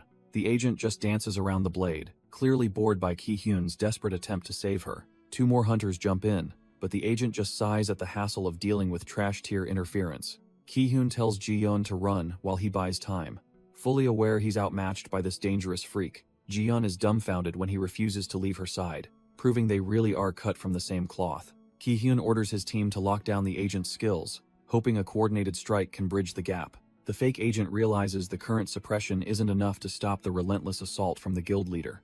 Ki-hyun lets out a guttural roar, pouring every ounce of his remaining mana into one final, desperate charge. He tries to distract the monster, but the agent just scoffs at the predictable moves of a lower-tier hunter. Ki-hyun demands to know why a supposed official is slaughtering the very people he is meant to protect. The assassin just stares back with dead eyes, claiming he needs no reason to erase trash like them. With a swift, mana-infused strike, the agent slams a fist into Ki-hyun, clearly annoyed by his persistent interference. Even with blood dripping from his lip, our boy Ki-hyun wears a chilling smile because the plan is working. He ignores the pain and wraps his arms around the agent, sacrificing his body to create a single opening. Ki-hyun screams for his partner to take the shot, knowing this is their only chance to end this. Emerging from the shadows, Ji-yeon prepares to deliver a lethal strike, while the target is finally pinned down. A purple flash cuts through the air as the ambush finally begins with a lethal strike. Ji-yeon lunges forward with lethal speed, her blade aimed straight for the assassin's exposed throat. The team watches in breathless silence, praying this desperate gambit is enough to tip the scales. The agent touches the shallow wound on his neck, annoyed that he actually bled for a change. Ji-yeon grits her teeth, knowing that a mere scratch won't be enough to put this monster down. She worries about her finishing power, but Ki-hyun reminds her they aren't fighting this battle alone. Right on cue, Woo-shik drops from above, pouring every ounce of mana into a flaming hammer strike. A massive explosion rocks the ground as the heavy weapon connects with a thunderous, earth-shaking boom. Yet, the dust clears to reveal the agent casually stopping the entire impact with a single hand. Our boy Woo-shik is completely dumbfounded, realizing the power gap between them is absolutely trash tier. The agent just smirks, telling them that their little games are officially over. Ji-yeon's mind flashes back to the moment he effortlessly knocked her out with a single, cold strike. She slowly opens her eyes, struggling to remember how she ended up face down on the cold ground. Suddenly, the fog clears, and her eyes widen as the brutal reality of the situation hits her. She finds herself in the arms of Ki-hyun, who is barely holding on while soaked in his own blood. He looks at her with a weak smile, just relieved to see that she's finally back among the living. Ji-yeon panics, demanding to know what kind of nightmare took place while she was out cold. She desperately calls out for the rest of the team, praying that someone, anyone, can still stand. But as she looks around the battlefield, her heart sinks into her stomach at the sight before her. Our boy Woo-shik and the others are scattered across the dirt, looking like trash-tier leftovers after a slaughter. Ji-yeon is dumbfounded, holding Ki-hyun's mangled body, while a mocking voice calls their bond tear-jerking. The weight of the situation sinks in as her eyes start to glow with a lethal purple light. Standing amidst the carnage is the fake association agent, looking like he just finished a light workout. She glares at the trash-tier assassin, knowing he is the one who turned her team into a bloodbath. Consumed by pure hatred, she screams that she will never forgive him and promises to end his life. Suddenly, a weak, blood-stained hand reaches out to stop her from doing something suicidal. Ki-hyun coughs up blood, desperately pleading with her to leave him behind and run for her life. He presses a necklace into her palm, insisting that she is the only one with enough power to escape. His strength finally fails, and his hand slides into the growing pool of blood on the cold ground. Despite the agony, they both struggle to their feet, preparing for a final, desperate stand against the monster. Ki-hyun stands his ground despite his wounds, resolved to buy enough time for his comrade to escape the slaughter. Ji-yeon hesitates, her heart breaking as she realizes this might be the last time she sees her friend alive. He screams for her to leave immediately, knowing every second she wastes brings them both closer to death. With tears in her eyes, she flees while Ki-hyun charges headfirst into the glowing assassin's overwhelming power. Back in the present, she admits she escaped alone and never found a single trace of him afterward. Clutching the necklace he left behind, she begs Soo-hyun to finally stop hiding the truth from her. Soo-hyun stares back with those cold eyes, realizing she is finally ready to face the world's dark reality. She demands to know the identity of the monster leading the Dump Guild, the one responsible for everything.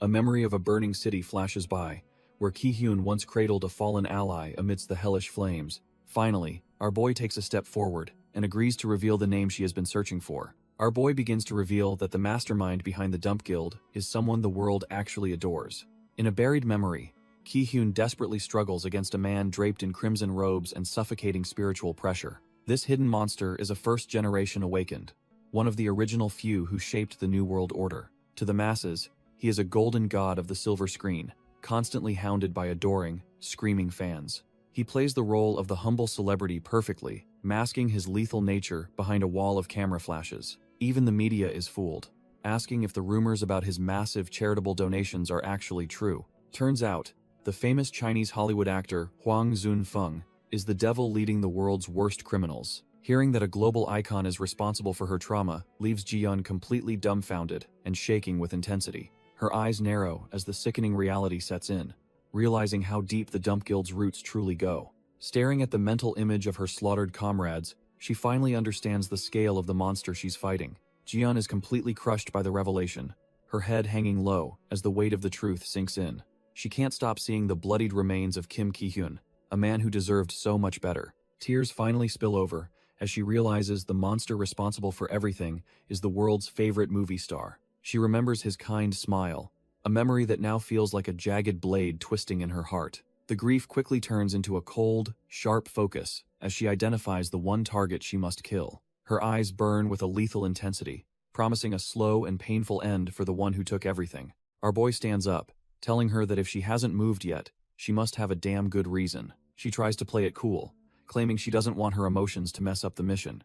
Kim Soo-hyun just watches her silently, knowing exactly what kind of hell is raging inside her soul right now. Even though she talks a big game, our boy realizes she's barely holding back her murderous rage. Our boy points out that Hwang Jun-fung is meticulous enough to hide his awakened powers from everyone. To the world, he is just a top-tier actor playing the part of a kind and humble celebrity. But once the cameras are off, the mask slips to reveal a calculating and dangerous mastermind. That trash-tier smile is just a tool he uses to manipulate the masses while he pulls the strings. He looks down on everyone like they are annoying bugs, proving he is cut from a different cloth. Kim Soo-hyun knows that rushing in now would just make their target disappear into the tower depths. They need a perfect plan to ensure the Dump Guild is wiped off the face of the earth. He decides to handle the dungeon terror attack himself, while the others strike the enemy heart. Park Ji-yeon remains silent, her mind already picturing the moment she finally tears that actor apart. The pieces are moving, and the countdown to the movie star final performance has officially begun. The executive enters the room, immediately questioning where their missing assassin, Ethan, has disappeared to. His colleagues couldn't care less, even joking that they're glad the annoying show-off is finally out of the picture. Mac River snaps at them, fearing that if Ethan was captured, their guild secrets are now completely exposed. Chloe Lafferty remains unimpressed, dismissing our boy as a mere nobody who isn't worth their precious time. As a high-ranking executive, Chloe's arrogance is backed by her lethal status within the criminal Star Guild. Mac River keeps his guard up, knowing that anyone capable of dropping Ethan is far from a trash-tier threat. Hwang Jun-fung just laughs, finding the idea of a rookie causing them trouble utterly hilarious. Staring at his reflection, he admits it's a shame they missed their chance to kill Kim Soo-hyun earlier. He believes their only mission now is to keep stacking bodies until no opposition remains on the board. With a cold gaze, he prepares to squash those annoying insects in his own twisted and brutal way. Chloe watches the horizon, sensing that the perfect moment to strike is finally within their reach. Mac remains stoic, knowing that the splendid city they are targeting won't stand a chance against them. They find the idea of urban destruction thrilling, proving they are truly cut from the same villainous cloth. Meanwhile, a private jet glides through the sky, transporting our boy and his allies to their next destination. Hak-jun is sweating bullets, feeling completely out of his league among the high-tier powerhouses in the cabin. The awkward silence is driving him crazy, making him wish someone would just say something already. He finds Seokjin way too scary to talk to, especially with that intimidating scar and cold demeanor. Jiyeon isn't any better, as her lethal aura makes it clear she isn't in the mood for small talk. Hak-jun wonders what Soo-hyun is staring at, noticing how focused the regressor has been since they took off. Our boy is actually analyzing dungeon data, spotting a massive anomaly that didn't exist in his previous timeline. Hak-jun finally gathers the courage to ask where they're actually headed, while our boy keeps a watchful eye. Soo-hyun casually drops the bombshell that their destination is America, leaving his companion completely dumbfounded. The mention of a blue dungeon opening stateside sends Hak-jun into a total state of shock and panic. As their jet cuts through the clouds, Hak-jun demands to know why such critical info was kept secret. Stepping into the massive terminal, the rookie's fear vanishes, replaced by the pure excitement of his first flight. Soo-hyun nearly slips up about his past timeline before quickly denying he has ever set foot in America. Hak-jun wonders how a world-first event stayed under the radar, questioning why the media hasn't exploded with news. Our boy explains that the U.S. is gatekeeping the situation, though Hak-jun fears a catastrophic outbreak is imminent. Despite having the most awakened on the planet, most American hunters are considered trash tier and lack real skills. They are desperate to prove they have the quality to match their quantity, using this dungeon as a stage. Hak-jun is deeply unsettled, fearing that American pride will lead to innocent lives being lost in the dungeon. Our boy agrees that pride is worthless, comforting his subordinate, while Ji-yeon handles the necessary logistics. Ji-yeon steps away to make a high-stakes call, her expression hardening as she prepares to pull strings. She reaches out to a contact named Robert, knowing his influence is the key to their entry. Getting straight to the point, She mentions the blue dungeon to hook his interest with the potential merit. The group soon finds themselves in a private office, meeting with the medical guild's top brass face to face. Robert William greets them with a plastic smile, claiming to be a massive fan of the legendary S-ranker. Soo-hyun remembers Robert from the past timeline as a man dangerously obsessed with climbing the social ladder. When Jiyeon offers to translate, Soo-hyun shocks the room by cutting in with surprisingly fluent English. He demands a spot in the Blue Dungeon raid, leaving Hakjun absolutely dumbfounded by his leader's hidden skills. Robert hesitates for a moment, weighing the massive risks of letting a foreign outsider into a top-secret dungeon. He sighs and admits that fulfilling such a bold request is nearly impossible under the current strict regulations. He reminds them that America takes pride in its own and rarely relies on foreign awakened forces. Our boy doesn't flinch, offering to hand over half of his personal raid merits as a sweet bribe. Robert nearly chokes on his tea, absolutely stunned that an S-ranker would offer up such a valuable reward. Soo-hyun just gives a cool smile, knowing this greedy guildmaster can't resist the lure of a massive payday. Robert breaks into a cold sweat as he calculates the immense political and financial power of those merits. He realizes that adding a powerhouse like Soo-hyun would turn his guild into legendary national heroes overnight. A trash-tier smirk creeps onto his face as he decides that half a share simply won't cut it. He puts on a fake professional act, pretending to worry about how the government might view the deal. Our boy drops some insider knowledge about America's S-rank shortage, leaving the greedy guildmaster completely dumbfounded. He paints a picture of the medical guild becoming national heroes if they manage to recruit him. Robert starts sweating buckets, terrified that this kid is actually reading his greedy mind like an open book. Seeing the hesitation, Kim Soo-hyun plays it cool and wonders aloud if his request was just too unreasonable. He starts to stand up, casually mentioning that he will just take his business to another guild instead. Robert panics instantly, lunging forward to stop our boy from walking out the door with his meal ticket. He quickly backtracks, claiming it was all a misunderstanding and that they will do whatever he wants. Kim Soo-hyun stops and decides to pivot, suggesting a high-stakes gamble that catches Robert off guard.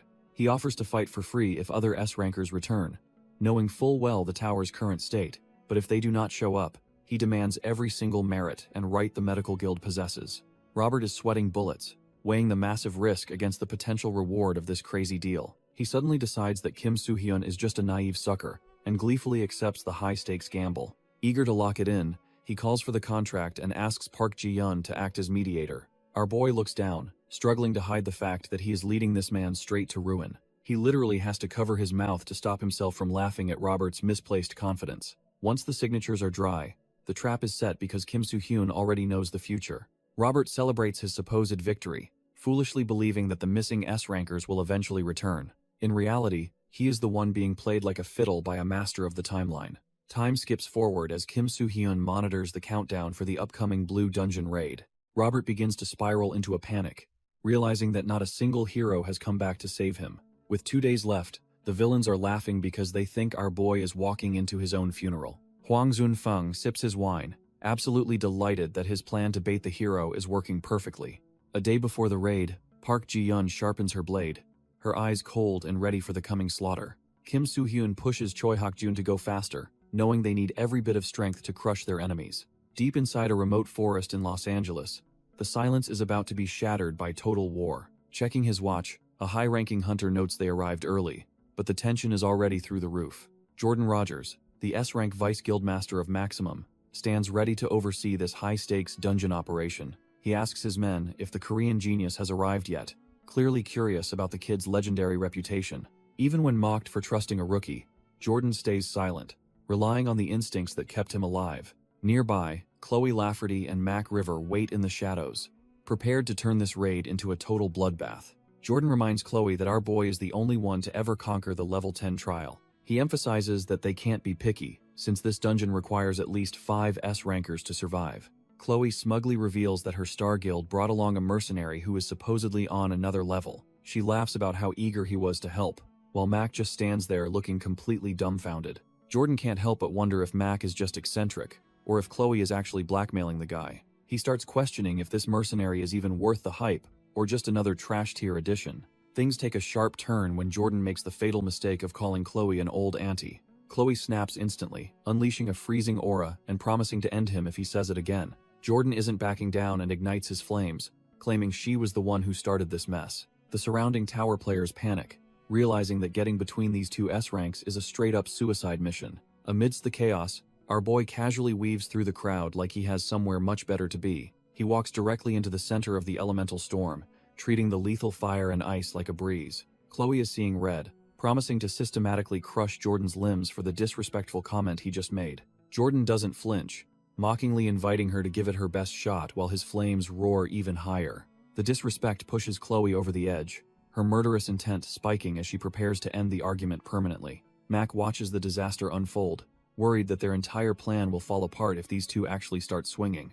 A sudden, heavy command echoes through the air, instantly freezing the three elites in their tracks with pure shock. Soo-hyun finally steps in with a cold purple aura, making it clear that their little tantrum ends right now. Jordan is completely dumbfounded by the sheer weight of the magic power suddenly pressing down on him. Our boy steps out and introduces himself, offering to join the fray if they really want to continue. Realizing he's outclassed, Jordan immediately drops his guard and tells Chloe they need to pack it in. Mac steps in to play peacemaker, urging a fuming Chloe to just take a breath and calm down. With a frustrated click of her tongue, Chloe turns her back on the mess and starts walking away. Mac watches her go, his mind racing as he tries to process the monster that just appeared. Soo-hyun keeps his eyes on the pair, knowing exactly who these elites were in his past life. He watches the group depart, worried that the leader of the dump guild might change the script. If the big boss chooses the dungeon over the headquarters, it will be a whole different game. As they retreat, Mac asks if she felt that terrifying pressure, and she can only quietly agree. Chloe is fuming because she realizes our boy actually suppressed her magic like it was nothing. Mac realizes that if Soo-hyun could take out Ethan, their current strategy is basically trash tier. He decides to pivot, figuring they should prioritize killing Soo-hyun before dealing with Jordan's mess. Jordan tries to brush off the previous humiliation and decides to play nice with an official introduction. He offers a handshake, introducing himself as the Maximum Guild's vice leader, while Soo-hyun plays along. Jordan acts like a hero, claiming his only goal is to clear the dungeon without losing anyone. Soo-hyun just stares him down, bluntly telling him that he's vastly underestimating the nightmare they're entering. Looking at the glowing blue portal, he warns that surviving at all should be their only concern. Jordan just laughs it off, calling our boy a cautious genius, while clearly ignoring the life-saving advice. With his pride blinding him, he marches toward the gate, convinced his elite squad is untouchable. Soo-hyun watches Hakjun run over, silently noting that Jordan's massive ego is going to be their biggest liability today. Hakjun is clearly starstruck, asking if that really was the legendary Jordan Rogers who famously conquered the world's largest dungeon. He is practically buzzing with excitement, thrilled to be raiding alongside heavy hitters like Jordan and the Glacial Witch. The kid starts stretching to loosen up, feeling way too relaxed now that he thinks these elites have their backs. When Soo-hyun doesn't share the enthusiasm, Hakjun is left dumbfounded, wondering why our boy looks so damn serious right now. Soo-hyun knows a truth they can't even imagine, simply telling his ally it is time to move as they begin. Jordan stands before the swirling blue portal, completely unaware that his pride is leading him straight into a meat grinder. As the executives approach the gate, Soo-hyun realizes the Dump Guild's planned terror attack could let monsters devour everything. Visions of the previous apocalypse flash through his mind, fueling his resolve to prevent another city-level outbreak at any cost. He checks in with Hakjun one last time, making sure his loyal shadow remembers the grim instructions he gave earlier. Our boy and his loyal shadow stand before the gate, knowing dungeons always bring unexpected, lethal chaos. Soo-hyun reminds him that the real fight starts the second they step through that swirling blue mess. They dive headfirst into the portal, leaving the safety of the real world behind for this simulation. The system announces the grim rules, forcing them to find an exit or survive 10 days of hell. Deep in the jungle, Jordan starts getting twitchy and demands to know where the extra baggage went. Hakjun finds himself alone in the thick brush, looking around like a lost puppy in a death trap. Jordan looms over him, pressuring the kid to reveal where the hell Soo-hyun disappeared to so suddenly. The language barrier hits Hakjun like a truck, leaving him panicking and internally screaming for his leader's help. They both watch as Soo-hyun's presence completely vanishes, leaving them stranded and vulnerable in this green nightmare. Jordan realizes the situation is trashed here now that two heavy hitters have already vanished into thin air. Chloe looks visibly shaken, wondering if Soo-hyun's sudden disappearance is the reason for her growing unease. Jordan doesn't have time for her nerves, sensing that the atmosphere in this jungle just turned lethal. Suddenly, a swarm of flying monsters descends from the canopy, signaling that the simulation's first trial has begun.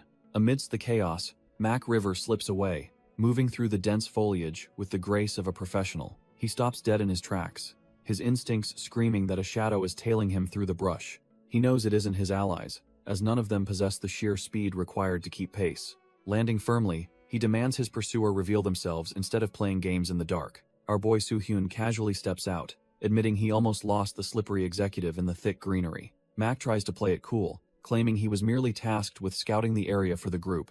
Soo-hyun just smirks, calling out Mac River's blatant lie and suggesting that assassination was the real objective. Soo-hyun walks forward, pressuring Mac by mentioning his rank right under the big boss Hwang Jun-fung. Mac is completely dumbfounded, wondering how this random kid could possibly know the name of his secret leader. He tries to steady his breathing, rationalizing that the info must have leaked from that trash-tier failure Ethan. Our boy just smirks, noting that for an elite assassin, Mac is surprisingly bad at hiding his panic. Realizing talk is cheap, Mac gathers his wind mana, deciding that dead men can't share any guild secrets. He unleashes a flurry of high-speed slashes, aiming to turn the regressor into a pile of minced meat. Mac boasts about his unreachable speed, confident that a mere rookie could never hope to track his movements. He dives back in with a wind-boosted strike, screaming about how he is going to tear Soo-hyun apart. The executive goes full psycho, promising to slaughter everyone in the city just so Soo-hyun won't be lonely. Soo-hyun remains cold, calmly drawing his blade while revealing that he has been waiting for this exact moment. Soo-hyun lands a devastating blow, shredding through the wind defense like it is nothing but wet paper. Mac River coughs up blood, realizing his grand scheme was dead on arrival against a monster like our boy. Elsewhere, the raid turns into a bloodbath as the Beastmen army catches the trash-tier hunters off guard. Chloe Lafferty freezes the front line, while Jordan Rogers incinerates the rest, showing their elite powerhouse status. Choi Hak-jun watches the carnage in awe, dumbfounded by the sheer gap in power between himself and the top tiers. While Chloe acts as the party's unbreakable shield, Jordan serves as the spear, melting everything in their path. Not wanting to be dead weight, Hak-jun grips his blade and charges, refusing to lose to these mindless beasts.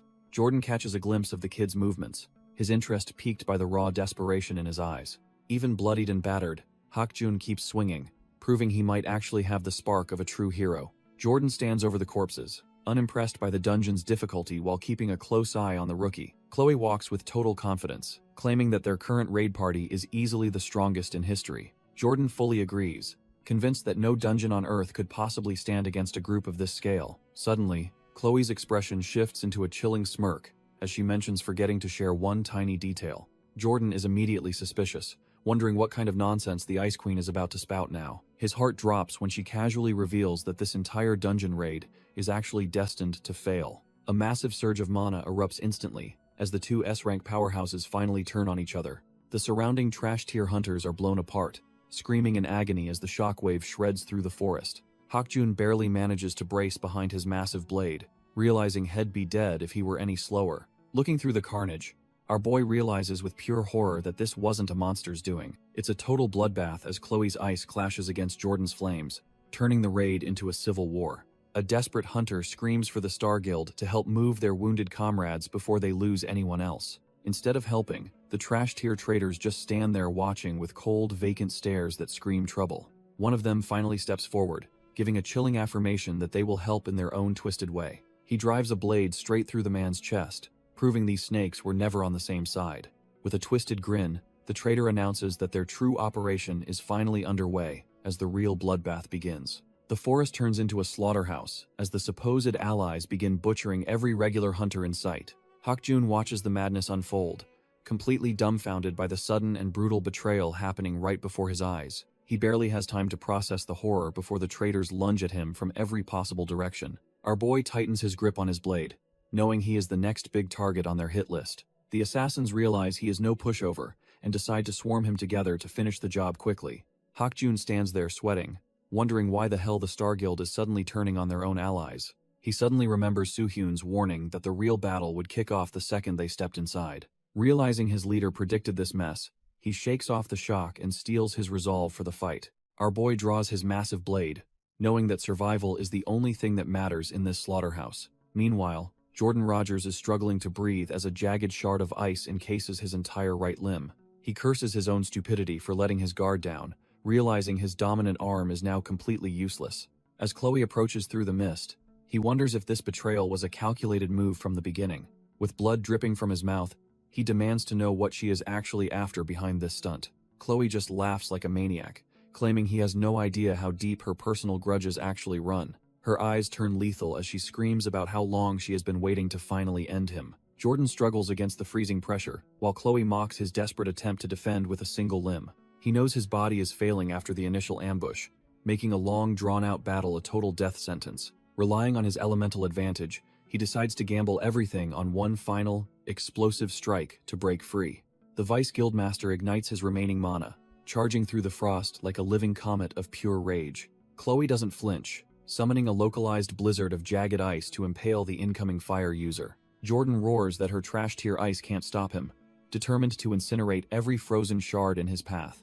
A massive pillar of fire erupts, completely vaporizing the obstacle as he pours his soul into the attack. However, he spots a chilling smile through the heat, realizing his opponent isn't even breaking a sweat. His heart sinks as he stares at the figure, realizing something is horribly wrong with his successful hit. Turns out he just wasted his final trump card on a hollow ice decoy, leaving him completely wide open. Chloe mocks him for only just realizing he's been played like a fiddle this entire time. Before he can even move, she completely freezes him solid, leaving our boy totally helpless. Jordan panics as the cold sets in, realizing she intentionally lured him into this lethal trap. He desperately asks how her guild expects to clear this high-rank dungeon without his help. Chloe just scoffs at his stupidity, finding his concern for the raid's success absolutely hilarious. She drops the bombshell that their actual plan is to ensure the entire raid fails miserably. Jordan screams that she's being ridiculous, unable to comprehend why anyone would want a dungeon outbreak. If they fail here,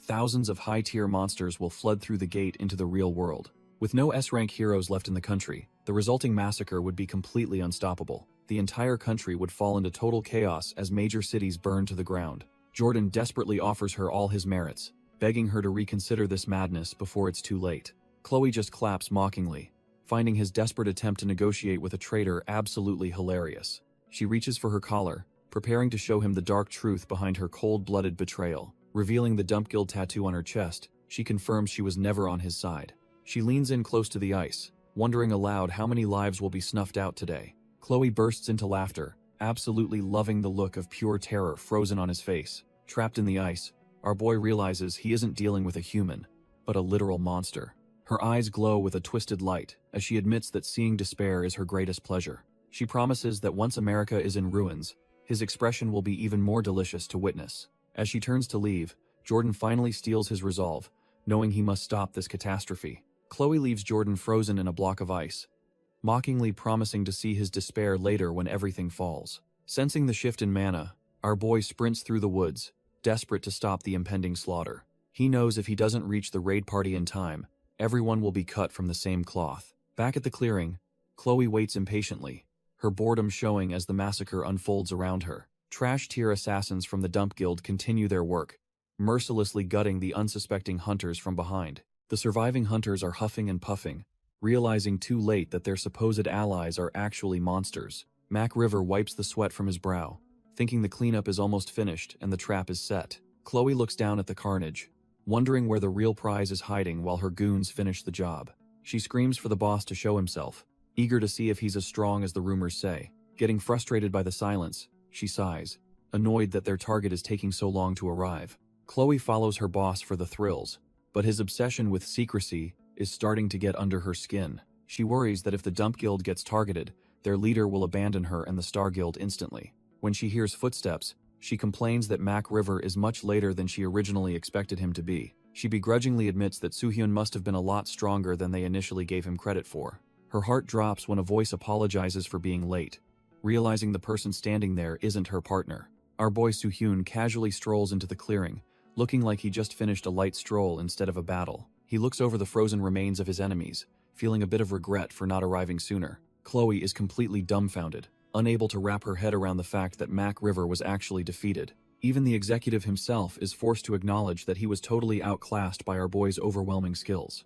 A violent pillar of mana surges forth as Soohyun prepares to clean up the rest of this trash-tier guild. Soohyun locks eyes with the enemy, his gaze cold and filled with a lethal intent that screams trouble. Chloe is absolutely fuming, her frustration boiling over as she realizes her perfect plan is falling apart. She screams for her subordinates to ignore everyone else and focus all their firepower on killing Soohyun first. The trash-tier assassins try to retreat, but Hakjun slams his massive blade down to block their only exit. Our boy's loyal ally stares them down, coldly asking who gave them permission to just walk away. One of the veteran assassins grinds his teeth, clearly annoyed that a mere brat is standing in their way. Chloe desperately unleashes a massive wave of ice, hoping to freeze Soo-hyun in his tracks before he gets closer. It doesn't work, as Soo-hyun's blue flames roar to life, effortlessly melting through her strongest defensive barrier. She can only watch in horror as he shatters her ice like glass, closing the distance in a heartbeat. Glancing at the chaos, Chloe wonders where her boss is and realizes she cannot win this fight alone.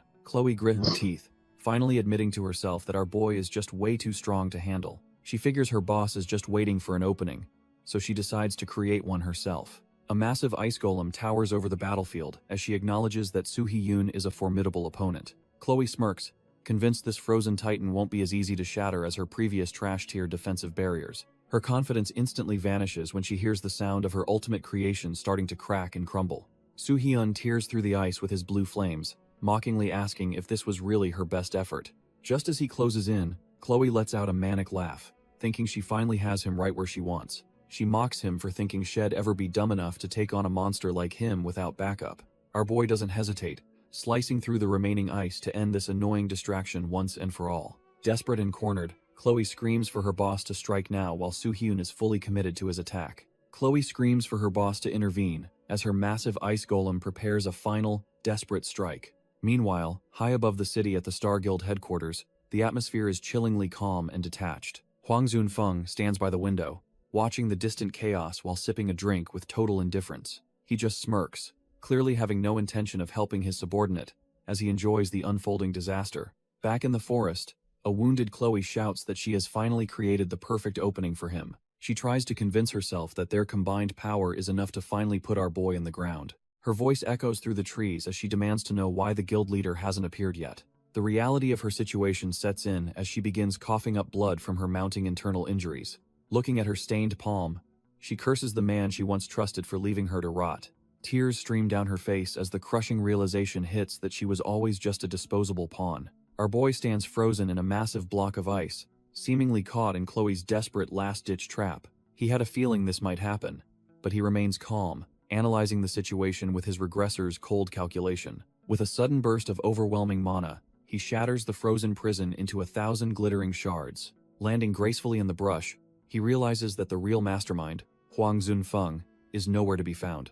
Meanwhile, inside the opulent Star Guild headquarters, the atmosphere is thick with the scent of expensive tea and betrayal. Mac River sits nervously before his boss, trembling as he tries to explain why their elaborate plan fell apart. Hwang Zun-feng just sips his drink, coldly demanding to know why his subordinate returned without finishing the job. The villain looks completely unbothered, as if the lives of his executives are nothing more than a boring show. Mac recalls the chaotic scene where Jordan and Chloe were tearing each other apart amidst a sea of flames. A cold-eyed guild member scoffs at Jordan's reputation, claiming the so-called S-rank hunter was never actually a big deal. Mac River stretches casually and thinks that killing our boy wouldn't even be fun at this point. He decides he has seen enough and prepares to end the confrontation before things get too heated. As he watches Soo-hyun, he confirms that this monster is indeed the target they were warned about. He realizes that this kid is actually leagues better than a veteran hunter like Jordan ever was. Suddenly, his eyes widen in pure shock as he senses a terrifying shift in the atmosphere. The sheer weight of Soo-hyun's immense magical power starts to crush his confidence and makes him tremble. He knows better than to stick around, deciding that taking any more risks against this freak is suicide. Mac River quickly retreats into the shadows, leaving his subordinates behind to deal with the fallout. Back at the office, Robert William looks completely dumbfounded and admits he has no idea what's happening. He breaks into a cold sweat, realizing he can't even begin to fathom what Soo-hyun is actually planning. Hwang Zun-feng calmly lights a cigar, wondering how he should handle the crumbling state of his global operation. The silence is shattered when a panicked subordinate bursts in, screaming that they have a massive problem on their hands. He reveals that associations in every target country have already intercepted their terrorists, completely ruining their carefully laid plans. Our boy Hwang Zun-feng's eyes sharpen as he realizes that their secret movements were leaked to the world. His executive is absolutely livid, demanding to know how the associations could have possibly known about their classified strikes. Instead of showing fear, the Dump Guild boss starts laughing hysterically, finding their total exposure to be quite amusing. His subordinate is completely dumbfounded, unable to understand why his leader is laughing while their entire world burns down. Turning his back on the panicking trash-tier underlings, the boss coldly announces that he has finally made his decision. The executive continues to bark questions, failing to realize that he's already crossed a line he can't come back from. Without even slowing down, Huang Junfeng ruthlessly silences the man, proving that he has no patience for loud failures. Huang Junfeng claims it hurts him to do this, but his cold eyes suggest he doesn't feel anything. The Dump Guild boss admits building this empire was fun before ruthlessly ending his executive's life for being trashed here. He simply can't risk his secret identity being leaked, knowing he would have to disappear if ever exposed. With a chilling smile, the villainous actor decides his public fame is worth more than any loyal subordinate's life. Back at the raid site, the frantic shouts of the survivors finally pull a dazed man back to reality. Jordan Rogers wakes up, completely dumbfounded, his head throbbing as he tries to figure out where he even is. He immediately demands to know about the raid's outcome, only to learn that the battle is already over. Seeing the traitorous Chloe tied up like common trash leaves him stunned, realizing their luck has finally turned around. The Ice Queen just laughs maniacally when she hears that our boy Soo-hyun was the one who saved them. Deep in the woods, Soo-hyun tries to explain his sudden disappearance, while Hak-jun looks on with pure skepticism. Hak-jun calls him out for the sudden disappearance, making our boy sweat as he tries to maintain his cover. He senses someone approaching, his sharp instincts picking up a heavy presence through the dense forest trees. Jordan Rogers steps forward with a grim face, finally coming face to face with the man who changed everything. He realizes that Soo-hyun was steps ahead of everyone, somehow predicting the Dump Guild's every treacherous move. Looking at the trash-tier thugs rotting on the ground, Jordan admits his own arrogance nearly doomed them all. The atmosphere turns suffocatingly tense as Hak-jun and Soo-hyun wait for the veteran hunter to make his move. Soo-hyun tells him to just spit it out already, instead of staring like he's seen a ghost. Jordan hesitates, the weight of his words feeling heavier than any S-rank mana he's ever felt before. He remembers the chaos that would have consumed the states if those flying monsters hadn't been stopped. Jordan Rogers looks him dead in the eye, offering his deepest thanks to the hero who saved America. Jordan Rogers offers his deepest thanks to the man who saved their country from total annihilation.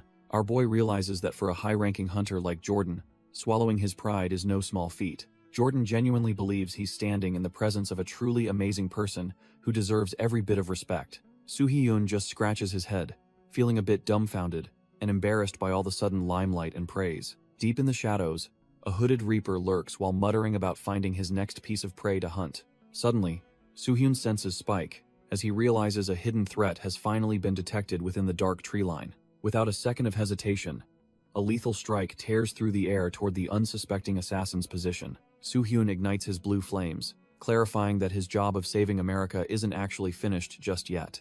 The heat intensifies as he prepares to unleash a devastating blow that will leave nothing but ashes behind. To be precise, our boy is about to show this trash-tier stalker exactly why he's the ultimate predator. The divine bird of blue fire screams across the sky, diving toward the target with absolute predatory intent. A violent explosion of blue mana follows, completely erasing the hidden threat in a single, blinding flash. Jordan Rogers stands there completely dumbfounded, finally realizing the true, monstrous gap between their respective power levels. However, the shadows begin to crawl, as dozens of glowing red eyes emerge from the dark, thick tree line. Our boy and the Vice Master find themselves surrounded by a massive swarm of bloodthirsty forest dungeon monsters. The beasts lunge with savage hunger, but these trash-tier mobs have no idea who they are actually hunting. Jordan realizes that these forest-type dungeons are designed to drown intruders in endless waves of specialized, high-speed predators. Instead of feeling pressured, our boy simply steps forward, ready to turn this entire forest into an oven. Standing back to back, the two hunters prepare to show these creatures exactly why they are the ultimate apex predators. Soo-hyun decides to end the games quickly, suggesting they combine their powers to burn everything to the ground. Our boy and the Vice Master ignite their mana, blending blue and orange flames into a singular, volatile force. The resulting firestorm incinerates the forest, proving that even a dungeon's environment is no match for their combined power. Choi Hak-jun watches the spectacle with wide eyes, realizing just how far beyond human limits his boss has climbed. As the smoke clears, a dark familiar circles overhead while the survivors desperately try to reorganize their broken ranks. The raid hunters stand their ground in the clearing, completely oblivious to the cold eyes tracking their every move. A hidden Reaper assassin watches the chaos from the tree line, mocking the hunters for their utter lack of strength. A fresh horde of trial monsters erupts from the brush, driven by a frantic instinct that seems almost like panic. Jordan Rogers commands everyone to sweep the trash away, refusing to let a few mid-tier mobs ruin their momentum. He charges forward with burning resolve, ready to personally incinerate the front line of the incoming beastly swarm. Jordan Rogers stands dumbfounded as the monsters sprint right past him, realizing they are actually fleeing from something terrifying. The monsters ignore the leaders and target the injured, leaving the hunters scrambling in a state of total panic. It quickly turns into a bloodbath as the trash-tier mobs start tearing through the ranks of the unprepared. One poor soul realizes he is absolutely cooked as a beast lunges, certain that his journey ends right here. Suddenly, a blur of motion cuts through the chaos as our boy finally decides to stop playing around. Soo-hyun carves through the front line while a hidden observer realizes he is the only real threat present. The entire swarm shifts its focus onto him, sensing a power that shouldn't exist in this lowly trial. A massive eruption of mana levels the surroundings, proving that the gap in their strength is simply insurmountable. When the dust settles, he stands alone among the wreckage, looking completely unfazed by the surrounding carnage. He utilizes his Kraken defense to soak up the pressure, though he knows he cannot stay reckless forever. Touching his shoulder, he realizes that taking any more hits like that would be dangerous even for him.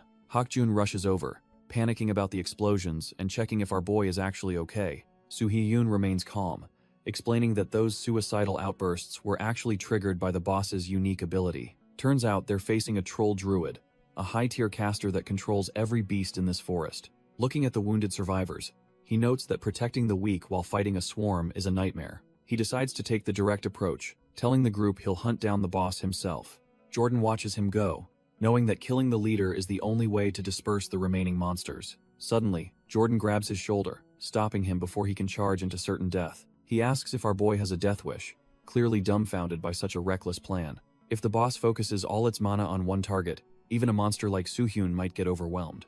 Soo-hyun just smirks and reminds Jordan that he was the one who called him a hero earlier. Soo-hyun admits he always hated being called a hero, because the title felt like a suffocating burden. However, hearing it from this group actually made him feel a little bit happy for once. Our boy flashes a rare smile, deciding that this time, he'll actually try to become a real hero. Jordan realizes he can't stop him, and just hopes the kid returns before the defense line collapses. He feels a bit embarrassed, having spent his whole life thinking he was the top dog in America. Turns out the real hero was someone else entirely, as Soo-hyun dives headfirst into the swarm of monsters. Mid-dash, he decides it's time to bring out his secret weapon to even the playing field. He summons Mir, the tiny red dragon hatchling, who lets out a fierce roar to signal his arrival. With the divine dragon's blessing active, blue flames erupt as his stats skyrocket for the coming slaughter. He becomes a blur of blue light, tearing through the forest with speed that defies all logic. The hidden boss watches from the shadows as his mindless minions get absolutely shredded by an unseen force. Realizing the intruder is no joke, the druid pulses his mana to command every beast in the vicinity. A massive green wave of energy ripples through the woods, signaling that the real hunt has finally begun. The human hunters struggle to hold the line, desperately hoping their reinforcement arrives before they are completely overrun. A fresh wave of trash-tier monsters surges forward, driven into a lethal frenzy by their master's command. Our boy finally makes his move, diving into the chaos like a blue comet of pure destruction.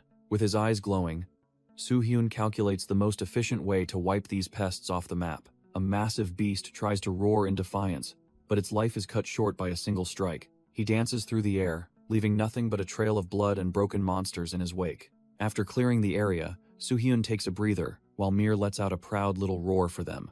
The druid watches the carnage, wondering if the trial is even close to being finished yet. Our boy surveys the trash-tier horde, realizing that taking on hundreds of them alone is just too exhausting. Instead of a frontal assault, Soo-hyun decides it is time to use a little trick to divert attention. He activates a doppelganger skill he snagged from the shop, manifesting glitchy clones to bolster his numbers. With the squad ready, Soo-hyun gives the signal for his new copies to move out. They blitz through the woods, turning the solo mission into a full-blown tactical raid. The druid is left dumbfounded, unable to comprehend how there are suddenly so many versions of this guy. Even little Mir is caught off guard, staring at the multiple masters with a look of pure confusion. The little guy quickly realizes that more masters just means 4 times the praise and snacks for him. Meanwhile, the boss can only watch in stunned silence as his carefully planned ambush falls apart. The boss is completely lost, trying to figure out which of our boy's clones is the real deal. Frustrated and unable to tell them apart, the druid decides to just slaughter every single one of them. A pack of trash-tier monkeys ambushes Soo-hyun, proving that his little doppelganger trick didn't shake everyone off. He grabs Mir and gives the order to let loose, prompting the little dragon to unleash a massive flamethrower. Soo-hyun gives the little guy some well-deserved praise, and Mir looks absolutely thrilled to be helping his master. The boss finally spots the real target through the smoke, convinced he's finally found his opening to strike. He commands his horde of monsters to charge forward, hoping to overwhelm Soo-hyun with sheer numbers and brute force. Suddenly, a massive burst of blue energy slams into the druid, catching him completely off guard mid-command. A rain of lethal blue spears descends from the sky, pinning the boss down in a relentless tactical barrage. Even after that heavy hit, Soo-hyun realizes this boss is tougher than he looks and won't go down easily. Soo-hyun and Mir tear through the trash tier mobs, combining blue mana and dragon fire to clear a path. Even with his regressor experience, our boy is starting to feel the physical toll of this relentless trial. Before he can catch his breath, two hulking beasts lunge from the shadows, aiming to end his run early. A massive shockwave erupts as the monster's strike connects, sending a lethal blast of energy through the clearing. Thick smoke blankets the forest floor, leaving the outcome of that brutal collision hidden from the boss's sight. Soo-hyun emerges from the debris, clutching Mir tightly while realizing the difficulty spike is no joke. He safely stores the little dragon away, deciding to handle the rest of this mess with his own hands. With a cold resolve, he steps forward, his boots crunching against the dirt as he prepares for the real fight. He stares down the entire monstrous horde, daring them to find out who the real predator is in this forest. Igniting his blade with blue fire, our boy gets ready to show these monsters why he's an S-rank regressor. Soo-hyun charges forward, noting that a level 5 difficulty blue dungeon is a massive step up from his expectations.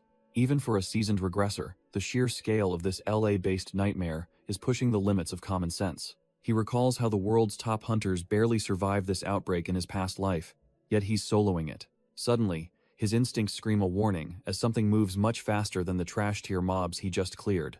Before he can react, a beast sinks its fangs into his shoulder, drawing blood and catching him completely off guard. Our boy grits his teeth in pure frustration, cursing his own slow reaction time as the stinging pain flares. Things go from bad to worse when the boss begins gathering a terrifying amount of green mana in its palm. A massive explosion of emerald energy tears through the clearing, threatening to vaporize everything in its path. He realizes that the odds of soloing this dungeon are dropping to zero faster than he ever anticipated.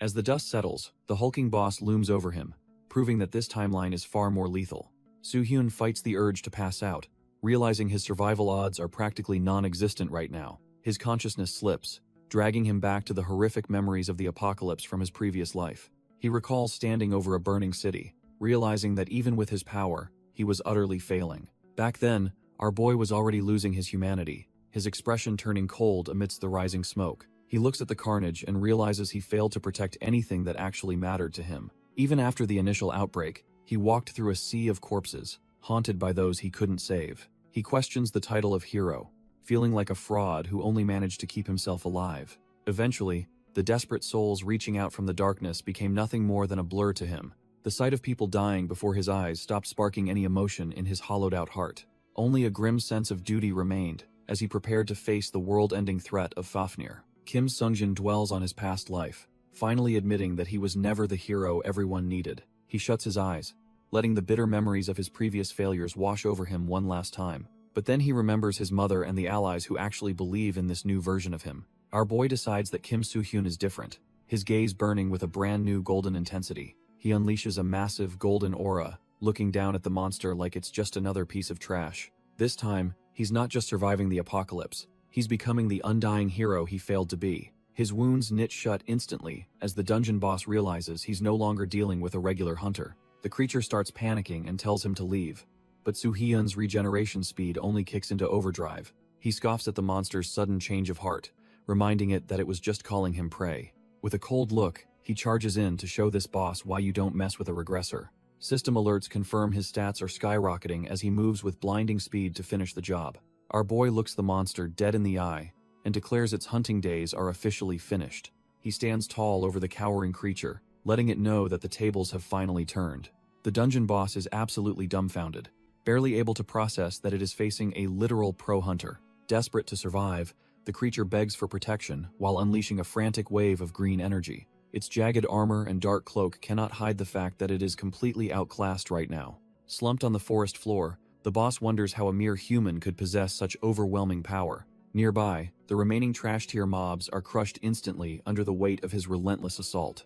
The forest is littered with the corpses of the wolf-like beasts that once thought they were predators. Soo-hyun ignites his hand with a searing golden flame, ready to end this pathetic excuse for a boss. A squad of hunters surveys the aftermath, finding the battlefield littered with the corpses of trash tier mobs. Their leader scoffs at the boss, warning the creature not to underestimate the strength of human persistence. He closes the distance, pointing out that the monster is now completely defenseless and utterly alone. Terrified, the boss tries to muster its remaining green energy while pathetically begging to be spared. Its desperate cries are cut short as a sharp blade begins to dismantle its once intimidating form. Hakjun takes the lead, swinging his sword with a lethal focus that proves he is no longer a pawn.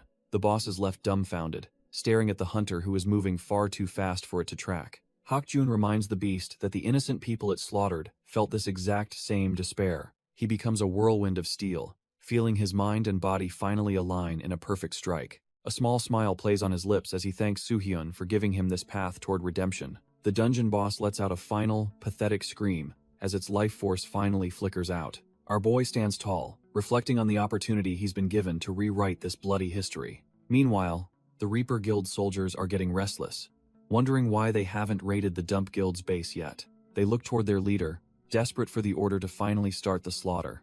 She remains silent, her eyes cold as she recalls the deal she made with the mysterious regressor. Back then, Soo-hyun sat her down to propose a high-stakes plan that sounded like pure insanity. He suggested a split-and-conquer strategy, ensuring only one of them would face the ultimate target, Hwang Zun-feng.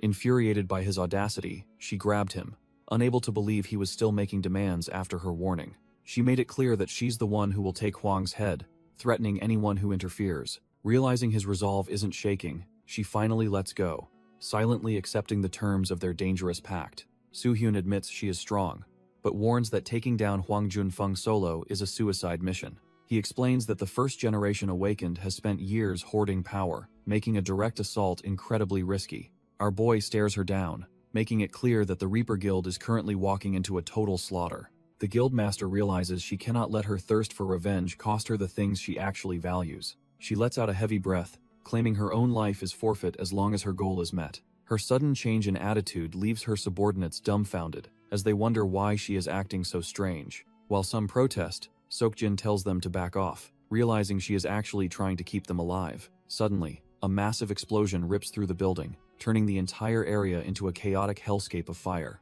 The Guildmaster panics, wondering if another player knows the Star Guild is just a front for trash-tier criminals. Amidst the rubble, a dark figure looms over a survivor, who is desperately begging for his pathetic life. The mysterious silhouette looms over the wreckage as his subordinates cry out to him in pure desperation. The survivor pathetically begs for mercy, swearing he will never breathe a word about the man's true identity. Watching from the shadows, the Reaper Guildmaster's eyes widen as she recognizes the monster standing before her. She realizes this isn't just some random player, but the infamous Hwang Jun-feng himself. Hwang Jun-feng just smiles coldly, wondering aloud how he could ever trust the word of a coward.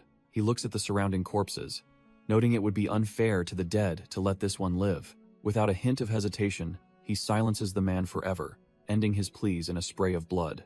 He lets out a tired sigh, casually declaring that the Dump Guild is officially disbanded as of today. Standing amidst the carnage, he mockingly asks the remaining silence if anyone actually has an objection. The Reaper Guild Master can only stare in disbelief as she calls out to the man who slaughtered everyone. Just as Hwang Jun-feng thinks his work is done, a blade whistles toward his throat out of nowhere. He barely blocks the strike, meeting the murderous gaze of a woman demanding to know his true identity.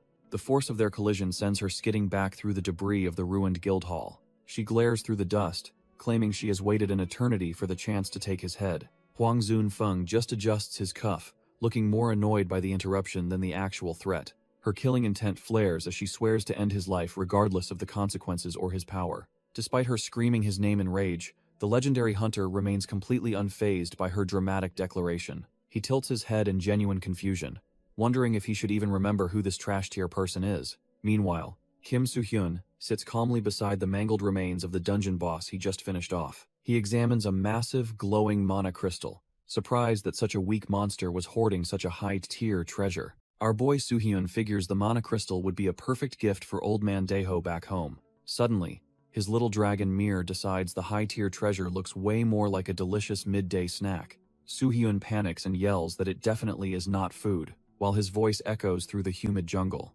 Heavy footsteps splash through the swampy terrain as the rest of the raid party finally catches up.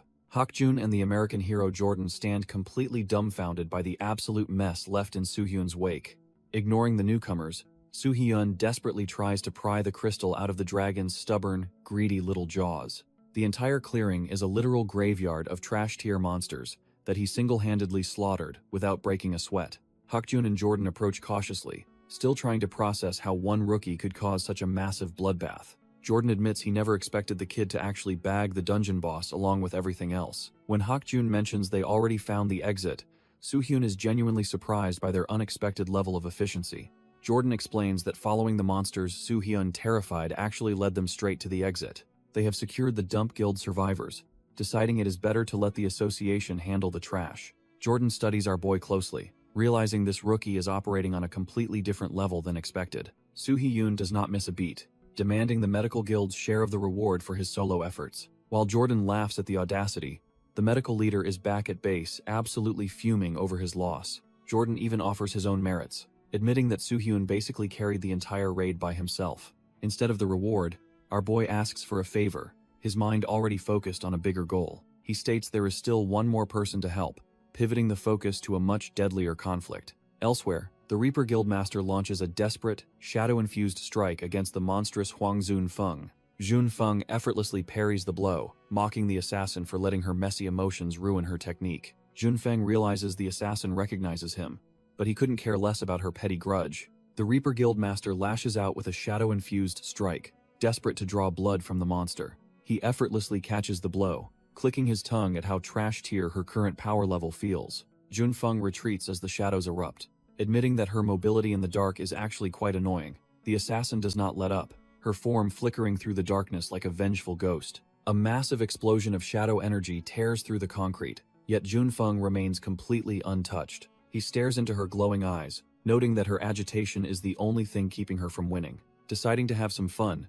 he puts on a smug grin and tells her to just calm down. She screams for him to die, but he just dances around her strikes while mocking her identity. Zunfeng covers his eyes and laughs, hoping her desperate reaction will finally help him remember her name. Zunfeng shifts his features mockingly, asking if this specific face is the one haunting her nightmares. The guildmaster is absolutely livid, her blood boiling as she realizes he is just playing with her trauma. He morphs again, effortlessly dodging her shadow blades while wondering if this version of him rings any bells. Our boy cycles through identities like cheap clothes, finding it hilarious that she cannot even pinpoint her target. Suddenly, he hits a nerve, and the look in her eyes tells him he is finally getting warm. He settles on a smug, silver-haired look, realizing this must be the man who originally ruined her life. Consumed by a trash-tier rage, she screams her intent to slaughter him, regardless of which mask he wears. Zunfeng just sighs, admitting he has caused so much chaos that he honestly cannot keep track anymore.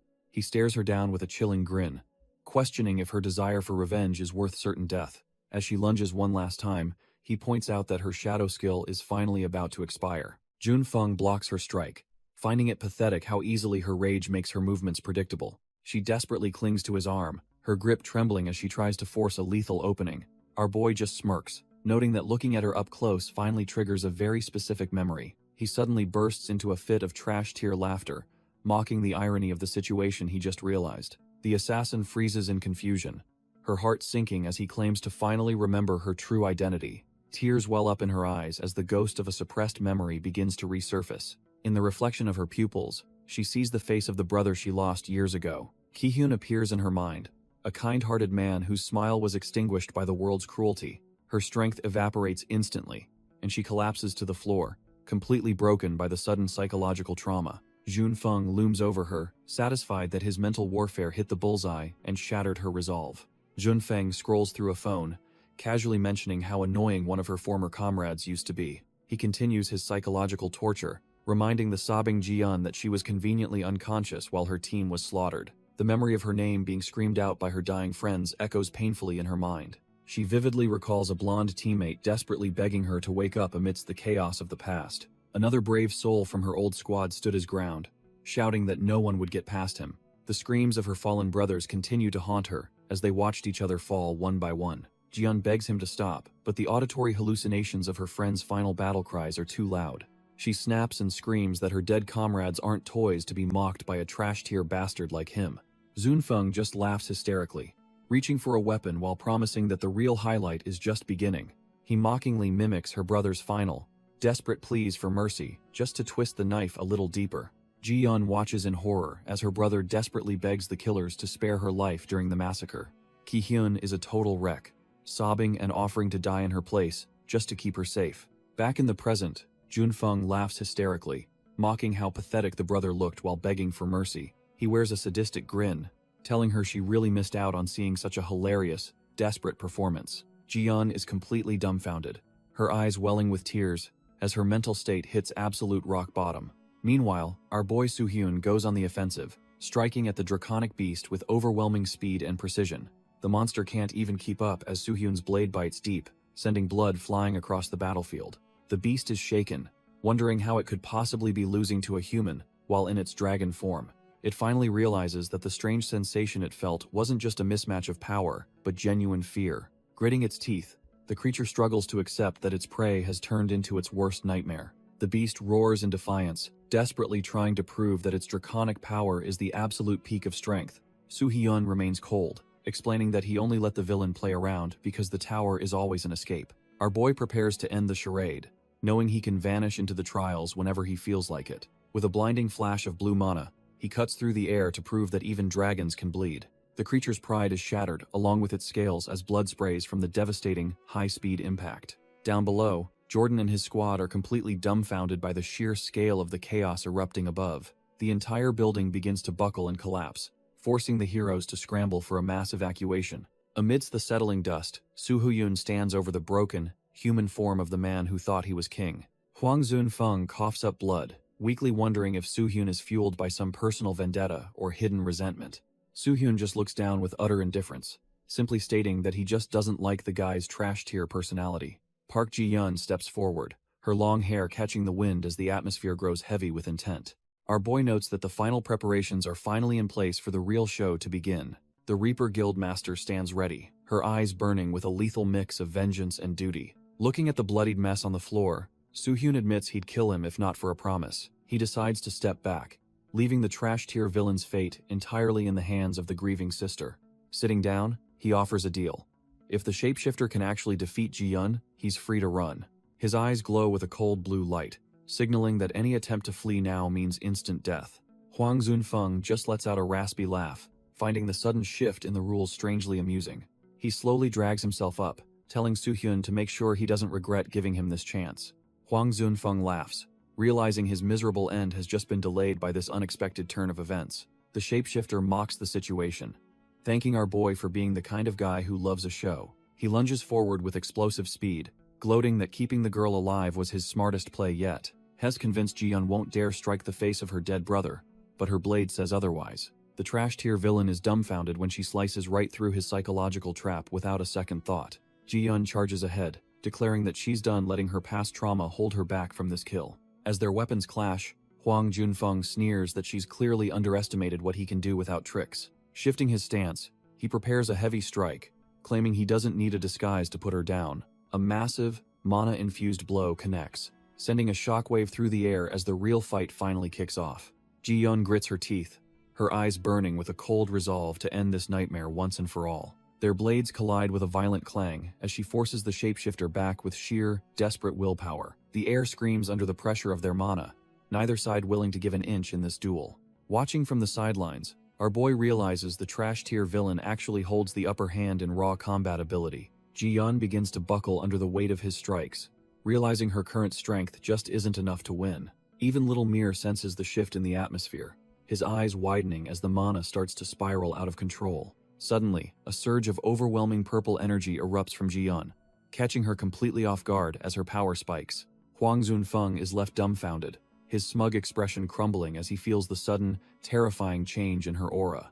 A massive explosion of spiritual force tears through the battlefield, signaling that the real climax has finally arrived. Hwang Zun-feng reels back in shock, as a sudden strike draws blood across his arrogant face. The trash-tier villain spits out a curse, calling his opponent a brat, while his composure completely evaporates. Our boy just stands there with Mir, casually explaining that the devastating attack didn't even come from him. Junfeng's eyes widen in realization as he wonders who else could possibly be pressuring him this hard. He barely manages to dodge a follow-up strike that tears through the ground where he just stood.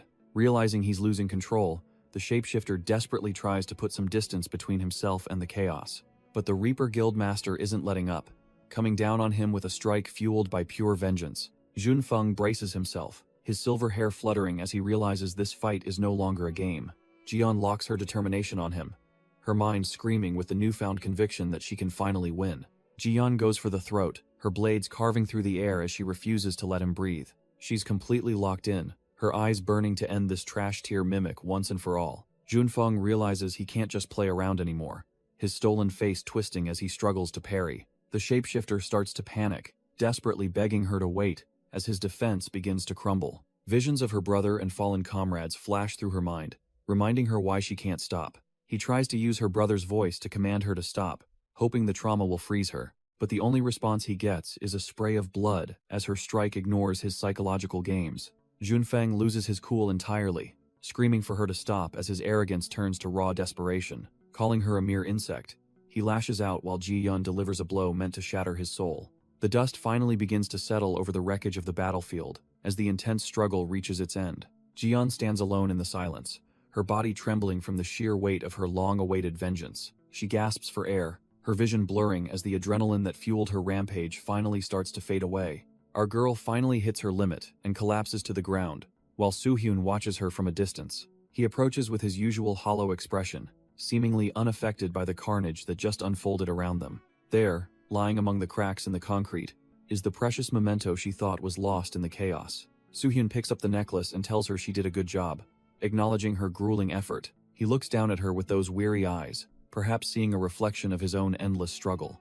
Jiyeon stares back at him, completely dumbfounded that the cold regressor would actually show her such kindness.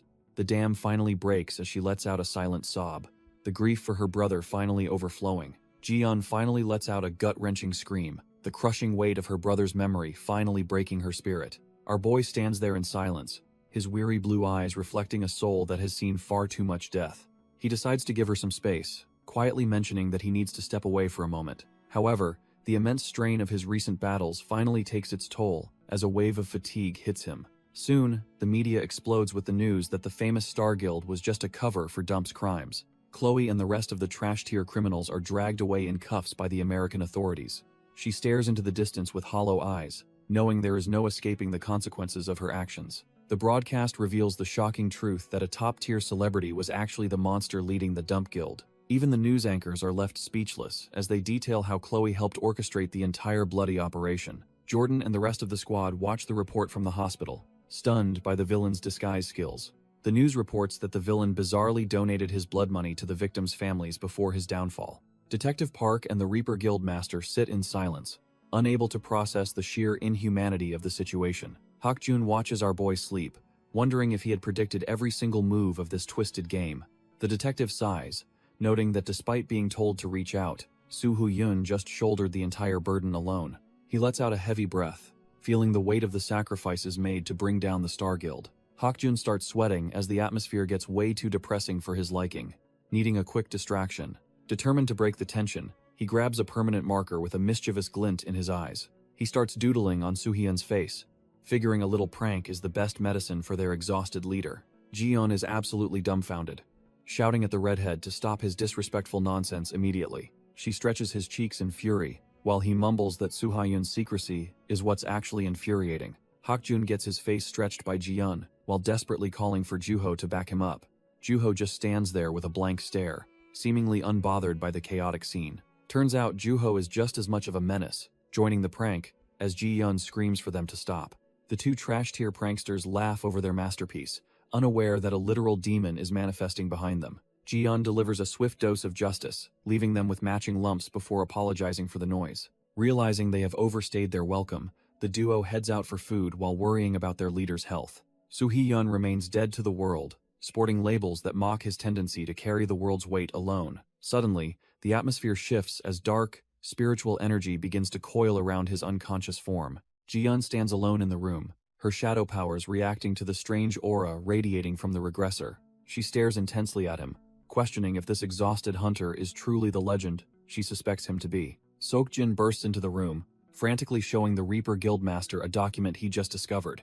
It turns out to be a comprehensive list of the remaining Dump Guild members still at large. The Reaper Guildmaster realizes our boy handed this over so they could handle their revenge personally. She can't help but wonder how this mysterious hunter managed to dig up such classified intel. Looking at his peaceful face, She admits she has a mountain of questions for the sleeping regressor. However, she decides to let it slide for now, her expression softening into a rare, genuine smile. Instead of waking him, she grabs a marker, clearly planning a little mischief of her own. As her shadow energy flares, she leaves a permanent reminder of his reckless nature on his bandages. With a final promise to meet again, she dissolves into the darkness, leaving the room silent. Left behind is a new title for the hero, labeling him the undisputed king of overdoing everything. Our boy is still out cold, completely unaware of the hilarious new titles scribbled all over his face. While he recovers, a helicopter cuts through the night sky, heading toward a beacon of absolute authority. This is Gordon Tower, a massive monolith that stands as a testament to the world's new hierarchy. High above the clouds, two elite figures share a meal, looking down on the world they control. The silver-haired lady finds the wine underwhelming, her refined palate bored by the lack of any real kick. She admits that everything feels bland lately, showing just how detached she is from common struggles. Even with the noise of the city below, she marvels at the eerie silence within their high-altitude sanctuary. Her companion notes that such peace required a fortune in ether stones just to dampen the outside world. She considers it a trash-tier waste of money, her focus shifting toward the true power plays in motion. He finally brings up the ranking match, a high-stakes event that will determine the next top-tier players. Gordon Rohan smirks, his ego as massive as the monolith he built to look down on the world. He tells Ashlyn that he has always considered himself the absolute peak of human potential. Yet, he feels the world has grown too crowded with so-called legends to truly appreciate his greatness. He thinks the title of S-rank has become trash tier because every hero claims to be a god. To fix this, he plans to use the ranking match to prove he is the only one who matters. Meanwhile, our boy is busy grinding through the 30th floor, tearing through monsters like they are nothing. With Mir clinging to his back, he moves with a speed that defies the tower's very laws. He finally lands the finishing blow, crushing the serpent's skull under his heel with cold, calculated precision. Standing before the pulsating core, he realizes the trial is finally coming to a bloody, successful end. Turns out, clearing this floor just meant ripping the heart out of the legendary beast, Ouroboros. The massive serpent is finally dead, but carving through its mountain-sized body took our boy a grueling 6 months. At least the long grind paid off, as Mir has grown noticeably stronger while feasting on the beast's remains. The floor gatekeeper explains that the heart is a concentrated crystal of pure energy, essentially a divine power-up. He wears a mocking grin, challenging the regressor to try and consume the overwhelming power if he actually can. Soo-hyun doesn't hesitate for a second, leaping toward the core with his blade ready to claim his hard-earned prize. He plunges his sword deep into the crystal, determined to make the last half-year of suffering worth the effort. Suddenly, a violent surge of purple mana erupts, and system alerts confirm his mana load is finally increasing. The sheer pressure is enough to crush a normal hunter, forcing him to grit his teeth against the agonizing heat. He commands the wild energy to submit, refusing to let his own power consume his mind or body. As the aura explodes into a pillar of light, he realizes his path to godhood has officially begun. Soo-hyun roars as he forces the heart's energy into his body, refusing to let it break him. The purple mana swirls violently, signaling that the assimilation process is finally reaching its peak. He exhales a heavy breath as the system confirms he has successfully integrated the legendary Ouroboros' third eye. Checking his status, our boy is stunned to see his mana load finally break into the 80s. He clenches his fist in triumph, feeling a surge of power that makes every struggle worth it. The jump to rank 8 is massive, providing a level of strength he hasn't felt in this life. Though he's itching to test his new toys, he knows better than to rush into the next floor. With 500,000 points and a perfect score, he officially conquers the 30th floor's lethal trial. Meanwhile, the outside world is spiraling into chaos as dungeon appearances skyrocket at an exponential rate. Panic spreads like wildfire among the masses, while the Reaper Guildmaster watches the grim news unfold. The world's wealthiest and strongest awakened, Gordon Rohan, finally decides to step out from his golden shadows. He addresses every S rank on the planet, his gaze icy as he prepares to drop a massive bombshell. Tapping his throne impatiently, he admits he hates being lumped in with the rest of the trash-tier S ranks. He decides there is no point in dragging this out, since his absolute superiority should be common knowledge. The atmosphere grows heavy as he prepares to issue a challenge that will flip Hunter Society upside down. He flatly declares himself the best, and tells anyone with a complaint to face him in a ranked game. Within a day, his arrogant declaration hits 100 million views, shifting the world's focus to the elites. As the news spreads, powerful hunters from across the globe begin converging on the massive Gordon Tower. A muscular challenger scoffs at the announcement, absolutely dumbfounded by the sheer audacity of the man's ego. Meanwhile, other top-tier hunters just yawn, seemingly unimpressed by the wealthy man's attempt to start a war. Some hunters are driven by a simple desire for fame and riches, chasing the spotlight at any cost. Others walk a lonelier path, fueled by hidden motives that the general public will never truly understand. The quiet atmosphere of a local cafe is suddenly shattered by a loud shout of pure disbelief. Seokjin is absolutely dumbfounded when our boy casually mentions he plans to participate in the ranked game. Soohyun just keeps sipping his coffee, asking why his friend is making such a massive scene over nothing. After sitting back down, Seokjin admits he thought his friend had zero interest in these flashy hunter events. Our boy flashes a small smile, stating that the winning reward is necessary to secure a better future. Seokjin realizes he should have known better, since this guy never takes action without a rock-solid plan. It turns out his primary target is adamantium, a rare material he desperately needs for a specific construction. He plans to forge the legendary sword Balmung, needing the metal's superior mana conduction to reach the top. Just as they're talking, a familiar voice booms through the cafe, catching both of them off guard. Choi Hakjun bursts in, screaming at the top of his lungs that he finally passed the S-rank exam. The sudden outburst leaves the other patrons completely dumbfounded as they stare at the loud-mouthed rookie. Realizing he's making a scene, Hakjun starts bowing frantically and apologizing to everyone for his trash-tier social skills. Our boy wonders if bringing this loose cannon along for experience is actually a good idea after all. Hakjun immediately perks up and demands to know exactly where they are planning to take him. Seokjin checks the schedule and panics, because the ranked game is set to kick off in just 3 days. He decides there's no time to waste and drags Hakjun away to start some last-minute conditioning. Before leaving, Seokjin turns back with a heavy expression, his mind racing with the stakes of the tournament. He asks if our boy is truly confident enough to crush the competition and take the top spot. Our boy gives a cold smirk, fully prepared to show these so-called elites what a real monster looks like. High above the clouds, the rhythmic hum of engines signals the arrival of the world's most dangerous players. A private jet glides past the glistening Gordon Tower,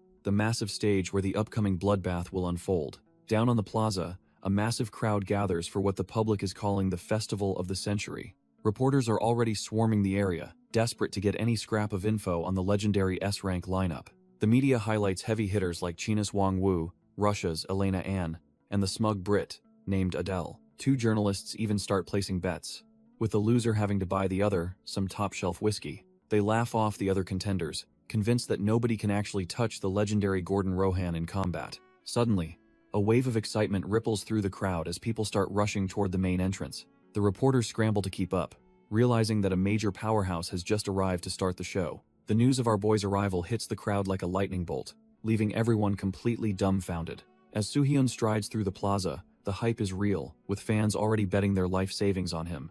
Inside the tower's luxury lobby, the scale of the event finally starts to sink in for the team. Hakjun is losing his mind over the fancy decor, realizing Gordon Rohan's control over ether stones is next level. A polite attendant approaches the group, offering to lead them to the high-stakes party on the 200th floor. Soohyun reflects on being a mere A-rank in his past life, now ready to dominate the big stage. The gala is a sea of trash-tier gossip and expensive food, where every hunter is sizing up the competition. Elite guests whisper behind their wine glasses, their eyes locked onto the mysterious newcomer who just walked in. Our boy keeps it cool at the buffet while rumors of his solo blue dungeon clear spread like wildfire. Some skeptics laugh off his victory over the Dump Guild, clearly having no clue what a beast he is. Some trash-tier hunters doubt Soohyun's identity, but those who know better shut that talk down immediately. Adel Castle can feel the pressure, sweating as he admits the young rookie is definitely the real deal. Our boy stays silent, his sharp eyes scanning the room to gauge just how many monsters showed up. Europe's finest, Adel Castle, makes his entrance, looking for any edge he can find in this shark tank. Then there's Louis Gosman, the speedster who seems more interested in the buffet than the looming global war. Elena and Chernoff are already hitting the drinks, acting like this high-stakes gala is just another Tuesday night. Soohyun notes that while big names like Wang Wu are missing, the room is still packed with elites. It's a literal battle of the stars, where every glance is a calculation and every smile is a mask. Meanwhile, Hakjun and Seokjin are absolutely housing the expensive food, completely unbothered by the heavy atmosphere. Seeing his friend enjoy the feast, Soohyun realizes he doesn't have to worry about Hakjun's nerves anymore. Our boy suddenly freezes as his senses pick up a massive, familiar surge of mana nearby. He tells the group he needs to step out for a moment. Leaving the table mid-conversation, Hakjun and Seokjin are left dumbfounded, wondering what could possibly distract him from such a high-tier feast. Out on the Gordon Tower terrace, The quiet night air is thick with the killing intent of monsters. Suddenly, a violent explosion of flames erupts, proving that the gala's piece was always just a thin mask. A heavy blow strikes the ground as the tension between the world's strongest hunters finally snaps into violence. China's S-rank powerhouse Wang Wu roars in frustration, accusing his opponent of running away like a pathetic rat. Japan's elite swordsman, Tsukimoto Kenya, remains unfazed, his hand resting coolly on his blade as he weighs his options. Kenya mocks the big man's lack of speed, asking if all that extra weight is making him slow. Losing his cool entirely, Wang Wu ignites his mana and vows to tear the swordsman's limbs off right here. Kenya dares the big man to make a move, his hand already itching for a fight. Wang Wu doesn't hesitate, throwing a punch heavy enough to level a building. Their powers collide in a blinding flash of mana that shakes the entire tower. Suddenly, both warriors freeze in shock as they realize their strikes have been completely neutralized. Our boy steps into the fray, calmly suggesting they put an end to this pointless squabble. He reminds them that the real competition starts tomorrow, so they should save their strength. Kenya is left sweating, wondering how this kid managed to get between them without being noticed. He's dumbfounded that Soo-hyun caught both of their full power attacks with his bare hands. Realizing he's outclassed for now, the swordsman sheathes his blade and acknowledges Soo-hyun's legendary reputation. Wang Wu watches him walk away, finally cooling off and agreeing that wasting energy now is just stupid. Wang Wu is absolutely livid that anyone would dare to interrupt his business. He throws a massive punch, but our boy just dances around the trash tier effort.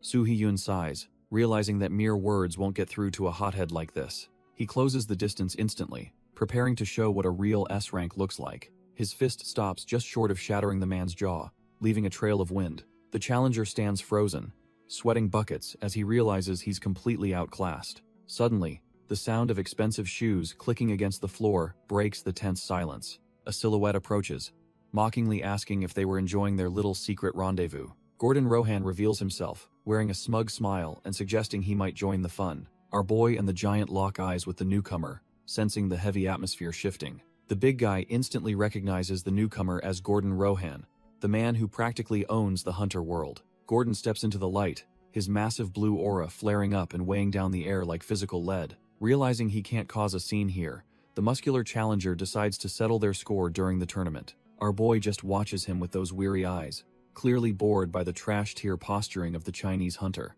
The giant leans in for one last desperate intimidation tactic, whispering that hell personally ends Soo-hyun's life soon. He finally stomps away into the night, leaving the balcony to the two most dangerous men in the building. Soo-hyun lets out a heavy sigh, exhausted by the fact that every high ranker he meets is so incredibly dramatic. Gordon keeps that smug look on his face, silently evaluating the rookie who didn't even flinch at his presence. He calls our boy surprisingly brash, but Soo-hyun just retorts that he simply never avoids a direct challenge. The tower owner flashes a dangerous smirk, clearly amused that this kid thinks they are cut from the same cloth. Gordon explains that his real goal is to teach a harsh lesson to every arrogant S-rank in existence. Our boy remains silent, while the billionaire claims that no one should ever be satisfied with their current strength. Without saying a word, Soo-hyun turns his back on the legend, clearly done with this dramatic trash-tier philosophy. Gordon watches him disappear into the building, his predatory gaze fixed on the only rookie who doesn't fear him. He lets out a dark laugh, finding Soo-hyun's name and attitude to be a welcome change from the usual sycophants.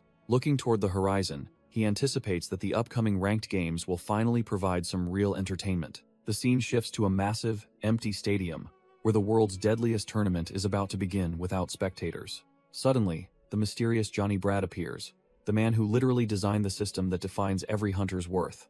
Our boy sits in the stands, realizing that meeting both Gordon and Johnny means the stakes just skyrocketed. He knows Gordon is a monster who dominates not just dungeons, but the entire global economy of ether stones. Johnny Brad isn't just some trash-tier illusionist. He is a master capable of wielding every type of magic imaginable. Gordon stands beside him, confidently declaring that the world's two greatest awakeners are about to kick things off. Following the tycoon's lead, Johnny begins to manifest a terrifying surge of purple spiritual energy from his palm. A massive magic circle erupts across the stadium floor, signaling the official start of the high-stakes ranked games. Suddenly, the hunters in the stands are dumbfounded, as their bodies begin to dissolve into thin air.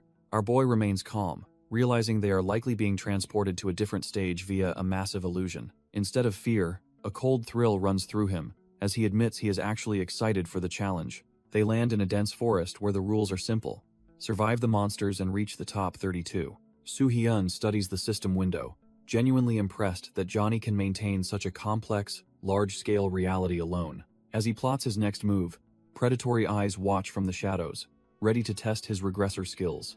A trash-tier werewolf pounces, but our boy just ignites his blue flames with a bored expression. He unleashes a massive burst of mana, thinking that clearing these mobs is going to be way too simple. As the smoke clears, Soo-hyun stands alone, already looking for the next challenge in this simulated forest. Suddenly, a masked player tries to be a hero and goes for a lethal sneak attack from behind. Thanks to his regressor instincts, he dodges the blade as if he already knew it was coming. Without breaking a sweat, he grabs the assassin and slams him face first into the dirt. The dumbfounded attacker can't believe his signature move failed so miserably against a supposed rookie. Soo-hyun just looks back with those cold eyes, confirming he saw every pathetic move from the very beginning. He keeps the pressure on, making sure this trash-tier hunter understands the massive gap in their power.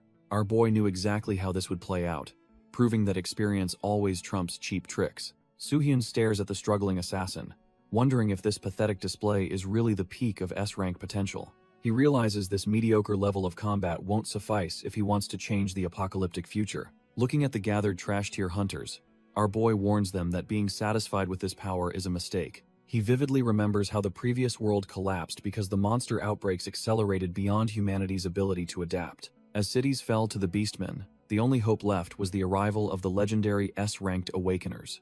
Suddenly, a bolt of lightning tears through the air as a new challenger decides to test Soo-hyun's reflexes. The ground shatters under the weight of the electric strike, turning the forest floor into a scorched wasteland.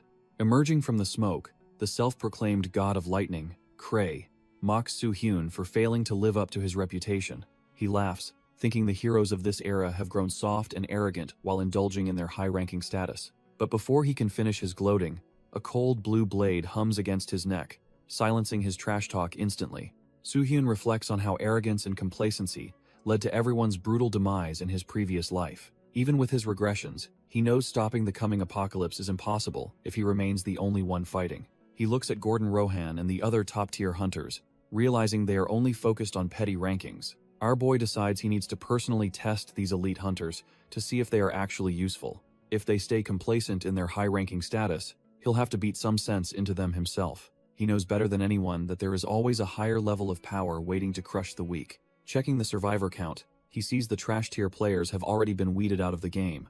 However, a sudden sense of unease crosses his mind as he considers the safety of his few allies. He wonders if Hakjun is holding his own, especially since the kid is still recovering from his injuries. As a high-potential target, Hakjun is likely being hunted by every opportunistic assassin in the vicinity right now. Hakjun knows he can't afford to slack off while his mentor is busy testing the world's elite. Even while injured, our boy shows why he's a genius by effortlessly slicing through these trash-tier ambushers. He catches his breath, realizing that one wrong move in his weakened state would have been the end. Elsewhere in the dense forest, the sounds of high-speed movement signal a new hunt has begun. A group of hunters senses they are being followed and prepares to turn the tables on their pursuer. Their leader decides to handle the nuisance personally to keep their hidden objective from being leaked. Out of nowhere, a deadly projectile grazes his cheek, leaving him completely dumbfounded by the sudden attack. One of his subordinates isn't so lucky, getting his head ventilated by a perfectly aimed strike. The survivors immediately go on the defensive, realizing they are cut from a much weaker cloth than this attacker. They quickly conclude they are facing a specialized ranged awakener who has them dead in their sights. The leader of this trash-tier squad is sweating bullets, frantically wondering where their target has disappeared to. Suddenly, the Russian hunter emerges from the canopy, looking like a predator who just found a very easy meal. The man barely has time to react before a strike forces him into a desperate, clumsy defense. He tries to scramble into the trees, hoping the height will give him some sort of tactical advantage. But when he looks up, he is completely dumbfounded to find the hunter already waiting for him. The blonde assassin stares down with cold eyes, making it clear that this hunt is already over. The man's mind begins to spiral as he realizes that if this monster is here, his partner is close. Right on cue, Elena Ann glides through the air, casually blowing bubblegum while treating this slaughter like a game. Wang Wu curses his luck, realizing they have been caught by the two most dangerous S-ranks in the area. Before he can even finish his thought, his head is ventilated by a strike that ends his life instantly. Chernov stands over the mess they made, asking his partner if she has spotted anything useful yet. Elena Ann just keeps playing with her blades, looking completely unbothered by the blood on the grass. They notice the European hunters are all congregating, sensing that a major clash is brewing nearby. Chernoff activates his clairvoyance, his eyes glowing as he pushes his senses across the dense forest. His vision streaks through the canopy, searching for the heat signatures of their next potential targets. The search leads him deep into the woods, eventually zeroing in on a specific clearing. He finds a crowd of 30 hunters gathered around a massive tree, reporting the location to Elena. Elena gets a wicked look in her eyes, eager to see if these trash-tier hunters are worth killing. Meanwhile, the gathered group realizes some allies are missing, assuming they were simply too weak to survive. These veteran hunters decide to move forward anyway, oblivious to the S-rank monsters currently watching them. Adel Castle sits in the quiet forest, looking like a man who's tired of waiting for the real fun. He decides that stalling any longer is just wasting time and prepares to brief his team on the plan. What began as Gordon Rohan's personal flex has morphed into a massive global spectacle for the common folk. For the world's S-ranks, this is the ultimate chance to turn their lethal skills into fame and massive wealth. As the rankings drop, every nation realizes their global standing is now tied to these few elite hunters' names. Fearing they're falling behind the heavy hitters in Asia and America, the European leaders gather to strike a deal. The tension hangs heavy over the forest clearing, as the different factions prepare to merge their strength. Adel checks in with his temporary squad, making sure everyone remembers the specific terms of their secret treaty. The goal is to eliminate the frontrunners during the preliminaries, so they can settle the score among themselves later. Even these prideful hunters know that Gordon Rohan is an absolute monster who can't be taken down alone. Adel asks if the radar caught the other hunters, and the scout confirms they are finally locked on. The scout activates a memory-sharing skill to broadcast the exact coordinates to everyone in the immediate area. His teammates find the skill incredibly convenient as they track Elena Ann and the tycoon Gordon Rohan. Adel gets down to business, declaring that their primary objective is to eliminate the 5 strongest winning candidates. The hit list is stacked with monsters like Wang Wu, Louis Gozman, Elena, our boy Soo-hyun, and Gordon. He plans to overwhelm these titans by sending a coordinated 6-man squad to jump each individual target. Adel decides the British team will handle Gordon Rohan, knowing they need their best for that absolute monster. A teammate warns that 6 hunters won't stop Gordon, urging Adel to finish his hunt and regroup. Adel agrees to the strategy, trusting his allies to buy enough time before he joins the main fray. With the hunt officially on, Adel leaps into the forest to begin thinning out the top-tier competition. The squad is finally ready, moving out to begin their high-stakes hunt through the dense woods. Adel and his crew dive headfirst into the forest, wasting no time to find their first targets. One of his allies catches up, clearly bothered by the ruthless nature of their current plan. He questions why a top-tier talent like Adel is even bothering with such a dirty game. The teammate wonders why Adel doesn't just aim for a solo victory with his own overwhelming strength. Adel just gives a cryptic smirk, keeping his true motives hidden behind a cold, silent gaze. Suddenly, the quiet forest is ripped apart by a massive, earth-shaking explosion that levels the terrain. The shockwave tears through the trees as the first real clash of the hunt finally erupts. Emerging from the smoke is John Cleese, looking absolutely battered and gasping for air after the impact. He grits his teeth in pain, realizing the competition is far more brutal than he ever imagined. Our boy Soo-hyun walks through the haze, disappointed that India's greatest hero is such a total letdown. John Cleese grits his teeth in pure humiliation, unable to handle being looked down upon by a rookie. Driven by desperation, the hunter roars and begins pouring his mana into a final, high-tier execution skill. A massive, rusted iron construct erupts from the shadows, looming over Soo-hyun like a tomb for the living. Even as the darkness surrounds him, Soo-hyun calmly notes that this is a pretty useful skill to witness. The thorn casket jail slams shut with a violent clang, sealing our boy inside a localized nightmare. John Cleese cackles like a maniac, convinced that his perfect record of kills remains absolutely unbroken. He starts gloating about how the hundreds of internal thorns will turn his target into a bloody mess. His victory lap is cut short when a flash of purple energy suddenly bites deep into his neck. The hunter is left completely dumbfounded, as his head is severed by a strike he never even saw.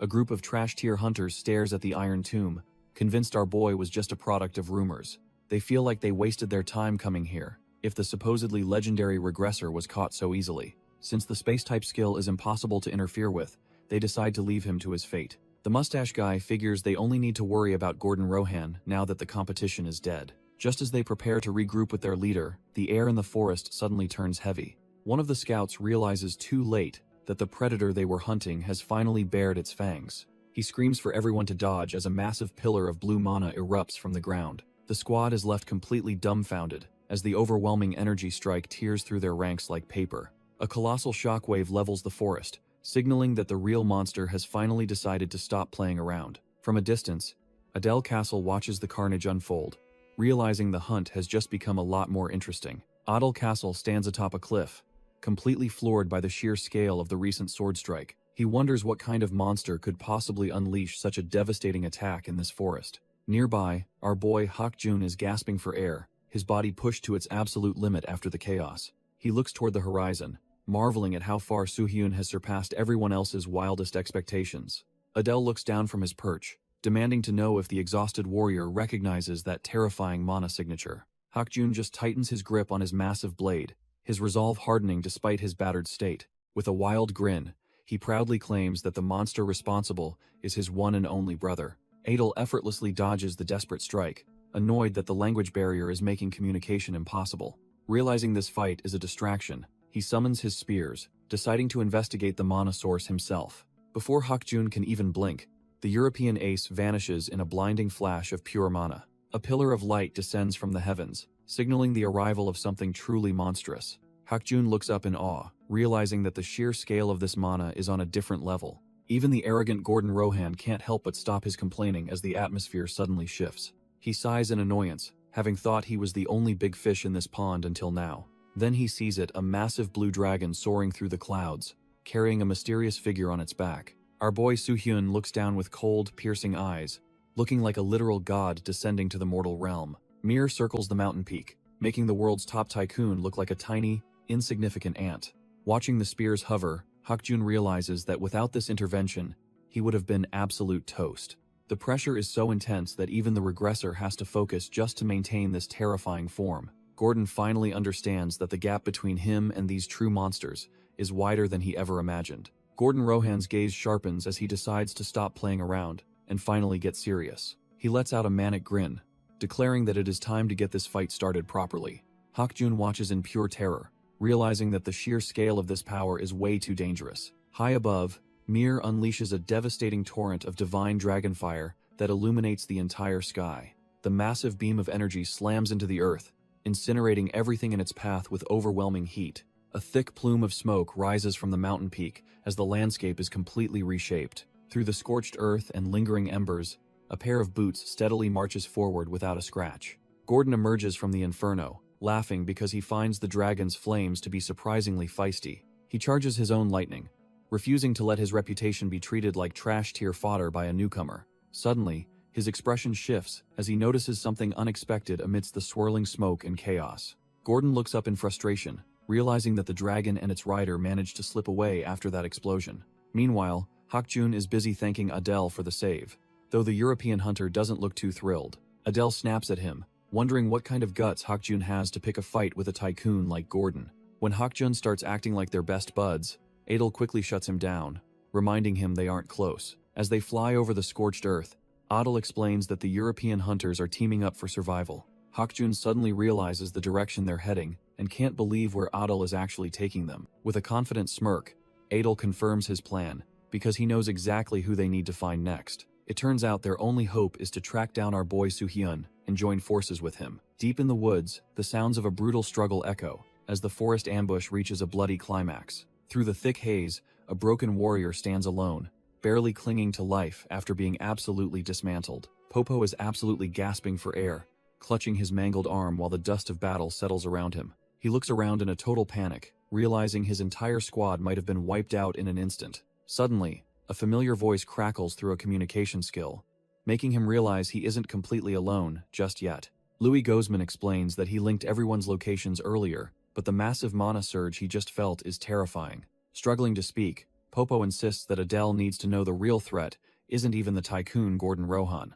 The terrifying truth flashes in his mind as he realizes the source of that overwhelming pressure is actually Soo-hyun. Before the signal cuts to static, Popo screams out Soo-hyun's name, leaving Louis Gozman completely dumbfounded by the revelation. Louis Gozman quickly relays the news to Adel, confirming that the monster they're sensing is the legendary regressor himself. The surrounding European hunters start losing their cool, fearing their entire plan is trashed here if Soo-hyun is truly that powerful. Adele remains cold and composed, ordering Louis Gozman to patch him through so he can settle the growing chaos. Adele Castle activates his communication skill, broadcasting his voice to every suppression team in the forest. He tells them time is short, so he is going to keep this briefing quick and simple. While Elena Anna's team maneuvers, Adele explains that the massive mana source they felt is actually Soo-hyun. He orders Wang Wu's squad to adjust their plan because our boy is now the top priority. Louis Gosman's team listens as Adele explains they will crush Soo-hyun before eliminating the tycoon. Adele asks if everyone understands, noting that Elena has already caught on and started running away. A hunter named Roik acknowledges the command and prepares to join the main force immediately. Chabi confirms she's on it, sensing they have almost caught up to the source of the pressure. She tells a trash-tier hunter he's lucky Soo-hyun exists, or he would have died by her hand. Wang Wu stands his ground in the clearing, bracing for the inevitable clash with the legendary regressor. Wang Wu is absolutely fuming, gritting his teeth because these weaklings are finally starting to get under his skin. He loses his cool completely, swearing that he is going to slaughter every single person standing in his way. Meanwhile, our boy Kim Soo-hyun is just standing there, looking dumbfounded, trying to piece together this chaotic mess. He looks down at the broken body of John Cleese, wondering who this random trash-tier hunter even is. Flashback to a few minutes ago, when a massive dark energy suddenly surged from the sky above him. A giant Iron Maiden known as the Thorn Casket Jail slams down, trapping Kim Soo-hyun in a pitch-black void. Our boy quickly realizes he is stuck in a space-type skill, which is honestly more annoying than actually dangerous. He knows these traps usually force you to play by their rules, or solve some puzzle to escape, but Kim Soo-hyun isn't one for games, so he just smirks and decides to brute force his way out instead. He unleashes an overwhelming wave of blue mana, completely shattering the space and defying every limitation of the skill. The blue mana eruption completely obliterates the annoying rules and conditions of the spatial trap. Our boy steps out of the wreckage, casually thinking about how easy it was to break free. He lands on a glowing green circle and demands someone explain exactly what is going on here. He senses another presence nearby, his weary eyes scanning the forest for the next trash-tier challenger. Suddenly, green energy coils around him like snakes, attempting to bind him in place once again. John Cleese dives from the canopy, thinking he finally has the upper hand against the legendary regressor. The Indian hunter screams in triumph, convinced that his surprise attack is going to end the fight. But Soo-hyun just flexes his mana, effortlessly shattering the green restraints like they were made of glass. A massive burst of dark energy sends the overconfident hunter flying back into the trees. Our boy realizes he overdid it, wondering if absorbing Ouroboros' power made him a bit too strong. Soo-hyun stares into the shadows, telling the hidden rats to stop wasting time, and finally show themselves. Heavy footsteps echo through the clearing as a group of elite hunters finally decides to step into the light. Roik watches from the sidelines, realizing that Adel was right about this guy being an absolute monster. Our boy just smirks, completely unfazed by the growing number of trash-tier hunters surrounding him in the forest. Chabi signals the rest of the squad to move in, fully prepared to start the high-stakes ambush. The coordinated raid officially kicks off as hunters descend from all sides with their weapons drawn and ready. One hunter lashes out with a jagged chain, hoping to snag the regressor before he can even react. Soo-hyun effortlessly weaves through the incoming strikes, treating the entire life-or-death struggle like a simple warm-up exercise. He swings his blade with cold precision, cleaving through his first victim while dark mana erupts from the impact. Landing in a low crouch, he prepares to dismantle the rest of this pathetic coalition, one by one. Soo-hyun blocks a heavy blow, realizing these guys are actually serious about this pathetic assassination attempt. He immediately retaliates, unleashing a massive wave of blue flames that sends the nearby hunters flying back. Our boy stares them down with cold eyes, completely unfazed by the heat of his own mana. He continues to weave through the chaos, treating their coordinated strikes like nothing more than a light breeze. Even when surrounded, he moves with a grace that makes these elite hunters look like total amateurs. Suddenly, a burst of golden energy catches an attacker off guard, proving his mastery over multiple elements. The man is dumbfounded as the golden mana surges through him, leaving him completely paralyzed with fear. A massive explosion of energy consumes the battlefield, making it look like the regressor was finally caught. The European hunters cheer in relief, convinced that their coordinated strike just ended the legendary monster. One hunter screams to keep him pinned down, desperate to finish the job before the smoke clears. Red slashes tear through the air as the hunters unleash their most desperate strikes to finish the job. Dust and debris fill the clearing, but the weight of the mana feels wrong to the attacking coalition. Their ultimate coordinated strike hits a solid wall of purple energy, failing to leave even a single scratch. Roik stands there completely dumbfounded, stuttering about how their high-tier skill just vanished into thin air. Our boy emerges from the smoke with a cold, predatory glow in his eyes that signals their impending doom. The hunters try to rally their broken spirits, convinced the lightning aftermath must have at least slowed him. They charge back in with everything they have, desperate to keep the pressure on before he can counter. As they get closer, Roik realizes the terrifying gap in their power is wider than he ever imagined. A massive pillar of dark mana erupts from the ground, signaling that the real hunt has finally begun. The hunters freeze in pure terror, finally understanding that they are just trash-tier prey in this man's world. Weapons hit the dirt as the hunter's desperate ambush completely falls apart in an instant. Roik and his crew collapse to their knees, their pride shattered along with their tactical formation. He stares at his fallen blade, wondering how a single human could possess such soul-crushing pressure. A nervous laugh escapes his lips as he realizes they've just signed their own death warrants. Behind our boy, the phantom of a massive serpent looms, proving he's nothing short of a walking calamity. Every step he takes toward the survivors feels like a heavy hammer slamming against their very hearts. Before Roik can even blink, a cold blade is pressed firmly against his trembling, sweaty throat.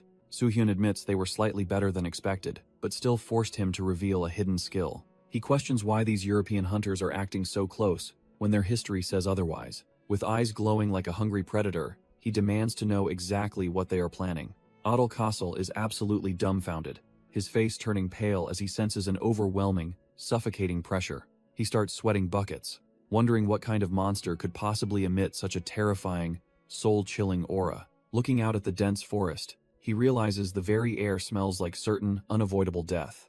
He frantically asks Louis Gozman to contact the suppression team, but the silence on the other end is deafening. The realization hits the group like a freight train as they wonder if everyone else was just wiped out. Their hearts skip a beat when Louis stops in his tracks, his expression suggesting things are even worse. He explains that every single signal went dark the moment they actually located our boy, Kim Soo-hyun. Adele's mind races as he connects the dots, realizing they've walked straight into a meat grinder. Looking at his remaining squad, he grimly notes that, out of their entire force, only 6 remain. As a strange energy washes over them, they realize they aren't the hunters anymore. They're just the prey. Adele's heart drops into his stomach as he watches one of his elite men get tossed like trash. Kevin hits the dirt with a sickening thud, and the grim reality of their situation finally sinks in. The European leader can only stare in total disbelief as his top-tier squad is dismantled in mere seconds. Coughing up blood, the dying hunter desperately gasps for his captain to turn tail and run away. Standing amidst the broken bodies of his fallen comrades, Adel realizes they were never the ones hunting. He is completely dumbfounded, frantically wondering what kind of monster could possibly possess this level of crushing power. A heavy footstep echoes through the silent clearing, signaling that the true predator has finally arrived. Cold sweat pours down his face as the literal sensation of death begins to choke the very air. A dark, suffocating aura rises from the shadows, effectively swallowing what little hope the survivors had left. Staring into the glowing eyes of the regressor, Adele's primal survival instincts scream that he is already dead. Our boy greets the terrified hunter with a chilling smile, finally making his presence known in the clearing. A massive, spectral serpent looms over Adel, proving that the regressor is the true apex predator here. His glowing eyes lock onto his target, radiating a cold pressure that effectively freezes the very air. Adel stares up in pure horror, finally understanding that he is facing the absolute zenith of this ecosystem. The regressor casually remarks that the ambush was actually a solid plan for a supposed top-tier candidate. He warns that even the strongest eventually encounter a level of power that leaves them utterly helpless. Dumbfounded, the European hunter can only stammer as he tries to grasp what the monster is saying. Our boy assumes the logic is obvious, looking down on the man who thought he was a hunter. He then pivots, questioning why a hero like Adel would ever accept such a depraved, trash-tier offer. The mention of a depraved deal sends a fresh wave of confusion through the broken hunter's mind. Adel looks like a total insect beneath the weight of our boy's crushing presence. Instead of begging, the broken hunter starts chuckling as if he's finally snapped. He descends into a fit of hysterical laughter, mocking the impossible situation he's found himself in. Suddenly, he lunges forward, trying to catch the regressor off guard with a desperate high-speed strike. Our boy just leans back, effortlessly weaving through the attack like it was standing still. He realizes that his predator skill, a mental-type ability from Ouroboros, hasn't completely paralyzed his prey. It turns out Europe's strongest actually has enough willpower to resist the soul-crushing fear. Adel flares his blue mana, claiming that the winner gets to decide what's truly depraved. Soo-hyun lets out a chilling smirk, his purple aura exploding as he accepts the challenge. The hunter pours everything into his gauntlets, ready to bet his life on one final, futile clash. Soo-hyun tightens his grip, his purple mana flaring, as he prepares to end this farce once and for all. The two S-ranks lock eyes across the clearing, the air thick with the scent of impending death. Their initial clash sends a violent shockwave through the forest, obliterating the landscape in a burst of energy. Adele's gauntlet slams into the reggressor's blade, a desperate strike fueled by pure, unadulterated survival instinct. He pours every ounce of his remaining mana into this final charge, hoping to shatter our boy's defense.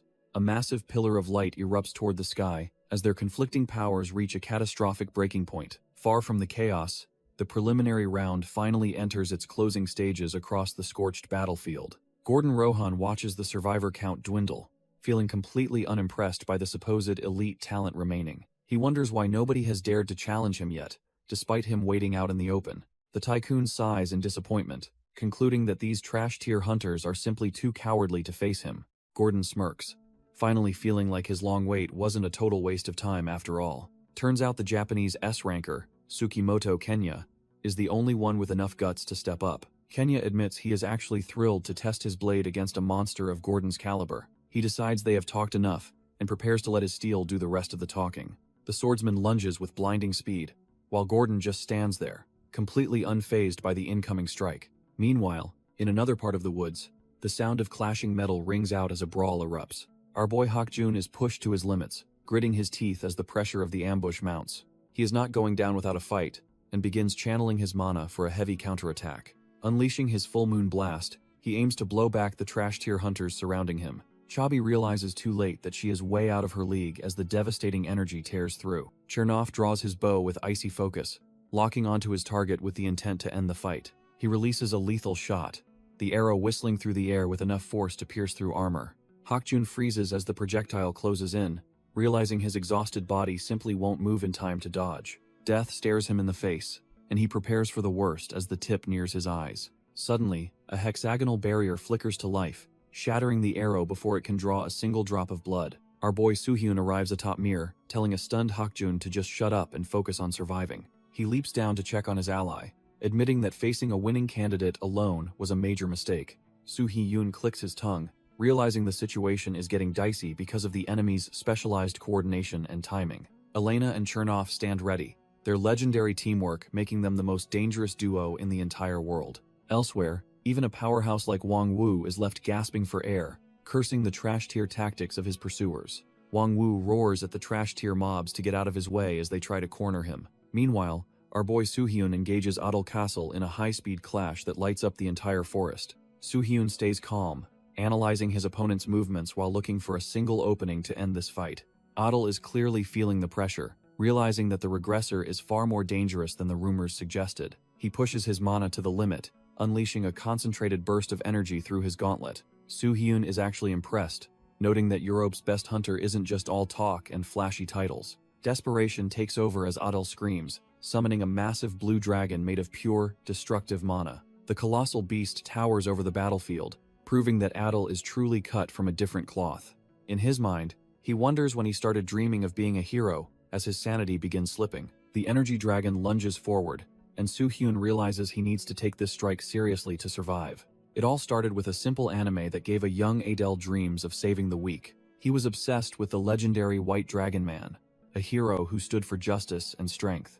Watching his idol crush villains made him believe that anyone could change the world with enough power. Like every other kid, our boy just wanted to be cool. But for him, it became an obsession. This wasn't just some phase, as he spent every waking moment training to manifest that same draconic energy. All that blood and sweat eventually paid off when he became the top-ranked hero representing the entire UK. But reality hit hard when he realized he couldn't be everywhere at once while climbing the tower. The public turned on him instantly, calling him a coward who abandoned his country for personal gain. Staring at his phone, he finally understood that the hero he idolized was nothing but a fictional dream. Exhaustion finally takes hold as he admits to himself that he's just a normal, tired man. Adel remembers when the association approached his tired self with a deal that sounded way too good. The plan was simple: form a dirty alliance to eliminate the real threats and hand him the win. He figured being the undisputed best would finally stop the public from comparing him to others. Suddenly, our boy snaps him back to reality, mocking him for having a mid-fight existential crisis. Suhyun charges right at that massive energy dragon, proving he isn't scared of some trash-tier construct. With a cold smirk, he asks if Adel really thought his little tricks would work on a regressor. He triggers Ouroboros' third eye, a broken ability designed to snuff out an opponent's magic entirely. The purple glow intensifies as he burns through his mental power to erase Adel's defense. Adel is completely dumbfounded as he watches his ultimate skill just evaporate into thin air. Before he can even blink, Soo-hyun closes the gap to put an end to this pathetic charade. Soo-hyun lunges forward with blinding speed, his blade slicing through the air with terrifying precision. Adel can barely process the movement before the cold steel bites into him, shattering his remaining pride. Our boy stands tall, while the so-called hero of Europe stumbles back in a state of total disarray. Fresh blood sprays across the forest floor as the grim reality of his defeat finally sinks in.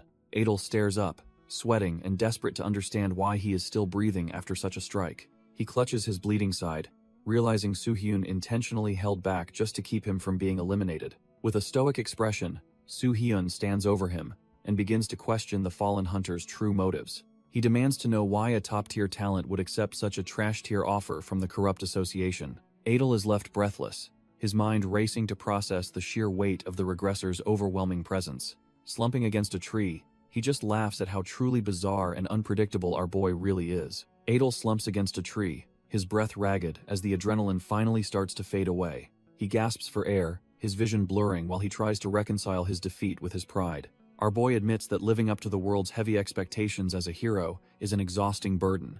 Adel confesses that he chose to be the best just to avoid the constant sting of public criticism. Soo-hyun listens in silence, his cold gaze softening as he recognizes a familiar spark of inner turmoil. Looking at the broken man, he realizes Adel is actually cut from the same cloth as himself. When Adel asks if he is pathetic, Soo-hyun simply replies that he understands that struggle all too well. The European champion looks away, sweat dripping down his face as he reflects on his hollow journey. Our boy then challenges him by asking what he believes a true hero actually looks like.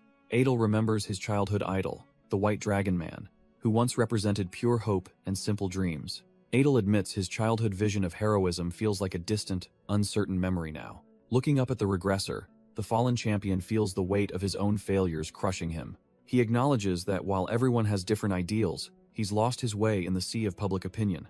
Our boy reaches out, telling him that if he still holds those pure dreams, he's already a hero. Hearing those words, Adel realizes his original standards weren't wrong, he just lacked the courage to keep them. As Soo-hyun pulls him up, Adel curses his own weakness for letting trash-tier critics dictate his worth. But the despair is gone, replaced by a newfound gratitude for the man who just saved his soul. He vows to forge a stronger heart and body, to finally become the hero he once dreamed of. Seeing the spark return to the European's eyes, our boy can't help but crack a rare, genuine smile.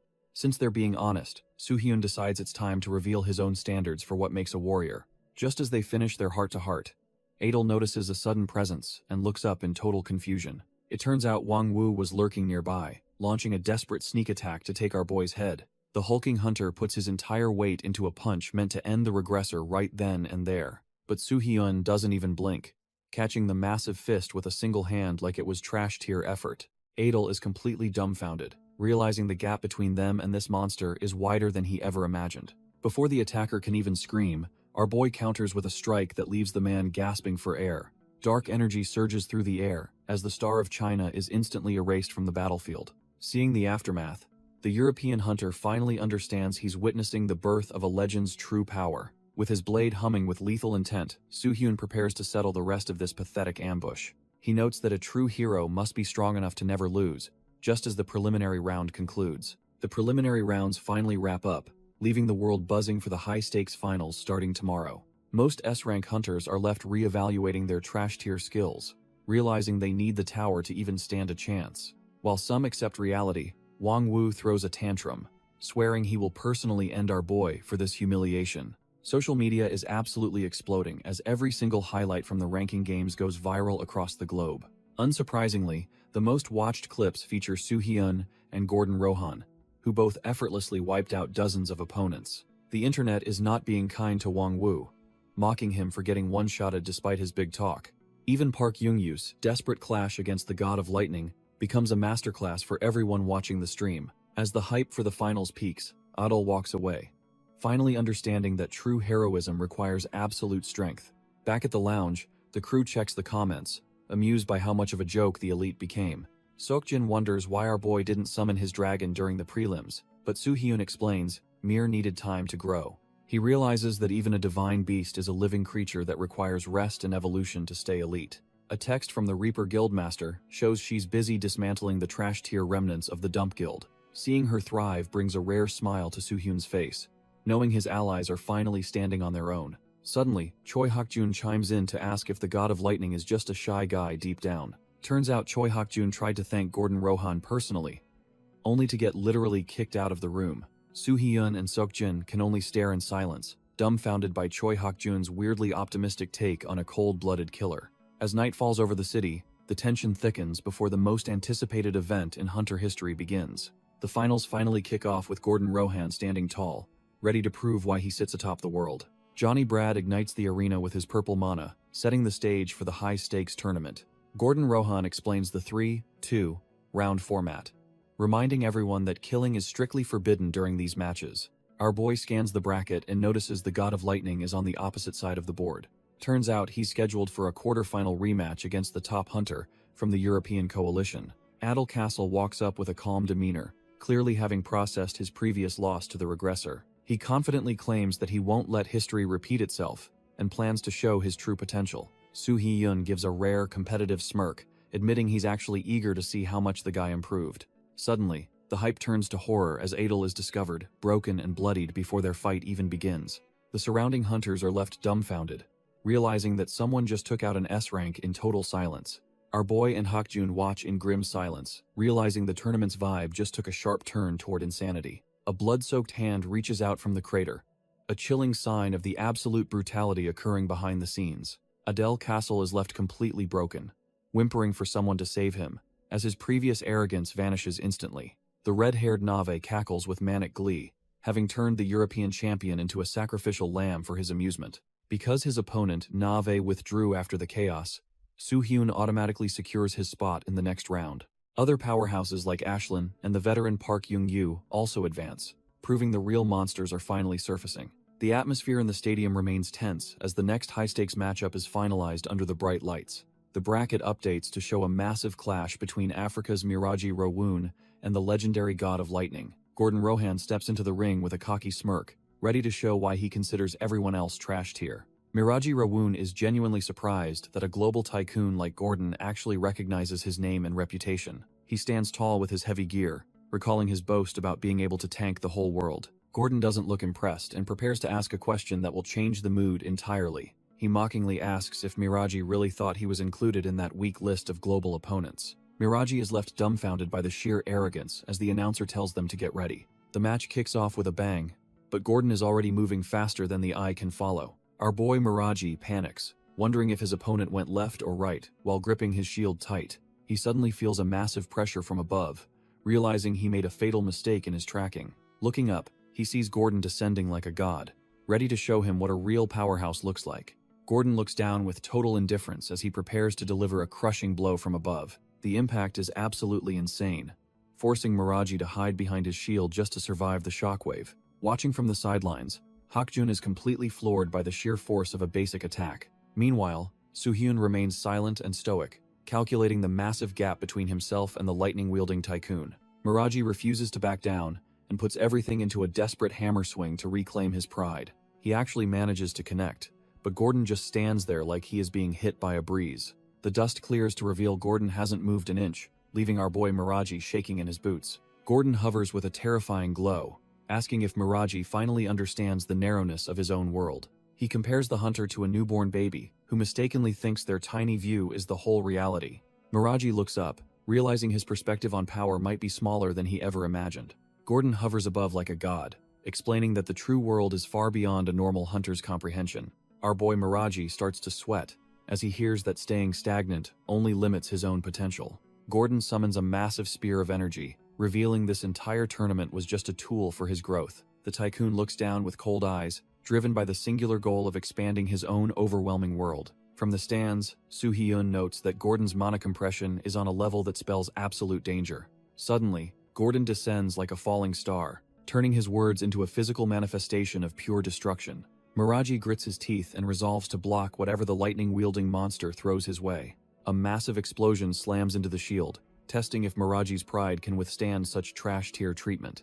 The massive lightning spear collides with the shield, sending shockwaves through the entire arena. Miraji feels the overwhelming pressure and realizes his defense is nothing more than paper against such raw power. His eyes widen in pure terror as he realizes the gap between them is wider than any ocean. The force of the impact sends him reeling back, his pride shattered along with his stance. He collapses to the ground, wondering if the tycoon intentionally pulled his punch to keep him alive. A hand reaches out through the settling dust, moving with a grace that feels almost mocking. Miraji freezes as the monster of a man looms over him, his heart hammering against his ribs. Gordon offers a cold congratulations, acknowledging that the warrior managed to survive the initial onslaught. The tycoon smiles and tells him that his perspective on the world has finally been forced to expand. Gordon Rohan is officially declared the winner after showing the world why he is the undisputed top seed. Our boy and Hak-jun watch from the stands, noting that the tycoon's performance was surprisingly impressive. Soo-hyun realizes that Gordon is using this tournament as a catalyst to expand his own world and power. He initially expected the tycoon to be just another arrogant elite looking for a cheap ego boost. It becomes clear that Gordon started this game to find someone actually worthy of standing by his side. His motivation isn't vanity, but a deep curiosity to see if anyone can truly challenge his title. Soo-hyun finds himself respecting the man, acknowledging that Gordon is a truly incredible powerhouse in this world. The bracket moves fast, as Elena Ann secures her victory with a casual pop of her bubblegum. Louis Gosman dances his way into the second round, leaving his opponent completely dumbfounded by his speed. Even Hak-jun manages to clinch a win, proving he is finally cut from the same cloth as the elites. Song Hyunki and his dragon Mir are defeated, leaving a massive crater in the wake of their loss. The system's voice rings out, confirming Johnny Brad as the official host for the high-stakes ranking games. The quarterfinals kick off with Soo-hyun facing Tomas Matilis, a red-haired fighter who seems way too energetic. Tomas stares back with a peculiar gaze, looking like he belongs in a circus rather than a battlefield. He starts hopping around and shouting about how much fun he's having, completely ignoring the tension. When the announcer asks for more, he just nods along with a goofy grin, confusing the entire audience. Next up is our boy, who ignores the theatrics and focuses on the objective at hand. He gives a short, professional response about doing his best, though his eyes tell a different story. A chilling pressure begins to leak from him as he prepares to show the world his true power. Surprisingly, Tomas just claps and cheers, finding Soo-hyun's intense aura to be the coolest thing he's ever seen. Choi Hak-jun watches the screen, realizing our boy is about to go all out against this eccentric Tomas. The internet is already losing its mind, debating if Tomas' one-shot victory over Adel makes him the favorite. Hak-jun can't help but feel a bit of sweat, silently hoping Soo-hyun stays sharp against such a wild card. The announcer calls for positions as Soo-hyun's cold gaze meets Tomas' manic, wide-eyed grin across the arena. The world's elite watch with bated breath, knowing this first quarterfinal match will set the tone for everything.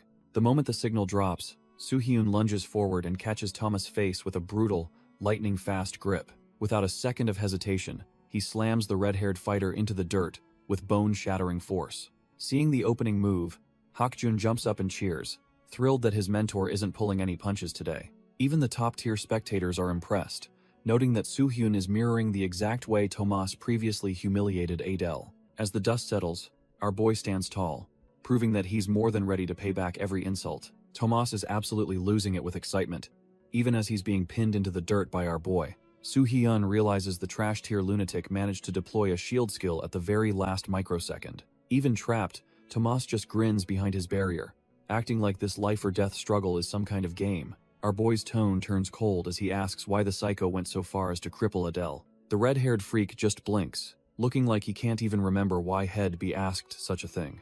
He starts cackling like a madman, admitting he broke those limbs simply because he thought it was fun. That was the wrong answer, and Soo-hyun's expression shifts into something truly terrifying and murderous. A massive pillar of blue flames erupts from his body, reflecting the pure rage boiling inside his soul. Suddenly, the manic confidence vanishes, leaving Tomas trembling in absolute terror as the real pressure sets in. Soo-hyun readies a fire-clad fist, deciding it's time to show this clown what real entertainment looks like. Our boy slams his fist into that red barrier, pouring every ounce of his rage into the strike. The shield cracks like cheap glass under the pressure, leaving the red-haired psycho completely exposed and defenseless.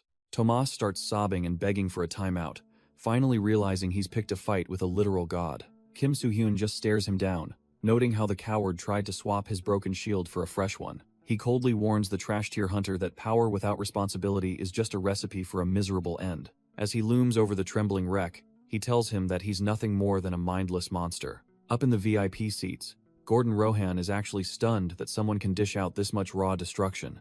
Our boy doesn't care about the audience, only focusing on bracing himself for the final, soul-crushing blow. Tomas is a blubbering mess now, desperately pleading for mercy as his last line of defense begins to fail. Without a hint of hesitation, Kim Soo-hyun brings the hammer down to end this pathetic excuse for a match. Soo-han decides to wrap things up, flooding the arena with his overwhelming blue mana to finish the job. Tomas can only let out a pathetic wail as his defenses are pulverized like they were made of paper. Our boy slams the trash tier hunter into the ground, but the impact feels wrong as darkness begins to swirl. Suddenly, Soo-hyun pulls back, feeling a sickening chill as he realizes he definitely doesn't like where this is heading. Even the heavy hitters like Gordon and Ashlyn are starting to look rattled, while Johnny Brad senses the real fight. The arena floor transforms into a literal nightmare, dragging the screaming Tomas into a void of endless, staring eyes. Soo-hyun breaks into a cold sweat, realizing that this isn't his own power or even a tournament gimmick. He recognizes the terrifying pressure immediately,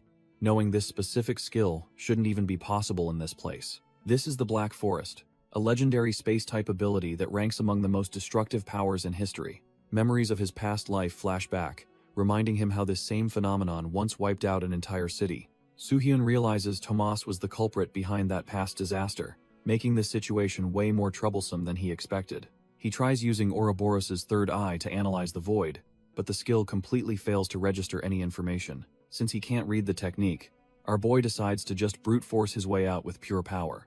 He unleashes a massive strike of blue flames, aiming to tear the space-type ability apart with raw mana. Suddenly, the impact hits him right back, sending a shockwave through his body as the attack is perfectly neutralized. He stares at his blade, wondering if the space actually folded on itself to reflect the entire force back. Trapped in the darkness, he starts calculating his next move to escape this nightmare before things get even worse. A desperate scream for help suddenly echoes through the void, catching him completely off guard in the silence. Before he can react, a girl lunges out of the shadows and wraps her arms around him in a hug. She seems relieved that he finally arrived, leaving our boy completely dumbfounded by this bizarre and unexpected encounter. Our boy is completely rattled, wondering how this mysterious girl could possibly know about his hidden past. His heart sinks as the reality of the situation hits him like a freight train of trauma. Suddenly, the screams of the dying echo through his mind, begging for a hero who was miles away. As the girl clings to him, he realizes the Black Forest is dragging his worst nightmares into reality.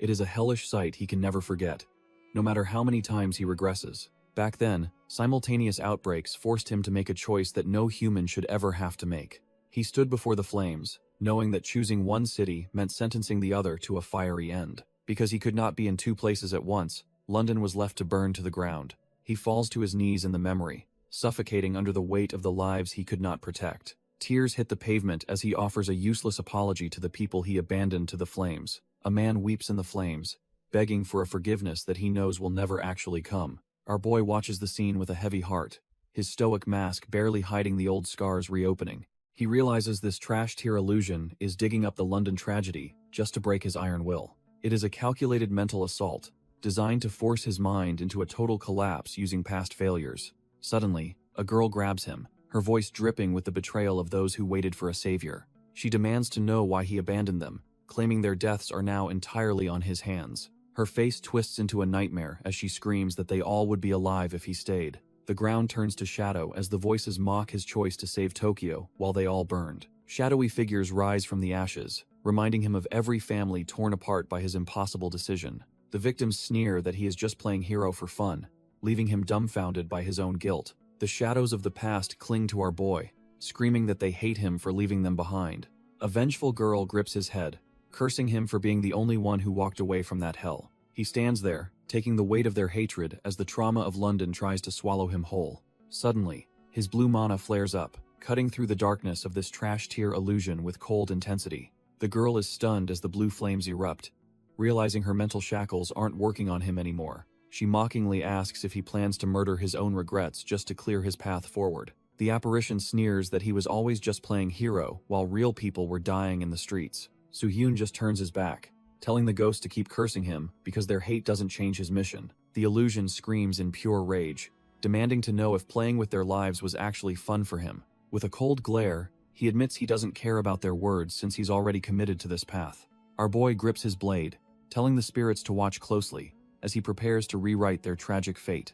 He promises that in this new life, the agony of losing loved ones will never repeat itself. If he fails to protect them again, he invites their ghosts to curse and mock him for eternity. With a roar, he unleashes a massive strike of blue mana to shatter the lingering nightmare. He slams his sword down, fracturing the very foundation of this trash-tier mental prison. A pillar of divine blue fire erupts, incinerating the remnants of his past failures. The burning streets of London begin to crumble as his overwhelming power tears through the illusion. He cuts through the last of the fake reality, watching the world break into thousands of shards. Even after breaking free, he realizes the space-type ability is still active, keeping him trapped. He notes that his strike made the skill unstable, but wonders why the space hasn't collapsed yet. A tiny silhouette with glowing eyes emerges from the swirling chaos of this trash-tier mental prison. Our boy isn't buying the act, claiming that trying to provoke him with a child's form is utterly pointless. The shadow ignores his warning and simply walks away, dragging him further into this unstable space.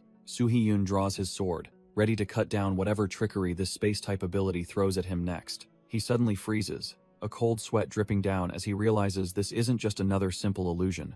The child reaches out to touch his blade, leaving him dumbfounded as to what the entity actually wants. He stares down in silence, feeling a strange, heavy connection to the small figure standing before him. Their hands meet, and a violent surge of foreign memories begins to fracture his very consciousness. A blood-stained broken bottle flashes before his eyes, signaling the start of a dark, repressed memory. He watches a drunk, red-haired man stumble through a room, realizing he's witnessing someone's horrific past. A terrified child hides in the shadows, wondering how a father could ever treat his own blood this way. Our boy realizes he is witnessing the repressed, hellish memories of Tomas Matilas through the Black Forest's power. The memory is a never-ending nightmare where Tomas is relentlessly beaten and mocked for being a parentless bastard. No matter how much time passes, the boy remains curled in a corner, trapped in a cycle of isolation. Calendar pages flip by in a blur, but the misery of his daily life never seems to reach an end.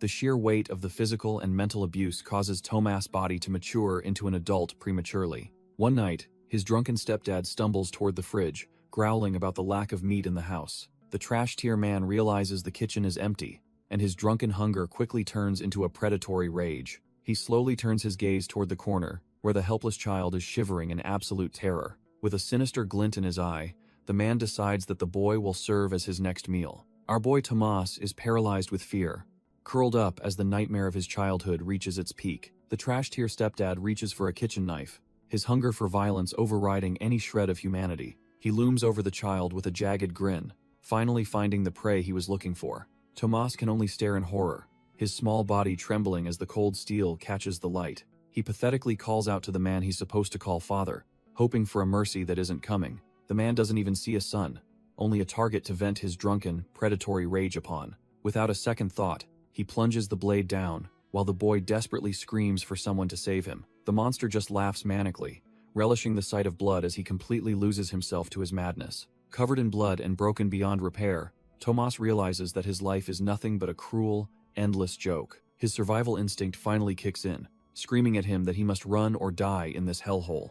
Tomas sprints through the dark alleys, his only thought being to put distance between himself and that monster. He doesn't care where he goes, as long as it's far away from the man he once called father. Just when he thinks he's cornered, a glowing blue gate to the Tower of Trials manifests before him. Stepping through the portal, our boy finds himself in a world where the rules of reality no longer apply. Whether it's raw talent or sheer desperation, he begins tearing through the floors at a record-breaking pace. The monsters within are terrifying, but they're nothing compared to the living nightmare he just escaped. By the time he hits the 150th floor, the once terrified child has evolved into a cold-blooded killing machine. Blood-soaked and breathless, he finally finds a twisted sense of joy in the carnage of the tower's trials. But the nightmare isn't over, as the cruel hand of fate drags him back to his original reality. His drunken stepfather is already there, screaming about how ungrateful the boy is for trying to run away. Tomas is absolutely terrified, begging his monster of a stepfather to forgive him for just trying to escape. The trash-tier drunkard doesn't care, screaming that a disobedient brat needs to have the sense beaten into him. As the blow descends, our boy's trauma-induced instincts finally snap, manifesting a power he can't yet control. The abusive man freezes in his tracks, completely dumbfounded by the sudden, suffocating pressure radiating from the child. A wave of dark mana surges forward, throwing the brute back as the boy's latent potential finally awakens. Tomas stares at his hands in horror, realizing he never actually wanted to hurt anyone despite the abuse. The stepfather's rage turns to pure greed and fear as he realizes the boy has become an awakened. News of the incident travels fast, and soon the world's elite organizations take notice of this raw power. Despite being officially ranked as an S-tier powerhouse, Tomas remains a nervous wreck inside his matured body. He eventually returns home, still trapped in the cycle of trauma, and submissively announcing his return to his tormentor. The shadowy figure of his past looms over him, demanding to know what rank he finally achieved. Tomas can barely get the words out, trembling as he reveals his status as an S-rank hunter. His eyes glaze over with fear, the weight of years of abuse crashing back down on him instantly. Suddenly, the monster pulls him into a sickening embrace, claiming that everything was done out of love. The manipulator grins, asking his kind child if he can understand why he had to be so cruel. Broken and desperate for approval, Tomas asks what he can possibly do to make his tormentor even happier. The Shadow mentions the upcoming ranking games, a high-stakes competition run by the powerful Godin Lohan. He orders Tomas to win the prize money, and the broken man agrees without a second thought. Kim Soo-hyun watches the pathetic display, realizing the mental scars on this powerhouse run deeper than anyone imagined. Reality hits as Tomas collapses, sobbing and begging for the imaginary blows to finally stop. Our boy promises he won't hurt him, trying to bridge the gap between their fractured worlds. Soo-hyun admits he saw those hellish memories and needs to understand the logic behind this powerhouse's submission. Tomas remains curled in a ball, his spirit completely crushed by the weight of his past. He looks up with hollow eyes, dumbfounded that anyone would actually care about his pathetic state. Soo-hyun questions why he'd ever leave the tower's safety just to return to that trash-tier excuse of a father. The broken man admits that without his tormentor, he'd be truly alone in a world that terrifies him. Seeing this level of psychological damage makes even a cold regressor like Soo-hyun pause in silence. It turns out Tomas is trapped in a cage of his own making, fueled by the fear of isolation. Suddenly, our boy reaches out, offering a path away from the shadows of that mental monster. With a rare, genuine smile, Soo-hyun asks if he's ready to leave that hell behind and join him. Tomas is completely dumbfounded, hearing that there's actually kindness left in a world he thought was purely trash tier. Our boy extends a hand, offering the broken hunter the one thing he's always craved, a real friend. Looking up, the weight of years of abuse starts to lift as he realizes he isn't alone anymore. He finally lets it all out, choosing to leave his hellish past behind and follow Soo-hyun into the light. The match ends with a withdrawal, catapulting Soo-hyun into the semifinals while his new ally celebrates like a kid. Meanwhile, Ashlyn dominates Hakjun with her ice abilities, before mysteriously dropping out of the tournament entirely. Her teammate wonders where Johnny Brad disappeared to, only to be told he had some urgent business to handle. Deep within a cosmic void, far from the arena, a different kind of power begins to stir. A mysterious presence senses an arrival, questioning if the expected guest has finally shown up in this realm. Johnny Brad kneels in respect, addressing the hidden figures as he prepares to report on his latest findings. Johnny Brad reports that he's gathered intel on every hero, yet one specific name remains a complete mystery. Hes frustrated, because there isn't a single scrap of data on Kim Sungin, our boy's previous identity. The shadowy overlords find this hard to believe, insisting the target must be hiding within his own borders. To flush him out, they decide to tear open a dimension and unleash an entire army upon his country. They want him captured alive, and Johnny Brad immediately bows, promising to carry out their dark will. Back at the arena, the hype builds as the next quarterfinal match between Godin Lohan and Park Young-yu begins. Godin is itching for a fight, eager to finally settle the score from their unfinished preliminary match. Park Young-yu is ready to go all out until a sudden vibration in his pocket kills the mood entirely. He looks a bit dumbfounded as his phone rings, realizing this might be an urgent matter he can't ignore. He asks for a quick second to take the call, and Godin surprisingly plays it cool, letting him answer. Park Young-yu answers the phone, clearly annoyed since he's supposed to be on vacation during the games. His annoyance turns to shock when he hears a blue dungeon just spawn back home in Korea. The situation is dire, and his subordinates beg him to return immediately before things spiral out of control. Realizing duty calls, he officially withdraws, giving Godin Lohan a free pass straight into the semifinals. Meanwhile, Louis Gozman barely edges out Elena Ann, but ends up too trashed to keep fighting. With the brackets falling apart from injuries and sudden departures, the tournament organizers have to pivot fast. They announce the semifinals are scrapped, setting up a final showdown between Godin and our boy, Soo-hyun. Godin isn't surprised, admitting he knew they'd clash eventually, and offering a bit of sportsmanlike luck. Soo-hyun keeps it cool as always, returning the sentiment while preparing for their big dance tomorrow. As night falls over the arena, the stage is finally set for a clash of the titans. The room is a total dump, littered with wine bottles and the stench of a pathetic existence. Right in the middle of the trash lies a man who is clearly the definition of trash tier. Heavy footsteps approach the door as someone prepares to settle a very personal debt. A massive boom rattles the room, dragging the drunkard back into a world of pain. He wakes up, completely dumbfounded, his bleary eyes trying to process the sudden intrusion. Scrambling back in a panic, he realizes his front door has just been turned into splinters. He tries to act tough, barking out threats and asking if the intruder is looking for a grave. His mouth is shut real quick when a hand grabs his face and pins him to the floor. Soo-hyun stares him down, coldly explaining that he is simply a dear friend of Tomas. The abuser can only let out muffled whimpers as he realizes his nightmare has just begun. The door slams shut as the long overdue retribution for years of torment finally begins in that dark room. Once the job is finished, the heavy silence left behind carries the weight of a life forever changed. Our boy didn't just break his legs, he exposed the trash tier monster as a serial killer facing execution. Fast forward to the day of the finals, where the entire arena is buzzing with pure, unfiltered hype. The stands are overflowing with hunters and scouts, all waiting to witness the birth of a new legend. Detective Park scans the massive crowd, trying to find where the group has wandered off to this time. Turns out Tomas is so hyped to see his hero that he nearly tumbles over the stadium railing. Seeing the kid finally acting like a normal person brings a rare, satisfied smirk to the rugged detective. Soo-hyun casually catches them up on the recent chaos, while Tomas shyly clings to his protector's side. Both Hakjun and the detective are left speechless, realizing the sheer scale of the mess Soo-hyun just cleaned. Soo-hyun explains they're taking Tomas to Korea, knowing the kid will need some serious backup to adjust. Hakjun is hyped for a new brother, but the detective warns him to show some respect to his senior. Our boy promises to handle the housing situation, while Tomas continues to use him as a human shield. Detective Park officially welcomes the kid to the team, hoping to ease some of that lingering tension. Tomas freezes up for a second, his eyes wide as he processes the unfamiliar feeling of being accepted. Suddenly, the anxiety melts away into a pure, joyful grin that proves he's finally starting to feel safe. Hakjun takes his new responsibility seriously, even if it means dealing with an overeager S-rank powerhouse. He has to physically restrain the kid, who's throwing a total tantrum just to stay by Soo-hyun's side.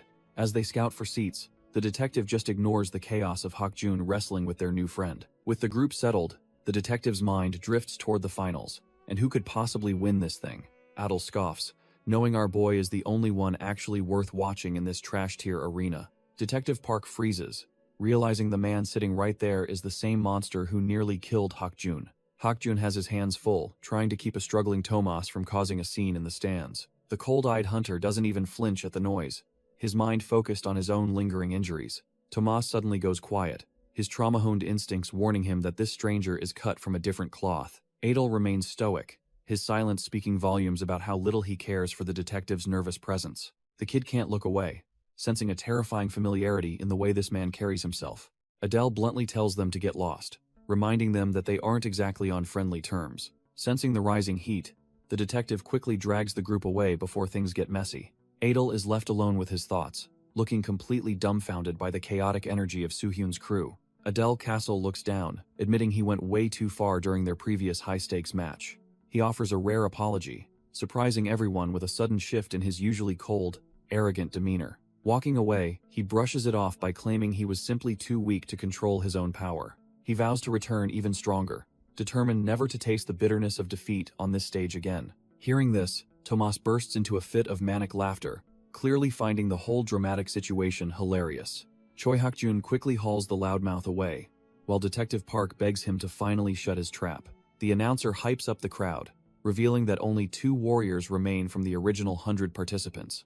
Our boy stands ready in the arena, having proven his overwhelming power throughout the entire grueling competition. His final obstacle is Godin Lohan, a man who looks far too confident for his own good.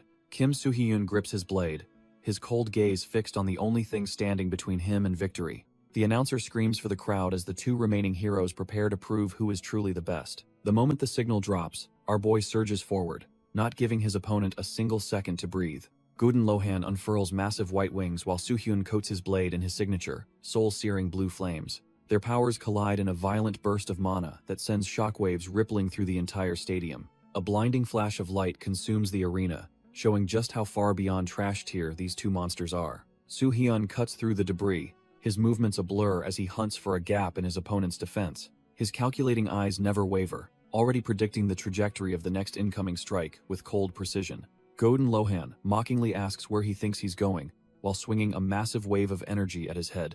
Our boy maneuvers through the air like a ghost, narrowly dodging a blast that would have vaporized any normal hunter. They clash again in a high-speed dance of death, neither warrior willing to back down from the crown.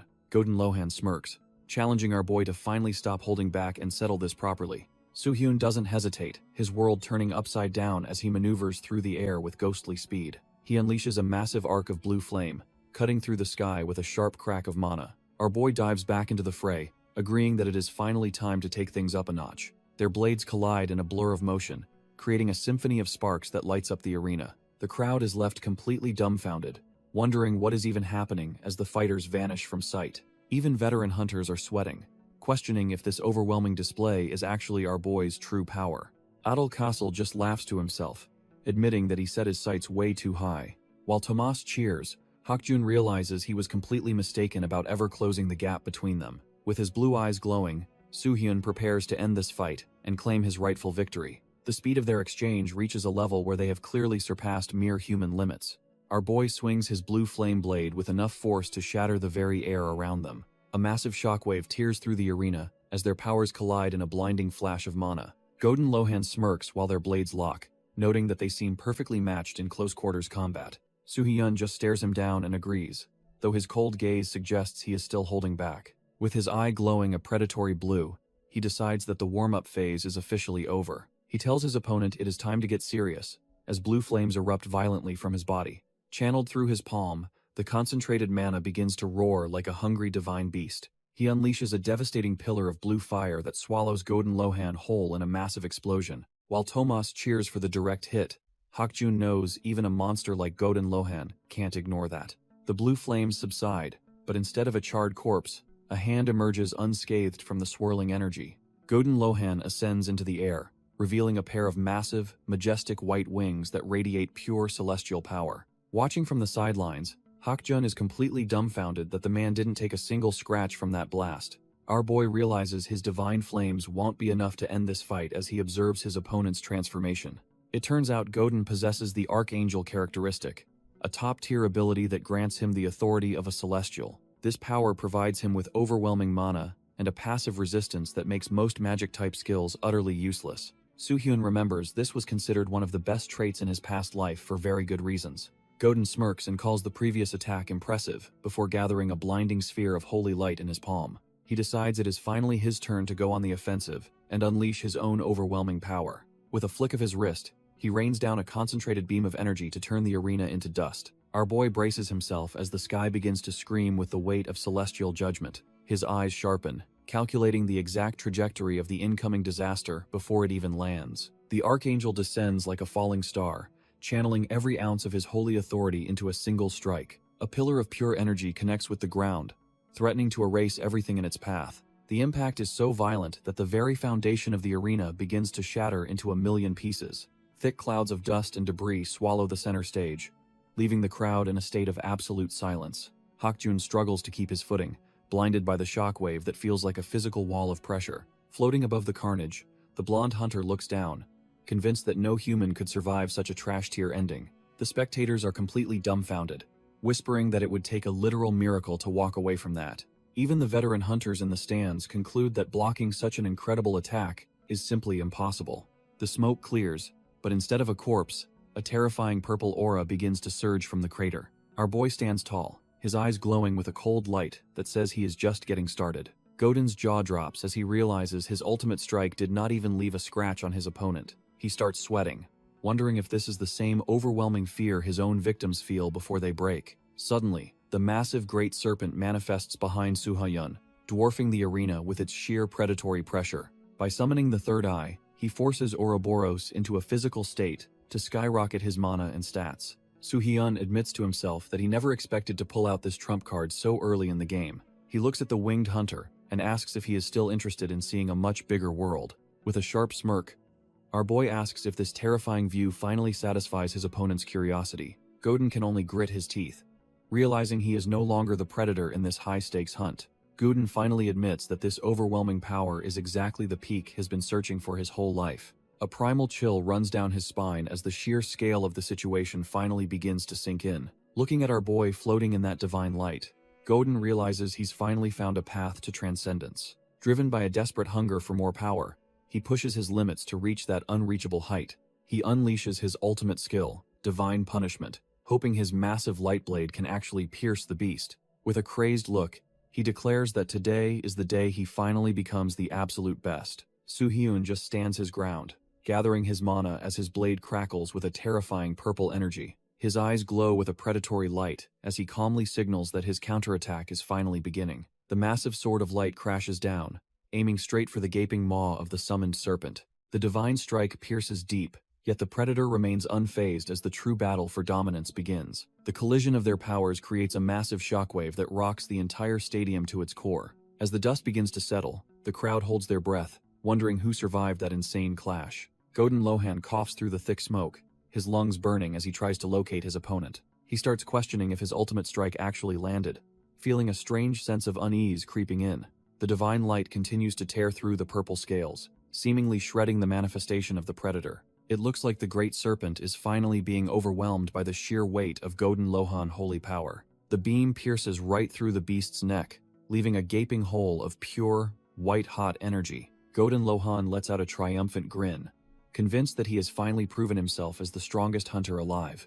The purple manifestation shatters into pieces, dissolving into nothingness under the pressure of the divine strike. But as the smoke clears, a cold blade emerges, proving that our boy wasn't even breaking a sweat. Godin Lohan's eyes widen as he spots our boy reflecting in his pupil, realizing he's in deep trouble. Before he can react, Kim Soo-hyun lunges forward with a strike fueled by pure, concentrated mana. It finally clicks for Godin that the massive serpent was just a high-tier distraction to mask the real threat. Our boy descends like a god of death, his eyes glowing with the terrifying purple light of Ouroboros. Godin feels a sharp sting across his chest, left dumbfounded that his defense was trashed here against this strike. Kim Soo-hyun doesn't give him a second to breathe, his expression cold and calculated behind the swirling energy. He slams his blade down with amplified mana, completely shattering Godin's remaining confidence and composure. The impact sends Godin reeling, his mind racing as he struggles to understand how he was so easily outclassed. He lets out a hollow laugh, finally seeing the true wall that stands between him and the top.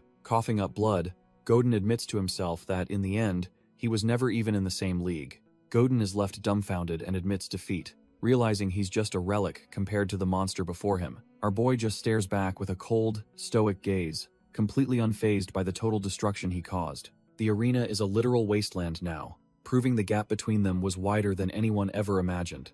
Up in the stands, the trash-tier spectators are losing their minds because the mana is completely blinding them. Choi Hak-jun and the detective are sweating bullets, terrified that their friend might have been caught in the blast. Suddenly, Tomas starts cheering like a madman, his instincts telling him that his savior has definitely won. Even the humbled Adel Castle chimes in, realizing he and our boy aren't cut from the same cloth. He knows the result is decided because the overwhelming pressure he felt was purely one-sided. As the dust finally begins to settle, a single silhouette starts walking out of the absolute wreckage.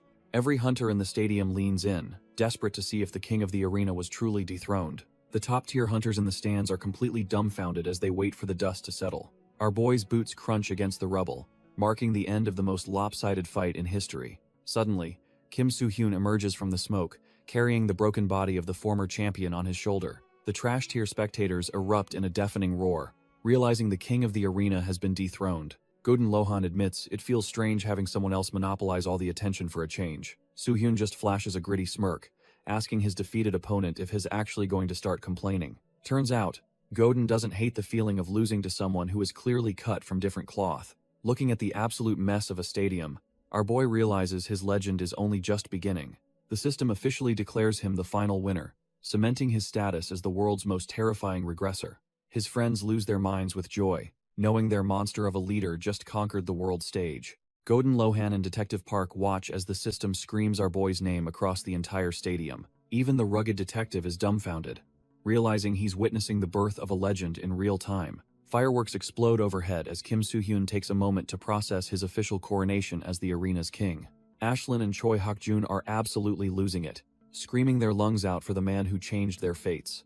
Even the defeated Godin offers a respectful clap, finally accepting that he was simply outclassed by a true monster.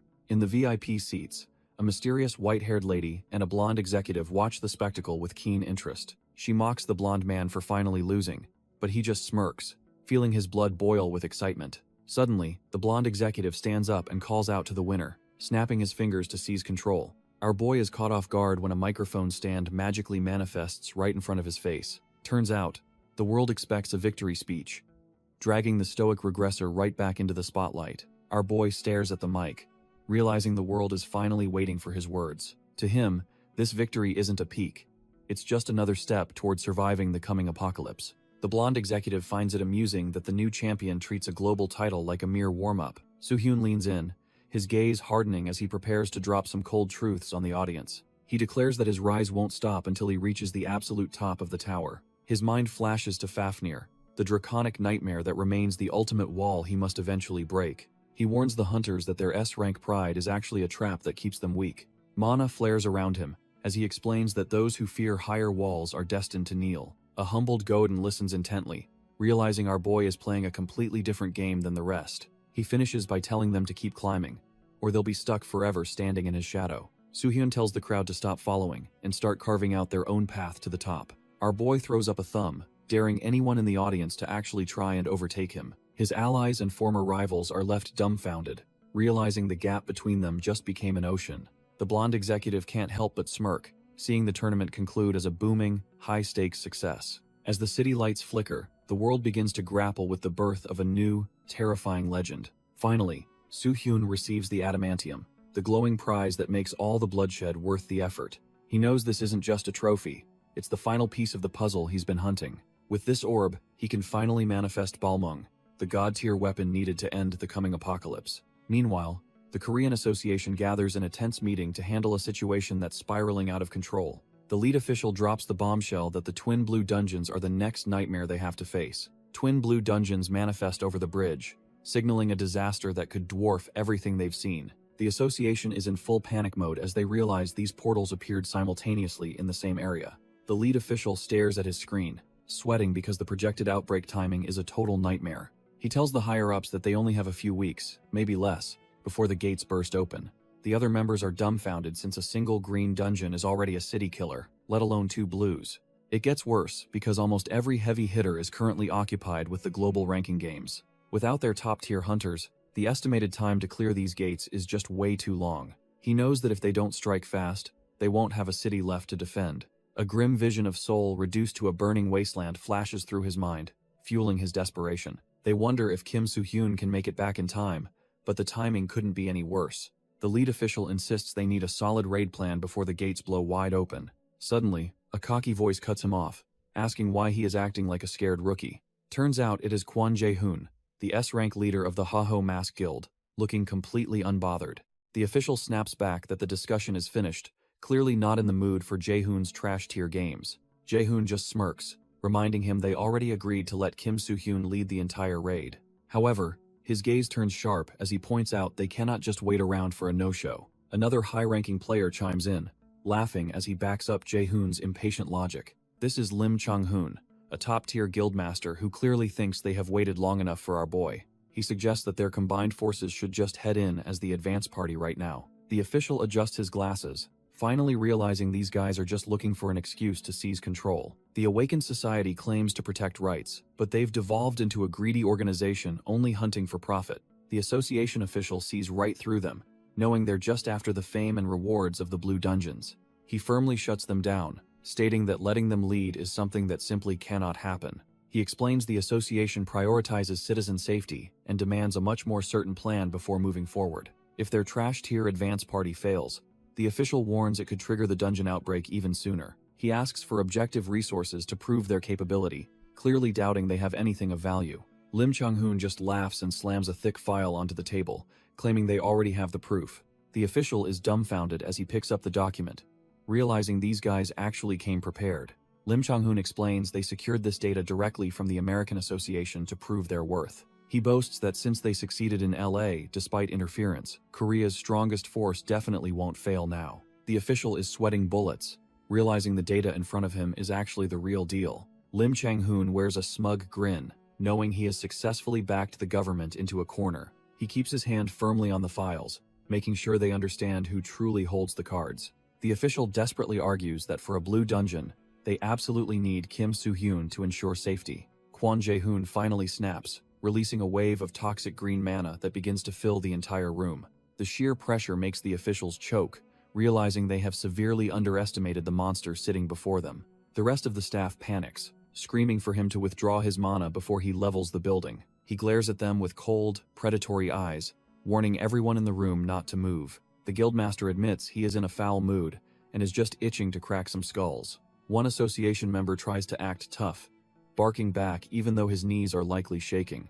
One association member tries to jump into the fray, but a booming voice tells him to stand down. Hess clearly frustrated, demanding to know if his captain really expects him to just sit this one out. Suddenly, the atmosphere shifts as a massive, suffocating pressure begins to drown out everything else in the room. Kwon Jae-hoon narrows his eyes, sensing a power that's actually worth his attention for once. Park Young-yu steps forward, his red mana flaring up as he commands the room to shut their mouths. The two titans clash with their auras, leaving the trash tier staff members trembling on the floor in terror. It's a silent standoff between two monsters who are clearly cut from the same cloth of absolute power. Lim Chang-hoon breaks into a cold sweat, recognizing the man before them as the association's ultimate trump card. He realizes that crossing a beast like Park Young-yu right now would be a complete suicide mission. Trying to save face, the vice president plays the diplomat and begs everyone to just play nice. Lim Chang-hoon desperately whispers that they have nothing to gain by knocking heads with the association right now. Kwon Jae-hoon isn't listening, his pride as a top-tier guildmaster clearly taking a massive hit. He glares at the association's strongest weapon, feeling the weight of that suffocating red aura. Park Young-yu remains completely unfazed, his eyes hidden behind dark lenses as he coldly evaluates the situation. He admits he knows their potential but insists on preparing for a total nightmare scenario first.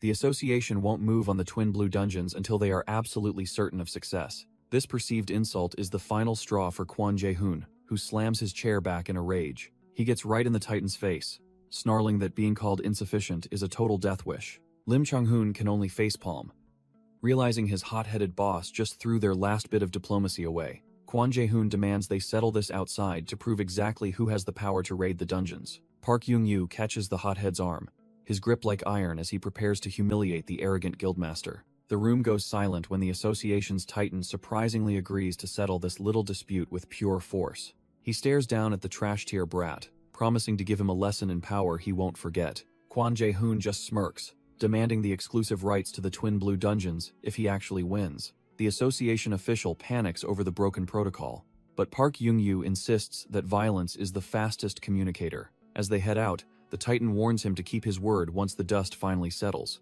The guildmaster feels confident, thinking he's finally about to put the association's lapdog in his place. Suddenly, he stops in his tracks, sensing a massive presence that definitely wasn't there a second ago. Our boy is watching from the doorway, his sharp eyes calculating the perfect moment to crash this party. Kim Soo-hyun walks in with his crew, casually demanding a seat at the table for this dungeon raid. Our boy enters with that signature smirk, looking like he's already 3 steps ahead of everyone. Kwon Jae-hoon is completely dumbfounded, wondering how the hell he finished the ranking games so fast. Soo-hyun casually explains that he managed to secure some high-tier help to bypass the usual travel time. Turns out Godin Lohan handed over a rare artifact.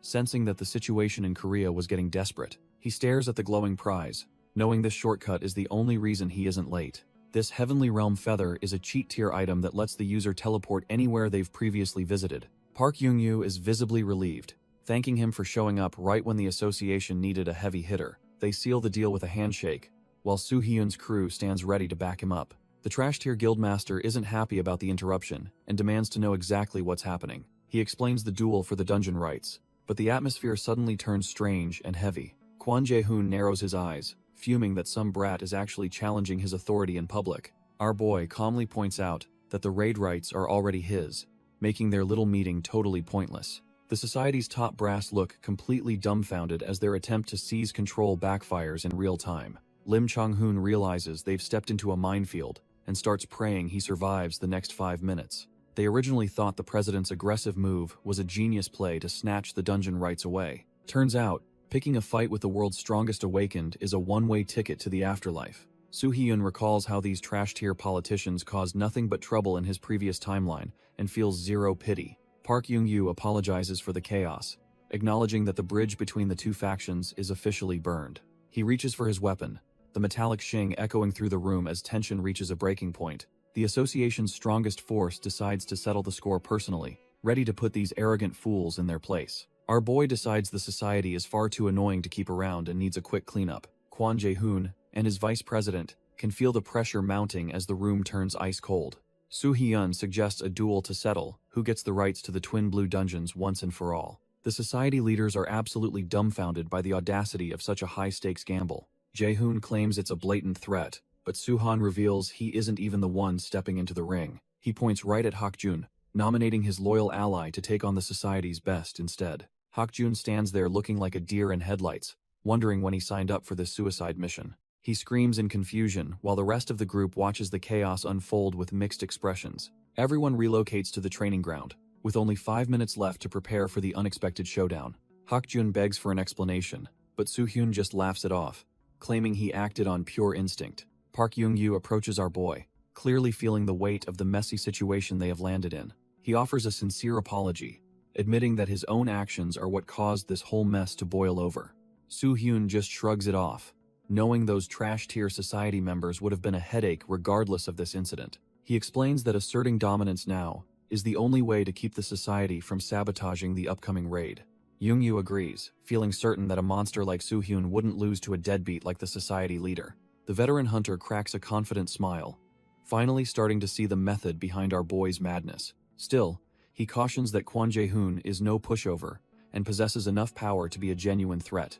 Jae-hoon prepares for battle nearby, reminding everyone that his S-rank status was earned through raw, animalistic strength. Soo-hyun tells him not to worry, his eyes glowing with the absolute certainty of a man who has seen everything. Watching Hak-jun warm up, he knows his ally's natural aptitude for combat far surpasses any normal hunter's potential. Jae-hoon hands over his watch while Chang-hoon admits that this rash duel is their best shot at control. The society leader brushes off any concerns, convinced that a brat like Hak-jun is absolutely nothing to him. A sinister grin spreads across his face as he imagines the twin dungeons finally becoming his personal property. Our boy steps in to set the ground rules, insisting they fight bare-handed to keep things somewhat professional. He explains that, while skills are allowed, the match only ends when someone yields or can't stand up. Jae-hoon and Hak-jun lock eyes, the air crackling with the tension of two predators ready to tear into each other. They take their stances in the empty arena, both waiting for the slightest opening to end the fight instantly. The match begins and Jae-hoon lunges forward with a burst of speed that catches everyone off guard. Hak-jun is momentarily dumbfounded by the sheer velocity of the strike, realizing his opponent isn't just talk. A heavy thud echoes through the hall as Jae-hoon's fist slams into Hak-jun's guard with bone-shattering force. Jae-hoon follows up with a devastating kick that sends Hak-jun reeling across the training ground. Hak-jun grits his teeth, acknowledging that while his opponent is faster, speed alone won't win this fight. He manages to catch a heavy punch, the impact vibrating through his arms as he stabilizes his stance. The two trade blows in a blur of motion, neither willing to give an inch in this brawl. Hak-jun prepares a counter, convinced that landing just one solid hit will turn the tide in his favor. Suddenly, the air shifts and Hak-jun finds himself swinging at nothing but empty space and lingering shadows. Panic sets in, as he realizes Jae-hoon has completely vanished from his line of sight in an instant. Jae-hoon reappears right behind him like a ghost, mocking him with a chilling whisper before he can react. Before Hak-jun can turn, a massive hand clamps onto his face with a grip like a steel vice. With a brutal display of power, Jae-hoon slams Hak-jun's head into the concrete, ending the exchange. The association staff watches in horror, certain our boy Hak-jun is done for after that brutal slam. Meanwhile, the society members start celebrating early, convinced their president has already sealed the deal. Lim Chang-hoon smirks, knowing that Jae-hoon's god-tier teleportation is exactly what makes him an untouchable S-rank. Jae-hoon laughs to himself, already tasting victory and the exclusive raid rights that come with it. But his smugness vanishes instantly when a sudden grip catches him completely off guard. Turns out Hak-jun wasn't out. He catches Jae-hoon's arm mid-air, leaving the president totally dumbfounded. Hak-jun stares him down, coldly noting that while Jae-hoon is fast, his actual power is pretty trash tier. Jae-hoon starts sweating buckets, unable to believe the insane physical strength pinning him in place. The tables turn in a heartbeat as the supposed predator becomes the prey in this high-stakes brawl. With a massive surge of power, Hak-jun flips the script and slams the president right back into the dirt. Jaehoon hits the floor with a bone-shattering thud, his S-rank pride completely crushed by the impact. The spectators are left totally dumbfounded, unable to process how the society's president just got folded so easily. Our boy Soo-hyun just smirks, satisfied that his gamble on his students' growth paid off perfectly.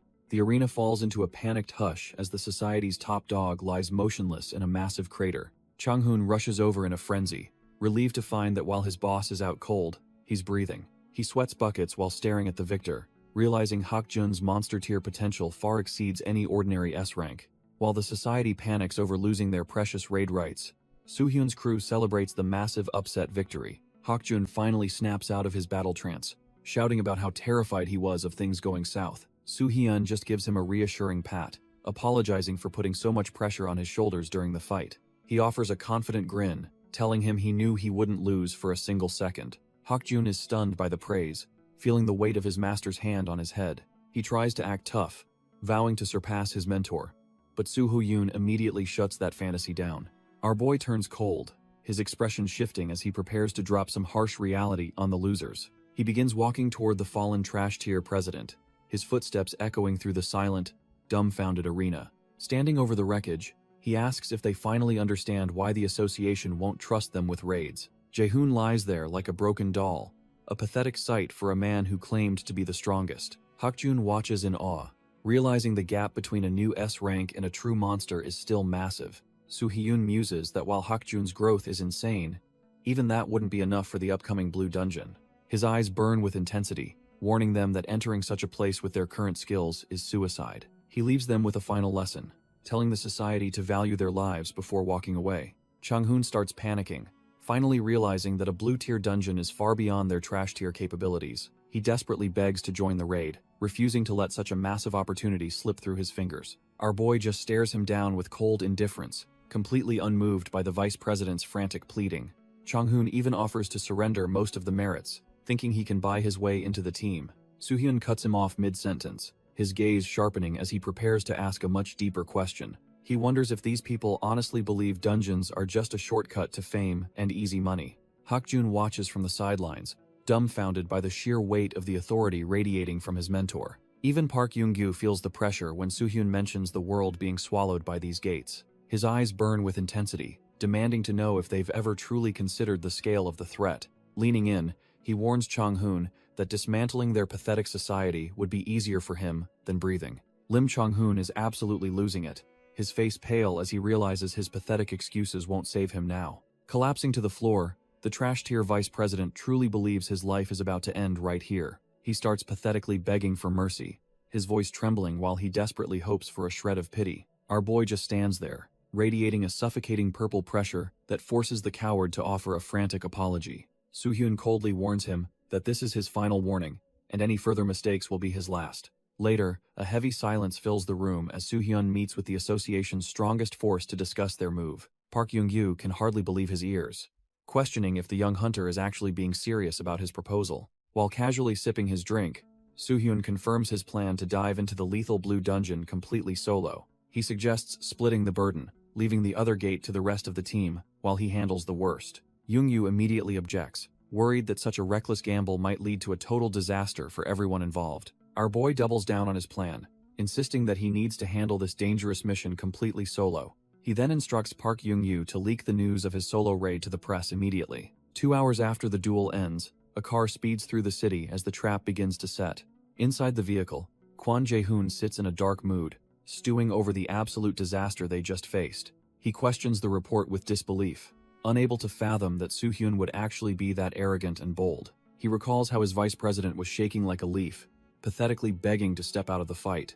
As they drive through the night, the silence only fuels the burning hatred growing inside the guild leader. Jae-hoon suddenly breaks the quiet, calling out to his subordinate Jong-kyu with a voice dripping in pure malice. He orders the man to contact the other guilds and assemble 20 of their most talented killers right away. Clutching his head in a fit of rage, Jae-hoon vows that Soo-hyun is finally going to pay the price. The day of the raid finally arrives at Yanghwa Bridge as helicopters circle the massive blue portals. Frantic reporters shove microphones forward, desperate to know if our boy is really tackling this dungeon alone. Hak-jun and Ashlyn stand by, while the media demands to know the criteria for joining this elite team. An association official steps in to block the chaos, telling the press to wait until the raid ends.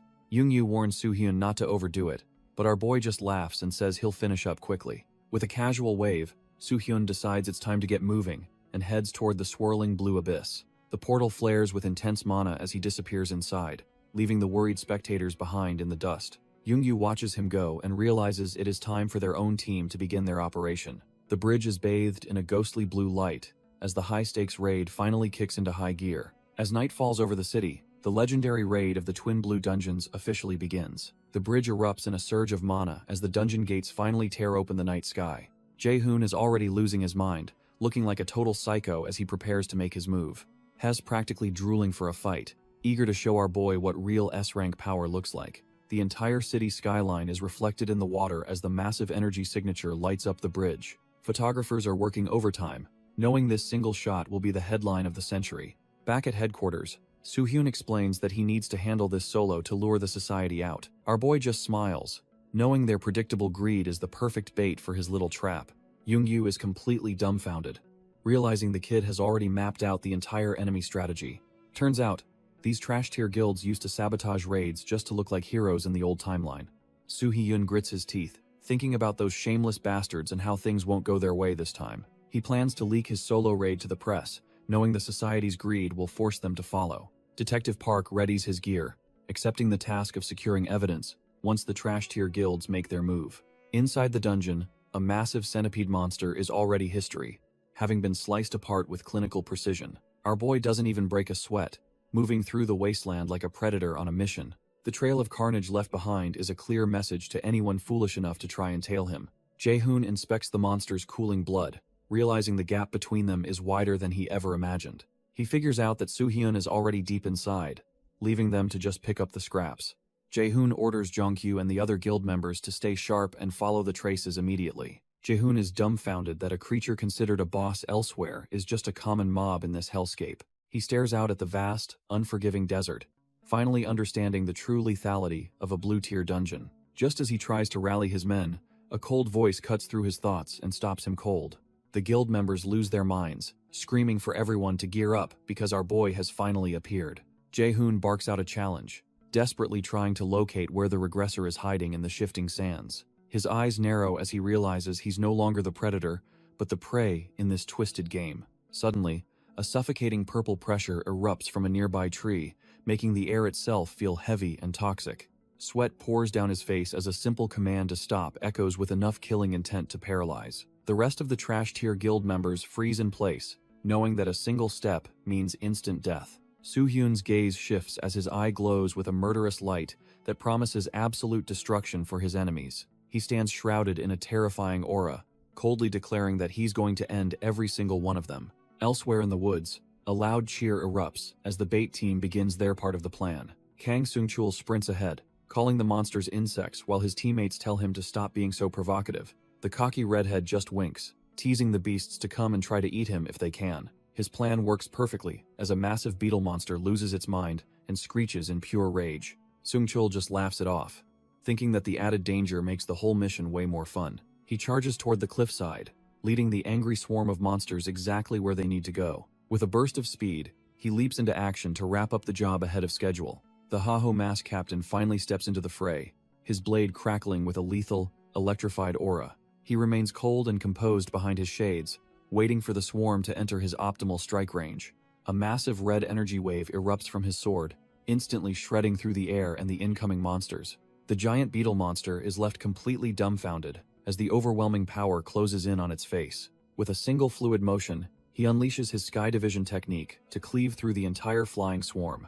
The sky is filled with the remains of the insectoid beasts as his attack clears the entire area.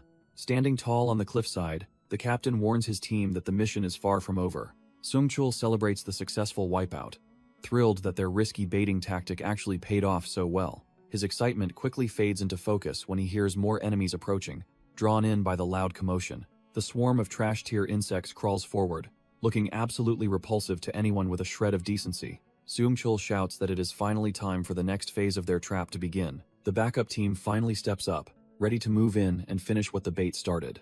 The guild members charge into the fray, thinking they actually have a chance against the dungeon's horrors. Meanwhile, Jae-hoon is left huffing on the ground, completely broken by the overwhelming pressure surrounding him. The once proud president pathetically begs for his life as the cold reality of his situation finally sinks in. He realizes too late that they were dead wrong to ever mess with someone like our boy.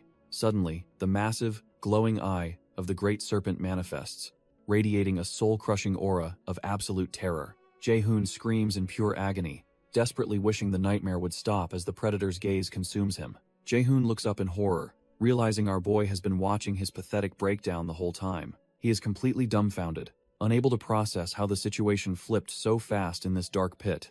Soo-hyun just stares back with cold eyes, looking like a god compared to this trash-tier president. Jae-hoon tries to laugh it off, desperately hoping that soul-crushing serpent was just some cheap illusion. But as he looks around the dark cave, he realizes he is trapped in a literal nightmare. All his pride vanishes as he pathetically begs for someone to save him from the encroaching shadows. Suddenly, a massive centipede monster lunges out, snatching up one of his men like a light snack. Jae-hoon freezes in terror, his mind finally snapping as the true horror of the dungeon sets in. He realizes too late that he is surrounded by predators, and there is no escape for him. Jae-hoon looks back in pure horror, realizing the sheer number of monsters is way beyond his league. He starts trembling as the reality of his worst-case scenario finally sets in. Looking up at our boy, the trash-tier president desperately asks where they have been brought. Soo-hyun just gives a cold look, explaining that his skill is the only thing keeping them alive. As monsters feast on his men, Soo-hyun notes they have reached the absolute deepest part of the dungeon. He continues,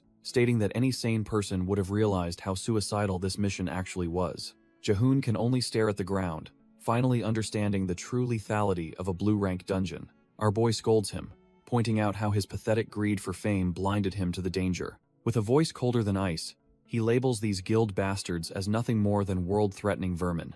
Our boy looks down coldly, telling the trash-tier president that the world is better off without him.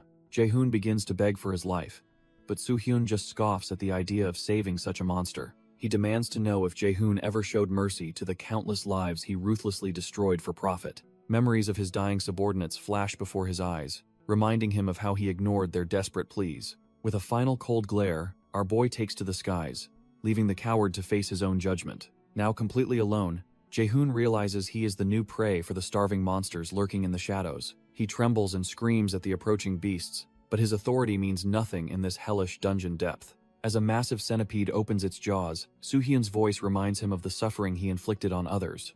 The president's face turns pale as he finally understands that his reign of terror ends right here in agony. The dust finally settles over the battlefield as the sound of the final monster's collapse echoes through the trees. Sung-chul leans over, gasping for air after pushing his agility to the absolute limit to lure those beasts. Looking at the mangled remains of the centipedes, the surviving hunters realize just how close they came to death. Despite the blood on his coat, Sung-chul forces a laugh, wondering if their contribution was finally enough for Soo-hyun. His comrade agrees, though the sheer exhaustion in his eyes shows he never wants to do this again. The captain watches the carnage, internally questioning if the monsters or our boy is the real nightmare here. He remains silent, his sharp gaze fixed on the two young powerhouses who are still full of energy. Ashlyn and Hakjun start bickering over loot, proving these two monsters are definitely cut from the same cloth. Ashlyn screams that the prize belongs to her, her mana flaring up with those terrifyingly sharp battle instincts. The captain realizes Hakjun's raw power is growing so fast that he might soon surpass even a veteran. The captain decides it's finally time to call it a day after that chaotic monster hunt. He orders everyone to reorganize and set up a night watch, just in case more trash-tier mobs appear. The guild members shout their compliance as the sun begins to dip below the horizon. Darkness soon swallows the forest, bringing a much-needed, albeit tense, silence to the exhausted group. Around the campfire, Ashlyn collapses in total exhaustion, wondering if this legendary night watch is always this brutal. Even the captain takes a moment to rest, though he's likely still alert to any sudden movements. Sung-chul vents to his comrade about the annoying reporters who kept calling him a hero earlier today. He scratches his head, feeling dumbfounded, because he doesn't think he's done anything worthy of such a title. To him, the title of hero belongs to true monsters like Godin Lohan or our boy Soo-hyun. The weight of the public's cheers and expectations feels like a heavy burden he isn't ready for yet. Sung-chul sighs, admitting that the weight of everyone's expectations is honestly starting to feel a bit too burdensome. The captain watches him closely, his sharp eyes reading the younger hunter like an open book. Sung-chul tries to laugh it off, claiming he was just grumbling and telling the older man not to worry. However, the captain reveals that he once knew someone who said the exact same thing, leaving Sung-chul completely dumbfounded. He recalls a green dungeon mission from last year, where he and our boy Soo-hyun faced a massive kraken. Back then, a fellow hunter felt insignificant compared to Soo-hyun's blinding talent, fearing that such light would burn everything. The captain stares at his hand, confessing that he ignored the truth because his pride wouldn't let him acknowledge it. Driven by that realization, he pushed himself to the limit by raising his trial difficulty from level 5 to 6. Seung-chul finally understands why the captain vanished and returned with such monstrous power, offering a word of genuine respect. But the captain warns him that chasing that slight edge nearly cost him his life in the process. The captain admits his talent reached its absolute limit, leaving him broken and leaning on his blade. He confesses that, without our boy Soo-hyun stepping in, he wouldn't even be standing here today. A heavy silence falls as he reflects on the gap between a regular hunter and a true monster. Realizing his own weakness made him feel like there was no place for him by Soo-hyun's side. Seung-chul listens intently, finally seeing the vulnerability behind the man he once thought was invincible. Everything changed when he heard the weight behind Soo-hyun's words, revealing a burden no one else could carry. He finally understood that Soo-hyun wasn't fighting for glory, but to drag everyone toward a better future. The Regressor's sole mission is to stop the coming apocalypse and prevent the world's total destruction. Watching him shine so brightly was both inspiring and terrifying, like a sun that could scorch anything close. The captain looks toward the moon, overwhelmed by the sheer scale of the destiny Soo-hyun is shouldering. The captain decides that even if he gets burned by that light, he's going to follow our boy. Hearing this, Seung-chul is completely dumbfounded, realizing the depth of the older man's conviction. He scoffs and mutters about how unfair it is for the captain to sound so cool right now. If the captain is going that far, Seung-chul realizes he'll have to run just as hard to keep up. Under the moonlit sky, they both agree that worrying about a monster like Soo-hyun is a waste. Instead of worrying about him, they realize the real pity should be reserved for his enemies. Deep in the shadows, the dungeon monsters are already being slaughtered like trash-tier mobs in a total massacre.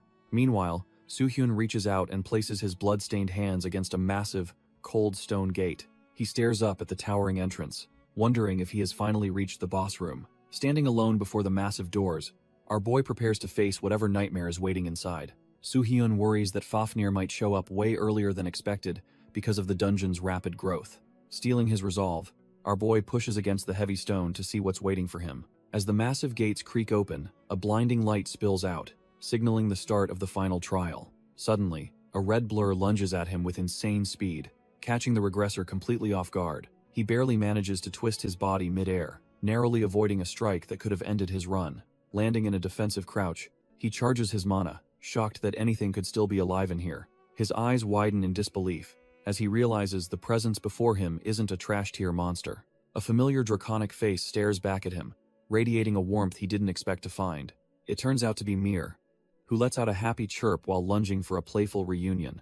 Soo-hyun just laughs through his sweat, realizing his loyal companion is just really excited to see him. Soo-hyun struggles to stay upright while his dragon companion covers him in a barrage of slobbery licks.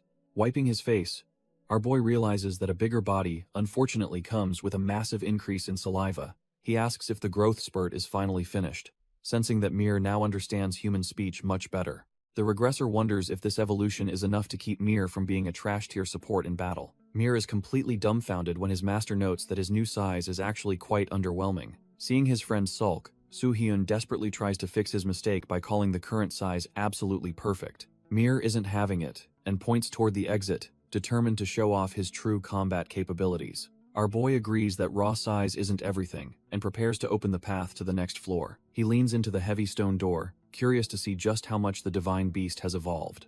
As the gateway creaks open, the regressor steps forward into the blinding light of the next challenge. A massive centipede monster blocks the path, looking like a real trash-tier obstacle for our boy. Its glowing red eyes lock onto them, radiating a hunger that would make any normal hunter freeze. The beast shrieks in fury, ready to tear through anything that dares enter its territory. Soo-hyun just smiles and tells Mir it is time to show off that new draconic breath. Mir takes a deep breath and unleashes a torrent of high-tier flames that lights up the entire room. Even the regressor is dumbfounded by the sheer heat, realizing his companion has truly evolved. The monster stands no chance as the fire consumes its segmented body, turning it into literal ash. Wiping sweat from his brow, Soo-hyun wonders if he actually underestimated the little guy's potential. Mir stands tall amidst the embers, looking every bit like the legendary divine beast he was born to be. With the threat gone, the dragon strikes a proud pose, clearly satisfied with his own destructive performance. Our boy is completely dumbfounded, wondering if the little dragon really just unleashed that much raw power. The surrounding area is nothing but scorched earth, leaving everyone questioning how such destruction was even possible. In the distance, the exhausted hunters finally spot the glowing blue exit, signaling the end of their nightmare. Park Young-yu breathes a sigh of relief, acknowledging that the grueling raid has finally come to a close. He notes that, despite the 3-day struggle, they managed to survive without a single casualty among them.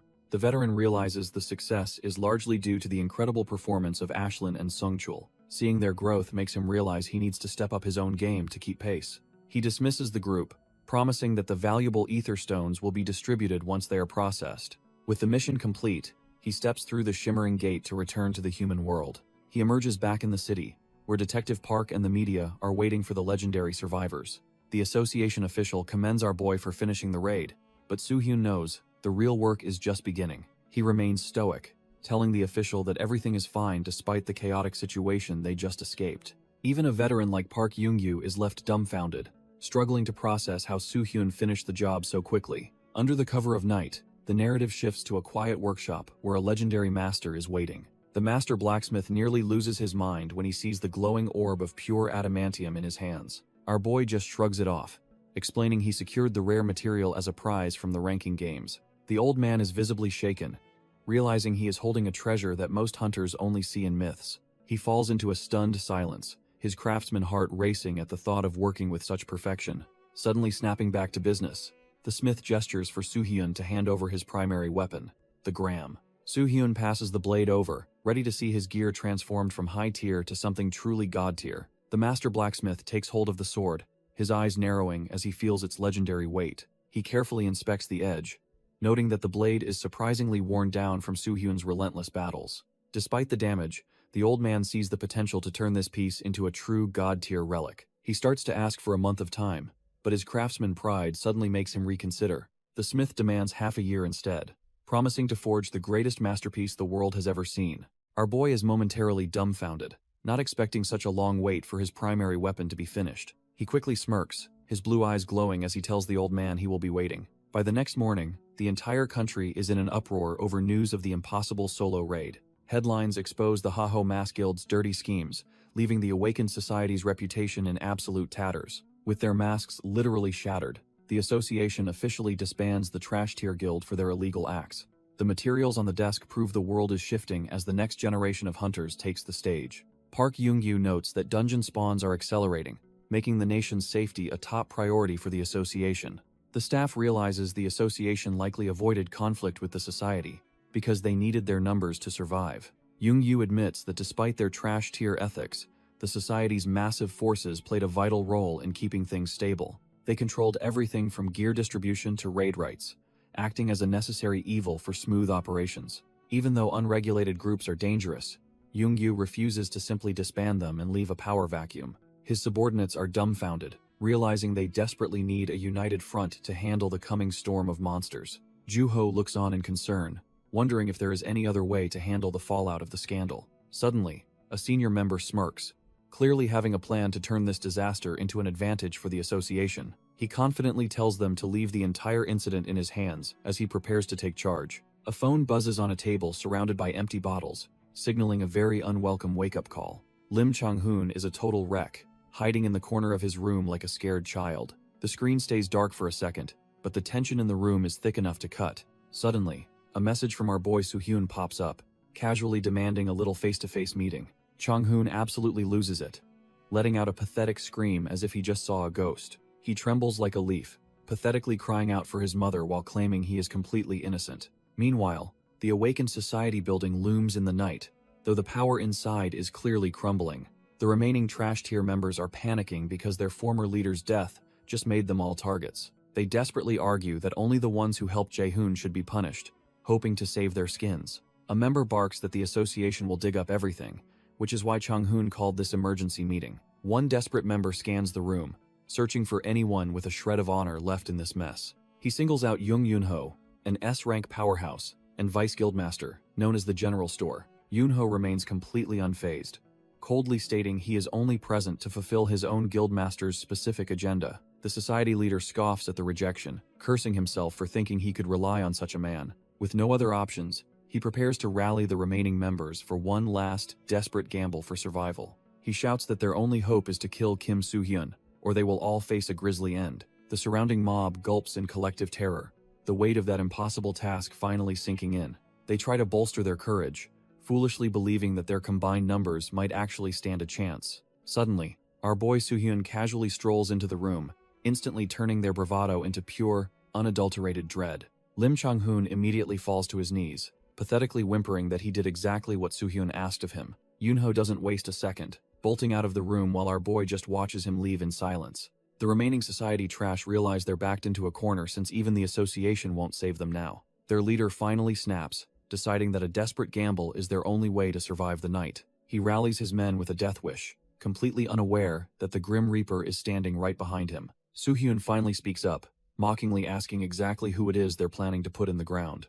The entire room collectively loses their minds as the realization of their impending doom hits like a truck. The leader slowly turns around, his heart probably stopping the moment he locks eyes with the absolute monster. Our boy flashes a terrifyingly calm smile, wondering if they actually believe they have the stones to kill him. Chaos erupts as the trash tier hunters scramble away, realizing their secret meeting just became a slaughterhouse. Soo-hyun tells them to continue their pathetic debate, finding their sudden terror more entertaining than their actual plans. Soo-hyun just smirks and tells them to bring it on, completely unfazed by their overwhelming numbers. The society members take the bait, screaming about his arrogance while manifesting their blood-red energy blades. They try to convince themselves that he is just one man, charging forward with a desperate, murderous intent. Even as the lethal strikes close in on his face, our boy doesn't even bother to flinch. He activates the third eye, his gaze turning cold as he prepares to dismantle their pathetic efforts. With a single thought, he triggers nullification, causing their high-tier skills to shatter like cheap glass.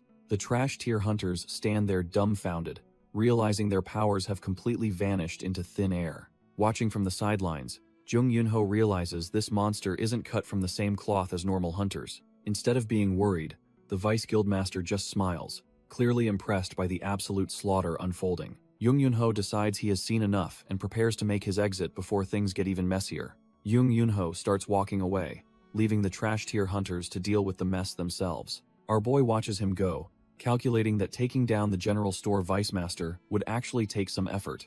One of the society goons gets his hopes up, thinking a powerhouse is finally stepping in to help. But those hopes are crushed when Jung Yoonho just raises his hands and announces his total surrender. The rest of the mob is completely dumbfounded, unable to believe their supposed ace is just bailing out. He doesn't care about their shock, knowing better than to gamble his life against a literal monster. Kim Soo-hyun just gives a mockingly calm nod, telling the blonde executive he is free to walk away. Jung Yoonho makes it clear he never planned to help them, especially not against someone as terrifying as Kim Soo-hyun. With the distractions gone, a heavy purple aura begins to leak out as the real slaughter resumes. He activates the third eye predator skill, his gaze turning lethal as he prepares to finish the job. The trash tier goons scream for mercy as they realize their organization is finally meeting a bloody end.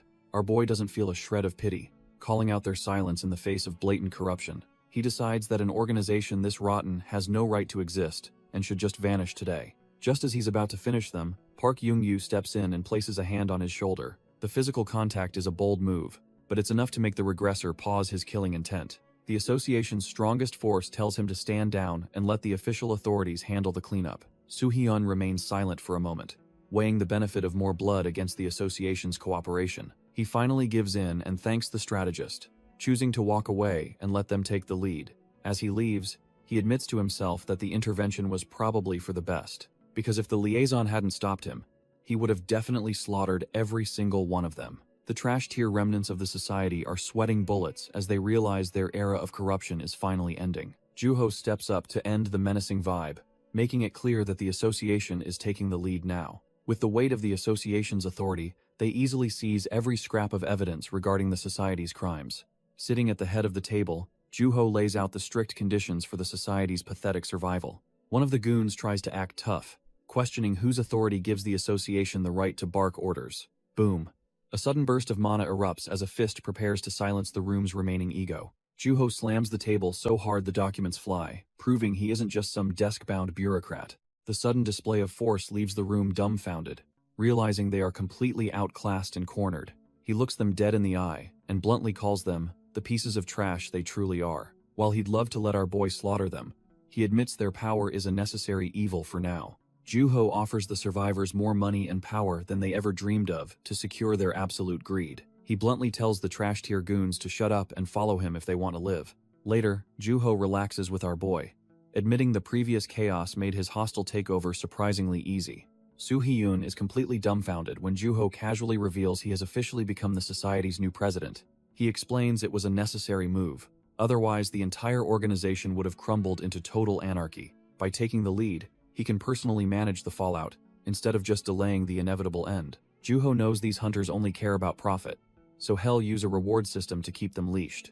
Our boy questions if keeping such a corrupt group alive is even worth the massive administrative headache. Juho turns dead serious, insisting that their collective strength is a resource they simply cannot afford to waste. Soo-hyun watches him, realizing Juho is playing a high-stakes game to keep the world's power balance stable. Juho questions the state of the world, reminding Soo-hyun that living in constant fear of dungeons isn't normal. He insists that when the inevitable disaster strikes, they will need a massive, organized power to survive the carnage. Our boy stays quiet, realizing he never truly understood the weight of the burdens Juho was actually carrying. Juho admits that for the longest time, he was just a fanboy blinded by Soo-hyun's overwhelming combat prowess. He knows he cannot walk the same path as a regressor, but he vows to support him from below. Suddenly, Juho asks our boy to stop acting like a lone wolf and finally share some of that responsibility. He looks him dead in the eye, promising that no matter what happens, he is firmly on his side. That single confession hits Soo-hyun harder than any monster strike, leaving him momentarily stunned by the sheer sincerity. It was just one simple statement, yet it completely changes how our boy views their partnership going forward. Looking at Juho, Soo-hyun feels a rare sense of relief, knowing he won't face the coming apocalypse alone. Our boy finally cracks a genuine smile, thanking Juho and telling him they can definitely survive this together. Juho can't help but grin back, feeling a massive weight lift now that he's officially Soo-hyun's right-hand man. As the autumn leaves drift by, the heavy tension between these two finally melts into a real, unbreakable bond. Meanwhile, deep within a cosmic void, a mysterious hooded figure watches the world with piercing, glowing blue eyes. This architect of reality ponders the system he built while he was desperately searching for Kim Seung-gin's soul. He notes that, out of everyone, only Soo-hyun and Godin Lohan have truly manifested in this simulated timeline. Looking closer at our boy's growth, the entity wonders if Soo-hyun has actually become a literal fragment of God. However, the draconic calamity Fafnir just scoffs at the idea, claiming such a transformation is fundamentally impossible. The monster insists that his own successful regression is the only proof needed to show who really holds power. Fafnir realizes he just needs a bit more time to regain his full strength before finishing what he started. The architect decides to hand over the keys to this dimension, trusting our boy to handle the fallout. Soo-hyun accepts the burden, knowing he's the only one capable of keeping this simulated world from falling apart. Time flies by, and half a year later, the world has shifted into a completely new era of chaos. With Juho handling the politics, Soo-hyun focuses on the grind, blitzing through the tower's higher floors like a monster. The association's senior staff are impressed by the society's efficiency, but they know the real work is just beginning. Deep within their headquarters, the atmosphere is heavy as the leadership prepares to face a terrifying new reality. Young-yu points out a grim trend, where the number of dungeons is rapidly outstripping the growth of new hunters. Our boy listens as the officials stress over the high-level gates that most trash-tier hunters can't even touch. If they don't find more S-rank powerhouses soon,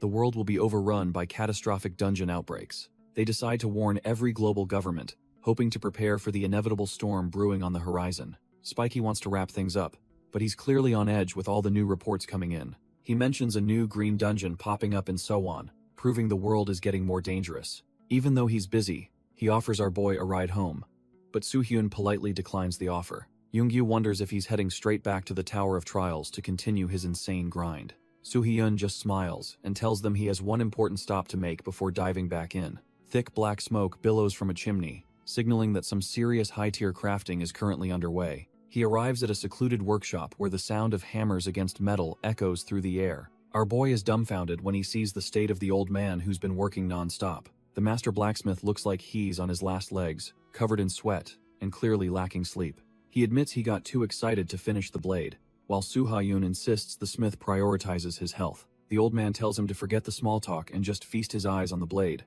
Soo-hyun recognizes the legendary name Balmung, realizing this isn't just some trash-tier upgrade from a local shop.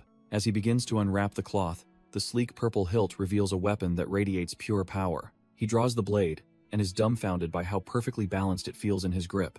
Looking at the edge, he realizes this masterpiece finally allows him to unlock a specific high-tier skill. Daeho laughs at our boy's excitement, teasing him for being as eager as a kid with a toy. When asked if he's heading back to the tower, Soo-hyun admits it's the only place he isn't teased. The exhausted Smith tells him to get lost so he can finally catch some much-needed shut-eye.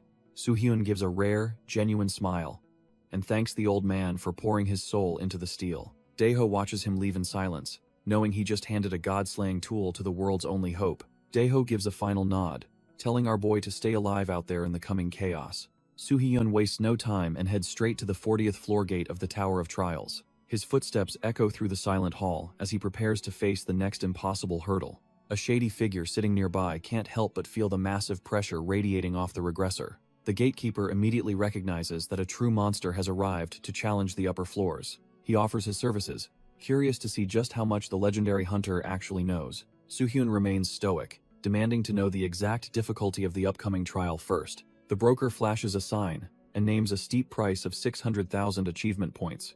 Our boy doesn't even flinch, his mind already calculating if the information is worth the cost. He hands over the points without hesitation, leaving the greedy merchant stunned by his resolve. The broker explains how the difficulty fragments again, starting from the 40th floor, ranging from easy to hellish. He leans in closer, sensing that our boy has already made up his mind about which path to take. Placing a hand on his shoulder, the old man acknowledges the unwavering resolve burning in the regressor's eyes. He drops the final piece of intel, telling him his only objective is to find the Dragon Pearl. As Soo-hyun walks away, he can't help but wonder what kind of item this legendary pearl actually is. He realizes the trial is likely tied to draconic lore, which fits his current power set perfectly. The gatekeeper adds a cryptic bonus, urging him to consider why this specific trial was chosen for him. This unexpected advice leaves our boy slightly dumbfounded as he questions the broker's true motives.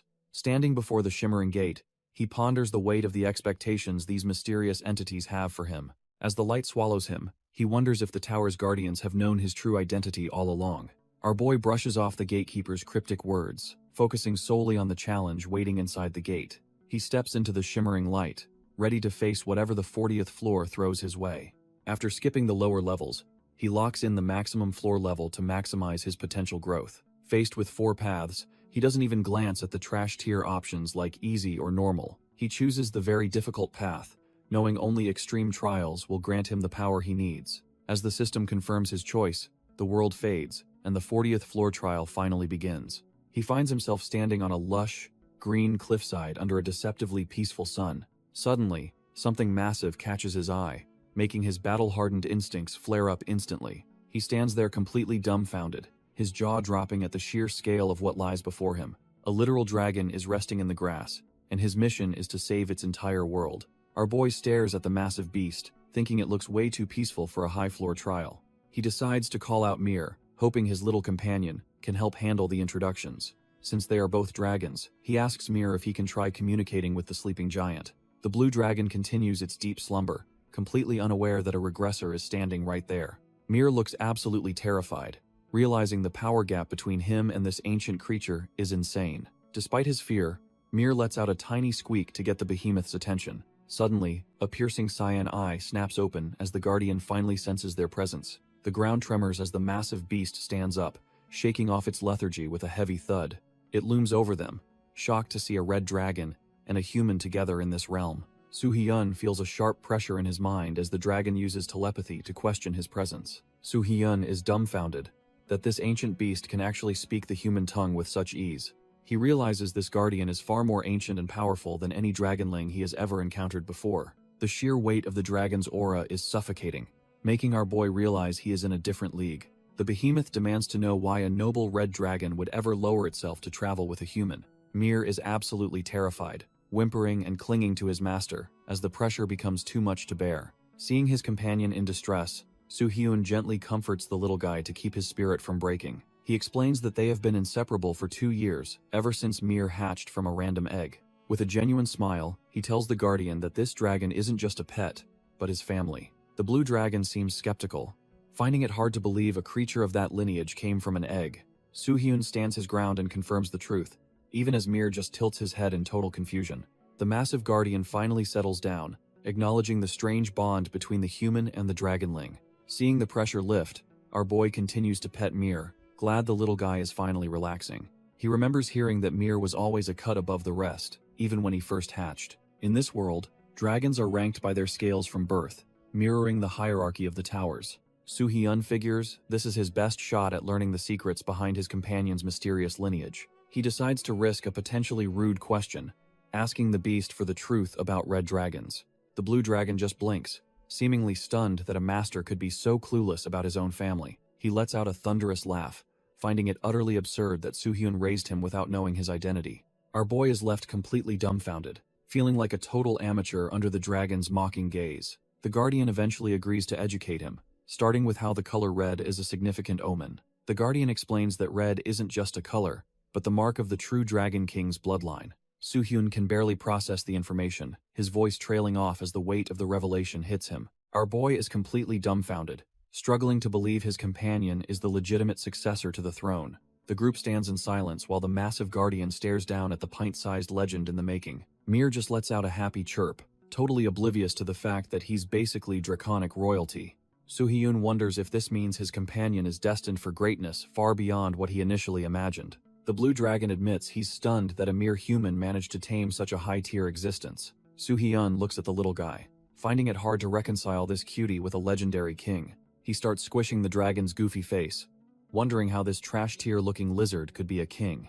After the shock wears off, he asks if any of the little dragon's relatives are still around. The massive guardian stays silent for a moment, letting the weight of the revelation sink in for our boy. He reveals the tragic truth that Mir is actually the sole survivor of a once mighty royal bloodline. Soo-hyun is completely dumbfounded, unable to process how his little buddy ended up as the last of his kind. The dragon decides it's better to show the past, manifesting a powerful spell to share his ancient memories. Before he can even protest, the world starts to warp around him in a swirl of intense mana. He gets pulled into a vision of a time long before the tower or the system even existed. Suddenly, he's standing in a literal hellscape where the horizon is nothing but smoke and eternal flames. It turns out a massive war once devastated this realm, pitting dragons against an unstoppable legion of invaders. Countless ancient warriors fought to protect their world, but the enemy's forces were just too overwhelming to contain. However, even the combined might of the Dragon Kings wasn't enough to stop the absolute destruction that followed. The enemy forces were absolutely relentless, turning the sky into a graveyard for the proud ancient dragons. Even the mightiest beasts were brought low, their bodies littering the scorched earth like discarded trash. Our boy watches in horror as the once great dragon race is systematically wiped out in a sea of blood. The blue dragon stands by his side, guiding him through this nightmare to witness the true source of despair. Soo-hyun realizes this scene is eerily familiar, mirroring the same apocalypse he fought so hard to prevent. Suddenly, a chilling sensation crawls up his spine as he senses a presence he could never forget. A massive, purple-scaled hand slams into the ground, vibrating with a level of mana that defies logic. It turns out the culprit behind this genocide is none other than Fafnir, the legendary Calamity himself. Seeing his greatest enemy again makes Soo-hyun's blood boil, his stoic expression cracking under pure rage. The blue dragon quickly reminds him to stay calm, noting that this is merely a ghost of the past. Our boy takes a deep breath, forcing his racing heart to slow down despite the surrounding chaos. He realizes that letting his emotions run wild will only hinder his ability to survive this nightmare. Looking at his hands, he feels a strange sense of relief for this unexpected mental test. If he can master his composure now, he'll be ready to face Fafnir when the time finally comes. The blue dragon is genuinely impressed, noting how rare it is for a human to stay so calm. The guardian grows curious, wondering how a simple player could possibly recognize the legendary Calamity from afar. Soo-hyun goes quiet as the weight of 1,000 dead comrades presses down on his shoulders again. He reveals that this monster is the exact same beast that turned his entire world into ash. The blue dragon is dumbfounded, unable to comprehend what he means by his world being destroyed. Peering into his soul, the guardian realizes our boy is telling the truth about his tragic past. The sky turns a sickly crimson as the vision of the ancient dragon war begins to unfold. Fafnir is absolutely tearing through the dragon realm, leaving nothing but fire and death in his wake. Our boy is visibly shaken, recognizing the legendary red dragons being slaughtered like trash-tier mobs. Even the proudest red dragons can only roar in agony as the Calamity's power consumes them. Fafnir doesn't show a shred of mercy, obliterating his kin with a single, overwhelming burst of energy. Watching this one-sided massacre, Soo-hyun realizes just how outclassed the world was during the first invasion. Suddenly, the memory begins to flicker and fade, pulling him back from the horrific sights of the past. He finds himself back on the grassy plains, standing beside a very confused Mir and the Guardian. Our boy is totally dumbfounded, wondering why the vision cut off just as things were getting intense. The blue dragon sadly explains that he can't show anymore because his brother died right then.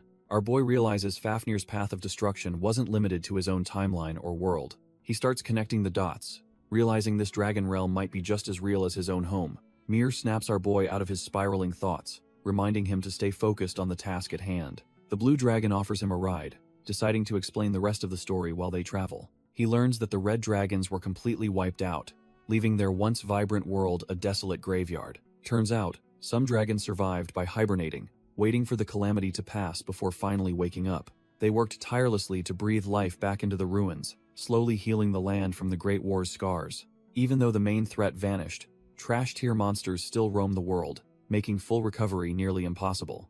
Because of the constant monster threat, the survivors could only reclaim a small portion of their former glory. Finally, they arrive at a massive, shining fortress that serves as the dragon's last bastion and new home. The blue dragon finally touches down at the fortress while Mir carries our boy like a sack of potatoes. As they land, the massive guardian begins to glow, preparing to shed his draconic skin for something more compact. He shifts into a human form, sighing with relief that things feel much better now that he is smaller. Soo-hyun is pretty dumbfounded, asking if walking around as a human is actually more comfortable for a literal dragon. The guardian admits his true form is way too heavy, so he prefers this mana-consuming state, unless he is hibernating. Standing before the massive entrance, the blue dragon shouts for the guards to open up for their unexpected guest. With a heavy rumble, the giant stone gates slowly slide apart to reveal the hidden heart of the city.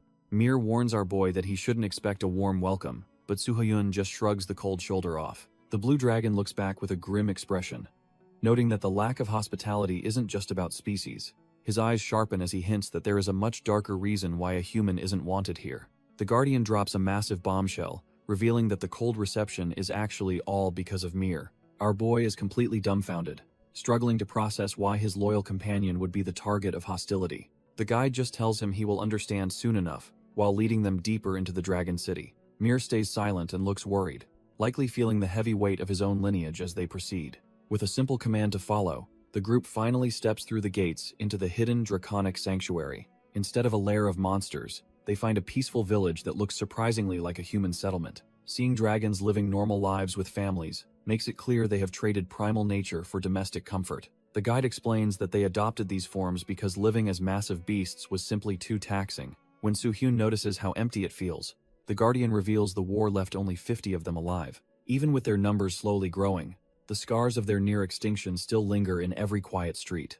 As they navigate the village, a young girl stops in her tracks, stunned to see a familiar face. The blue dragon, known here as Elder Blanc, simply smiles and greets her like no time has passed. The girl, Siegfried, is overjoyed to see him, clutching her groceries while celebrating the return of their elder. When asked if he slept well, Blanc jokingly blames Soo-hyun for dragging him out of his long slumber. Siegfried's expression shifts to pure shock once she realizes a common human is standing right in their midst. Her friendly demeanor evaporates instantly, replaced by a cold suspicion, as she evaluates the threat these strangers pose. The tension spikes when she notices Mir, immediately labeling the young dragon a traitor to their suffering race. She demands an explanation for why a descendant of the Red Dragons would ever return to this hidden city. Blanc remains unbothered, calmly stating that family is always welcome, and he is personally vouching for the human. Siegfried admits the human isn't the issue, but she can't forgive the Red Dragons for abandoning them years ago. A fist clenches tight as the air turns heavy with a sudden, suffocating shift in the atmosphere. Mir looks visibly shaken after being branded a traitor just because of his Red Dragon heritage. Siegfried remains defiant, her gaze sharp as she refuses to acknowledge the pain her words have caused. Our boy moves in close, his shadow looming over her as the friendly introductions officially come to an end. She mockingly asks if the human has a complaint, completely unaware that she's poking a literal sleeping monster. Soo-hyun's face goes cold, his patience hitting zero, as he prepares to defend his companion's honor. He wonders why he should even bother holding back when she's busy cursing out his precious baby dragon. Reaching out with a calm but terrifying focus, he unleashes a wave of pure, unadulterated mana. Siegfried's pupils shrink in absolute horror as she realizes the human before her is anything but ordinary. The crushing weight of his aura slams her into the dirt, leaving her pinned and utterly dumbfounded. Siegfried stumbles back in confusion, her instincts screaming that she's in way over her head. Our boy just watches her struggle, amused that she's already looking for an exit strategy. He points out that she's a much bigger coward than her arrogant attitude originally suggested. Trembling with rage, she refuses to believe a mere human could ever make her feel this small. She charges forward with a burst of green energy, trying to reclaim her shattered pride through force. Soo-hyun remains completely unfazed, his hand beginning to glow with a terrifyingly dense blue light. He stands his ground with a cold gaze, treating her desperate assault like a minor mid-tier inconvenience. Screaming for him to disappear, she unleashes every ounce of her power in a final, frantic blast.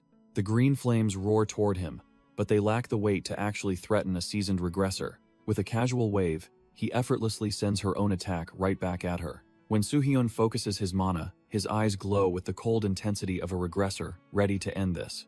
He unleashes a concentrated beam of blue energy that tears through the air with absolute authority. The blue light slams into the green flames, instantly proving that our boy is playing a completely different game. His attack pierces through her defense effortlessly, making her realize her trash-tier efforts were never going to be enough. The dragon warrior stands dumbfounded, unable to comprehend how a mere human just shattered her strongest breath. As the blue mana looms over her, she finally understands that she's facing a monster in human skin. Her eyes widen in realization, the reality of her impending defeat finally sinking in as the light draws near. She admits to herself that the chilling sensation she felt earlier was actually genuine, bone-deep fear. A violent explosion of blue energy consumes the space, leaving no room for her to escape the crushing impact. The blast sends her spiraling backward, her arrogance completely broken by the weight of Soo-hyun's power. The green-haired warrior stares in absolute shock, his mind racing as he realizes he is completely outclassed. Before the situation escalates further, the blue dragon steps in with an aura that demands immediate and total silence. He coldly commands them to stop, his patience clearly wearing thin with these trash-tier interruptions to his mission. He decides to overlook their impudence this once, telling the warrior to get lost and leave his guest alone. The warrior hesitates, mentioning Siegfried and the weight of their duty to protect the dragon realm from outsiders. But the blue dragon reminds him that there are far more dangerous entities waiting for the king's true descendant. His eyes glow with a terrifying light as he asks if the warrior is actually prepared to handle them. The sheer pressure makes the warrior break into a cold sweat, his previous arrogance replaced by pure, unadulterated dread. Realizing he cannot win, he promises to report this incident to Sir Carne, while the Guardian remains completely indifferent. He quickly retreats over the rooftops, leaving our boy and the Guardian to continue their high-stakes journey in peace. The Guardian leads the way through the city, his mind likely heavy with the realm's dark history. Our boy suddenly halts the walk, needing to clear the air about the insults thrown at Mir. He asks the Guardian why everyone keeps calling his loyal companion the descendant of traitors. The blue dragon falls silent for a moment, the weight of the past clearly pressing down on him. He explains that red dragons supposedly used their dimensional powers to flee while their kin were being slaughtered. Because of that perceived cowardice, the younger generation of dragons has grown up fueled by absolute hatred. Mir looks completely dumbfounded, asking if there is any actual proof beyond the bitter words of survivors. A sudden thud echoes from the rooftops, signaling that their private conversation is being watched by someone. The Guardian immediately senses the shift in the air, his sharp eyes darting toward the source of movement. It turns out a powerful warrior named Carne is looking down on them with a cold, judgmental gaze. The blue dragon recognizes the intruder immediately, his expression hardening as he realizes the situation just got complicated. Carne stares back with an air of superiority, clearly not here for a friendly chat with the Guardian. Before anyone can react, the surrounding area erupts with the sound of rapid movement across the stone tiles. Our boy and his crew find themselves cornered as the newcomer makes his presence known in the courtyard. The Guardian is visibly shaken, realizing that the warrior's arrival implies something much darker is happening. Suddenly, the air crackles with mana, forcing the group to brace for an incoming magical surge. Multiple warriors begin warping into existence, their bodies flickering as they utilize high-level spatial magic to manifest. In an instant, a whole squad of these fighters has the group boxed in from every possible direction. Soo-hyun is completely dumbfounded that such a rare and precious skill like teleportation is being used by common soldiers. He quickly deduces that this isn't just one man's grudge, but a massive, coordinated ambush by multiple dragon factions. The yellow dragon warriors close in, emitting a dense energy far superior to the green dragon from earlier. They mock the idea of a royal descendant, labeling the group as nothing more than relatives of traitors. The blue dragon keeps his cool, advising the hot-headed soldiers to avoid speaking of unconfirmed truths. A single gesture from their superior cuts through the tension, instantly silencing the rowdy crowd. Our boy realizes that no matter how outstanding their energy is, the hierarchy here is strictly enforced.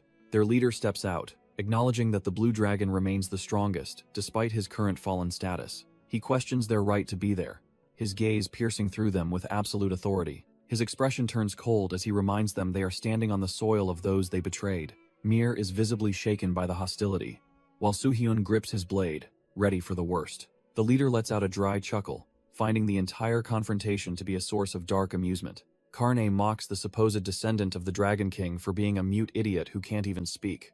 Mir can't help but tear up, feeling completely humiliated by the trash-tier insults thrown his way. Seeing the little dragon cry only makes Karne sneer more, calling the poor kid utterly pathetic. The blue dragon steps in, reminding Karne that royal descendants grow much slower than common trash. Despite the defense, Mir is still heartbroken, his tiny heart unable to handle the sudden hostility. Our boy has seen enough, his shadow looming as he realizes these dragons are all cut from the same cloth. Suddenly, a massive surge of purple mana erupts, signaling that Soo-hyun's patience has finally hit its limit. He demands to know why they keep making his companion cry, his killing intent flooding the area.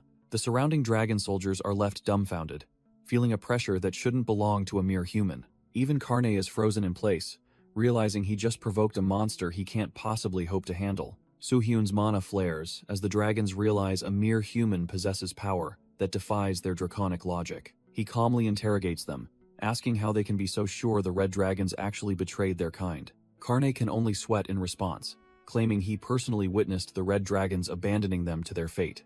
Our boy isn't buying it, pointing out that his anecdotal testimony doesn't actually prove a single thing. Since he can't interfere in dragon business, he suggests they take their beef up with the actual deserters.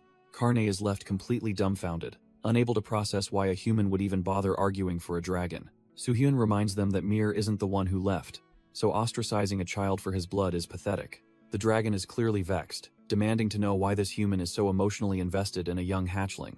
A gentle touch on the shoulder provides more comfort than any words could ever offer the crying dragon.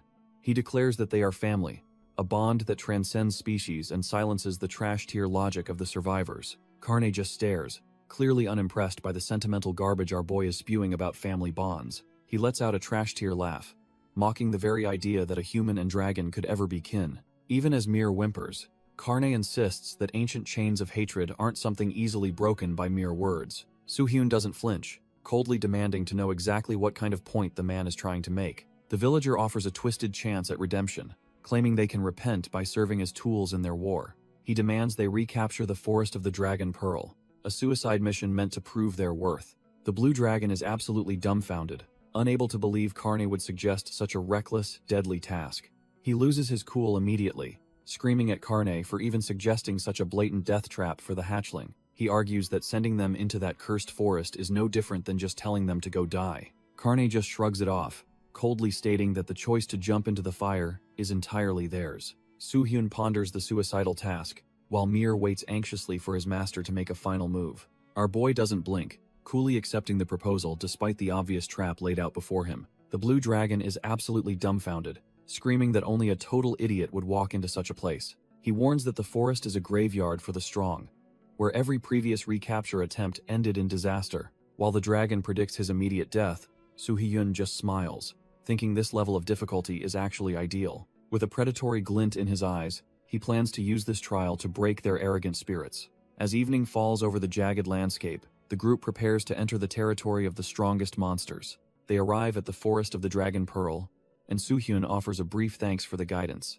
Mir lets out a nervous cry at the oppressive aura, but Soo-hyun is already focused on the hunt. The blue dragon watches him closely, still unable to comprehend the human's lack of fear or common sense. Blue Dragon grabs our boy's sleeve, desperately pleading with him not to throw his life away. He explains that while Red Dragon believers still exist, he needs time to negotiate with Karne for safety. Soo-hyun just chuckles and gently pats the dragon's hand, telling him there is absolutely nothing to worry about. With Mir chirping by his side, he confidently promises to return from the forest in one piece. The dragon stands frozen as the regressor marches into the gloom, leaving him behind in the dust.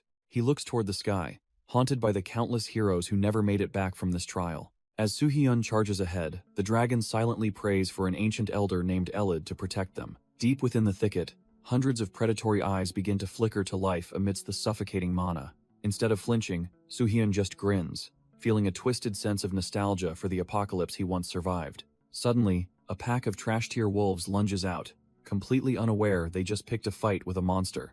Our boy grips his spear, feeling the familiar hum of mana as he prepares for the slaughter. He lets out a confident shout, announcing that the real raid is officially beginning right now. In a flash of blue, he carves through the first wolf, making the kill look effortless. He lands in a low stance, having already decimated the front line of the trash-tier pack. A hulking beastman tries to ambush him from behind, but Soo-hyun senses the pathetic attempt immediately. Instead of dodging, he decides to exert just enough mental pressure to paralyze the entire group. His gaze turns cold as he unleashes the third eye predator, flooding the forest with dread.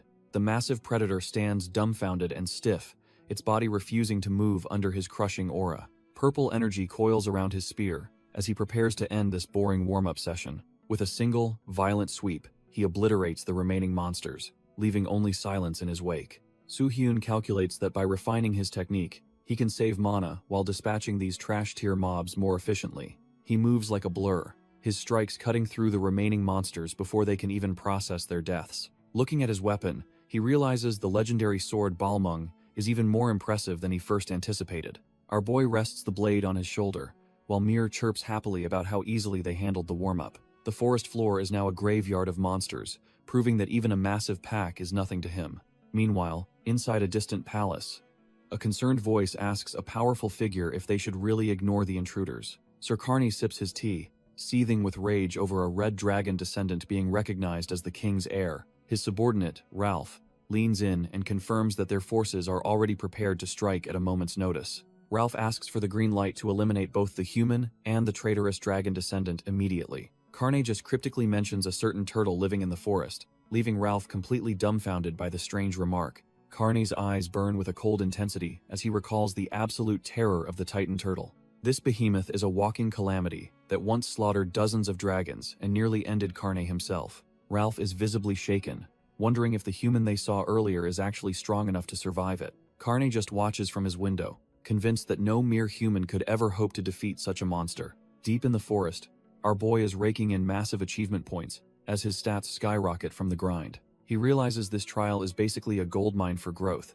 making the whole ordeal feel surprisingly simple. Soo-hyun gives Mir a well-deserved pat, thanking his loyal companion for making the hunt so incredibly efficient. Suddenly, the constant stream of monsters stops, leaving the woods eerily quiet and putting him on high alert. Both of them sense a massive presence approaching, realizing the real challenge of the forest has finally arrived. Mir's eyes widen in shock as a sudden, overwhelming pressure washes over them from the shadows. Soo-hyun notices Mir acting strange and asks what's bothering him as the little dragon starts growling. Suddenly, our boy picks up a strange, rhythmic thumping sound echoing through the dense trees. Mir senses the danger first, his instincts screaming that something massive is lurking just out of sight. Soo-hyun realizes the sound is actually a massive heartbeat, vibrating through the very ground beneath his feet. Before he can react, Mir lunges forward to intercept a sudden burst of energy erupting from the earth. He shouts out for his companion, worried that the little guy might have bitten off more than he can chew.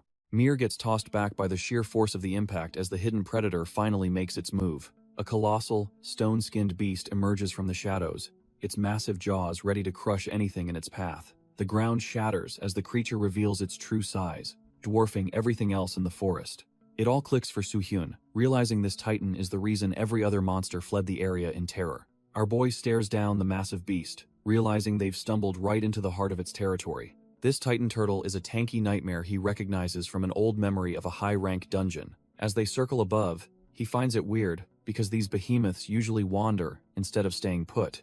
He wonders if the creature is actually protecting something valuable instead of just looking for a meal. Soo-hyun stays calm, analyzing the situation while the giant beast keeps its glowing eyes locked on them. Soo-hyun calls out to his companion as Mir lets out a fierce roar, sensing something very specific. Seeing his companion get this aggressive is rare, making it obvious this isn't just a random encounter. He starts to suspect that Mir has sensed a legendary treasure belonging to the Dragon King. A sharp smirk crosses his face as the pieces of the puzzle finally start falling into place. He readies his power, certain that the beast is protecting the legendary dragon pearl they need. Soo-hyun signals Mir to dive, ready to take down the massive guardian standing in their way. The beast retaliates immediately, unleashing a concentrated beam of mana that lights up the entire cavern. Instead of dodging, Mir flies headfirst into the blast, trusting his draconic scales to tank the hit. Our boy leaps off his companion's back, using the momentum to position himself for a lethal strike. He channels his mana, realizing that a direct frontal assault is the only way to break its shell. Mid-air, he carves through the residual energy, proving that trash-tier defenses can't stop an S-rank regressor. He descends like a meteor, his blade cutting a path through the monster's overwhelming spiritual pressure. Seeing the creature's guard finally crumble, he shouts for his divine beast to finish the job. Mir doesn't hesitate, gathering every ounce of draconic heat in his throat for a final, devastating blow. The dragon unleashes a high-breath attack, incinerating the guardian and clearing the path to their prize. Our boy plunges through the smoke, his mana flaring as he prepares to deliver the final blow. He grips his blade with white-knuckled intensity, focusing every ounce of his regressor's will into the steel. He crashes against the guardian's remaining shell, the impact sending shockwaves through the entire arena floor. His eyes burn with a cold light as he decides the beast's time has officially run out. He drives the legendary sword Balmung into the crack, intending to shatter the monster's core once and for all. A violent eruption of blue energy follows, proving that even a stone titan can't withstand his raw power. He triggers his wave sword explosion style, turning the battlefield into a chaotic vortex of mana and debris. The sheer force of the technique vaporizes the surrounding air, leaving no room for the enemy to escape. Silence returns to the floor as the dust clears, revealing a landscape completely transformed by the devastating strike. He stands over the severed head of the guardian, letting out a long, exhausted sigh of victory. Our boy and Mir look down at the crater, noting that the Titan turtle was surprisingly durable. He admits that without the legendary sword Balmung and his wave sword style, this floor would have been difficult. This specific explosion style is a beast of a skill that scales directly with the user's total mana. With his rank 8 mana, it becomes a world-ending power that very few hunters could ever hope to obtain. However, he knows it has one fatal flaw that makes it nearly impossible for an average player to master. To pull mana to its absolute limit, you need a high-tier weapon that won't shatter under the intense pressure. That's exactly why combining this destructive skill with a blade like Balmung creates the perfect, unstoppable synergy. Since it's forged from adamantium, the sword possesses insane durability and a natural ability to regenerate itself mid-battle. He reflects on being the sole user of this technique in his past life due to these extreme requirements. Suddenly, he senses something shifting in the air, his sharp instincts immediately putting him back on high alert. Mir brings a strange black fragment to our boy, making him wonder what the little guy found. As the shards react to his presence, Soo-hyun realizes these aren't just ordinary rocks, but remnants of something ancient. The vision shifts back to a time when the great dragon fortress stood tall and untainted by war. The blue dragon, in his human form, stands atop the ramparts, lost in thought about the impending doom. Suddenly, an old friend approaches, asking if he's actually grown attached to the mortals he's supposed to lead. He snaps back, telling the man to get lost if he's only there to spout useless nonsense.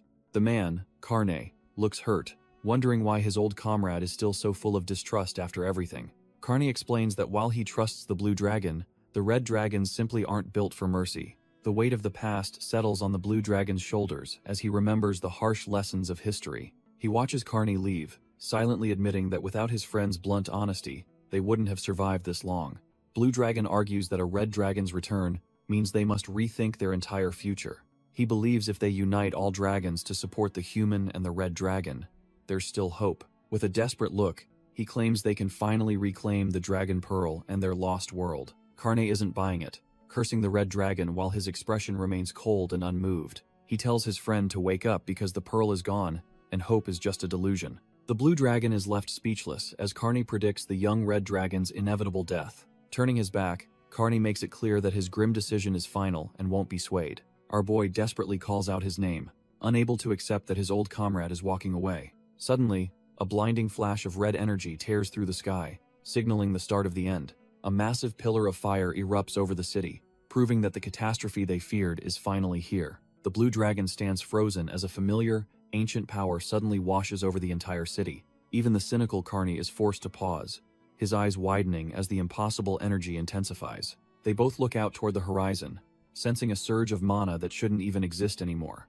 A massive pillar of light erupts into the sky, signaling that the lost Dragon Pearl has finally returned. Realizing this is their only shot, the blue dragon leaps from the wall to chase the light. He sheds his human disguise mid-air, shifting back into his massive draconic form with a powerful flap. Karne watches from the battlements, completely dumbfounded that his grim predictions are being shattered in real time.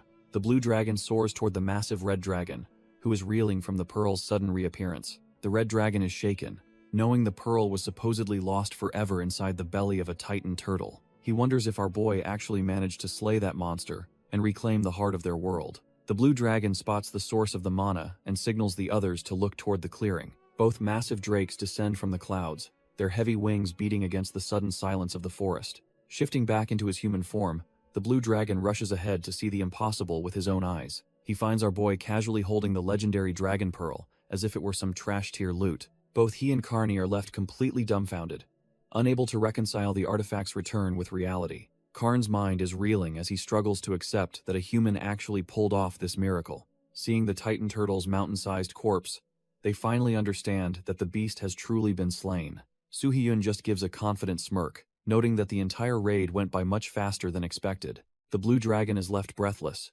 realizing he is standing in the presence of a true monster. He tentatively reaches for the pearl, feeling the ancient power that will finally restore their dying world. The blue dragon breaks down in tears, finally confirming that the legendary artifact in his hands is real. It has been an eternity since their kind felt this hope, and our boy just stands there casually. He reflects on the brutal war and the humiliation of being driven into a single, pathetic village. Back then, he believed only a red dragon, or the pearl, could turn the tide of their extinction. This treasure doesn't just look pretty, it amplifies draconic mana to the point of controlling nature itself.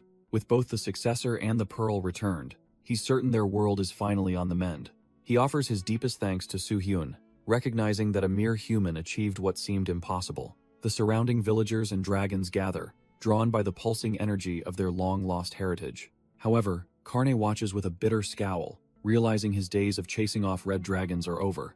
Acknowledging the pearl's overwhelming might, he decides to slink back into the shadows and start scheming.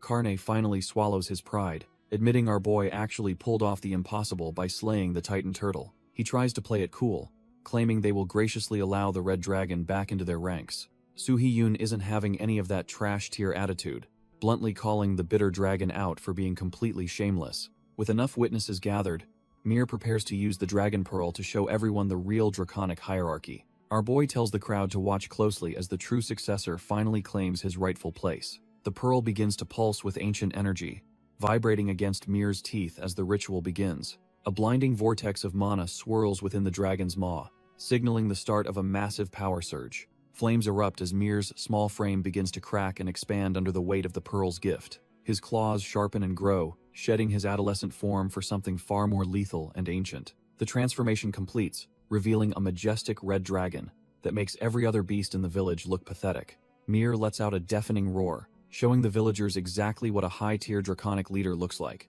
The crowd stands completely dumbfounded, as they feel an ancient, suffocating pressure radiating from the red beast. One villager turns to Karne, trembling as he asks for the true identity of this magnificent creature. Karne can barely breathe, his cynical shell cracking as he realizes he is witnessing a literal miracle. He finally stammers out the name Elid, recognizing the legendary soul manifesting through the young dragon. The village erupts into a frenzy of cheers, celebrating the return of the protector they've missed for ages. Even our boy is impressed, silently admitting that the dragon's true form looks absolutely incredible and top tier. He looks down at his little companion, wondering if Mir will actually reach that majestic level one day. Mir just gives a cute chirp while clutching the pearl, making Soo-hyun joke about dying of old age first. He stares ahead stoically, knowing that despite the celebration, their journey through the tower is far from over. Our boy reflects on the tragedy of human mortality compared to a dragon's lonely 1,000-year lifespan. He realizes he can't stay by Mir's side forever, and hopes the dragon eventually forgets their time together. Suddenly, a massive pillar of fire erupts as the legendary soul within the pearl finally makes its move. The legendary hero Elid steps out of the flames, joking about getting in trouble for being too dramatic. He stands tall with an arrogant grin, asking the crowd if they can finally feel his undeniable greatness. The dragon villagers look on completely dumbfounded, realizing the legendary hero's vibe is way different than the legends. The blue dragon just sighs, telling the others that the old man hasn't changed a bit since he died. Elid laughs heartily, admitting he was genuinely curious about how they all fared after he passed away. However, his playful expression quickly hardens as he prepares to get down to some serious business. Elid gazes into the fire, feeling a heavy sadness for not being able to see the future personally. He explains that the massive monster will be dragged into a distant dimension right along with them. Even though his kin died from soul overload, he's certain the enemy is suffering the same fate. The dragon villagers are completely dumbfounded, questioning if their legendary protectors actually stayed to fight. The blue dragon calmly explains that what they're seeing is actually a high-level death reanimation sorcery. This forbidden magic manifests a person's thoughts and form exactly as they were before they passed away. It finally clicks for the crowd that their legendary hero had already died for them long ago. A panicked villager turns to Elder Carne, desperately begging for an explanation of this impossible miracle. Carne just stands there in silence, watching as the heavy reality of their hero's sacrifice sinks in. Elid wonders how his old friend Carne is doing, hoping the kid is leading their people well. Our boy feels a pang of guilt, knowing he's leaving a heavy burden on someone so young. Despite the tragedy, a small smile forms as he reflects on the legacy he's leaving behind. He silently apologizes to Carne for the pressure, but maintains absolute faith in his friend's strength. With a final, confident grin, the hero promises to wait for them all in the far future. As his form begins to scatter into light, he officially entrusts the fate of the dragons to Carne. Watching this memory, the blue dragon finally understands why the red dragons were branded as traitors. Pure rage boils over, as he vows to make the liars pay for deceiving their entire race. He lets out a thunderous roar, calling out to Carne as his blue mana flares with murderous intent. Elid just laughs, finding the pathetic struggle of these dragons to be completely beneath him. He scoffs at their logic, his face twisted in a grin that screams pure, unadulterated arrogance. A dragon villager snaps back, desperately claiming his leadership was the only thing that saved their lives. Our boy, the blue dragon, is losing his mind, wondering why they still cling to those red-haired traitors. Fed up with the trash-tier excuses, Elid ignites his mana for a strike that will end the debate. He declares himself the true king of dragons while unleashing a golden beam of absolute destruction. Sensing the impending doom, the blue dragon screams for everyone to manifest a barrier before they are vaporized. The golden energy slams into the blue shield, threatening to shatter the dragon's last line of defense. Mana erupts in a blinding explosion as the two legendary powers finally collide in a world-shaking blast. The collision of their legendary powers triggers a blinding explosion that threatens to consume the entire battlefield. The blue dragon realizes with horror that Carne, the strongest among them, is being pushed to his limit. He hoped the dragon pearl would protect them, but it only amplified the raw destruction they now face. Struggling to maintain his barrier, the blue dragon feels his mana draining as the golden beam relentlessly hammers down. Carne watches the dragon pearl pulse with energy, realizing his pride might have finally led them to ruin. Desperate to turn the tide, he pours every ounce of his draconic essence into a final, world-scorching strike. But even his strongest attack is effortlessly swallowed by the golden light, leaving the legendary dragon completely dumbfounded. As the dust settles, Kim Soo-hyun steps forward, mocking the idea of anyone else being acknowledged as king. With Mir by his side and the dragon pearl reclaimed, our boy declares that the true king is back. Soo-hyun watches as Carne reels from the realization that his prideful stand was a total mistake. Carne is completely shaken, realizing the red dragon's presence means his time as the top dog is over. Refusing to go down without a fight, Carne taps into his remaining mana to initiate a desperate transformation. The orange dragon takes flight, but it's clear he's just trying to put distance between himself and death. The blue dragon screams for the others to stop him, knowing they can't let a traitor just fly away. Suddenly, a bolt of pure energy manifests as our boy reaches out to intercept the fleeing coward. Soo-hyun stands firm, his eyes locked on his target as he prepares to end this pathetic chase. He summons the Dragon Slayer Spear near, a weapon specifically designed to turn legendary beasts into trash-tier trophies. Even with such power, he knows a single spear might not be enough to ground a desperate dragon. Soo-hyun decides to adjust the Wave Sword's principles so his weapon can withstand the upcoming impact. He focuses intensely, making sure the spear doesn't shatter from the sheer weight of his overwhelming mana. With a thunderous boom, our boy launches the spear, sending it screaming through the air like a missile. High above, Carne thinks he's finally safe, putting as much distance as possible between himself and the ground. The coward glances back and is dumbfounded to see a streak of blue light closing the gap instantly. He arrogantly believes that nothing in this world could possibly catch up to his legendary draconic speed. His pupils contract in pure terror, as he realizes the spear isn't just fast, it's already right on him. The Dragon Slayer spear pierces through his defenses, shredding his draconic mana like it was nothing. A massive explosion of energy erupts in the sky, signaling the end of the traitor's pathetic escape attempt.